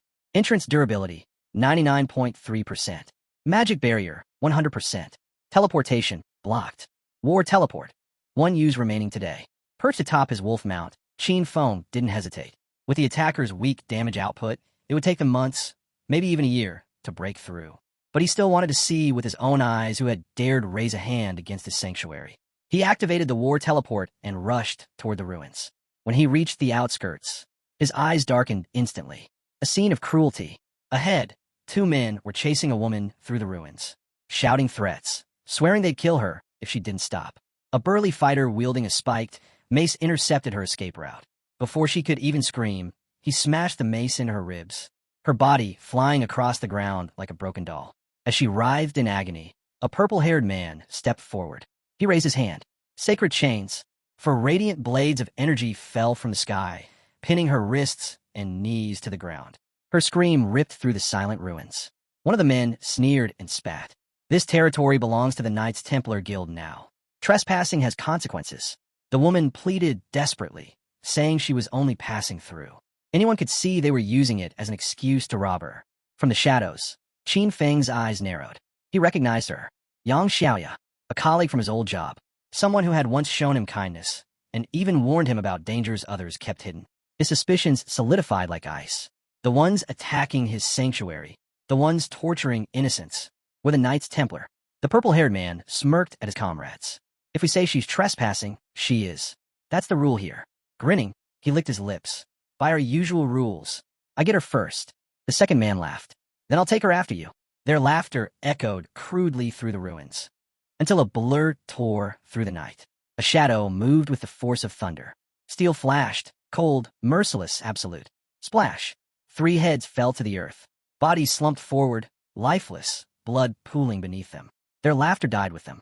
Yang Xiaoya stood frozen, breath trapped in her chest, as the figure stepped into the moonlit rubble. His eyes glowed, cold, sharp, and merciless. Her heart pounded violently. "Shadow," she whispered. But the next heartbeat twisted her certainty. "No, this presence, this killing intent, it's too overwhelming. This isn't the shadow I've heard of. This is something far more terrifying." After massacring every last Templar dog foolish enough to block his path, the figure finally turned toward her. Yang Xiaoya trembled, expecting death, but instead his hand extended outward, not to strike her, but to activate blood flower bloom. A crimson vortex ignited around the corpses. The technique bloomed like a monstrous flower, devouring every ounce of lifespan the fallen carried. The bodies shriveled into nothing. Only hollow white orbs drifted upward like dying embers. When the glow faded, Shadow turned back. Their eyes met. For one breathless moment, the world stopped. The shape of his face, the angle of his jaw, those eyes, she knew them. Fong. It was Fong. Qin foamed beneath the mask of Shadow. Her chest tightened. Her legs shook. But before she could speak, before she could even breathe, blue flames erupted, engulfing him completely. In a blink, he vanished, leaving only drifting sparks where he once stood. Yang Xiaoya stood alone, staring into the empty air. Fong? Was that truly him? The resemblance was too perfect. The eyes, the expression, the aura. Everything screamed the truth. But her mind rejected it. She shook her head hard, forcing the thought away. No, impossible. I must be mistaken. Fong's foolish little sister joined the Night Sanctuary branch of the Templars. If he were truly Shadow, would he allow his own blood to be enslaved by them? Her voice trembled. Impossible. Or so she desperately convinced herself. Inside the Sanctuary of Pure Souls, Templar Guild, tension hung thick in the air. Surviving Templars gathered behind their furious leader, eyes lowered, bodies stiff. His roar cracked through the hall like a whip. "Idiots! Robbing travelers on the main road. Do you have a death wish?" His boot slammed into one man's chest, sending him sliding across the floor. 1,000 deaths wouldn't punish such stupidity. But beneath the rage, there was something else. Relief. Because the man who dealt judgment tonight was Shadow, and the leader remembered. They all remembered. Once, long ago, Shadow had saved them from the Headless One. Since that day, the entire guild whispered his name with awe. Shadow wasn't just a hunter to them anymore. He was an ideal, a symbol of strength, a righteous blade, a man who crushed corruption and betrayal wherever he found it. The leader had even told his people to look to Shadow as an example to follow. But as the room filled with words of admiration and flattery, Shadow's expression darkened. His voice, when he finally spoke, felt like ice over their spines. The chill was unmistakable. "The hideout you're attacking," he said slowly, every word carrying lethal finality, "is not a forgotten ruin." The moment the truth hit, the leader's face turned ghost white. Everyone around him went rigid, shock tightening the air like a noose. Shadow's eyes burned with flickers of yellow lightning, his anger slipping through the cracks. The leader tried to scramble for an excuse, his voice shaking. But the rumors say your hideout is in Magic City. A person can only claim one hideout and forsaken by the gods. Isn't that the rule?" A nervous voice chimed in, the purple-haired brat. "It's true, unless a guild is officially formed. Then the guild itself can own one too." Shadow didn't need to raise his voice. His silence alone sliced straight through them. And then he confirmed it, plain, merciless, without hesitation. He owned a personal hideout in Magic City. And this one, the Sanctuary of Pure Souls, belonged to his guild. The survivors unraveled instantly. Some shook their heads in disbelief. Others sank to their knees in outright terror. Fong's sister collapsed into sobs, her cries echoing through the chamber. She had never once seen Shadow appear in her dreams here. Never imagined this sacred place belonged to him. The leader's legs finally gave out. drenched in sweat. He fell forward and slammed his forehead against the floor, begging like a dying man drowning for air. We didn't know. Shadow, we swear we didn't know. Please forgive us. Tell us what to do. What can we do to make this right? His words tumbled out in panic, each syllable soaked with a desperate instinct to survive. Shadow didn't even blink. Calm, unmoving, deadly. He pulled up his status window, eyes glinting with cold calculation. You've already drained the durability of my hideout's door, he said, his voice sharp as a lightning strike. Repairing it will cost a fortune. He closed the window and looked down at the fallen leader, delivering his verdict without pause. To settle this, the price is 500 years of tradable lifespan. The weight of that number crushed the room. The leader's eyes rolled back. His body went limp as he collapsed into unconsciousness. Chaos erupted instantly. His lackeys swarmed him, shaking him, shouting his name, turning to Shadow with trembling voices. Please, he fainted. Have mercy, Lord Shadow. He didn't mean it. But Shadow's aura only grew heavier, towering over them like a blade suspended at their throats. Then his gaze snapped toward the purple-haired brat. Those lightning-sharp eyes pinned him in place. Do you even understand how much it cost to repair that door? Shadow asked quietly, too quietly. Every word crackled with suppressed fury. The boy opened his mouth, but no sound came out. His throat locked. His breath died. Shut your mouth, Shadow said, cold enough to freeze blood. You're only making it worse. The brat stiffened, pale and shaking, as silence swallowed the chamber, broken only by the faint crackle of lightning dancing in Shadow's eyes. Meanwhile, the guild leader lay half-conscious on the ground, sweat dripping down his temples as his thoughts spiraled into madness. Why me? Why does misfortune chase me like a curse? He wanted to scream, wanted to tear the world apart, but instead rage took over. His trembling hand shot out, grabbing his so-called dumb sister by the throat. His voice cracked with fury as he roared. This is all your fault. Your ridiculous dream brought us here. Were you planning to destroy the guild? His grip tightened, shaking from anger, desperation, and fear all at once. But then, her expression changed. Gone was the timid, empty-headed girl they all mocked. Everyone in the chamber stiffened as her eyes sharpened, clearing of the foolishness they were used to. It's true, she said, voice trembling, but no longer weak. I dragged everyone down. I am to blame. If punishment is needed, let it fall on me alone. She lifted her head, conviction burning through her fear. I'll be whatever Shadow demands. A cow, a horse, the pig. Every lifespan I earn, I'll hand it over until the debt is paid. I'll endure pain, abuse, anything. From this moment on, I am his to command. Just spare the others. Her vow echoed through the chamber, raw and desperate. For the first time, the onlookers felt something from her. Something like sincerity. A few lowered their heads, moved despite themselves. They truly believed she was willing to sacrifice everything for the guild. But Shadow? He didn't budge. His expression didn't soften. His gaze didn't even rest on the girl. His eyes locked onto the leader instead, cold, precise, lethal. Chun. The man flinched as if stabbed. Why, yes. Shadow's voice sliced through the silence. Tell me, Chun, do you truly believe this girl is worth 500 years of lifespan? The question landed like a hammer on his skull. His mind cleared instantly, crushed by Shadow's pressure. Worth? His lips twisted with bitter clarity. Worth? She's useless. She's always been useless. Without hesitation, he slapped her, hard. The crack echoed viciously as her body hit the stone floor. She gasped, cheeks swelling instantly, and yet no one stepped forward. Not a single person moved to help her. You menace. Chun spat, pointing at her shaking form. You dragged us into Shadow's hideout with your pathetic dream, and now you dare pretend to be some noble saint? Trying to impress him? Trying to win his favor? His voice roared through the chamber, dripping with venom. Becoming Shadow's servant is an honor anyone here would kill for. But you're not worthy of even being considered. The girl lay still, her tears splashing onto the cold stone.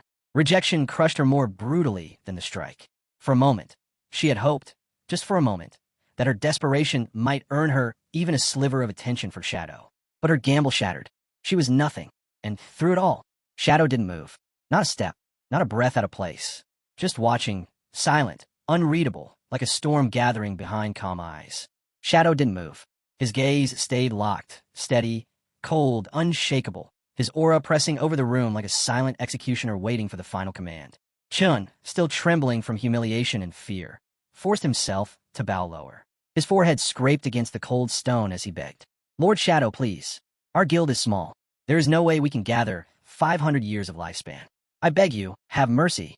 There must be some middle ground. For a long moment, Shadow said nothing. He stood there, half veiled in the dim glow of the hideout system lights, the faint shimmer outlining him like a figure carved from the darkness itself. Then finally, his voice broke the silence. Calm, steady, not loud, not cruel, yet every syllable carried the weight of a verdict.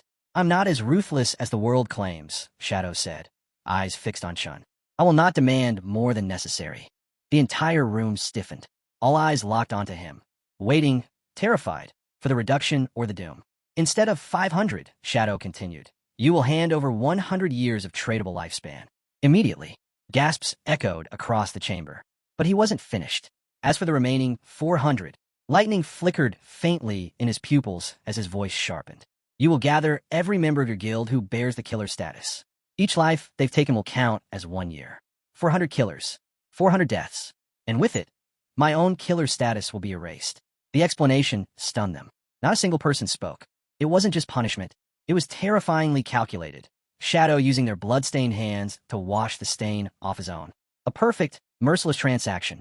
Chen's shoulders slumped with relief. Twisted, desperate relief. Why, yes, of course, he said quickly. Our guild has over 2,000 members. To sacrifice 400, harsh, yes, but it will not destroy us. He lifted his head, nodding like a frantic puppet. In the 100 years, I'll send it right now. He didn't hesitate. A trade window pulsed to life. A warm glow shifted hands, then faded, absorbed cleanly into Shadow's status. It was done. Chun immediately spun on his men, barking orders through a trembling voice. Move! Gather every killer in the guild. Now! Lord Shadow must not be kept waiting. His men scattered in a frenzy. Only after the chaos died down did Shadow finally turn back to the real source of all this trouble, his hideout. He summoned his system menu. A translucent panel unfolded before him. His eyes narrowed as he scrolled. Repair cost, 7 days of lifespan. A ghost of a smile tugged at his lips. What others saw as a crushing debt, a mountain impossible to climb. To him, it was nothing but 7 days. A week. A flick of his finger confirmed the repair. Ding. 7 days deducted. Hideout fully restored. Shadow cut down every adventurer who dared cross his path. Each kill another step toward purging his own killer status. Every strike cold. Every death efficient. Every moment drawing him closer to complete absolution. And through it all, not once did he look back. The ground was carpeted with glowing orbs of lifespan, scattered like dying embers after a wildfire. Then the system spoke. A chilling notification echoed through the air. 400 slayers have fallen. To anyone else, it would be terrifying. But to Shadow, it was liberation. A surge of experience and lifespan roared through him. The kind that shakes the soul and rewrites fate. Another notification flickered. Killer level, 4-3. The guild captain's face turned pale. Shadow exhaled slowly. For him, it was a step toward freedom. And as the system records updated, the truth unfolded. Every single slain member had been breaking guild rules in secret. Thieves, liars, traitors. Corruption buried deep in the guild's bones. Shadow's blade had simply cleaned house. The captain felt a bitter relief crawl through him. Better they died by Shadow's fury than let their rot fester and destroy the guild from within. But Shadow wasn't finished. His presence thickened the air as he turned, his voice calm, yet edged with something sharp enough to cut bone. From this moment on, he declared, this sanctuary will be guarded by my guild. No one enters without my will. Chun blinked, stunned. Shadow's eyes hardened, yellow sparks crackling faintly. Rule breakers in your ranks will learn discipline. You will guard this place in shifts. And if this sanctuary is ever attacked again. He paused, his voice dropping to a deadly whisper. I will come for you personally, Chun. The captain's breath hitched. That wasn't a warning. It was a promise carved in stone. Before he could even speak, another system notification tore through the tension. Warning. Shadow's hideout is under attack. Location, Evil Spirits Academy. Attacker, Yuna. Barrier durability, 99.8% dropping. A second prompt followed. Word transmission available. Usable once every 24 hours. Activate? Shadow frowned. The term was strange, but the meaning was clear. A teleport. He didn't hesitate. His body ignited into blue flame, dissolving into streaks of light as he vanished from the sanctuary. Only when the flames faded did the leader finally exhale, long and shaky. Relief lasted all of 3 seconds. One of his fat guildmates tugged his sleeve nervously. We were supposed to guard the sanctuary for Lord Shadow. Remember? Reality slammed into him. He turned to the dumb sister, his expression cold and unforgiving. You, this is what you dreamed of, isn't it? Then you'll guard it. If anything happens, it's on your head. Abandon your post, and you lose your lifespan. Her eyes widened, but she said nothing. She couldn't. Like the rest of them, she was trapped, bound by Shadow's decree. Meanwhile, at the ruins of the Evil Spirits Academy, chaos erupted. Attackers marked with a dragon emblem etched into their foreheads pounded at the barrier with everything they had. Its durability had already crashed to 51%. Nearby adventurers stared, whispering in disbelief. Are they insane? They're provoking Shadow. Are they trying to die? Their voices trembled, but the Black Dragon Hall pressed forward, unrelenting. Then, Shadow appeared at the edge of the ruins, his eyes narrowing dangerously. Black Dragon Hall. He racked his memory. He'd never crossed paths with them. Not once. So why here? Why now? At the front of the attackers, a massive man raised his arms and roared. All power into one strike. The ground shook. Mana surged. Shadow's gaze sharpened. The storm was about to break. Dragon break. Black miasma surged upward, swirling above the mercenaries like a corrupted spirit bomb. With a thunderous roar, the burly commander hurled it at the barrier. The world shook. The ground cracked. Dust erupted like a volcanic blast. The barrier trembled, its durability plummeting to 13%. Yet somehow, it held. Keep pushing, someone screamed. We're close. Don't stop. Another voice chimed in, slick with greed. 100 years of lifespan for this job, easy money. Shadow's gaze hardened. So that's it, hire dogs. Mercenaries. He exhaled slowly. This isn't personal. The only one with a grudge that deep is Dong Fangyu. Before he could move, a deafening roar tore the sky open. Heavy stomps thundered across the ruins, each one shaking stone, bone, and soul. The mercenaries spun around and froze. A dragon lumbered out of the shadows. Not majestic, not elegant, not intimidating in any traditional sense. It looked ridiculous, goofy even, but the pressure rolling off its scaled body crushed the battlefield into silence. Even absurd creatures could kill. Shadow's lips curled faintly. The dragon stomped, spun, and twirled like a grotesque parody of a dance, its weight shaking the entire arena until seasoned adventurers nearly toppled over. Then, the sky dimmed. Something massive ripped through the clouds. For an instant, it looked like a colossal skull descending from the heavens. But as it fell closer, the jagged outline told the truth. A meteorite. Enormous. Unstoppable. It slammed into the ground with a world-ending boom. The shockwave tore across the battlefield. Mercenaries were flung like ragdolls. Buildings split open. Dust spiraled into the sky like a storm.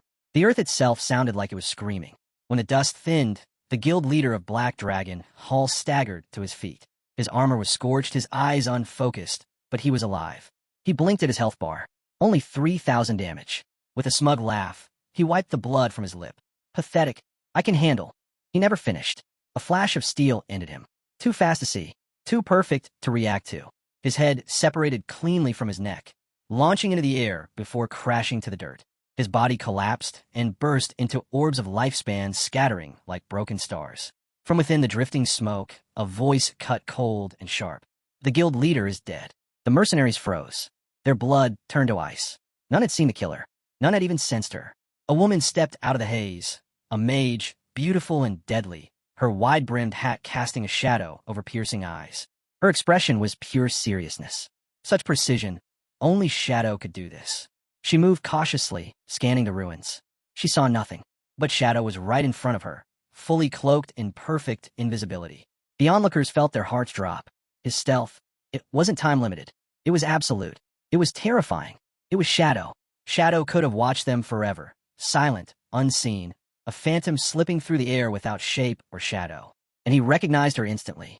Zhang, her in-game name, marked by the distant green mountains behind her avatar. A member of Sky Vault Guild. And more importantly, one of the rarest and most terrifying hidden professions. Soul Painter. Unlike ordinary mages who relied on chants and spellbooks, soul painters created magic with brush and ink. Their strength was determined not by mana, but by their art. That ridiculous dragon? That colossal meteorite? Her work. Soul painters dominated defensive wars, long sieges, and battlefield control. With a single stroke, they could twist terrain, shift momentum, and rewrite the flow of battle. But Shadow also remembered their fatal weakness. Solo fights. They needed time to sketch. Against an assassin, they had none. Now, despite the ruins around her and the corpses of her allies cooling in the dirt, Zhang lifted her chin and called out, Shadow, I know you're here. Show yourself. I need to speak with you. Her companions stiffened. A calm voice answered from the air, everywhere and nowhere at once. Shadow had spoken, but remained invisible. Zhang didn't falter. She stepped forward, her words cutting cleanly through the dust-filled silence. My profession is soul painter. To advance, I need rare materials that exist only inside the Evil Spirits Academy. I know this hideout belongs to you, and I am willing to compensate you. Name your price. Shadow's gaze sharpened. So this was the turning point. In his past life, the Evil Spirits Academy had eventually fallen into Sky Vault Guild's hands. It must have been Zhang who discovered it during her advancement quest. But this time, he had arrived first, and he remembered her story well. Zhang was the granddaughter of Old Yang, Sky Vault's guildmaster, a former hardcore gamer who became a legendary streamer. Even at 73, when Godforsaken descended, Old Yang returned to the battlefield and rebuilt Sky Vault around the granddaughter he cherished. Under their leadership, Sky Vault captured the Evil Spirits Academy and clawed its way into the top 10 guilds of the Z Empire. Shadow, in his previous life, had admired them quietly, watched their streams, followed their wars. For the briefest heartbeat, warmth rose to his cheeks, a ghost of his old fanboy embarrassment. He crushed it instantly. With a flick of his hand, the ground trembled. A hidden door tore itself out of the earth. The entrance to the Evil Spirits Academy, revealed in full. Her team gasped, stunned, speechless. The scene shifted inward. Shadow sat upon his throne inside the hideout, cloaked in darkness, his gaze fixed on the woman who had once been his favorite streamer. His voice was calm, sharp, controlled. Why meet me directly, Zhang? The soul painter straightened, refusing to flinch before the invisible terror surrounding her. Because I must, she said. My profession relies on the academy. The materials inside are vital for my progression. She took a careful breath before delivering the final blow.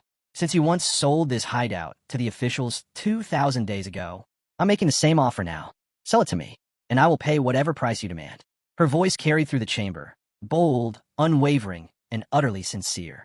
The deal hung in the air, bold and daring. Even so, Shadow remained calm, unshaken. Tyan's offer was impressive. 500 years of tradable lifespan wasn't something most guilds could even dream of raising for a rental. Only someone from Sky Vault, someone molded by Old Man Yang's ruthless creativity, would dare propose something like that. But even then, Shadow shook his head. Selling the Evil Spirits Academy was impossible. Instead, he granted Zhang guest access to the ground floor, a gesture generous enough to let her complete her advancement. But Zhang wasn't done. She adjusted her stance, eyes sharp, voice steady. I want to rent the first floor for 3 years. I'll pay 500 years of tradable lifespan up front. Shadow froze for a moment. He had already given her access freely, so why offer such an absurd price for a rental? Then it clicked. Sky Vault didn't want resources. They wanted him. A connection. A bond. Networking in the bloodiest MMO fashion possible. Buying influence from the strongest player in the Z Empire. Zhang strengthened her pitch. To show sincerity, she added, her tone darkening, I'll eliminate the guild that attacked your hideout earlier. Every member. Every trace. Shadow raised a brow behind the veil of invisibility. You won't consult your grandfather first? He asked. Attacking a guild openly can ignite a war. Zhang smirked, amused he even knew Old Man Yang's name. My grandfather listens to me, and eliminating a small guild won't cause a ripple. No one will care. Her confidence was sharp, her ambition unmistakable. At her age, she already carried the aura of a future guild master. Shadow finally nodded. I accept. Her reaction was instant. She practically bounced across the hall, her mage hat wobbling as she signed the rental contract with both excitement and relief. The system chimed softly, plus 500 years of lifespan gained. Shadow laid out the rules. Sky Vault may use the ground floor however you like. You may even damage it, but you are forbidden from harming the core structure. Zhang lifted her chin, triumphant. Understood. Pleasure doing business. With a cheerful wave, looking more like the streamer he once admired than a guild officer, she departed the academy with her team. Shadow's face heated the moment she left. Meeting his favorite streamer in person. Seeing her laugh, move, argue, negotiate. She was livelier, more charismatic, more real than she had ever appeared on her broadcasts. It was surreal, but he forced the embarrassment down. He had bigger priorities than fanboying over his idol. The cool down for equivalent exchange had finished. Now it was time to gamble. The system allowed him to offer up one item and receive another of equal grade, but one designed specifically for his class. Without hesitation, he placed his intelligence training manual into the exchange. Light shimmered. Magic spiraled. The offering dissolved. And in its place, a weapon descended. Emerald grade, crimson blade. A breathtakingly sleek, murderous weapon dripping with blood-red energy. Its special effect was terrifying. The lower the enemy's HP, the stronger its damage. Up to 200% bonus once they fall below 30%. Shadow's fingers wrapped around the hilt. This wasn't just a weapon. This was a death sentence waiting to be unleashed. The Crimson Blade wasn't just powerful. It was terrifying. Every strike restored HP equal to 200% of the damage dealt. If his health was already full, the excess solidified into a protective shield. Shadow's eyes widened. This wasn't a weapon. This was broken. And then he noticed the hidden ability. A limit break. Once charged, it could unleash a single-target finishing attack, capable of erasing almost anything in its path. He didn't hesitate. He dumped his evolution points into the blade, pushing it from Emerald Legendary. The weapon roared to life, reshaped by raw power. Every strike now carried plus 9,000 blood element attack, the kind of boost that turned battles into massacres. After the upgrade, he still had 555 evolution points left. He knew exactly where to spend them. Shadow funneled 500 points into his mythic stealth skill, and the battlefield changed forever. A new monster was born. The moment those points were consumed, his stealth ability mutated into something nightmarish. Cooldown 1 second, meaning he could vanish almost non-stop. The darkness itself elevated his stealth level even higher. A passive buff granted him plus 3 levels of permanent stealth. His skill break spell now tore through enemies with plus 300 bonus damage. But the last upgrade, that was the true horror.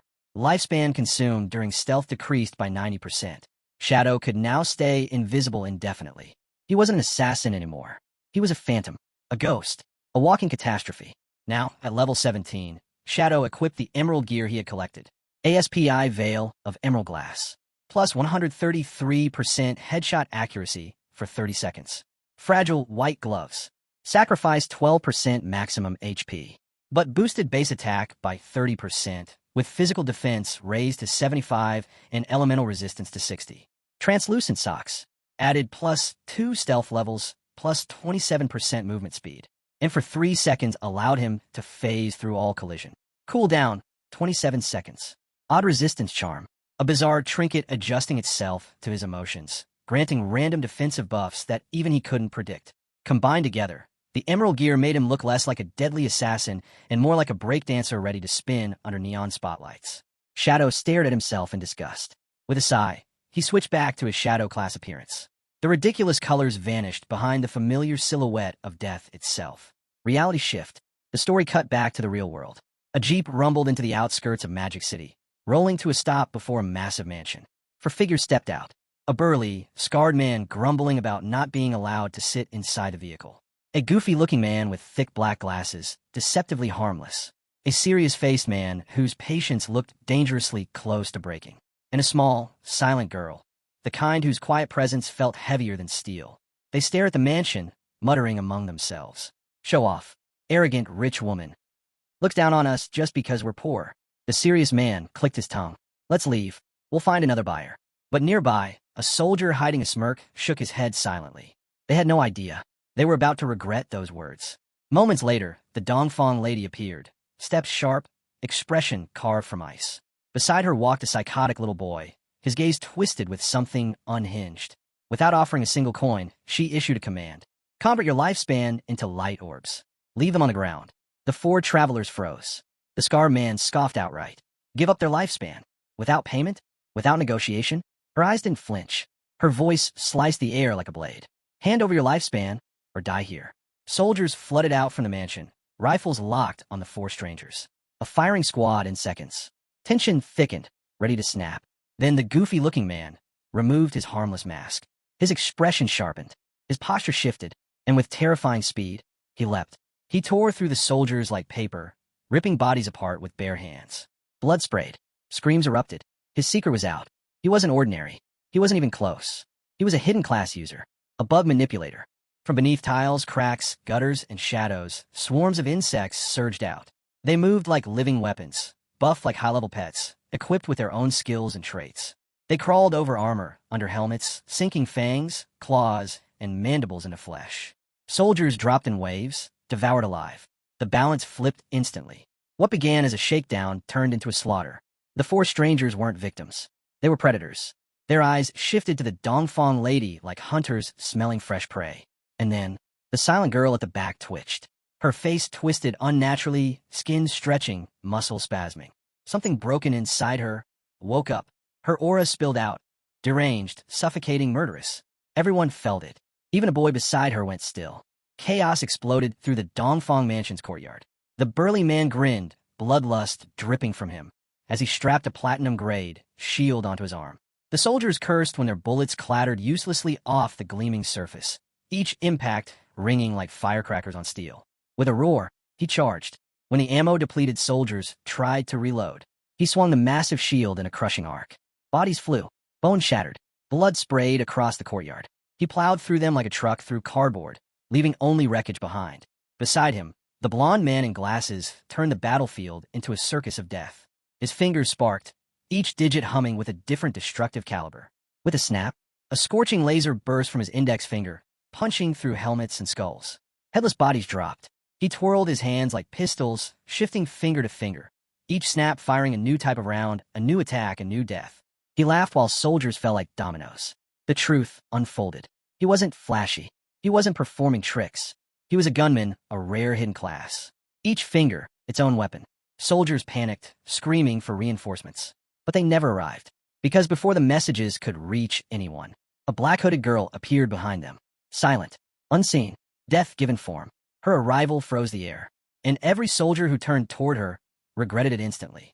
Her blade whispered through the shadows, finding throats before screams could even form. One after another, the soldiers fell, silent, gagged by death itself. The messenger didn't even turn before her dagger slid between his ribs. A phantom, a reaper, a shadow of murder. She drifted toward the Dongfang lady, aura sharpened to a killing edge. The air chilled as she approached, invisible, hunger for blood gleaming in her eyes. Victory felt certain, until a massive boot exploded out of nowhere and smashed into her face. Her skull cracked against the ground. Her invisibility shattered like broken glass, flickering once before, dying entirely. Her pale face twisted in a mix of pain and disbelief. Standing over her was an absolute giant, a wall of muscle wrapped in cold bandages covering his mouth. Eyes sharp and dead calm. He didn't even look angry, just assessing. He turned to the Dongfang lady and spoke in a gravel-deep voice. These opponents have stealth classes. You must not underestimate them. The Dongfang lady's eyes gleamed with vicious delight. Capture them alive, she commanded, voice like cracked glass. Alive, so she could drain their lifespan, so her son could feast on their stolen years. But her bodyguard didn't blink. Even with chaos exploding around them, his posture stayed relaxed, unbroken. Inwardly, he weighed the battlefield, measuring strengths, weaknesses, tempo. 50%. That was the chance of success, he calculated. And still, he stepped forward without hesitation. His presence radiated the confidence of a walking calamity. The burly man with the shield tensed. This wasn't just another guard. This one was dangerous. The bodyguard strode closer, voice low and steady. That so-called one-hit kill gear you flaunt, it isn't just for blocking. I know your kind. Scavengers. Parasites who hunt rich players and steal their treasures. He tilted his head, studying them with almost bored curiosity. If you truly leveled yourselves properly, this might even amuse me. The misfits exchanged uneasy glances. They had wiped out soldiers with ease. But this man, alone, radiated the calm certainty of a monster. Then his voice snapped across the field like a whip. Arrogant brats. The insult was gasoline on the bug controller's rage. His body twisted, unraveling into a screaming mass of wings and mandibles. Fury shrieked from every buzzing limb as he launched himself forward. A storm of insects slicing through the air at terrifying speed. Nearly 200 kilometers per hour. A blur no human should ever react to. But the bodyguard simply pivoted and caught him midair. His thighs clamped shut like a steel trap, snapping around the writhing swarm. The insect boy screamed as wings cracked, bending under the pressure. Then, slam! The bodyguard whipped him downward, smashing his skull into the ground in a brutal counter that flipped his entire body over like a broken doll. Gasps erupted. The gunman froze. The burly man stared in horror. How? How did he catch a stealth swarm mid-charge? Then, the smell hit them. A rotten, acidic stench that rolled across the courtyard. A vile purple mist seeped from the bodyguard's body, twisting around him like living miasma. Not smoke. Not poison. Him. Realization crashed into all their minds. His hidden class was one of the rarest and most feared. Poison gas master. His own body was a walking hazard. A fog of death that suffocated everything it touched, revealing all stealth, corrupting the air, poisoning the land itself. Grass wilted. Dust shimmered. Even the air seemed to recoil. And the misfits finally understood. They weren't fighting a guard. They were fighting a nightmare. Nothing escaped him. Not a breath. Not a tremor. Not a heartbeat. The battlefield was his web, and every enemy was nothing but shaking flies stuck in the strands. Poison mist curled around his massive frame like a living aura, and for the first time, the bandaged mouth beneath that monstrous face stretched into a grim, knowing smile. Only then did the misfits understand. They hadn't been fighting the Dongfang Ladies' Guard. They had been trespassing inside the killing field of a monster. And the monster finally got serious. The bodyguard bent his knees, muscles bulging, and then launched himself into the sky, propelled by the sheer, explosive pressure of his own toxic gas. The grotesque propulsion sent him soaring upward like a cannonball fired from hell itself. Legs spread wide, he aimed downward. Then, boom! A devastating burst of corrupted force slammed into the burly man's platinum shield. The indestructible, grayed metal warped instantly. Then it cracked. Then it shattered like brittle tin. The shield bearer was blasted backward, his body broken and limp, crushed by the very shield he trusted his life to. He hit the courtyard like a corpse. The bespectacled gunman panicked. "Get your weapon ready," he shouted to the insect controller, sparks dancing around his fingers as he aimed at the airborne monster. Energy beams tore upward, but the bodyguard twisted in midair with inhuman agility, weaving through the shots as if being guided by the toxic mist that wrapped his body. Each dodge was followed by a burst of foul propulsion, launching him unpredictably through the air, like some grotesque demon bouncing through the sky. The gunman sneered. "Idiot! Jumping in the air against a gunman? You've signed your death warrant." He steadied his glowing fingers. He smirked, ready to fire the killing shot. But the bodyguard stopped moving. He drew his legs inward. Pressure built. Built. Then, crack! A thunderous shockwave exploded outward. Not just poison, not just gas. A sonic boom of toxic force. The blast ripped through the sound barrier. The gunman's glasses shattered. His eardrums burst. His throat collapsed. He dropped instantly, dead before his knees ever hit the ground. His frozen expression of horror was the only thing left intact. The bodyguard landed lightly, the ground barely cracking beneath his weight. From behind the bandages, his muffled voice rumbled. That was only a low-level release. A real human dies instantly. Silence suffocated the battlefield. Then, his gaze shifted. The last surviving gunman, the one with black goggles, was trying to slink away, trembling like a cornered rat. Too slow. In a single, blurred movement, the bodyguard materialized in front of him. A massive hand clamped onto his skull, forcing him to look up, face to face with pure horror. Please," the man stammered, voice cracking. The bodyguard's tone was disturbingly calm. "No need to kill you today. 2 of you died, 2 of you survived just enough to fulfill my lady's order." His grip tightened slightly. "But I want answers." His voice lowered, cold as death. "Where is the invisible assassin who nearly reached my mistress earlier?" The man shook like jelly. "There's no one like that. We have no such ally. I swear." But the poison mist tightened around them, and the bodyguard wasn't convinced. His mind raced. His 2 comrades were already dead, crushed under the bodyguard's overwhelming strength. And then a spark of realization struck him like lightning.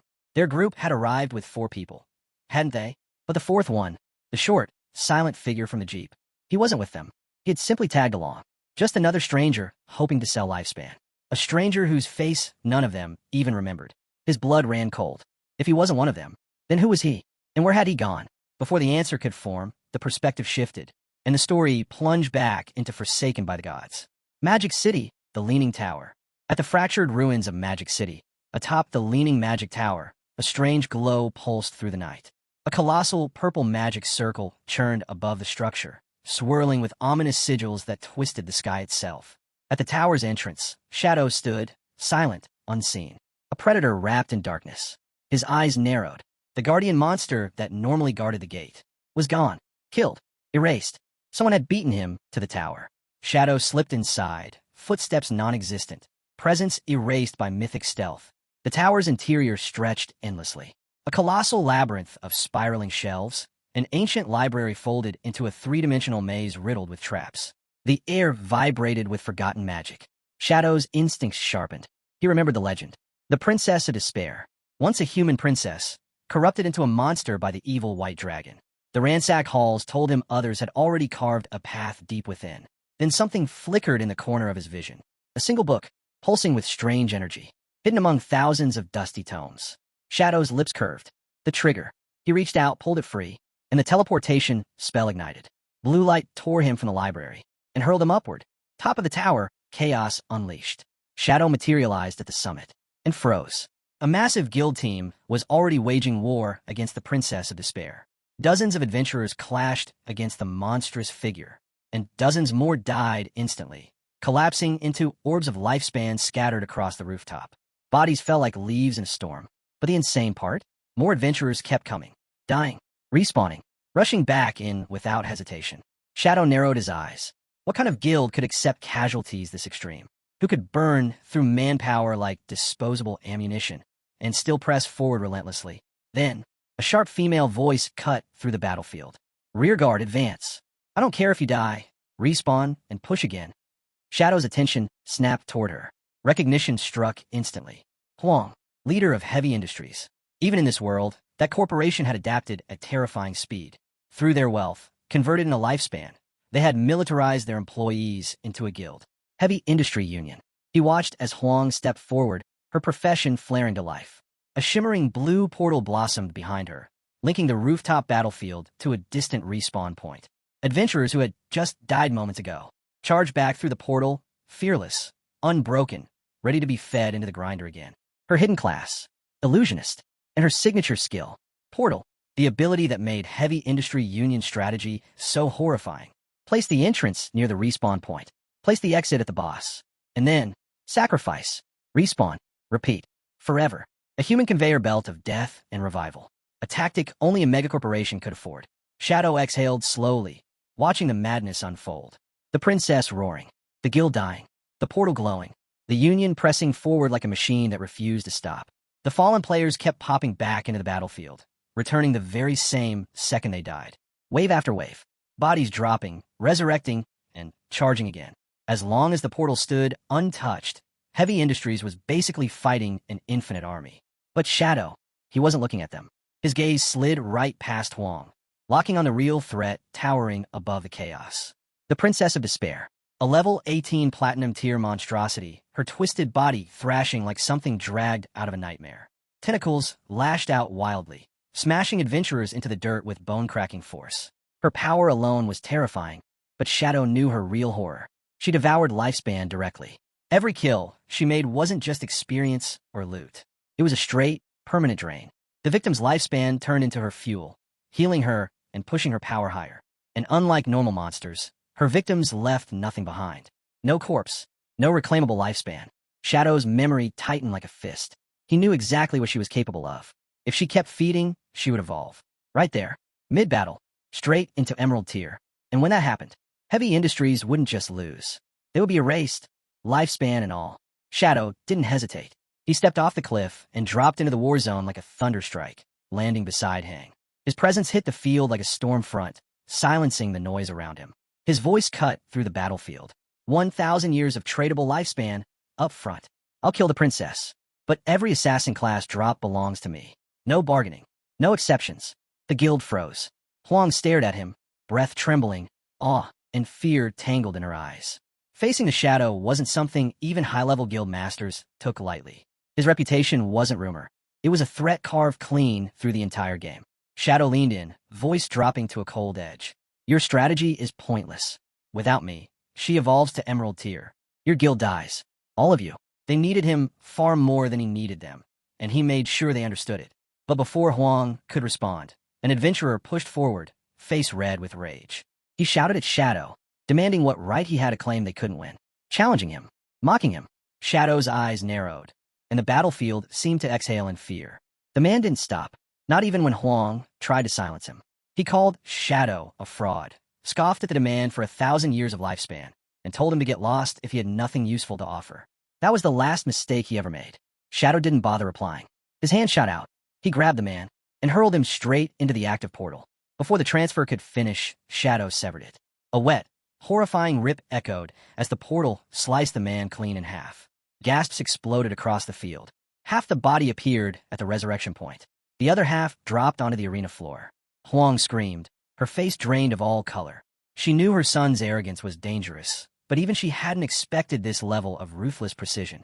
Struggling to recover her composure, she tried to reason with him, saying if he only meant to teach a lesson, breaking her portal wasn't necessary. Shadow's smirk was hidden behind his mask, but the razor-sharp amusement in his voice made it perfectly clear. He disagreed. Shadow didn't flinch at Huang's panic. His voice stayed cold, almost bored. as he told her she'd understand very soon why the portal had to be destroyed. Then, with that same calm ruthlessness, he repeated his deal. 1,000 years of tradable lifespan. I kill the despair princess. No pressure, no shouting, just fact. Before Huang could even gather her thoughts, his body blurred and vanished. The entire guild watched the space where he'd stood, stunned into silence. From atop the tower, Shadow descended once more, his presence slipping through the chaos like a predator stalking wounded prey. Heavy Industries still didn't understand the danger they were facing. The princess wasn't just strong, she was seconds away from evolving. Landing softly, he snapped his fingers. His wolf materialized instantly, and in one smooth motion, he vaulted onto its back, racing across the battlefield. Then he saw it, a faint, unnatural gleam shimmering at the peak of the tower. His instinct spiked. That glow wasn't decoration. It was the unmistakable sign of a boss nearing promotion. Every player dying below, every ounce of lifespan they lost, it was pushing the princess closer and closer to Emerald Tier. Shadow's eyes narrowed. If she evolved, he'd come back, not to save Heavy Industries, but to harvest an Emerald Tier monster for himself. But just as that thought settled, a voice cracked into his mind, tight with fear. Ling. Her tone trembled as she reported her discovery. She had found the Dongfang lady hiding deep in the mountains, inside a secluded mansion. But she barely escaped alive.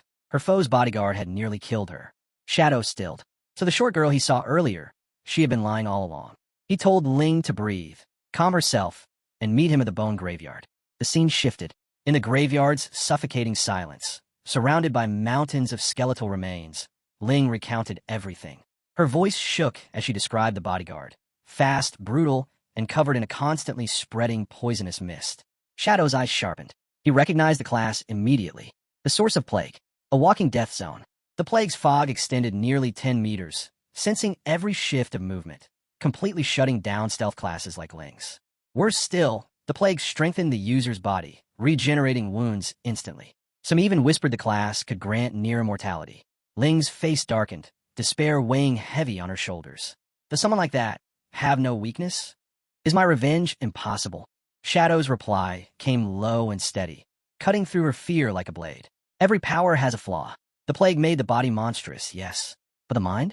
It corroded it slowly. The stronger the bodyguard grew, the weaker his mental defenses became. That was his fatal crack. And then Shadow turned, eyes gleaming beneath the mask. Ling's hidden class, the blade of the underworld, wasn't just rare. It was on the verge of awakening its second tier. The moment he said it, a massive spectral demon materialized behind her, green flames rippling across its body, its gaze cold and commanding. Ling's breath caught. Realization hit her like lightning. She wasn't helpless. Her class had the potential to cut through plague itself, and one day, claim the revenge she believed impossible. Shadow didn't raise his voice. He didn't need to. The truth alone carried all the weight. You're not powerless, Ling. Your blade simply hasn't awakened yet. Shadow didn't soften the truth. If Ling wanted revenge, if she truly wanted to face the plague-born monster that nearly killed her, then she had one path. Evolve. Fast. Tier 2, no delays. Only then would she unlock the skill that countered the source of plague's hidden weakness. His certainty rattled her. How could he know her secret class so clearly? Its nature, its future, its evolution, when even she barely understood it. Before she could speak, he stepped away, rising onto a cracked stone pillar. His silhouette framed against the graveyard's sickly moonlight made him look less like a player and more like a master addressing a disciple. Shadow's voice echoed like steel. The god's game is ruthless. Grinding without thinking will bury you. Every level, every point, every hunt must be intentional. He pointed into the sea of bones stretching endlessly around them. Strength, he said, wasn't just power. It was knowledge sharpened, patience forged, skill refined. Then he explained what Ling had never considered. The monsters here, these bone fiends and death-born elites, were perfect for awakening the deeper power inside her Hades chainblade.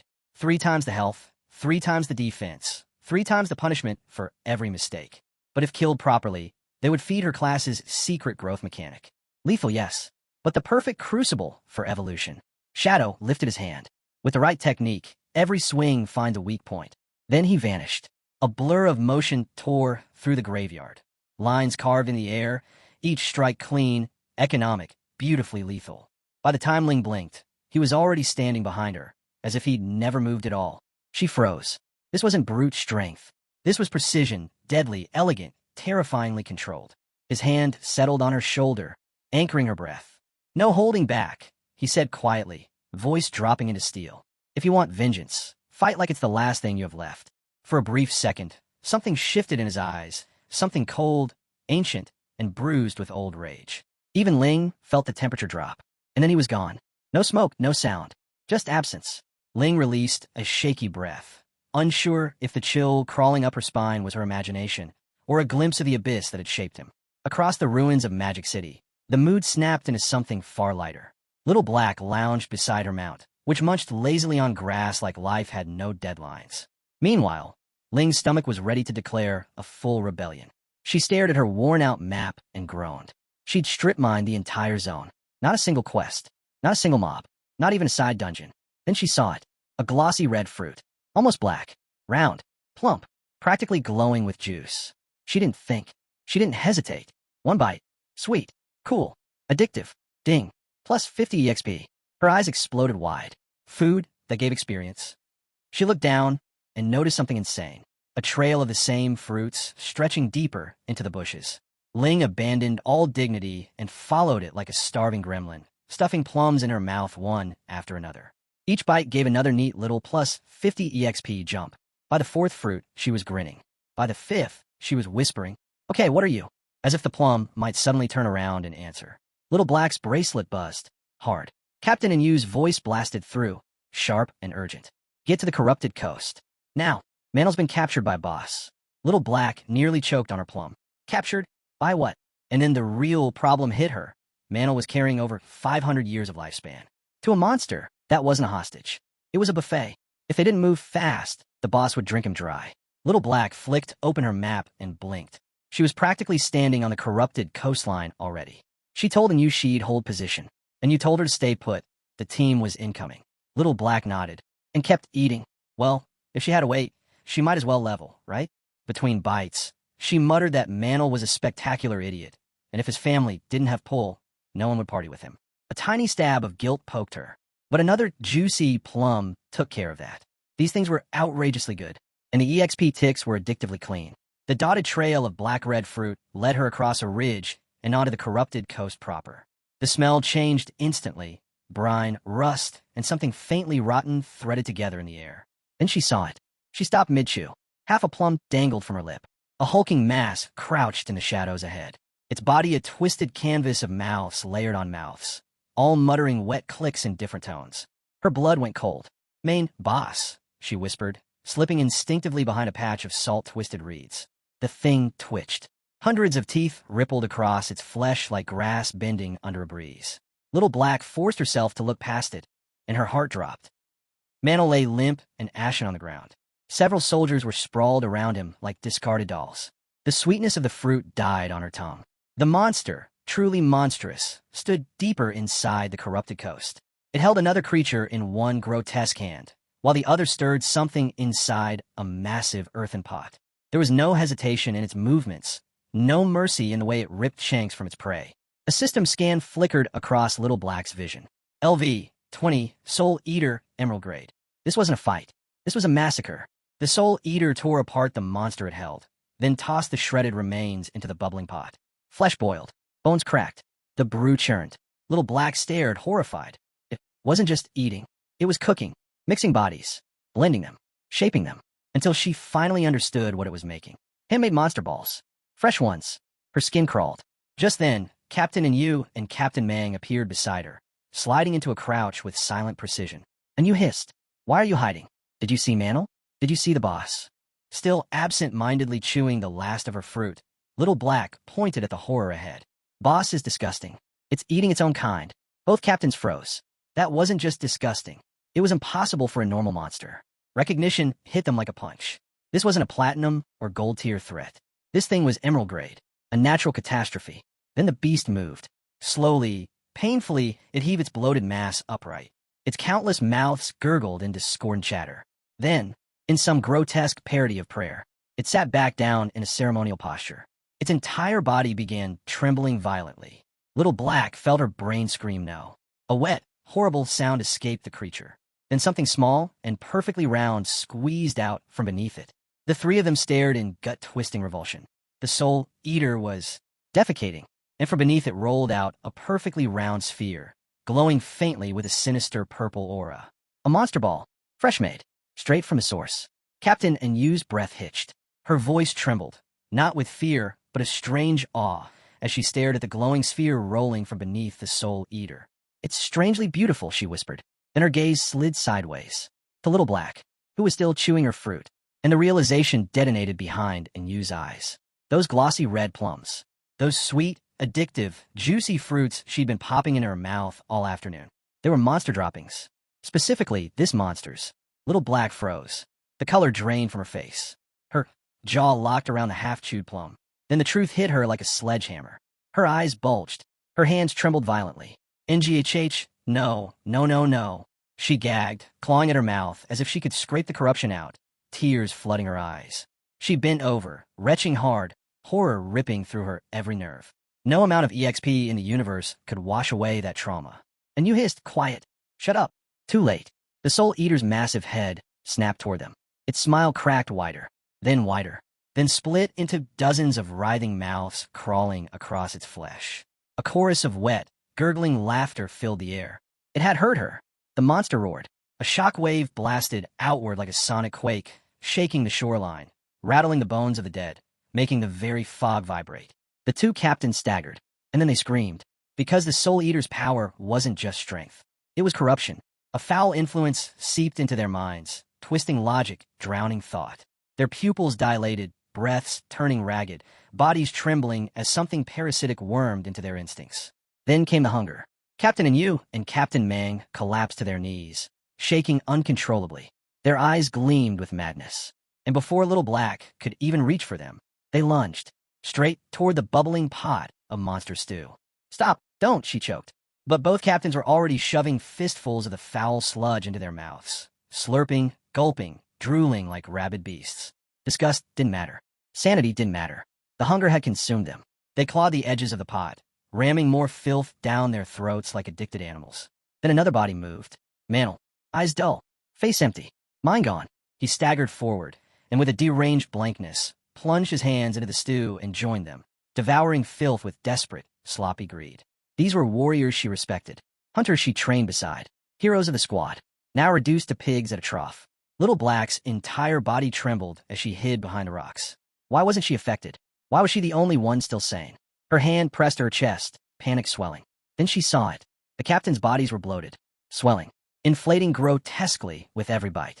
This was no hypnosis. This was fattening. The Soul Eater's feeding ritual. The monster reached out one enormous arm, snatched Mantle effortlessly, and dozens of mouths opened across its body like blooming horrors. With one horrific motion, it swallowed him whole. Little Black slapped a hand over her mouth, nearly screaming again. The realization struck her like a nightmare she couldn't wake from. This thing didn't kill its victims. It fed them. It plumped them. It fattened them like livestock, then devoured them at their peak. Tears blurred her vision, and Yu and Mang were already lost. Mantle was gone, and she couldn't fight an emerald-grade calamity alone. Her voice cracked apart as terror finally overwhelmed her.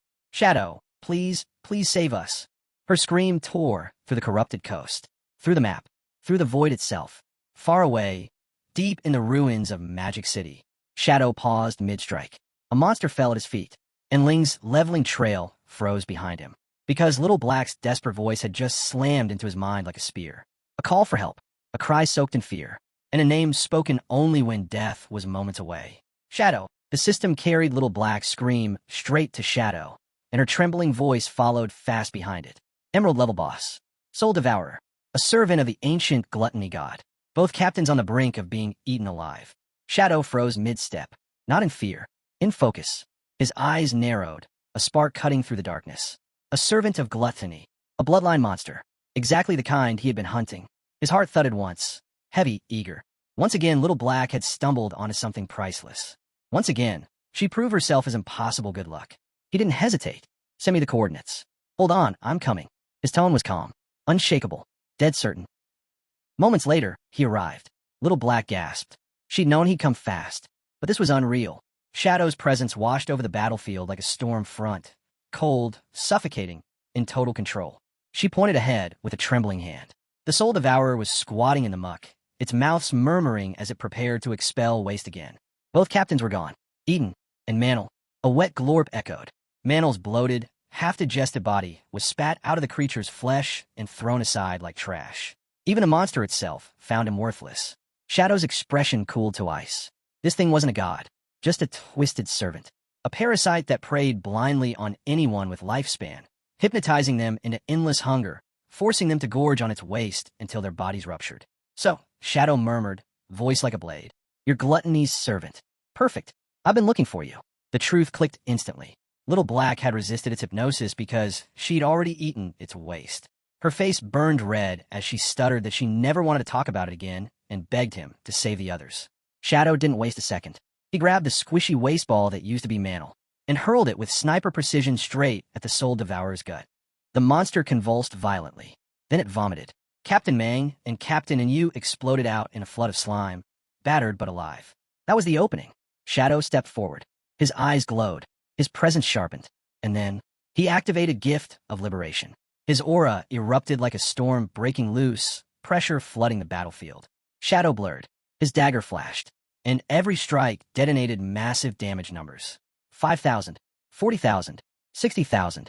Chunks of the emerald grade boss tore free under the assault. Then he widened his reach. Shadow slash. Darkness wove around his blades, extending his strikes in jagged, lethal arcs. His attacks became a hurricane of black and crimson. His ultimate gauge ignited. Shadow tightened his grip on the crimson dagger. Every ounce of power flowed into that one blade. Every stat, every buff, every ounce of killing intent. And with a roar that shook the corrupted coast, he unleashed his crimson ultimate. The dagger blazed blood red, carving the air itself apart as the final strike dropped like a divine executioner's verdict. The impact hit the earth with a sound that split the world. The moment Shadow's crimson ultimate landed, the world detonated. Damage numbers didn't just pop up. They erupted across the battlefield in a blinding cascade. 1,000,000 plus. Critical strike. Then the system's voice boomed across every nation. A world announcement. World first, Shadow has slain the Emerald Grade Gluttony Servant Boss. Plus 30 global reputation. All across the globe, adventurers paused mid-hunt, mid-trade, mid-conversation. Some were jealous. Some were speechless. Some cursed their luck. But all of them, every last one, recognized a single truth. A monster named Shadow had just stepped onto the world stage. And the future, now, tilted toward him. Little Black just stood there frozen stiff. Eyes wide, jaw slack, half traumatized from eating monster poop, half awestruck by the man who just erased an emerald-grade calamity with brute annihilation.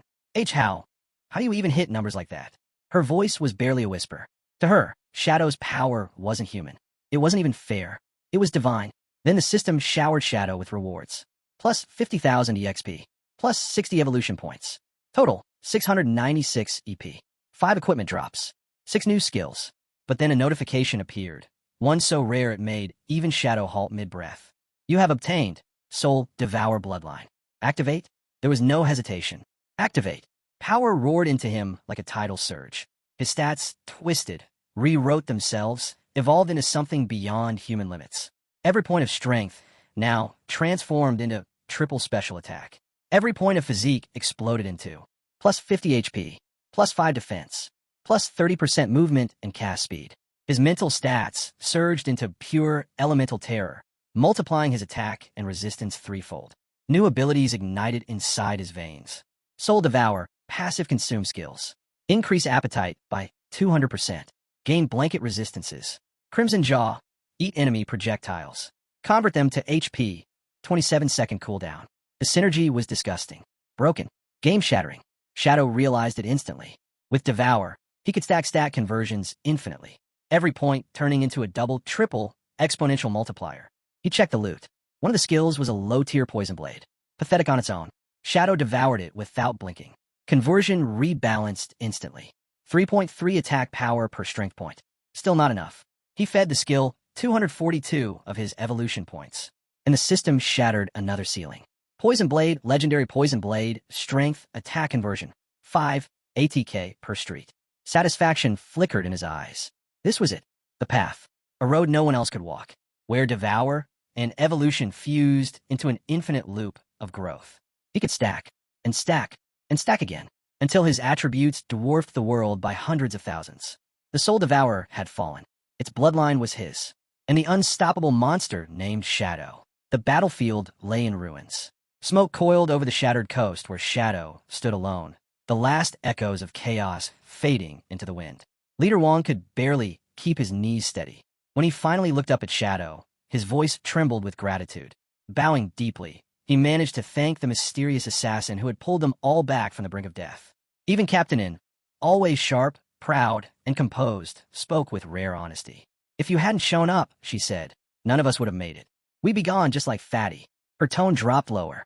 Or worse, inside that beast. Before the silence could thicken, Little Black bounced up beside her, as if the near-death battle hadn't even happened. "Captain," she teased with a grin, "even if you've put on a little weight, you're still adorable. You don't even need makeup." And blinked, utterly thrown off. Of all moments, Little Black had chosen this one for a joke. Surviving a monster's rampage was one thing. Surviving Little Black's mouth was another. With a weary sigh, and refocused on Shadow, her tone steadied. "At the moment, none of us have any lifespan left," she admitted. "We can't offer you a proper reward." Shadow's reply was calm, detached. "Don't bother. Just help me find a few assassin skill books when you can." Without waiting for thanks or praise, he faded into the darkness, his figure dissolving like mist until only a faint ripple of distorted air remained. And straightened, her command voice returning. "Mission complete," she called out. "We're heading back." Her sharp gaze landed on Little Black, who tried to hide behind an awkward smile. "And remember," and said coldly, "no one talks about what happened here. Not a word." She grabbed Little Black by the collar, pulling her close. "Especially you. I know how fast that tongue of yours runs." Behind them, Fatty lay half buried in the dust, barely conscious. He lifted a trembling hand and muttered weakly, "You forgot me again." No one turned back. The squad's silhouettes faded into the drifting fog, leaving only silence and the smell of battle behind. The scene shifted, back in time, to the leaning tower of magic. Just after Shadow had leapt from its edge, the platinum-ranked boss was staggering, her health bar flickering at 1/3. "Activate the divine tree now," the president's voice rang through the tower, sharp and commanding. Her student obeyed without hesitation. A surge of green light burst from her staff, and from the earth rose a colossal tree of life. Golden roots spread outward like veins of light, wrapping the battlefield in healing radiance. All around, the adventurers' health bars turned a steady green. "Excellent work," the president shouted, her voice rising with renewed fire. "Even without the portal, we can win this. Don't hold back, full output."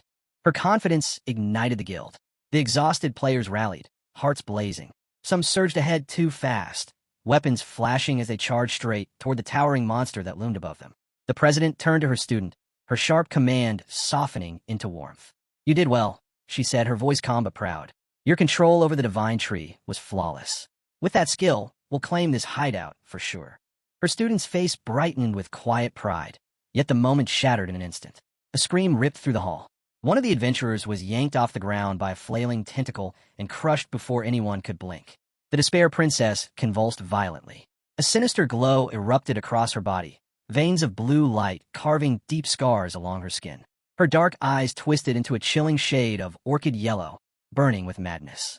"She's devolving," the president whispered, her voice trembling as the horror took form. Before anyone could react, a blinding explosion tore through the tower.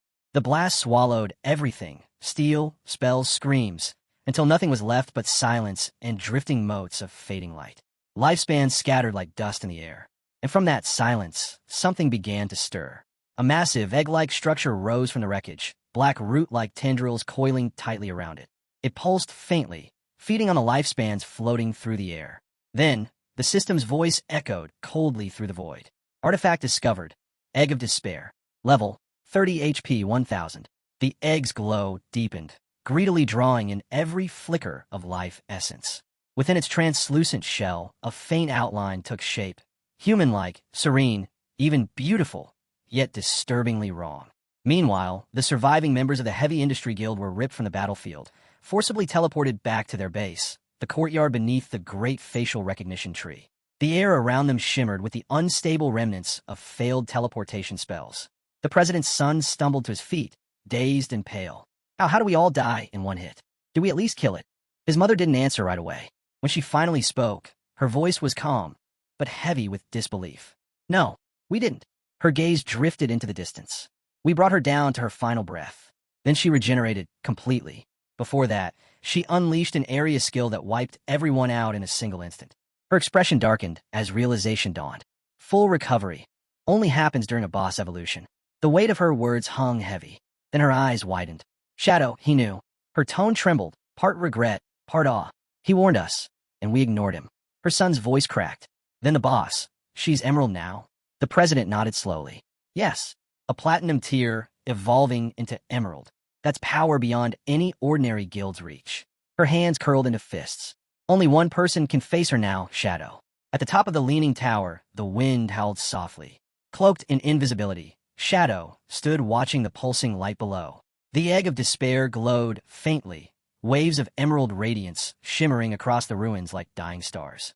The air twisted under its power, every breath humming with unstable magic. So this is what you've become, he murmured, eyes fixed on the swirling mass. An emerald tier boss, the despair egg.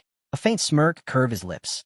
There was no fear, only calm curiosity, and that familiar spark that came before every hunt. Shadow's hand tightened around his dagger. The blade gleamed faintly red beneath the cloak of darkness, a pulse of lethal light cutting through the gloom. Let's see, he whispered to himself, voice low and steady, if despair can bleed. The egg of despair continued to writhe, pulsing with an uneven rhythm that made the air tremble.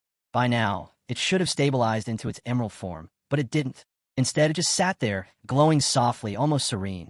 Shadow's gaze narrowed. Strange, you should have finished evolving by now, he muttered. So, were you really? Half evolved, or broken? To test his theory, he raised his hand. Darkness surged, and his blade reformed beside him, its edges dripping with shadow energy that shimmered like liquid night. Without hesitation, he hurled it straight at the egg.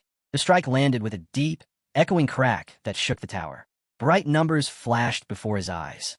Minus 28,000 damage. Shadow frowned. Epic tier, durability, not bad, he murmured, assessing the result. But the egg didn't react. It pulsed quietly, repairing itself, the damage vanishing almost instantly. So, you could take a hit, and keep evolving, he said softly, curiosity sparking in his tone. But you're blind. No detection, no stealth awareness, you can't even sense me. His aura flared crimson as he drew power into his blade. The dagger burned with red fire, humming violently. The first slash came swift and precise. Minus 100,000 critical damage. Cracks spiderwebbed across the egg's surface, glowing with fiery veins of light. Yet the creature inside kept pulsing, relentless, determined to emerge. Persistent little thing, Shadow muttered. His words were calm, but his movements turned brutal. Then he unleashed hell. Blow after blow rained down in a storm of crimson fury. Each strike came faster, sharper, louder, echoes of thunder shaking the tower itself. Minus 150,000. Minus 180,000. Minus 200,000. The cracks spread like wildfire until, with one final slash, the entire shell shattered. The explosion of light washed over him, embers scattering into the air like dying stars. Shadow exhaled slowly, lowering his dagger as the last echo faded. No matter how much health you've got, he said quietly, his voice cutting through the silence, a kill's only ever a matter of time. Then he froze. In the middle of the glowing fragments lay a girl. Her skin was pale as snow, her long hair spilling across the cracked stone. She looked human. A system prompt appeared before his eyes. Target identified. Princess of Despair, level 1. Shadow blinked once. The monster that had wiped out an entire guild now lay before him. Fragile, human-shaped, with only 10 HP. Her breathing was soft, shallow, almost childlike. He remembered the old legends whispered across the lands. Tales of a princess cursed by the white dragon, condemned to become a vessel of endless sorrow. Could this really be her? His fingers tightened around the dagger's hilt. One strike. That's all it would take. He angled the blade downward. Then, the air shifted. Heavy. Electric. The clouds above twisted violently, and thunder cracked like a roar of gods. A purple rift tore open in the sky above the tower, swirling wider and wider, like the eye of a storm ready to devour the world. The wind screamed through the ruins, shaking what was left of the ancient tower. Dust spiraled upward as a sound unlike any other ripped through the sky. A roar, deep and primal, shaking the world itself. From the violet rift above, a colossal dragon descended. Its scales were pure white, gleaming like carved marble beneath the stormlight. Twin eyes, burning with a fury older than the heavens, fixed on the ground below. Every beat of its wings sent shockwaves tearing through the air. System alert. Cursed white dragon. Level 100, mythical monster. Warning after warning flashed before Shadow's eyes, but he didn't move. His cloak whipped violently in the wind, the sheer pressure of the dragon's aura pressing down like the weight of a mountain.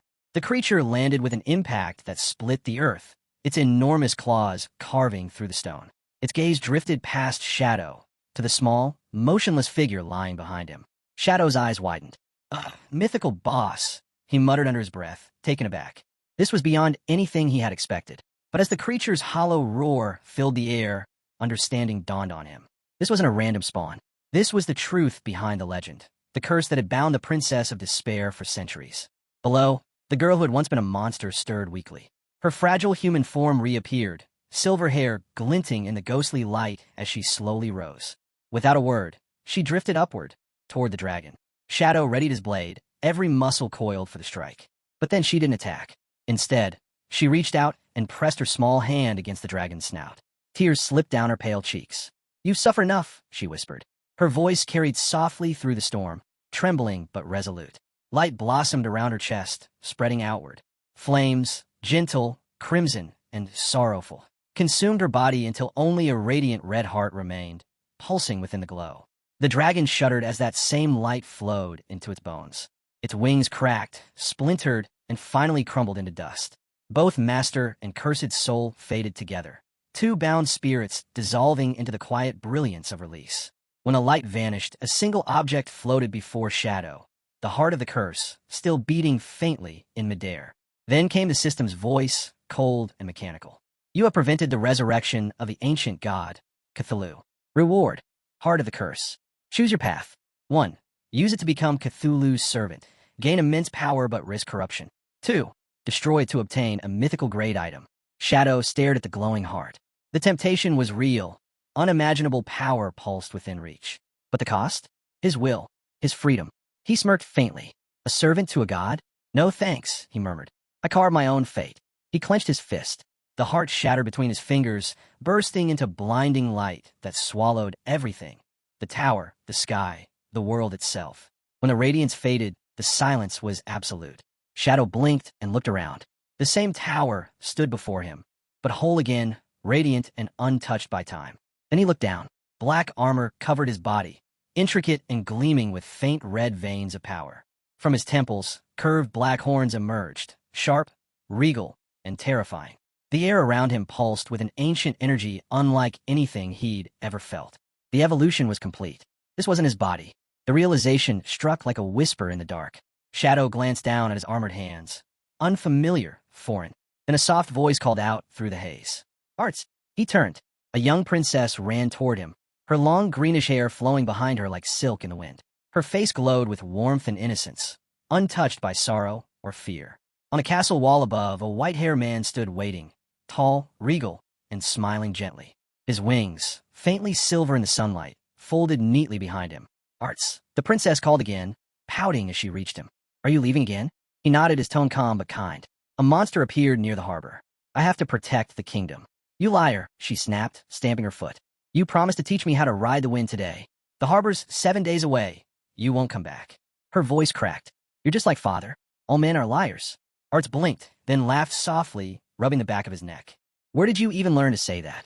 He reached into his armor and pulled out a small, shimmering silver scale. It glowed faintly between his fingers.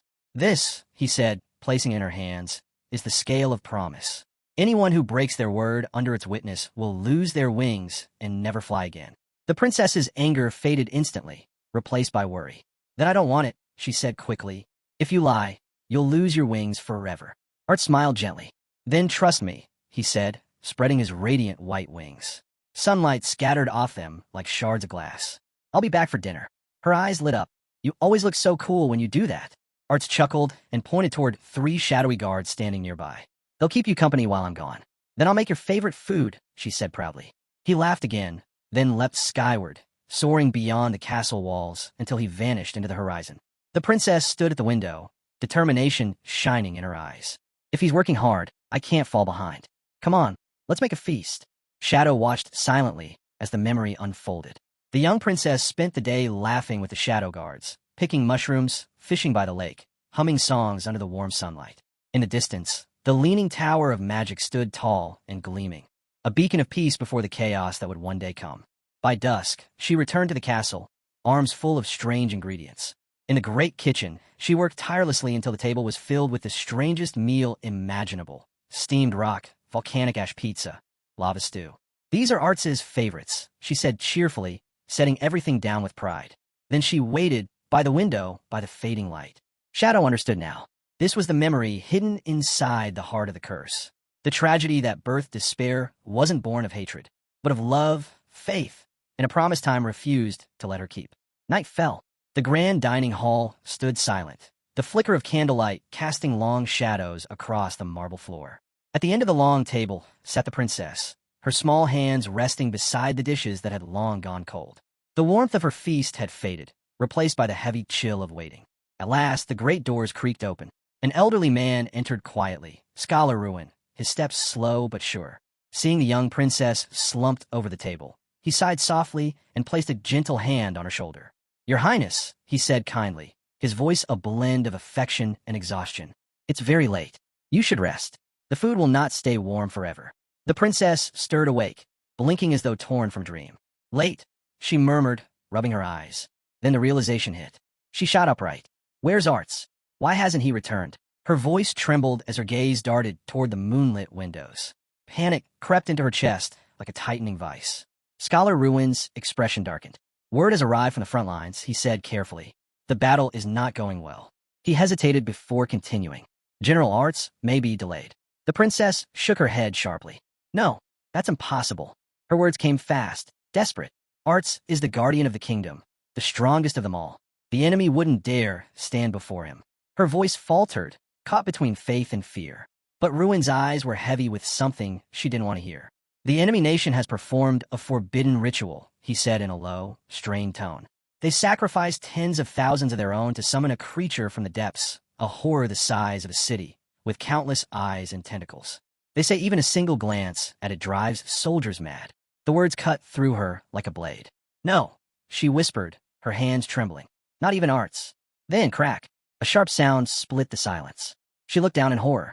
The scale of promise in her palm had fractured, a jagged line running through its silver surface. Her breath caught. The scale, it broke. Her voice rose in panic. "That means Arts. He broke his promise. If he doesn't return by midnight, he'll lose his wings forever." She grabbed Ruin's arm desperately. "Take me to father. Now, he'll know how to lift the curse." "Your Highness, please, calm yourself." But she was already running. The old scholar stumbled after her, trying to keep up as her slippered feet slapped against the marble floor. "If Arts loses his wings mid-battle, he'll fall," she cried, her voice echoing down the empty corridors. They burst through the tall doors at the end of the hall, and she froze. There, standing beneath the golden light of the chandeliers, was Arts. Unharmed, calm, smiling. "Arts," she breathed, disbelief flooding her face. He tilted his head slightly, that familiar warm smile never fading. "Why such panic, princess?" Tears welled in her eyes. She ran to him and threw her arms around his chest. "You're back. You're safe," she cried, clutching him as if afraid he might vanish. Arts chuckled softly, wrapping his arms around her. "I told you, didn't I? I come back. A promise is a promise." Still sniffling, she looked up at him. "But they said the battle was terrible. I was so scared." Scholar Ruin arrived a few moments later, breathing heavily from the chase. He bowed deeply. "General Arts, may I ask, how fares the front?" Arts turned to him, smiling lightly. "It was troublesome, I'll admit, but the threat's been dealt with. The soldiers are finishing the cleanup now."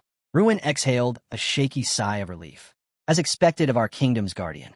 Arts's gaze drifted to the table, and he laughed softly. "Speaking of battles, I'm starving.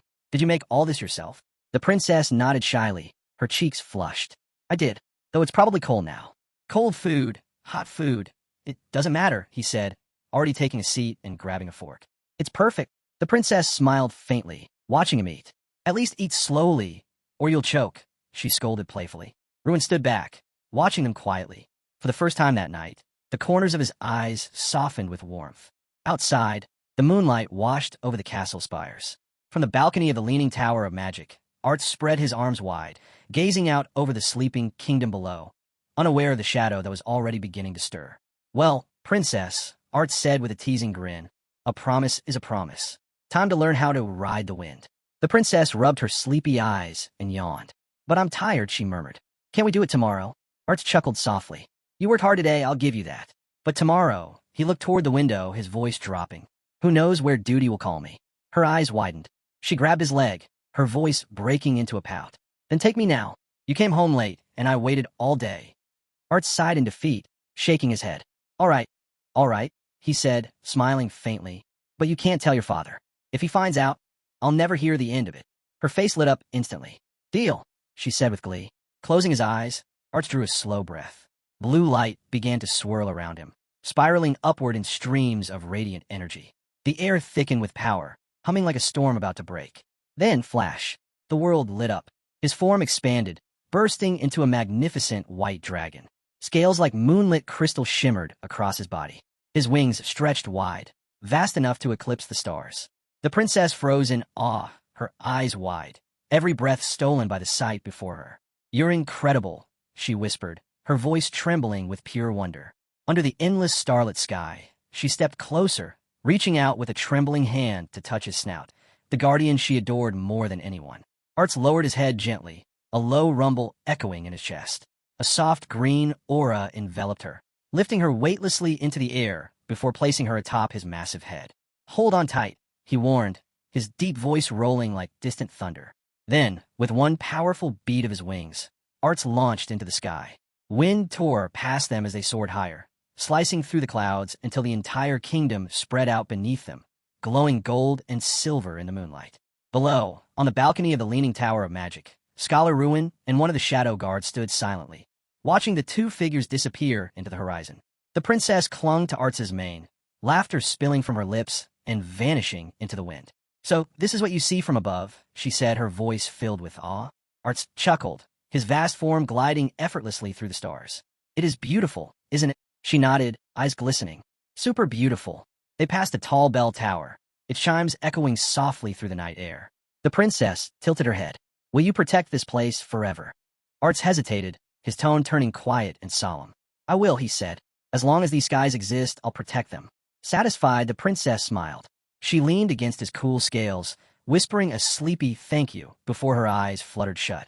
The memory shifted.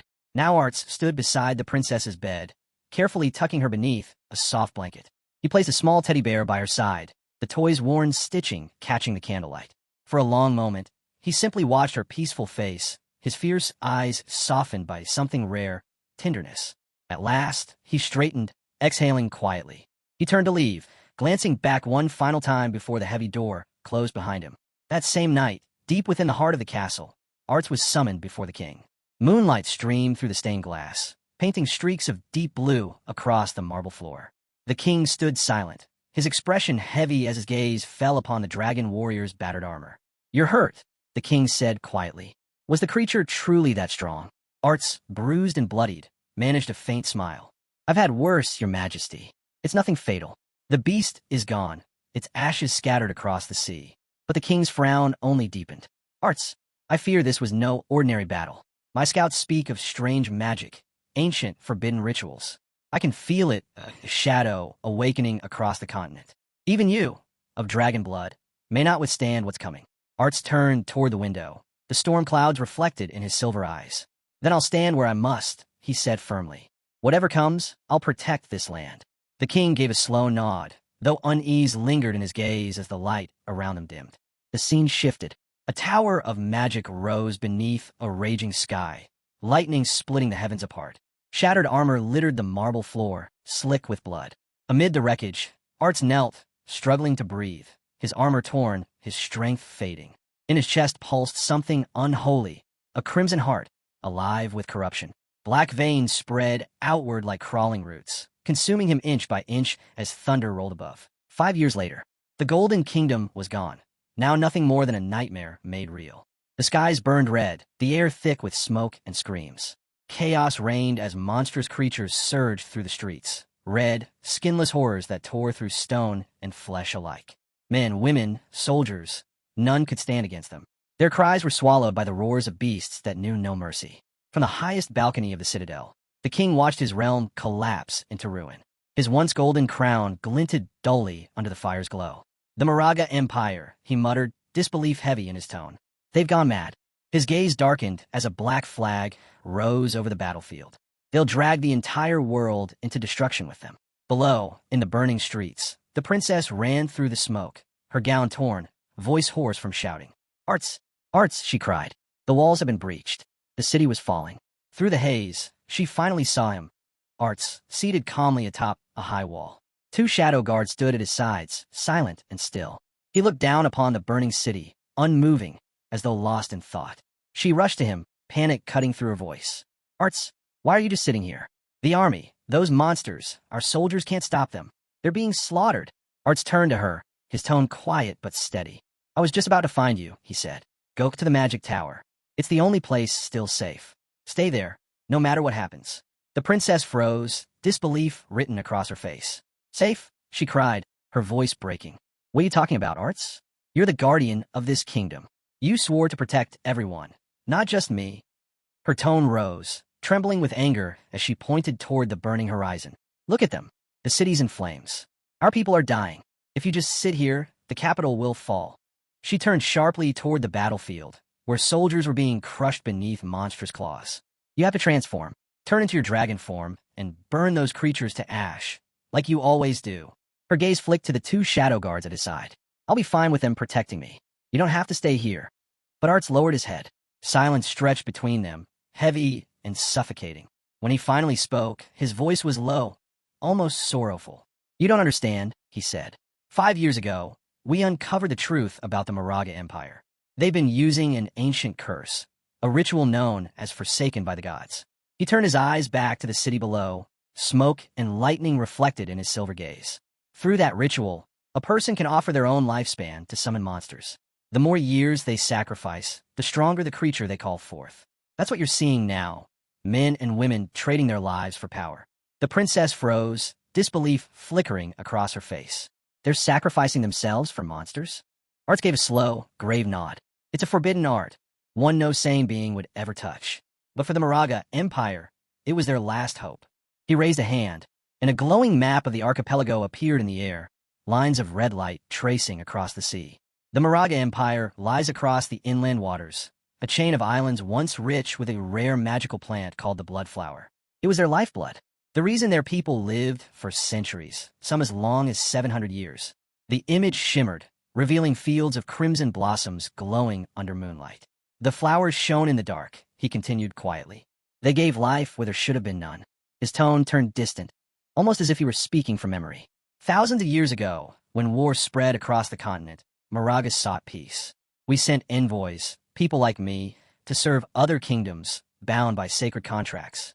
Our duty was to aid the weaker side in every war, to maintain balance, to keep the world from collapsing into chaos. The princess stood speechless, listening as his voice hardened. But jealousy spreads faster than peace. The kings of other nations began to fear us. They couldn't stand the thought of mortals living beneath those who might never die. His gaze darkened. So they united under one purpose, one mission, to erase Moraga completely. They unleashed curses, plagues, and betrayal. They turned our own allies against us. They stripped our lands bare, stole our secrets, and left us to wither. His hand closed into a fist as the light from the map dimmed. When the blood flowers began to die, so did we. Our lifespan shrank, our power faded, and when the last petal fell, he paused, his voice barely above a whisper. We lost everything. He looked away, his next words sharp with quiet bitterness. The allied kingdoms invaded together. The Moraga Empire burned in a single night. Fire, blood, and betrayal, all from those we once protected. They destroyed us because they couldn't stand a gift they were never meant to have. A heavy silence settled between them before Arts spoke again, his eyes darkened by memories that refused to fade. In the end, he began, our people turned to the only thing left to them, the ritual forsaken by the gods. His voice echoed, low against the distant thunder. In the ruins of our dying empire, they gathered in chambers built of bone, surrounded by purple fire and the stench of decay. They offered what remained of their lives to the darkness, and the ritual began. Arts's hands clenched tightly, but it wasn't salvation. It was the end. He paused, gaze fixed on the burning city below. Every man, woman, and child of Moraga was branded. Their lifespans drained away, their bodies twisted, warped, until monsters were born inside them, monsters that tore their way out. His words hung like ash in the air. The creatures ravaging our kingdom now. He lifted his eyes. They were once my people. Their only purpose now is vengeance. They exist for one reason, to destroy all humanity.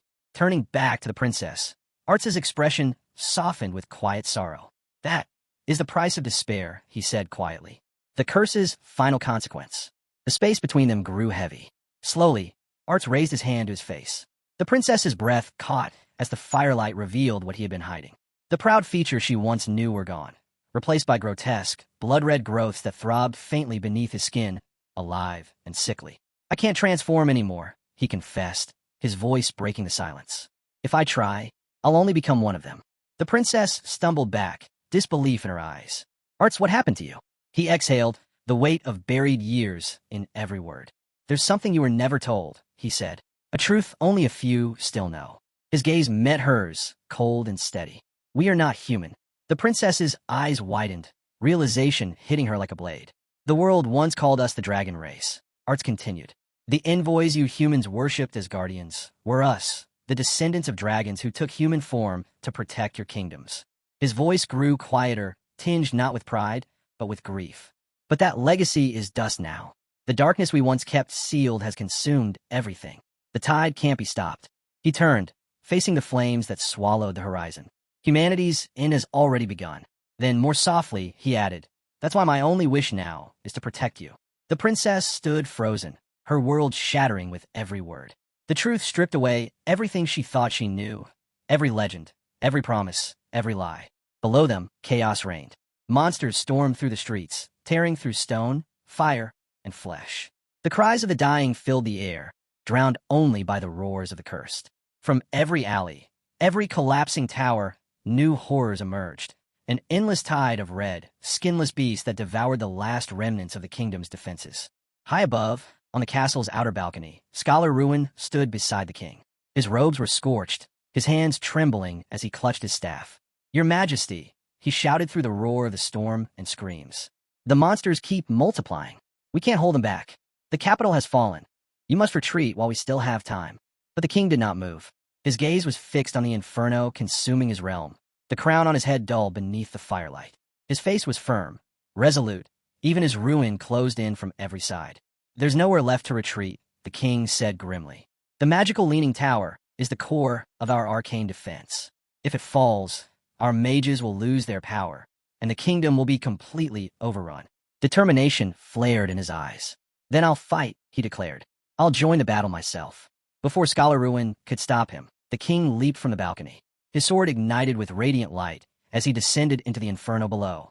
The blade cleaved through a red-skinned monster in a single, flawless stroke, its flesh hissing as it disintegrated into ash. The king landed hard upon the scorched ground, gripping his sword tightly as smoke and dust swirled around him. Explosions thundered in the distance, shaking the ruins of the once golden city. For a heartbeat, his thoughts drifted back through the years. How quickly time has passed, he thought bitterly. He remembered the first time he had met Arts, how the dragon warrior had appeared no older than himself, though he had already lived for nearly a century. For Arts' kind, 100 years meant nothing. For them, it was merely the dawn of youth.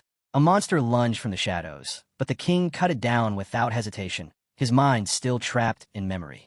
He saw the echoes of battles long past, himself and Arts fighting side by side, laughing in victory, sharing wine under starlit skies. For a time, they had been brothers. Then came a blast of purple energy. It struck him like thunder, sending him crashing backward. He struggled to his feet, breath ragged, his body aching beneath the weight of years.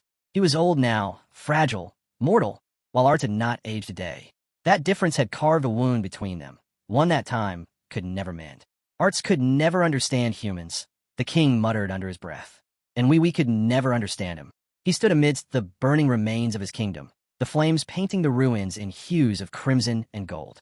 Everything he had built, every wall, every dream, was turning to ash. And yet, his thoughts found their way back to the one thing that had ever given him peace, his daughter. He remembered the night she was born, the way Arts had held her, awe in his eyes, hands trembling as though he were touching something sacred. That moment had filled the king with hope. Hope that perhaps their two races could coexist, that peace could truly last. But hope had long since burned away. The ground trembled violently beneath his feet. From the smoke, a massive shadow took form. A creature of pure nightmare, towering and vast, its eyes glowing with a malignant purple light. The king watched as it lifted its claws, gathering a sphere of swirling blue energy that pulsed brighter with each heartbeat. He tightened his grip on his sword. His face was calm, not with fear but acceptance. "So, this is it," he whispered. The creature roared, unleashing its power. A blinding light swallowed the battlefield.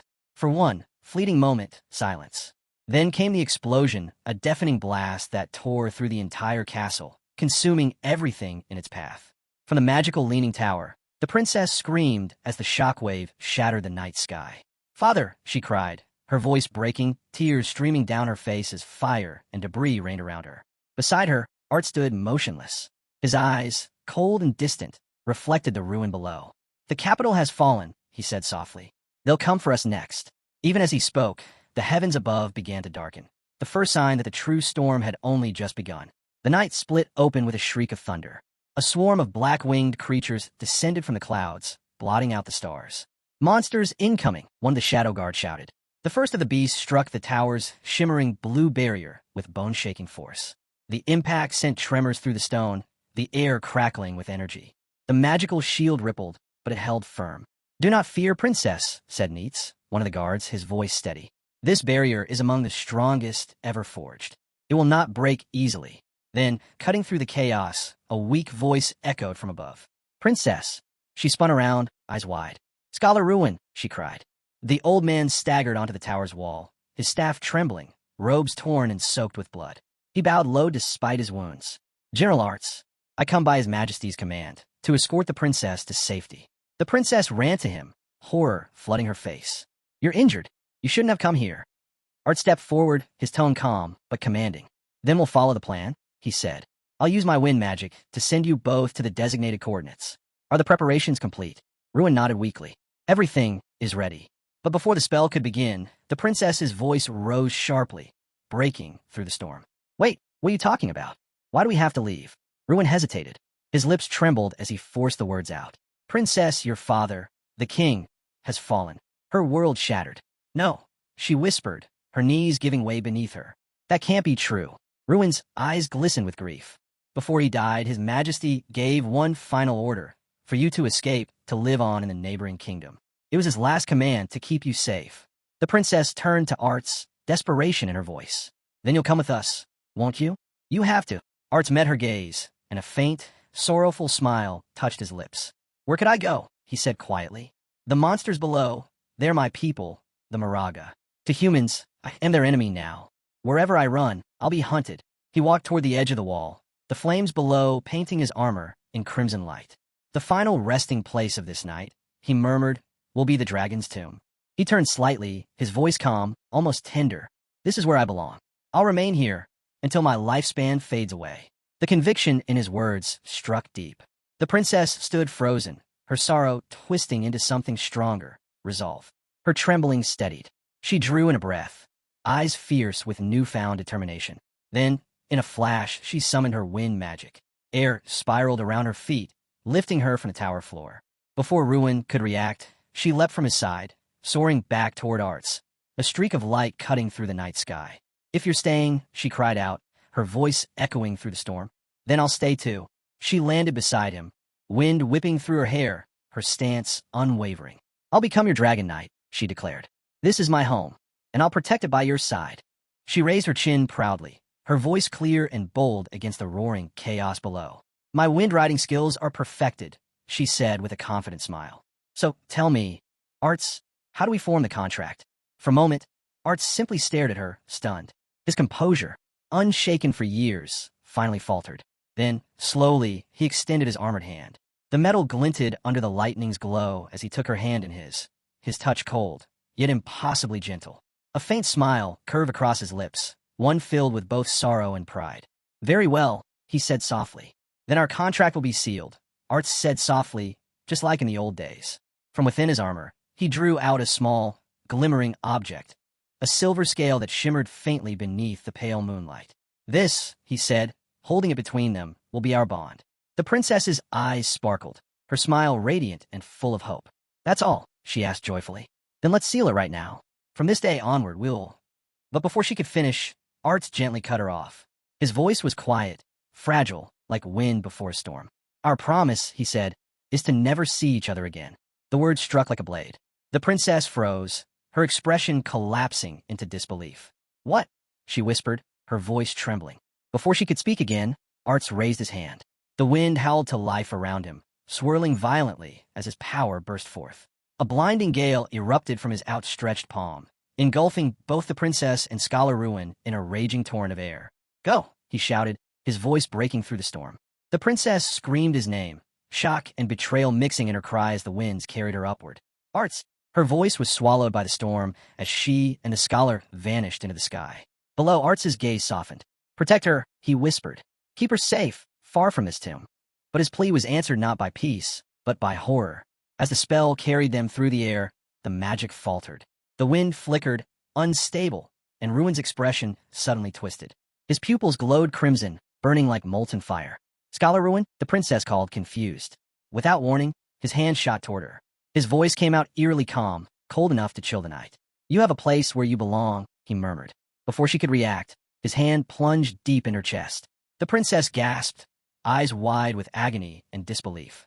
Blood sparkled in the air like falling rubies as Ruin ripped out her still-beating heart. Her scream tore through the sky, echoing over the storm. Below, Arts froze, then roared in fury. Ruin! The scholar's body convulsed violently, his face twisting in pain. Between choking breaths, he rasped, Arts, be careful. The Moraga were not the only ones cursed.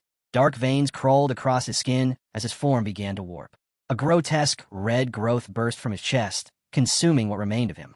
In the next instant, his body tore apart, replaced by a monstrous, tentacled abomination that writhed and screamed with madness. It seized the princess's heart in one clawed hand, the organ still pulsing faintly between its fingers. The creature's voice slithered through the air, cruel and mocking. Such a rich lifespan, it sneered. Tell me, dragon, does killing the one you love taste like revenge? Its eyes gleamed with deranged joy. After all, it hissed, weren't you the one who burned me with your dragon flames back then? The world fell silent. Art stood motionless amid the ruin, his mind blank, his breath caught in his throat. Before him, the tentacled monster threw back its head and released a guttural, twisted laugh that echoed through the shattered tower. The grotesque creature lifted the princess's limp body high into the air, her hair flowing lifelessly, silk-like strands dancing in the storm's cold wind. In one claw, it held her heart, still bleeding, still beating faintly, a cruel mockery of life. The monster turned toward him, its grin wide, its voice a blend of venom and delight. Tell me, Arts, it sneered. Does this satisfy your wrath? Is this enough? The monster hissed, its grin twisting wider, to repay the pain your flames once gave me? Then with a sickening crack, it clenched its clawed fist. The princess's heart burst in its grasp, a spray of crimson scattering into the storm. For a moment, the world stood still. Then rage erupted inside Arts like wildfire. His vision turned red, his pulse thundering in his ears as raw energy tore through the air around him. The winds howled in fury, spiraling into chaos.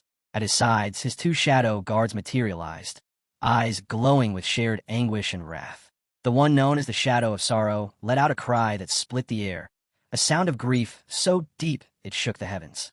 His form dissolved into a storm of dark energy, surging downward in a blur of blue light. He caught the princess's falling body midair, wrapping her in a radiant aura as he shielded her from the debris. Meanwhile, the second guard, the Shadow of Wrath, charged straight toward the creature. His blades blazed as he tore through its writhing tentacles, slashing them apart with inhuman speed. But the monster only laughed, a sound that scraped the soul. Its wounds closed instantly, flesh knitting back together as it sneered. Useless, so fragile, just like your hearts. Below, the Shadow of Sorrow knelt with the princess in his arms. His fading aura bathed her in a gentle blue glow, one last touch of peace amid the carnage. A single tear slid from beneath his dark helm and fell onto her pale cheek. The princess stirred faintly. Her lips parted, voice barely a whisper. Arts!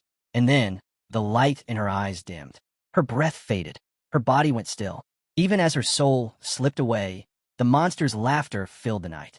It spread its grotesque limbs wide, its grin stretching unnaturally across its face.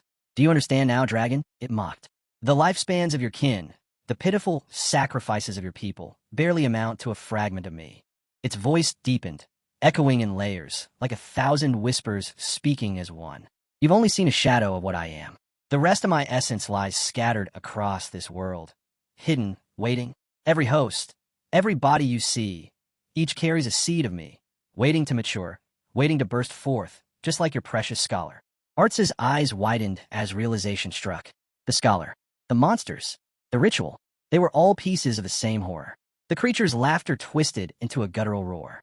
I am Cthulhu, it declared, its voice reverberating like thunder through the ruins.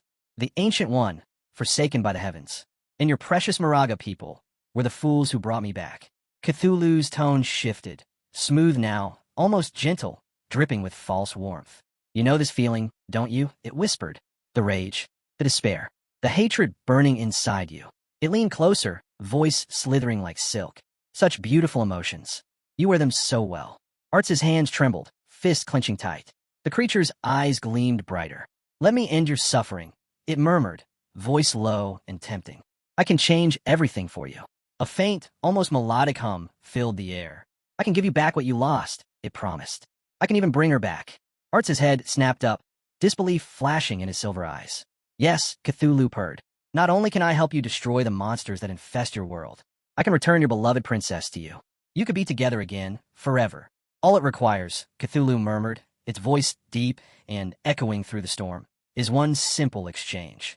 A pause followed, a silence so heavy that even the wind seemed to stop and listen. My price, the god continued, calm and cold as the abyss, is your heart. Art stood alone upon a crumbling wall, lightning flashing across the raging sky. The storm howled around him, and above, a swarm of black-winged monsters circled, waiting, watching, like vultures over the dead. His breath came slow and uneven. Cthulhu's words echoed inside him, filling every corner of his mind. Two choices lay before him. Let the princess remain dead, her body cold, lost forever in this tower of despair, or surrender to the voice of the ancient god, the same being that had destroyed his world. Time is slipping away, hissed the fading host of Cthulhu, its body cracking apart. My vessel will not hold much longer. Decide, dragon. Save her, or lose her forever. Arts's gaze drifted to the still form lying in his shadow's arms. The princess looked peaceful, untouched by the chaos that raged around her. His eyes softened. Love and sorrow battled within him, breaking what was left of his resolve. His decision was made. Forgive me, he whispered, and then silence. Arts plunged his hand into his own chest. Blood burst from the wound, crimson against the blue light of the storm. His fingers closed around his heart, still beating, still glowing with life, and tore it free. His shadow guard screamed his name, but he didn't hear them. He stood firm, his lifeblood dripping onto the cracked stone beneath his feet. From above, Cthulhu's laughter rolled like thunder. Magnificent, it roared. You've made the right choice. The heart rose from Arts's palm, glowing brighter, brighter, until its light eclipsed the night itself. I will bless it, Cthulhu declared. Your heart shall beat for eternity. A surge of divine energy exploded upward, painting the entire tower in violent shades of violet and blue. Your beloved will awaken with its power, the god promised. You will not die. You will not fall to madness. You will become her guardian forever. The beam of light struck the princess's body. The spirit of the guardian dragon descended, its ancient essence swirling into her chest. Her body arched as the light consumed her, her eyes fluttering open for the briefest of moments. At the same time, Art screamed. His cry tore through the heavens. His body convulsed violently as Cthulhu's energy ripped through him, twisting flesh, splintering bone. His wings shattered, reforming into skeletal limbs wreathed in blue fire. His armor melted away, fusing into the bone beneath. His once noble form became something neither dragon nor man, but a cursed fusion of both. The tower quaked. A massive pillar of violet light shot into the clouds, piercing the storm. Arts had transcended mortality, reborn as a guardian dragon bound by Cthulhu's curse. He roared, a sound that shook the heavens, a scream of fury and sorrow bound as one. Then he leapt from the tower, wings unfurling in a blaze of spectral flame. His blue fire swallowed the sky. Below, the battlefield erupted in chaos as torrents of dragon fire rained down. The flames consumed everything. Monsters, soldiers, the innocent and damned alike. His wrath showed no mercy. Cthulhu's laughter echoed through the heavens, resonating like a hymn of ruin.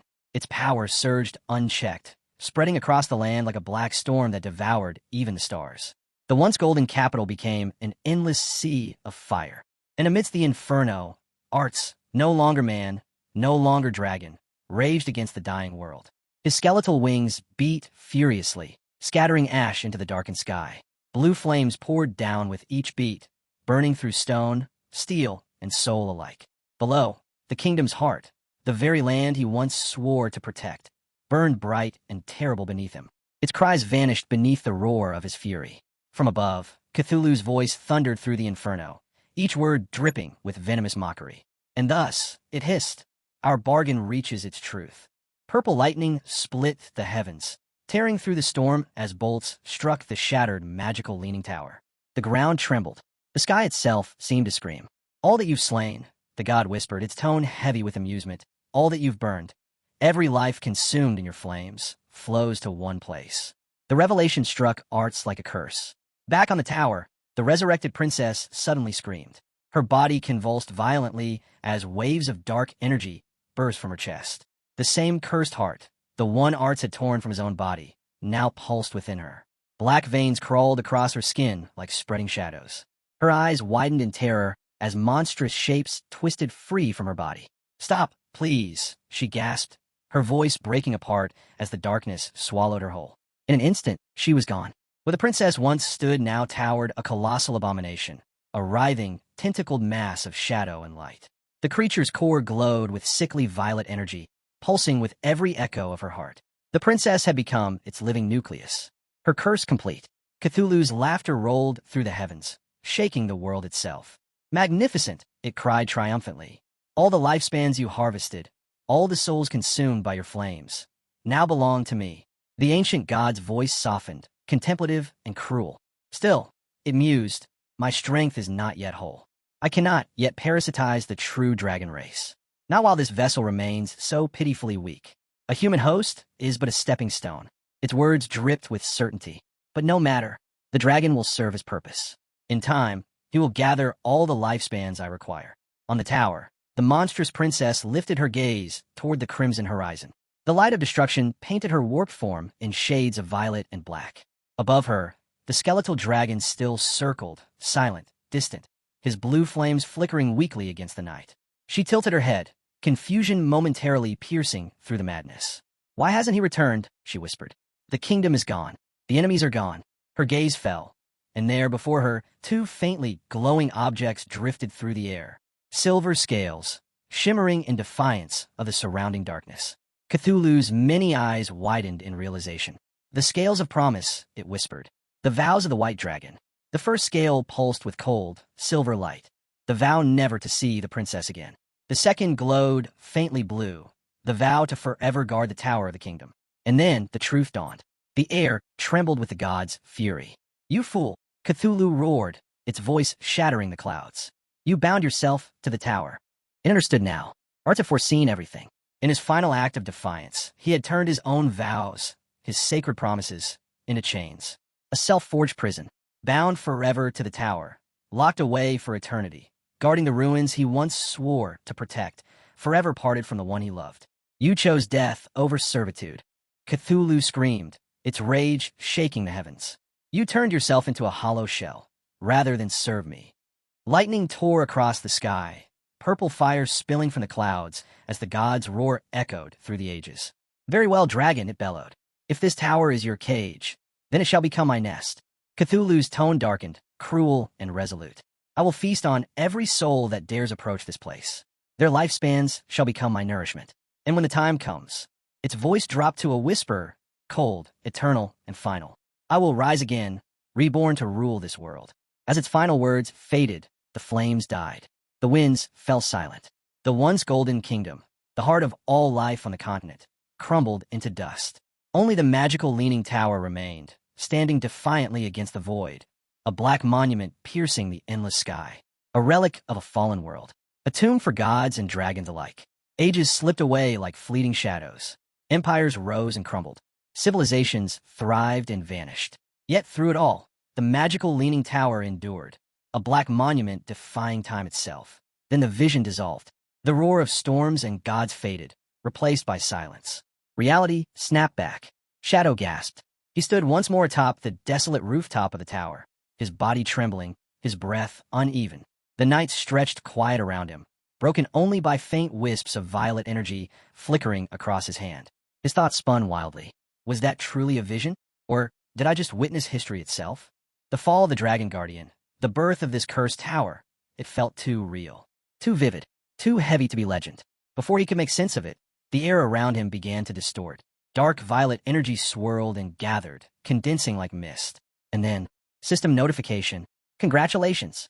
You have obtained a new mythical grade skill, Shadow of Sorrow. A glowing system window materialized before his eyes, its text pulsing with faint light. Skill effect. Creates 3 shadow clones for 7 seconds. Each clone replicates the user's skills and deals 100% of total damage. Below the description, a single line appeared, one that sent a chill through his chest.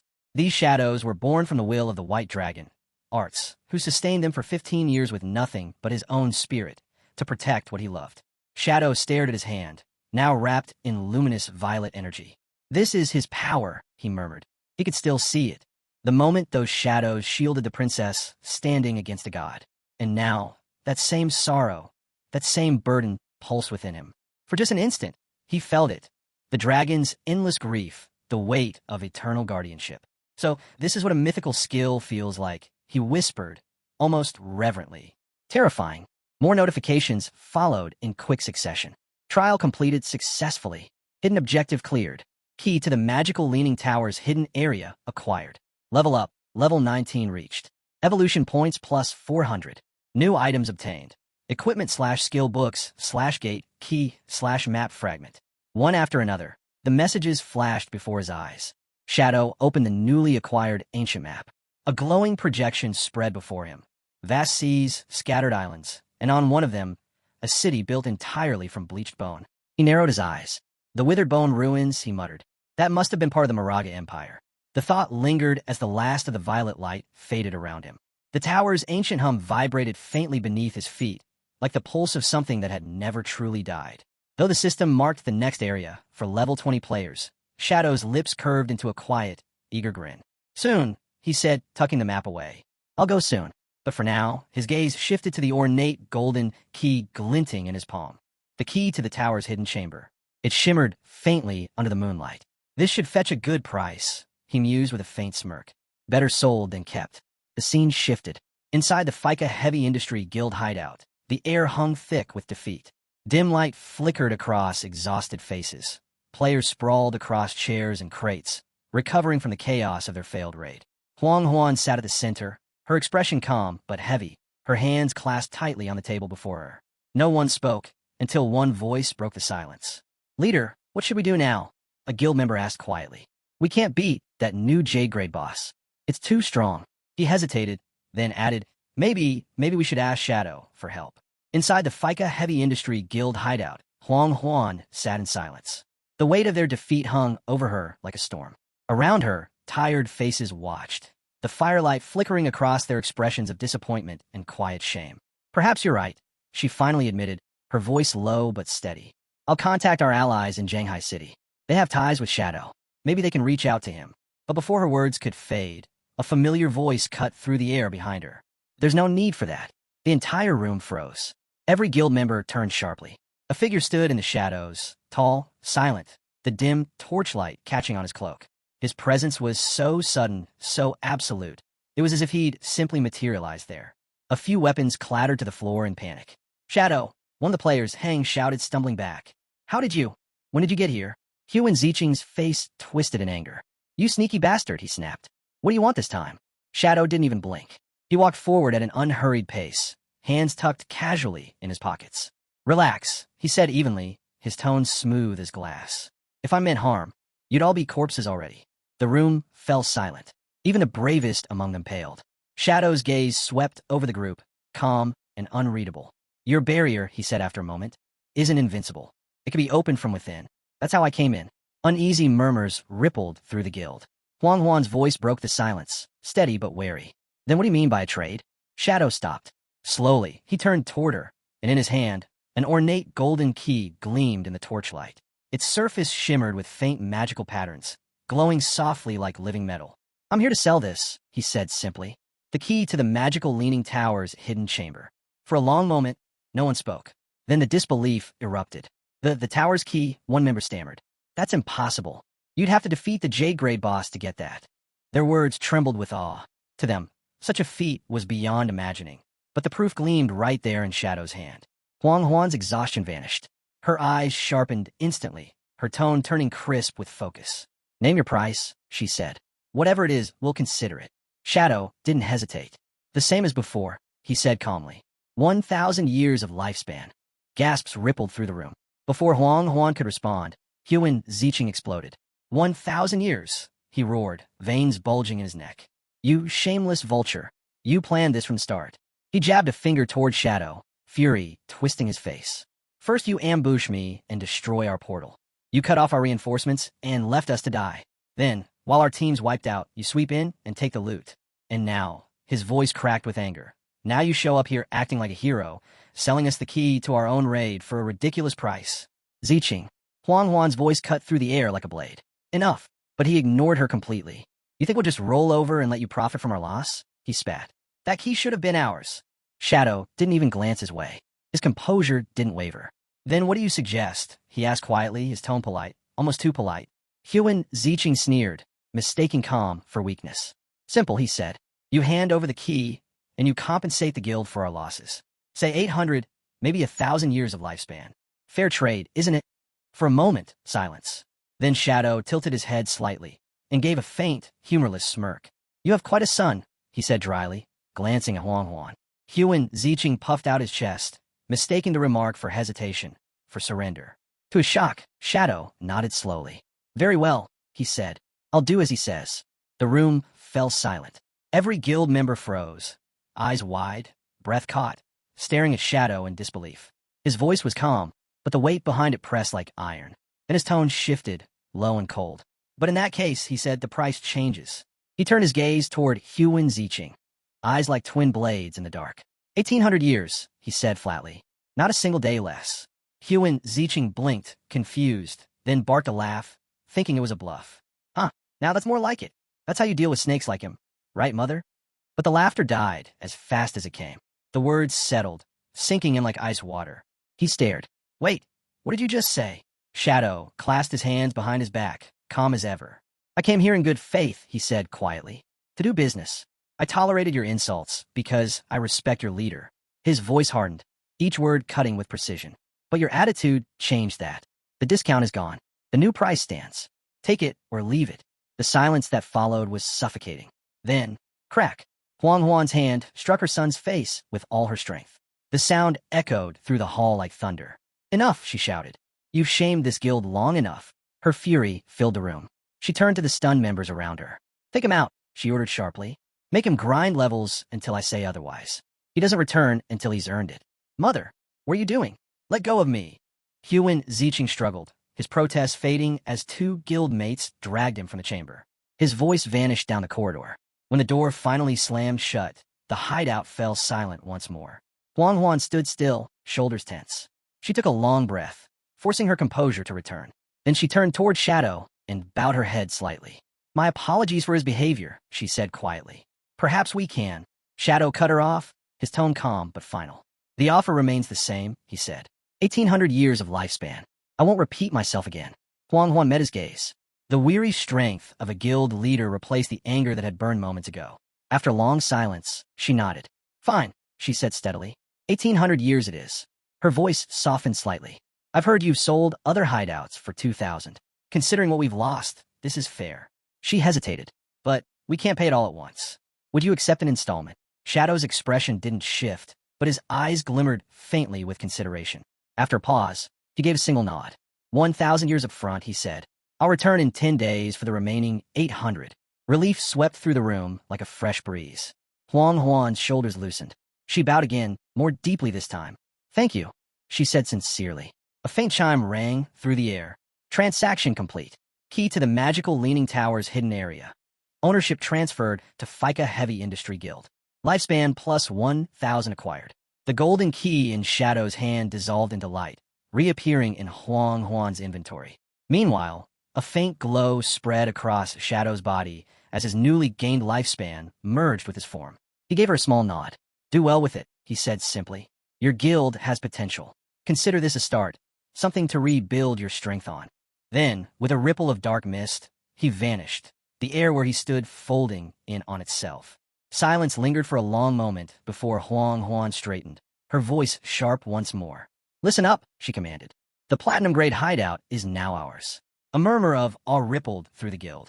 "But," she continued firmly, "we owe Shadow a debt, and we'll repay it." Her eyes swept over her guild members, unflinching. "Effective immediately. Every member will contribute. A 50% lifespan tax until the debt is cleared. No exceptions." The members exchanged nervous looks, but none dared to object. The firelight flickered across their faces, painting them in shades of resolve and fear. Outside, the night wind howled against the steel walls of the guild hall, a low whisper that seemed to carry a warning. Some debts, once made, never truly end. The magical leaning tower will be the foundation of our rise. Work hard, and the rewards will be greater than anything we've lost. Cheers filled the hideout. Then the scene cut outward past the walls into a dense forest washed gold by the setting sun. Huan Ziqing walked ahead, silent. A girl in the group finally spoke. "Ziqing, don't blame your aunt. You were wrong this time." He scoffed without looking back. "Wrong," he muttered. "You don't know what you're talking about. Shadow humiliated me. One day he'll pay." A scout at the front froze, calling out sharply. Silver-grade boss sighted. The human-faced Spider Emperor. Weapons were drawn, and spells readied in an instant. The team formed up. Huan Ziqing, someone called, "Stay back and watch for poison. Be ready with detox spells." Yeah, I know," he said, waving them off. But as the others charged forward, Huan Ziqing stepped back, then turned and sprinted into the woodline. "Huan Ziqing," someone shouted, but he was already gone. Branches slapped at his face as he ran, breath heavy. He came to a halt in a secluded clearing and crouched, hands on his knees, the sounds of battle fading behind him. He muttered to himself, "My entire guild, a bunch of cowards. They crawl through levels like frightened rats." Shadow understands the truth. Power isn't given. It's taken. He reached into his inventory and pulled out a dark, ornate vase etched with writhing runes. A single crimson eye blinked in its surface. He set it on the ground and whispered, "My treasure." The system identified it instantly. Abyssal vase. Reach into the void to draw out a random, powerful skill. Cool down, 48 hours. Huan Ziqing held his breath and plunged his hand into the swirling darkness. Cold energy shot up his arm. When he withdrew his hand, he held something small and grotesque. A pulsing, fleshy mass that twitched between his fingers. A notification appeared. Epic grade skill acquired. Abyssal Puppet Curse. Allows the user to turn any corpse into a controllable puppet, retaining its original abilities. He laughed, voice echoing through the trees. "This is it. This is power. If I kill Shadow, I can control him. Make him my puppet. I'll be unstoppable." The vase pulsed again. Its single eye glowed a deep purple as dark energy coiled around it like smoke. One last line of text faded into view, faint but ominous. "Warning. The Abyss holds extraordinary power. But when one gazes into it, the Abyss also gazes back." Night settled over the shattered demon city, draping the ruins in a thick veil of darkness. Moonlight cut through drifting fog that twisted around collapsed statues and piles of ancient bones. Deep in the center of the boneyard, the faint clash of metal rang out in steady rhythm. A lone girl stood among the skeletal debris, her chain talisman glowing with a dim red hue as it sliced through the air. Every swing smashed through undead skulls, one after another, sending splinters of bone scattering across the ground. With every fallen creature, her experience meter shot upward. Then ding, a crisp notification lit up before her. Weapon advancement complete. Silver tier upgraded to gold. Class advancement available. She lifted her head slightly, as if acknowledging a long-awaited signal. "It's time," she said quietly. She raised her arm, calling upon the system. The ground beneath her quaked as a massive summoning circle erupted with radiant runes, spreading outward in a blazing ring. The air vibrated, her chains spiraling around her like coiled serpents responding to the surge of power. Class advancement initiated. Lines of system text streamed across her vision, outlining the transformation of her abilities. Her chain blade, now a gleaming golden weapon, shimmered with new potential, capable of shifting its form freely. Her ghost companion advanced to Tier 2, gaining a second level of invincibility, and a strange new glow sparked within her eyes. Skill acquired. Eye of the Underworld, an illusion that traps its target inside their own fears. The stronger the target's willpower, the longer the skill binds them. Another alert appeared. Item obtained. Touch of the Underworld. Hand Gauntlet. Tracks enemies by scent. 50% chance to deal double damage to lower-ranked foes. Applies Dark Flame Burn. She tightened her hands, testing the strength flowing through her body. Her strikes would now be quicker, sharper, far more destructive than before. She recalled a certain fart master, once a psychic rival to her. Not anymore, she said. You're nowhere near my level now. Her gaze steadied. Mom, Dad, she murmured. I'll settle everything. That man won't escape what he deserves. Opening her system chat, she sent a message with calm certainty. Shadow, I've reached second stage. I'm ready to return the favor for all your guidance. The message sent, and before a reply arrived, she logged off. Shadow let out a quiet chuckle as her notification vanished. Still unbreakable, just like before, he said. But the amusement faded as an old memory drifted back. Yuan, her former self. He remembered how she'd taken vengeance in that past life. How her kindness had become her undoing when she spared a dog belonging to her enemy. Unaware the creature carried a tracker. The hunters traced it straight to her. Mercenaries descended, and the battle that followed raged for days. Official forces lost countless elites in the chaos. And when everything finally fell silent, Yuan's body was discovered at the heart of the battlefield, her spirit drained beyond recovery. That single loss had thrown the magic capital into months of chaos. Shadow released a slow breath, the memory of that history settling heavily over him. Even with all her new strength, he thought, she's still inexperienced, still too gentle. He came to a conclusion. I have to check on her. I won't let her repeat the same mistake. The digital world faded from view. The scene shifted to reality, landing at the outskirts of the magical city, where the dim glow of lanterns outlined Lady Dongfang's isolated manor. Crickets filled the night with their steady chorus while two guards wandered along the gravel path, barely paying attention to their surroundings. I swear, one muttered, kicking a pebble aside. How long do we have to babysit this place? I'm dying of boredom. When do we get to head down the mountain and enjoy ourselves with the ladies? His partner let out a short scoff. Forget the brothel. Lady Dongfang isn't exactly lacking.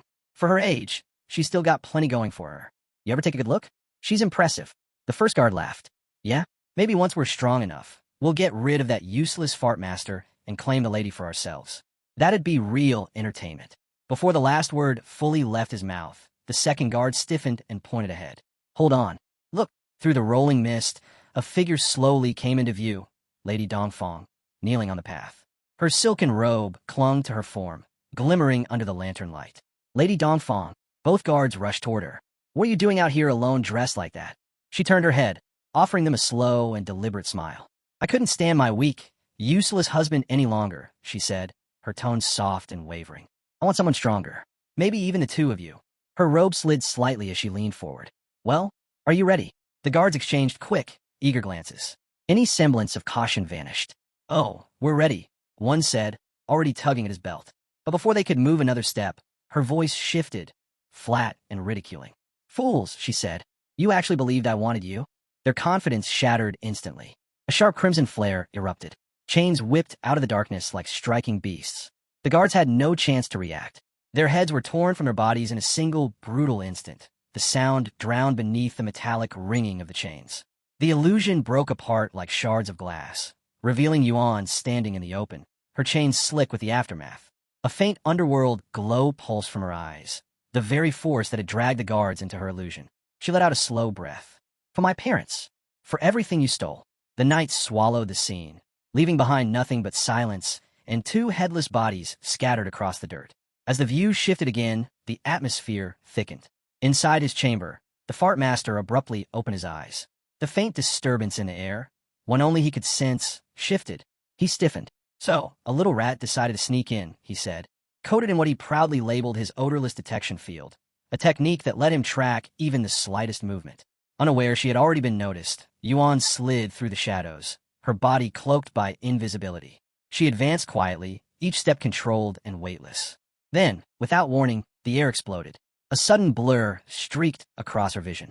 The fart master materialized behind her, his hand closing around her neck. With brutal speed, he slammed her to the floor. The entire room trembled with the impact. Did you really think you could slip past me? He said, tightening his hold. This entire space is my barrier. Every breath in here responds to me. Nothing escapes my senses. He lifted her easily by the throat, eyeing her with a growing smirk. At first, I thought it was someone else, he said. But to find it's you. The little girl who fled that day. What unexpected fortune. He examined her suspended form, his tone shifting to a twisted sort of approval. You've improved, he said. Given time, you might have even turned into a challenge. He held her there, caught between the urge to crush her instantly or toy with her longer. His arm tensed as his mind wavered. Then, without warning, there was a sharp crack. Before he even registered the sound, Yuan's body went slack in his grip. Her neck had snapped under his own strength. He froze, staring at the limp form in disbelief. The rush of battle abruptly twisted into regret and fury. "Stupid!" he roared, throwing her to the ground. "I wasn't finished." His shout was cut off by a sudden stabbing pain in his chest. He staggered, clutching his ribs as confusion washed over him. Slowly he turned and froze. Yuan stood behind him, completely uninjured. Her chains hovered in the air like silent blades, and a ghostly glow burned faintly in her eyes. His voice cracked. What? How?" He looked from the body on the ground to the figure in front of him, unable to comprehend. Yuan's tone was steady and cold. "You were inside my illusion from the beginning," she said. "Nothing you saw was real." His jaw tightened as disbelief surged through him. "An illusion?" She stepped closer, her voice low and precise. "The moment you met my eyes," she said, "you assumed you had control. But from the very start, you were the one trapped." The realization hit like a sudden blow. His hand trembled. The room around him twisted and folded, the walls bending out of shape as the truth settled over him. He had never laid a hand on her. A slow, twisted grin spread across his face. "Impressive," he rasped, his tone dropping into eerie amusement. "Looks like you really did grow into a proper opponent." But his words cut off the moment Yuan lifted her hand. A cold, razor-sharp edge filled her voice. "Now," she said, "your time ends here." Her chains constricted. The fart master's chuckle collapsed into a broken gasp. His body jerked once, then hit the floor, motionless. The last traces of his arrogance faded into the night air. A few moments later, Lady Dongfang pushed open her window, irritated. "What is all that noise?" she shouted into the courtyard. "Can't those guards stay quiet for one night?" She peered into the darkness, expecting to see her men patrolling as usual, but her gaze landed on the fart master lying still on the ground. Her posture stiffened. "What? Intruders!" she yelled. "Guards! Someone has entered the manor. Move immediately." The estate erupted into chaos. Every surviving guard sprang into action, shouting orders as they rushed across corridors, walls, and walkways. Amid the commotion, a door upstairs slid open. Tan, Lady Dongfang's son, stepped out, rubbing his eyes. "Mother, what's happening?" She turned toward him, steadying her voice. "There's been a breach," she said. "Go back inside. I'll call your father at once." Tan shook his head. "It's fine, Mother. I'm 18 now, a trained professional. I can protect you if something happens." Her tone softened slightly as she stepped closer and pulled him into a brief embrace. "You've become a dependable young man," she said. "If your father had even half that backbone, our home wouldn't be this exposed." A distant crash cut her off. Glass shattered somewhere nearby. The door to their chamber burst open as several guards were thrown inside, lifeless bodies sliding across the floor, armor rattling loudly against the ground. Lady Dongfang inhaled sharply. "No." A faint blue glow drifted through the doorway, chains sliding along the ground in a slow, deliberate crawl. She stood frozen among the fallen guards, unable to understand how the situation had collapsed so fast. Her thoughts raced in every direction, and the first conclusion she reached was that Shadow must have known something long before this moment. Maybe her son had sensed a flaw in their plan. Maybe their actions had already been exposed. But before she could settle on any idea, a calm voice sounded behind her. "What plan are you talking about?" She spun around but saw no one, only a vague presence lingering in the air. Confused, she tried to make sense of who was speaking and why they would target her family, insisting there was no conflict between them, no reason for anyone to assault her home. The air rippled. Yuan stepped into full view, dissolving her invisibility with controlled precision. She looked directly at Dongfang. "Have you truly forgotten who I am?" she asked. As Yuan's eyes shifted, the clear glow within them deepened into a sharp crimson, a surge of long-held hatred and grief rising like a tide ready to break. She stepped toward Lady Dongfang and told her to look closely, to focus, to recognize the truth standing before her. The moment Lady Dongfang's gaze settled on Yuan's features, she halted. Recognition struck instantly. She understood who the girl was, the daughter of the man she had personally killed. How the girl was still alive was beyond her understanding, but there was no time to ask. The chain talisman shot forward, driving straight through her chest. Blood scattered across the floor as Yuan's voice rose, cutting through the air, calling Dongfang a demon hidden in human form and declaring that this was the judgment she had earned. Lady Dongfang let out a scream that rang through the damaged manor. Yuan's own voice followed, louder, sharp from the weight of everything she had endured. She demanded Dongfang atone for her actions, to face the same suffering she had forced on Yuan, to feel agony in front of her own child, just as Yuan had been made to watch her parents die.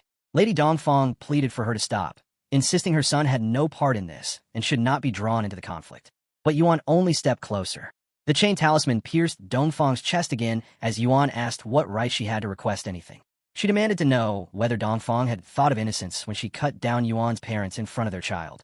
Yuan didn't wait for further words. She summoned spike after spike from the chain talisman, each strike extinguishing what remained of Dongfang's life. Her body dropped heavily onto the floor, unmoving. Not far away, Tan and the family dog had seen everything, watching from the shadows.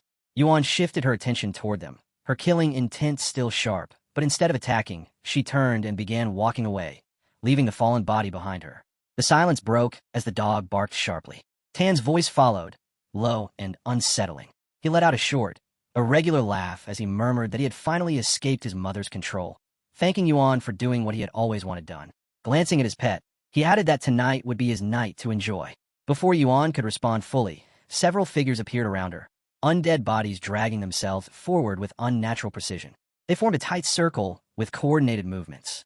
Understanding hit instantly. Tan was a user of the undead lich profession, capable of raising corpses as combat undead with all their original strength and skills intact. Even his mother's body had been revived and now moved at his command, swaying forward in silent obedience. Tan pointed toward Yuan and ordered his undead to seize her alive. He stated plainly that he intended to take his time with her. The undead charged forward, their collective force slamming into Yuan and launching her through glass and stone. She struck the ground with heavy impact, blood spilling from her lips as the undead closed in to attack again. The mansion echoed with cracking walls and shattering marble as the assault continued relentlessly. Just as the undead prepared to strike once more, their bodies abruptly collapsed where they stood. The psychic command controlling them had vanished. Through drifting dust, Yuan saw a hand emerge, steady, deliberate. A familiar voice followed, telling her that sparing enemies only invited harm back onto oneself. As the haze lifted completely, she saw him. Fong, present in reality rather than inside the game. He had already eliminated Tan and the dog, ending the threat before it could escalate.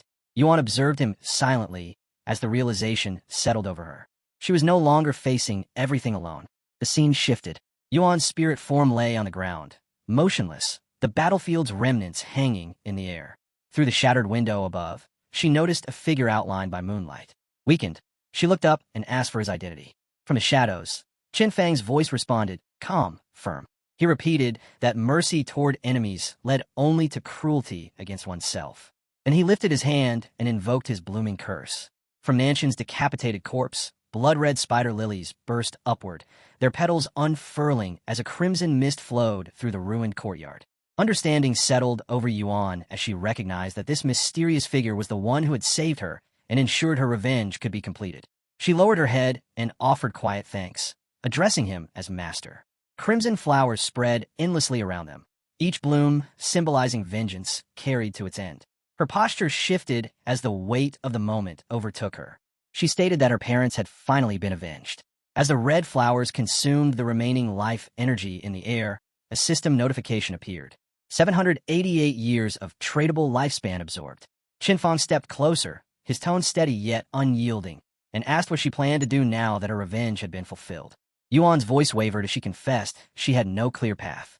With her purpose completed, she whispered that perhaps she should simply let go and reunite with her parents. Qinfang's tone sharpened. He told her that revenge always ended in emptiness, and that anyone unprepared for that emptiness had never truly understood vengeance. If she intended to sink into despair, he said, then there was nothing further he could teach her. He raised his hand. A vision unfolded before her eyes, a vast panorama of the world known as the godforsaken game.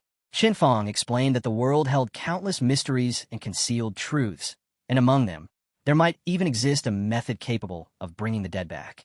He stated that as long as one continued forward, endless possibilities would unfold. But if Yuan believed her life concluded with revenge, then nothing he said would matter. Turning away, Qinfang began walking through the field of red lilies. His voice remained steady as he told her that the choice now rested entirely with her. If she wanted to continue on a new path, she could follow, only by her own decision. Yuan remained still for a long moment, the night air settling around her. Then, as if something had reignited within, she pushed herself upward and ran after him beneath the moonlit sky, her footsteps sounding softly across the sea of crimson flowers. The scene shifted to reality, arriving at Qinfang's hidden sanctuary in Magic City, known as the Soul-Cleansing Land. The two stepped into a vast, tranquil space that glowed like liquid light. Yuan looked around, taking in the surroundings, and asked where they were. Qinfang answered that this was his private base in the real world. He guided her toward an opulent mansion illuminated by floating lanterns, its golden doors opening silently as they approached. Inside, a graceful maid greeted them with a respectful bow, welcoming her master home. Yuan paused, surprised that he had a maid at all. Qinfang ordered the maid to prepare dinner for two and explained calmly that she was not a normal attendant, but a construct created by the Divine Authority Book, an artifact capable of manifesting anything its wielder required. He added that he would soon take Yuan to challenge the Tower of Divine Authority in Magic City, where she could obtain a book of her own. Yuan offered her thanks again, her voice steady but soft.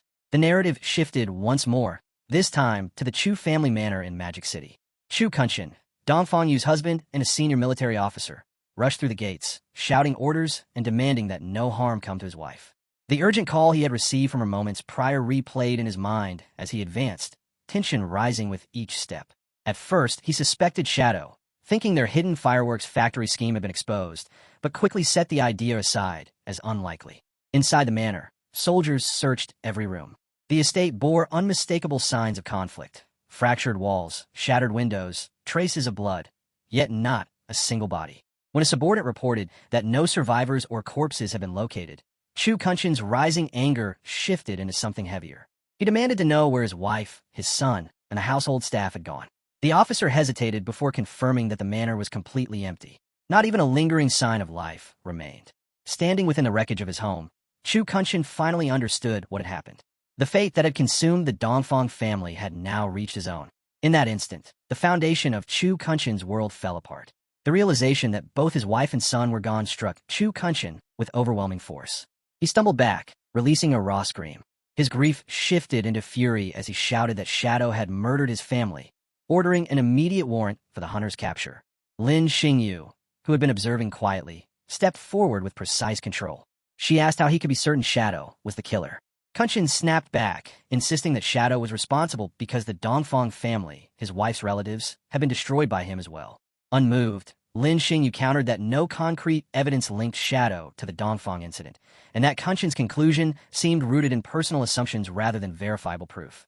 Her gaze sharpened as she pressed further, asking whether he possessed inside information about these events, perhaps even a personal vendetta against Shadow, influencing his accusations.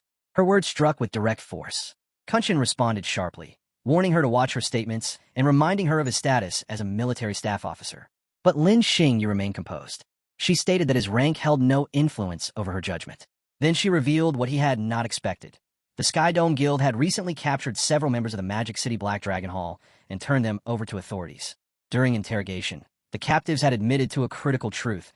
Chu Kunchen had ordered the assault on Shadow's hideout. They had also confessed to a plan intending to lure Shadow to a fireworks factory and detonate it, killing him in a massive explosion. The authorities had originally prepared to arrest everyone associated with that operation. However, with Dongfang Yu now missing, she was formally suspected of escaping justice.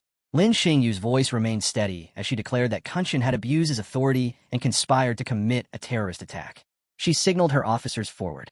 Two guards seized Kunchen by the arms. He struggled violently, demanding an explanation, his voice rising in volume. He shouted accusations at Lin Xingyu, calling her a traitor and claiming she was collaborating with insignificant guilds to frame an official. She responded that rank meant nothing to her. She acted only in accordance with justice. Kunchen continued fighting against the guards, yelling for his release. Lin Xingyu's tone stayed cold as she instructed him to cooperate, explaining that if he were truly innocent, he would have the opportunity to prove it. Then she declared the final directive. Kunchen would be transported to Magic City Prison for interrogation, a facility where lifespan drained at 100 times the standard rate. Her voice carried a final warning. "Prepare yourself," she said. As the armored truck doors slammed shut, Chu Kunchen shouted frantically that they had no right to do this and that he would report every one of them. The convoy of armored vehicles moved down the dark forest road, headlights carving through the mist. From the branches of a nearby tree, two figures observed the scene in silence, their bodies hidden within the darkness. One, a tall man with a polished pompadour, confirmed that the man being transported was indeed their target. Chu Kunchen, the military staff officer. The second, a short, blue-haired girl, let purple energy pulse around them as she exchanged a firm nod with her partner. Their fists tapped together once, power flaring as they prepared to act. Moments later, deeper along the forest road, the convoy pushed forward. Inside the lead armored truck, Chu Kunshin continued shouting at Lin Xingyu, insisting on his innocence and demanding answers. A guard replied calmly that the order for his arrest came from higher authorities. The word struck Kunshin still. This was beyond Lin Xingyu's rank. Then, without warning, a blast of violet energy erupted across the night sky. The explosion slammed into the vehicle, hurling it off the road in a violent roll until it crashed into a twisted mound of metal. Lin Xingyu, dazed and pinned beneath debris, struggled for air. She turned her head and saw the guard beside her lying motionless, his body rigid. The roof groaned loudly before being torn open. A hand reached inside and lifted the unconscious Chu Kunshin by his collar, pulling him out with ease. Above the overturned truck, the two attackers stood outlined against the moon, the pompadoured man holding Kunshin's limp form while the blue-haired girl watched. "Mission complete," he said, his voice carrying a sharp edge of triumph. Chaos erupted once again. From the southern road, another armored vehicle raced toward the wreck. Reinforcements spilled out, weapons drawn, aiming directly at the pair atop the overturned truck. "Release the prisoner and surrender," an officer commanded.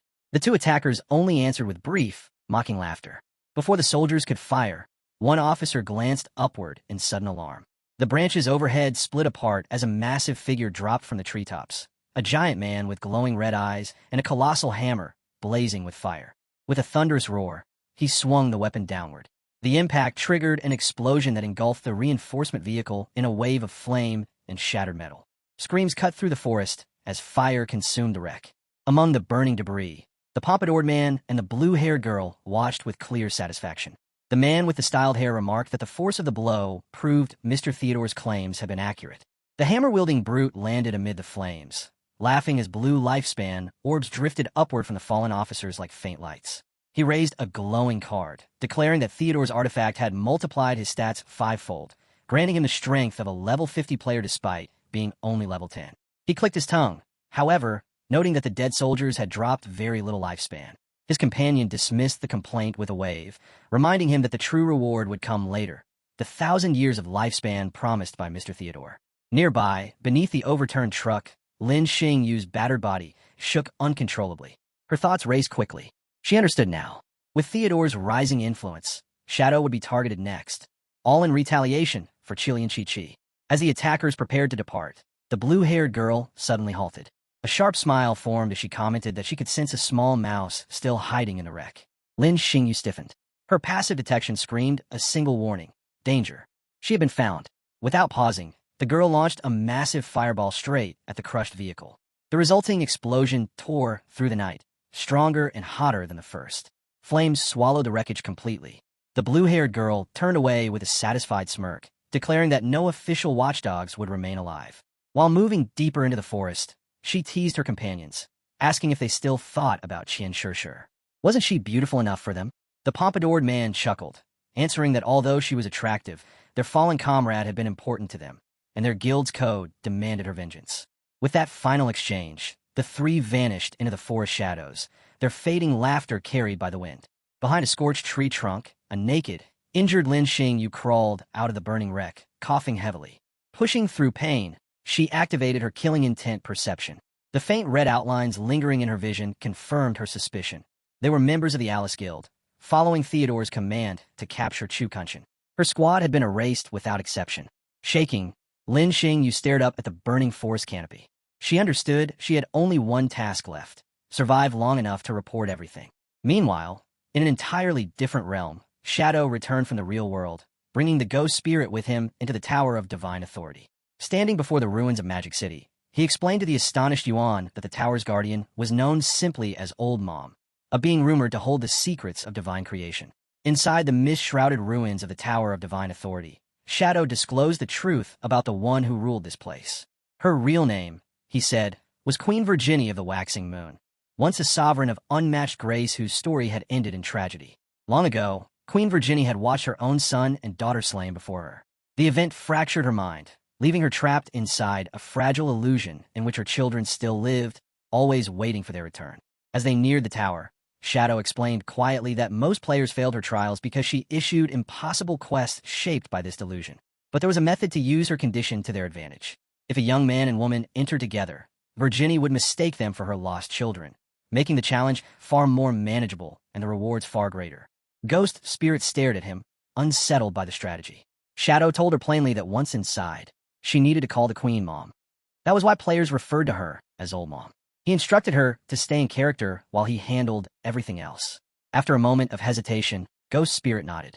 Together, they approached the radiant golden gates. The doors opened, flooding them in light. Inside, a shimmering path of starlight extended endlessly. At the far end stood Queen Virginie, cloaked in silver robes, her presence calm and lunar. The moment she saw them, her posture shifted with sudden enthusiasm. "My children, you've returned," she said, asking softly if they had come back for the Divine Authority book. Shadow bowed slightly, answering that they had indeed come for it, addressing her as Mom. Ghost Spirit, affected by the Queen's gentle tone, spoke through trembling breaths. She told the Queen she had missed her and mentioned that she, too, had lost a parent. Queen Ver responded with warmth. She said she wanted to give them the book, but that divine rules prevented it until they completed her test. Raising her hand, she summoned her avatar, an enormous spectral being, a level 20 J-tier entity radiating moonlit power. "Defeat her," Ver instructed. "Show your worth." A system prompt appeared. Mother's blessing activated. All stats plus 20%. Ghost Spirit barely braced herself before shadows thickened around them. 3 dark figures emerged, circling the boss like concentrated storms. They were clones formed by Shadow's mythical ability, Shadow of Sorrow. In perfect unity, the clones launched a blinding assault. Each strike carried Shadow's full destructive strength. Within seconds, damage numbers in the hundreds of thousands burst across the air. The towering avatar shattered into drifting fragments of light before Ghost Spirit could fully process the attack. The system chimed. Challenge complete. Victory achieved. Ghost Spirit remained still, staring at the aftermath. She struggled to form words as the 3 identical shadows dissolved back into the darkness. "DW, what just happened?" she managed, overwhelmed by the sudden destruction.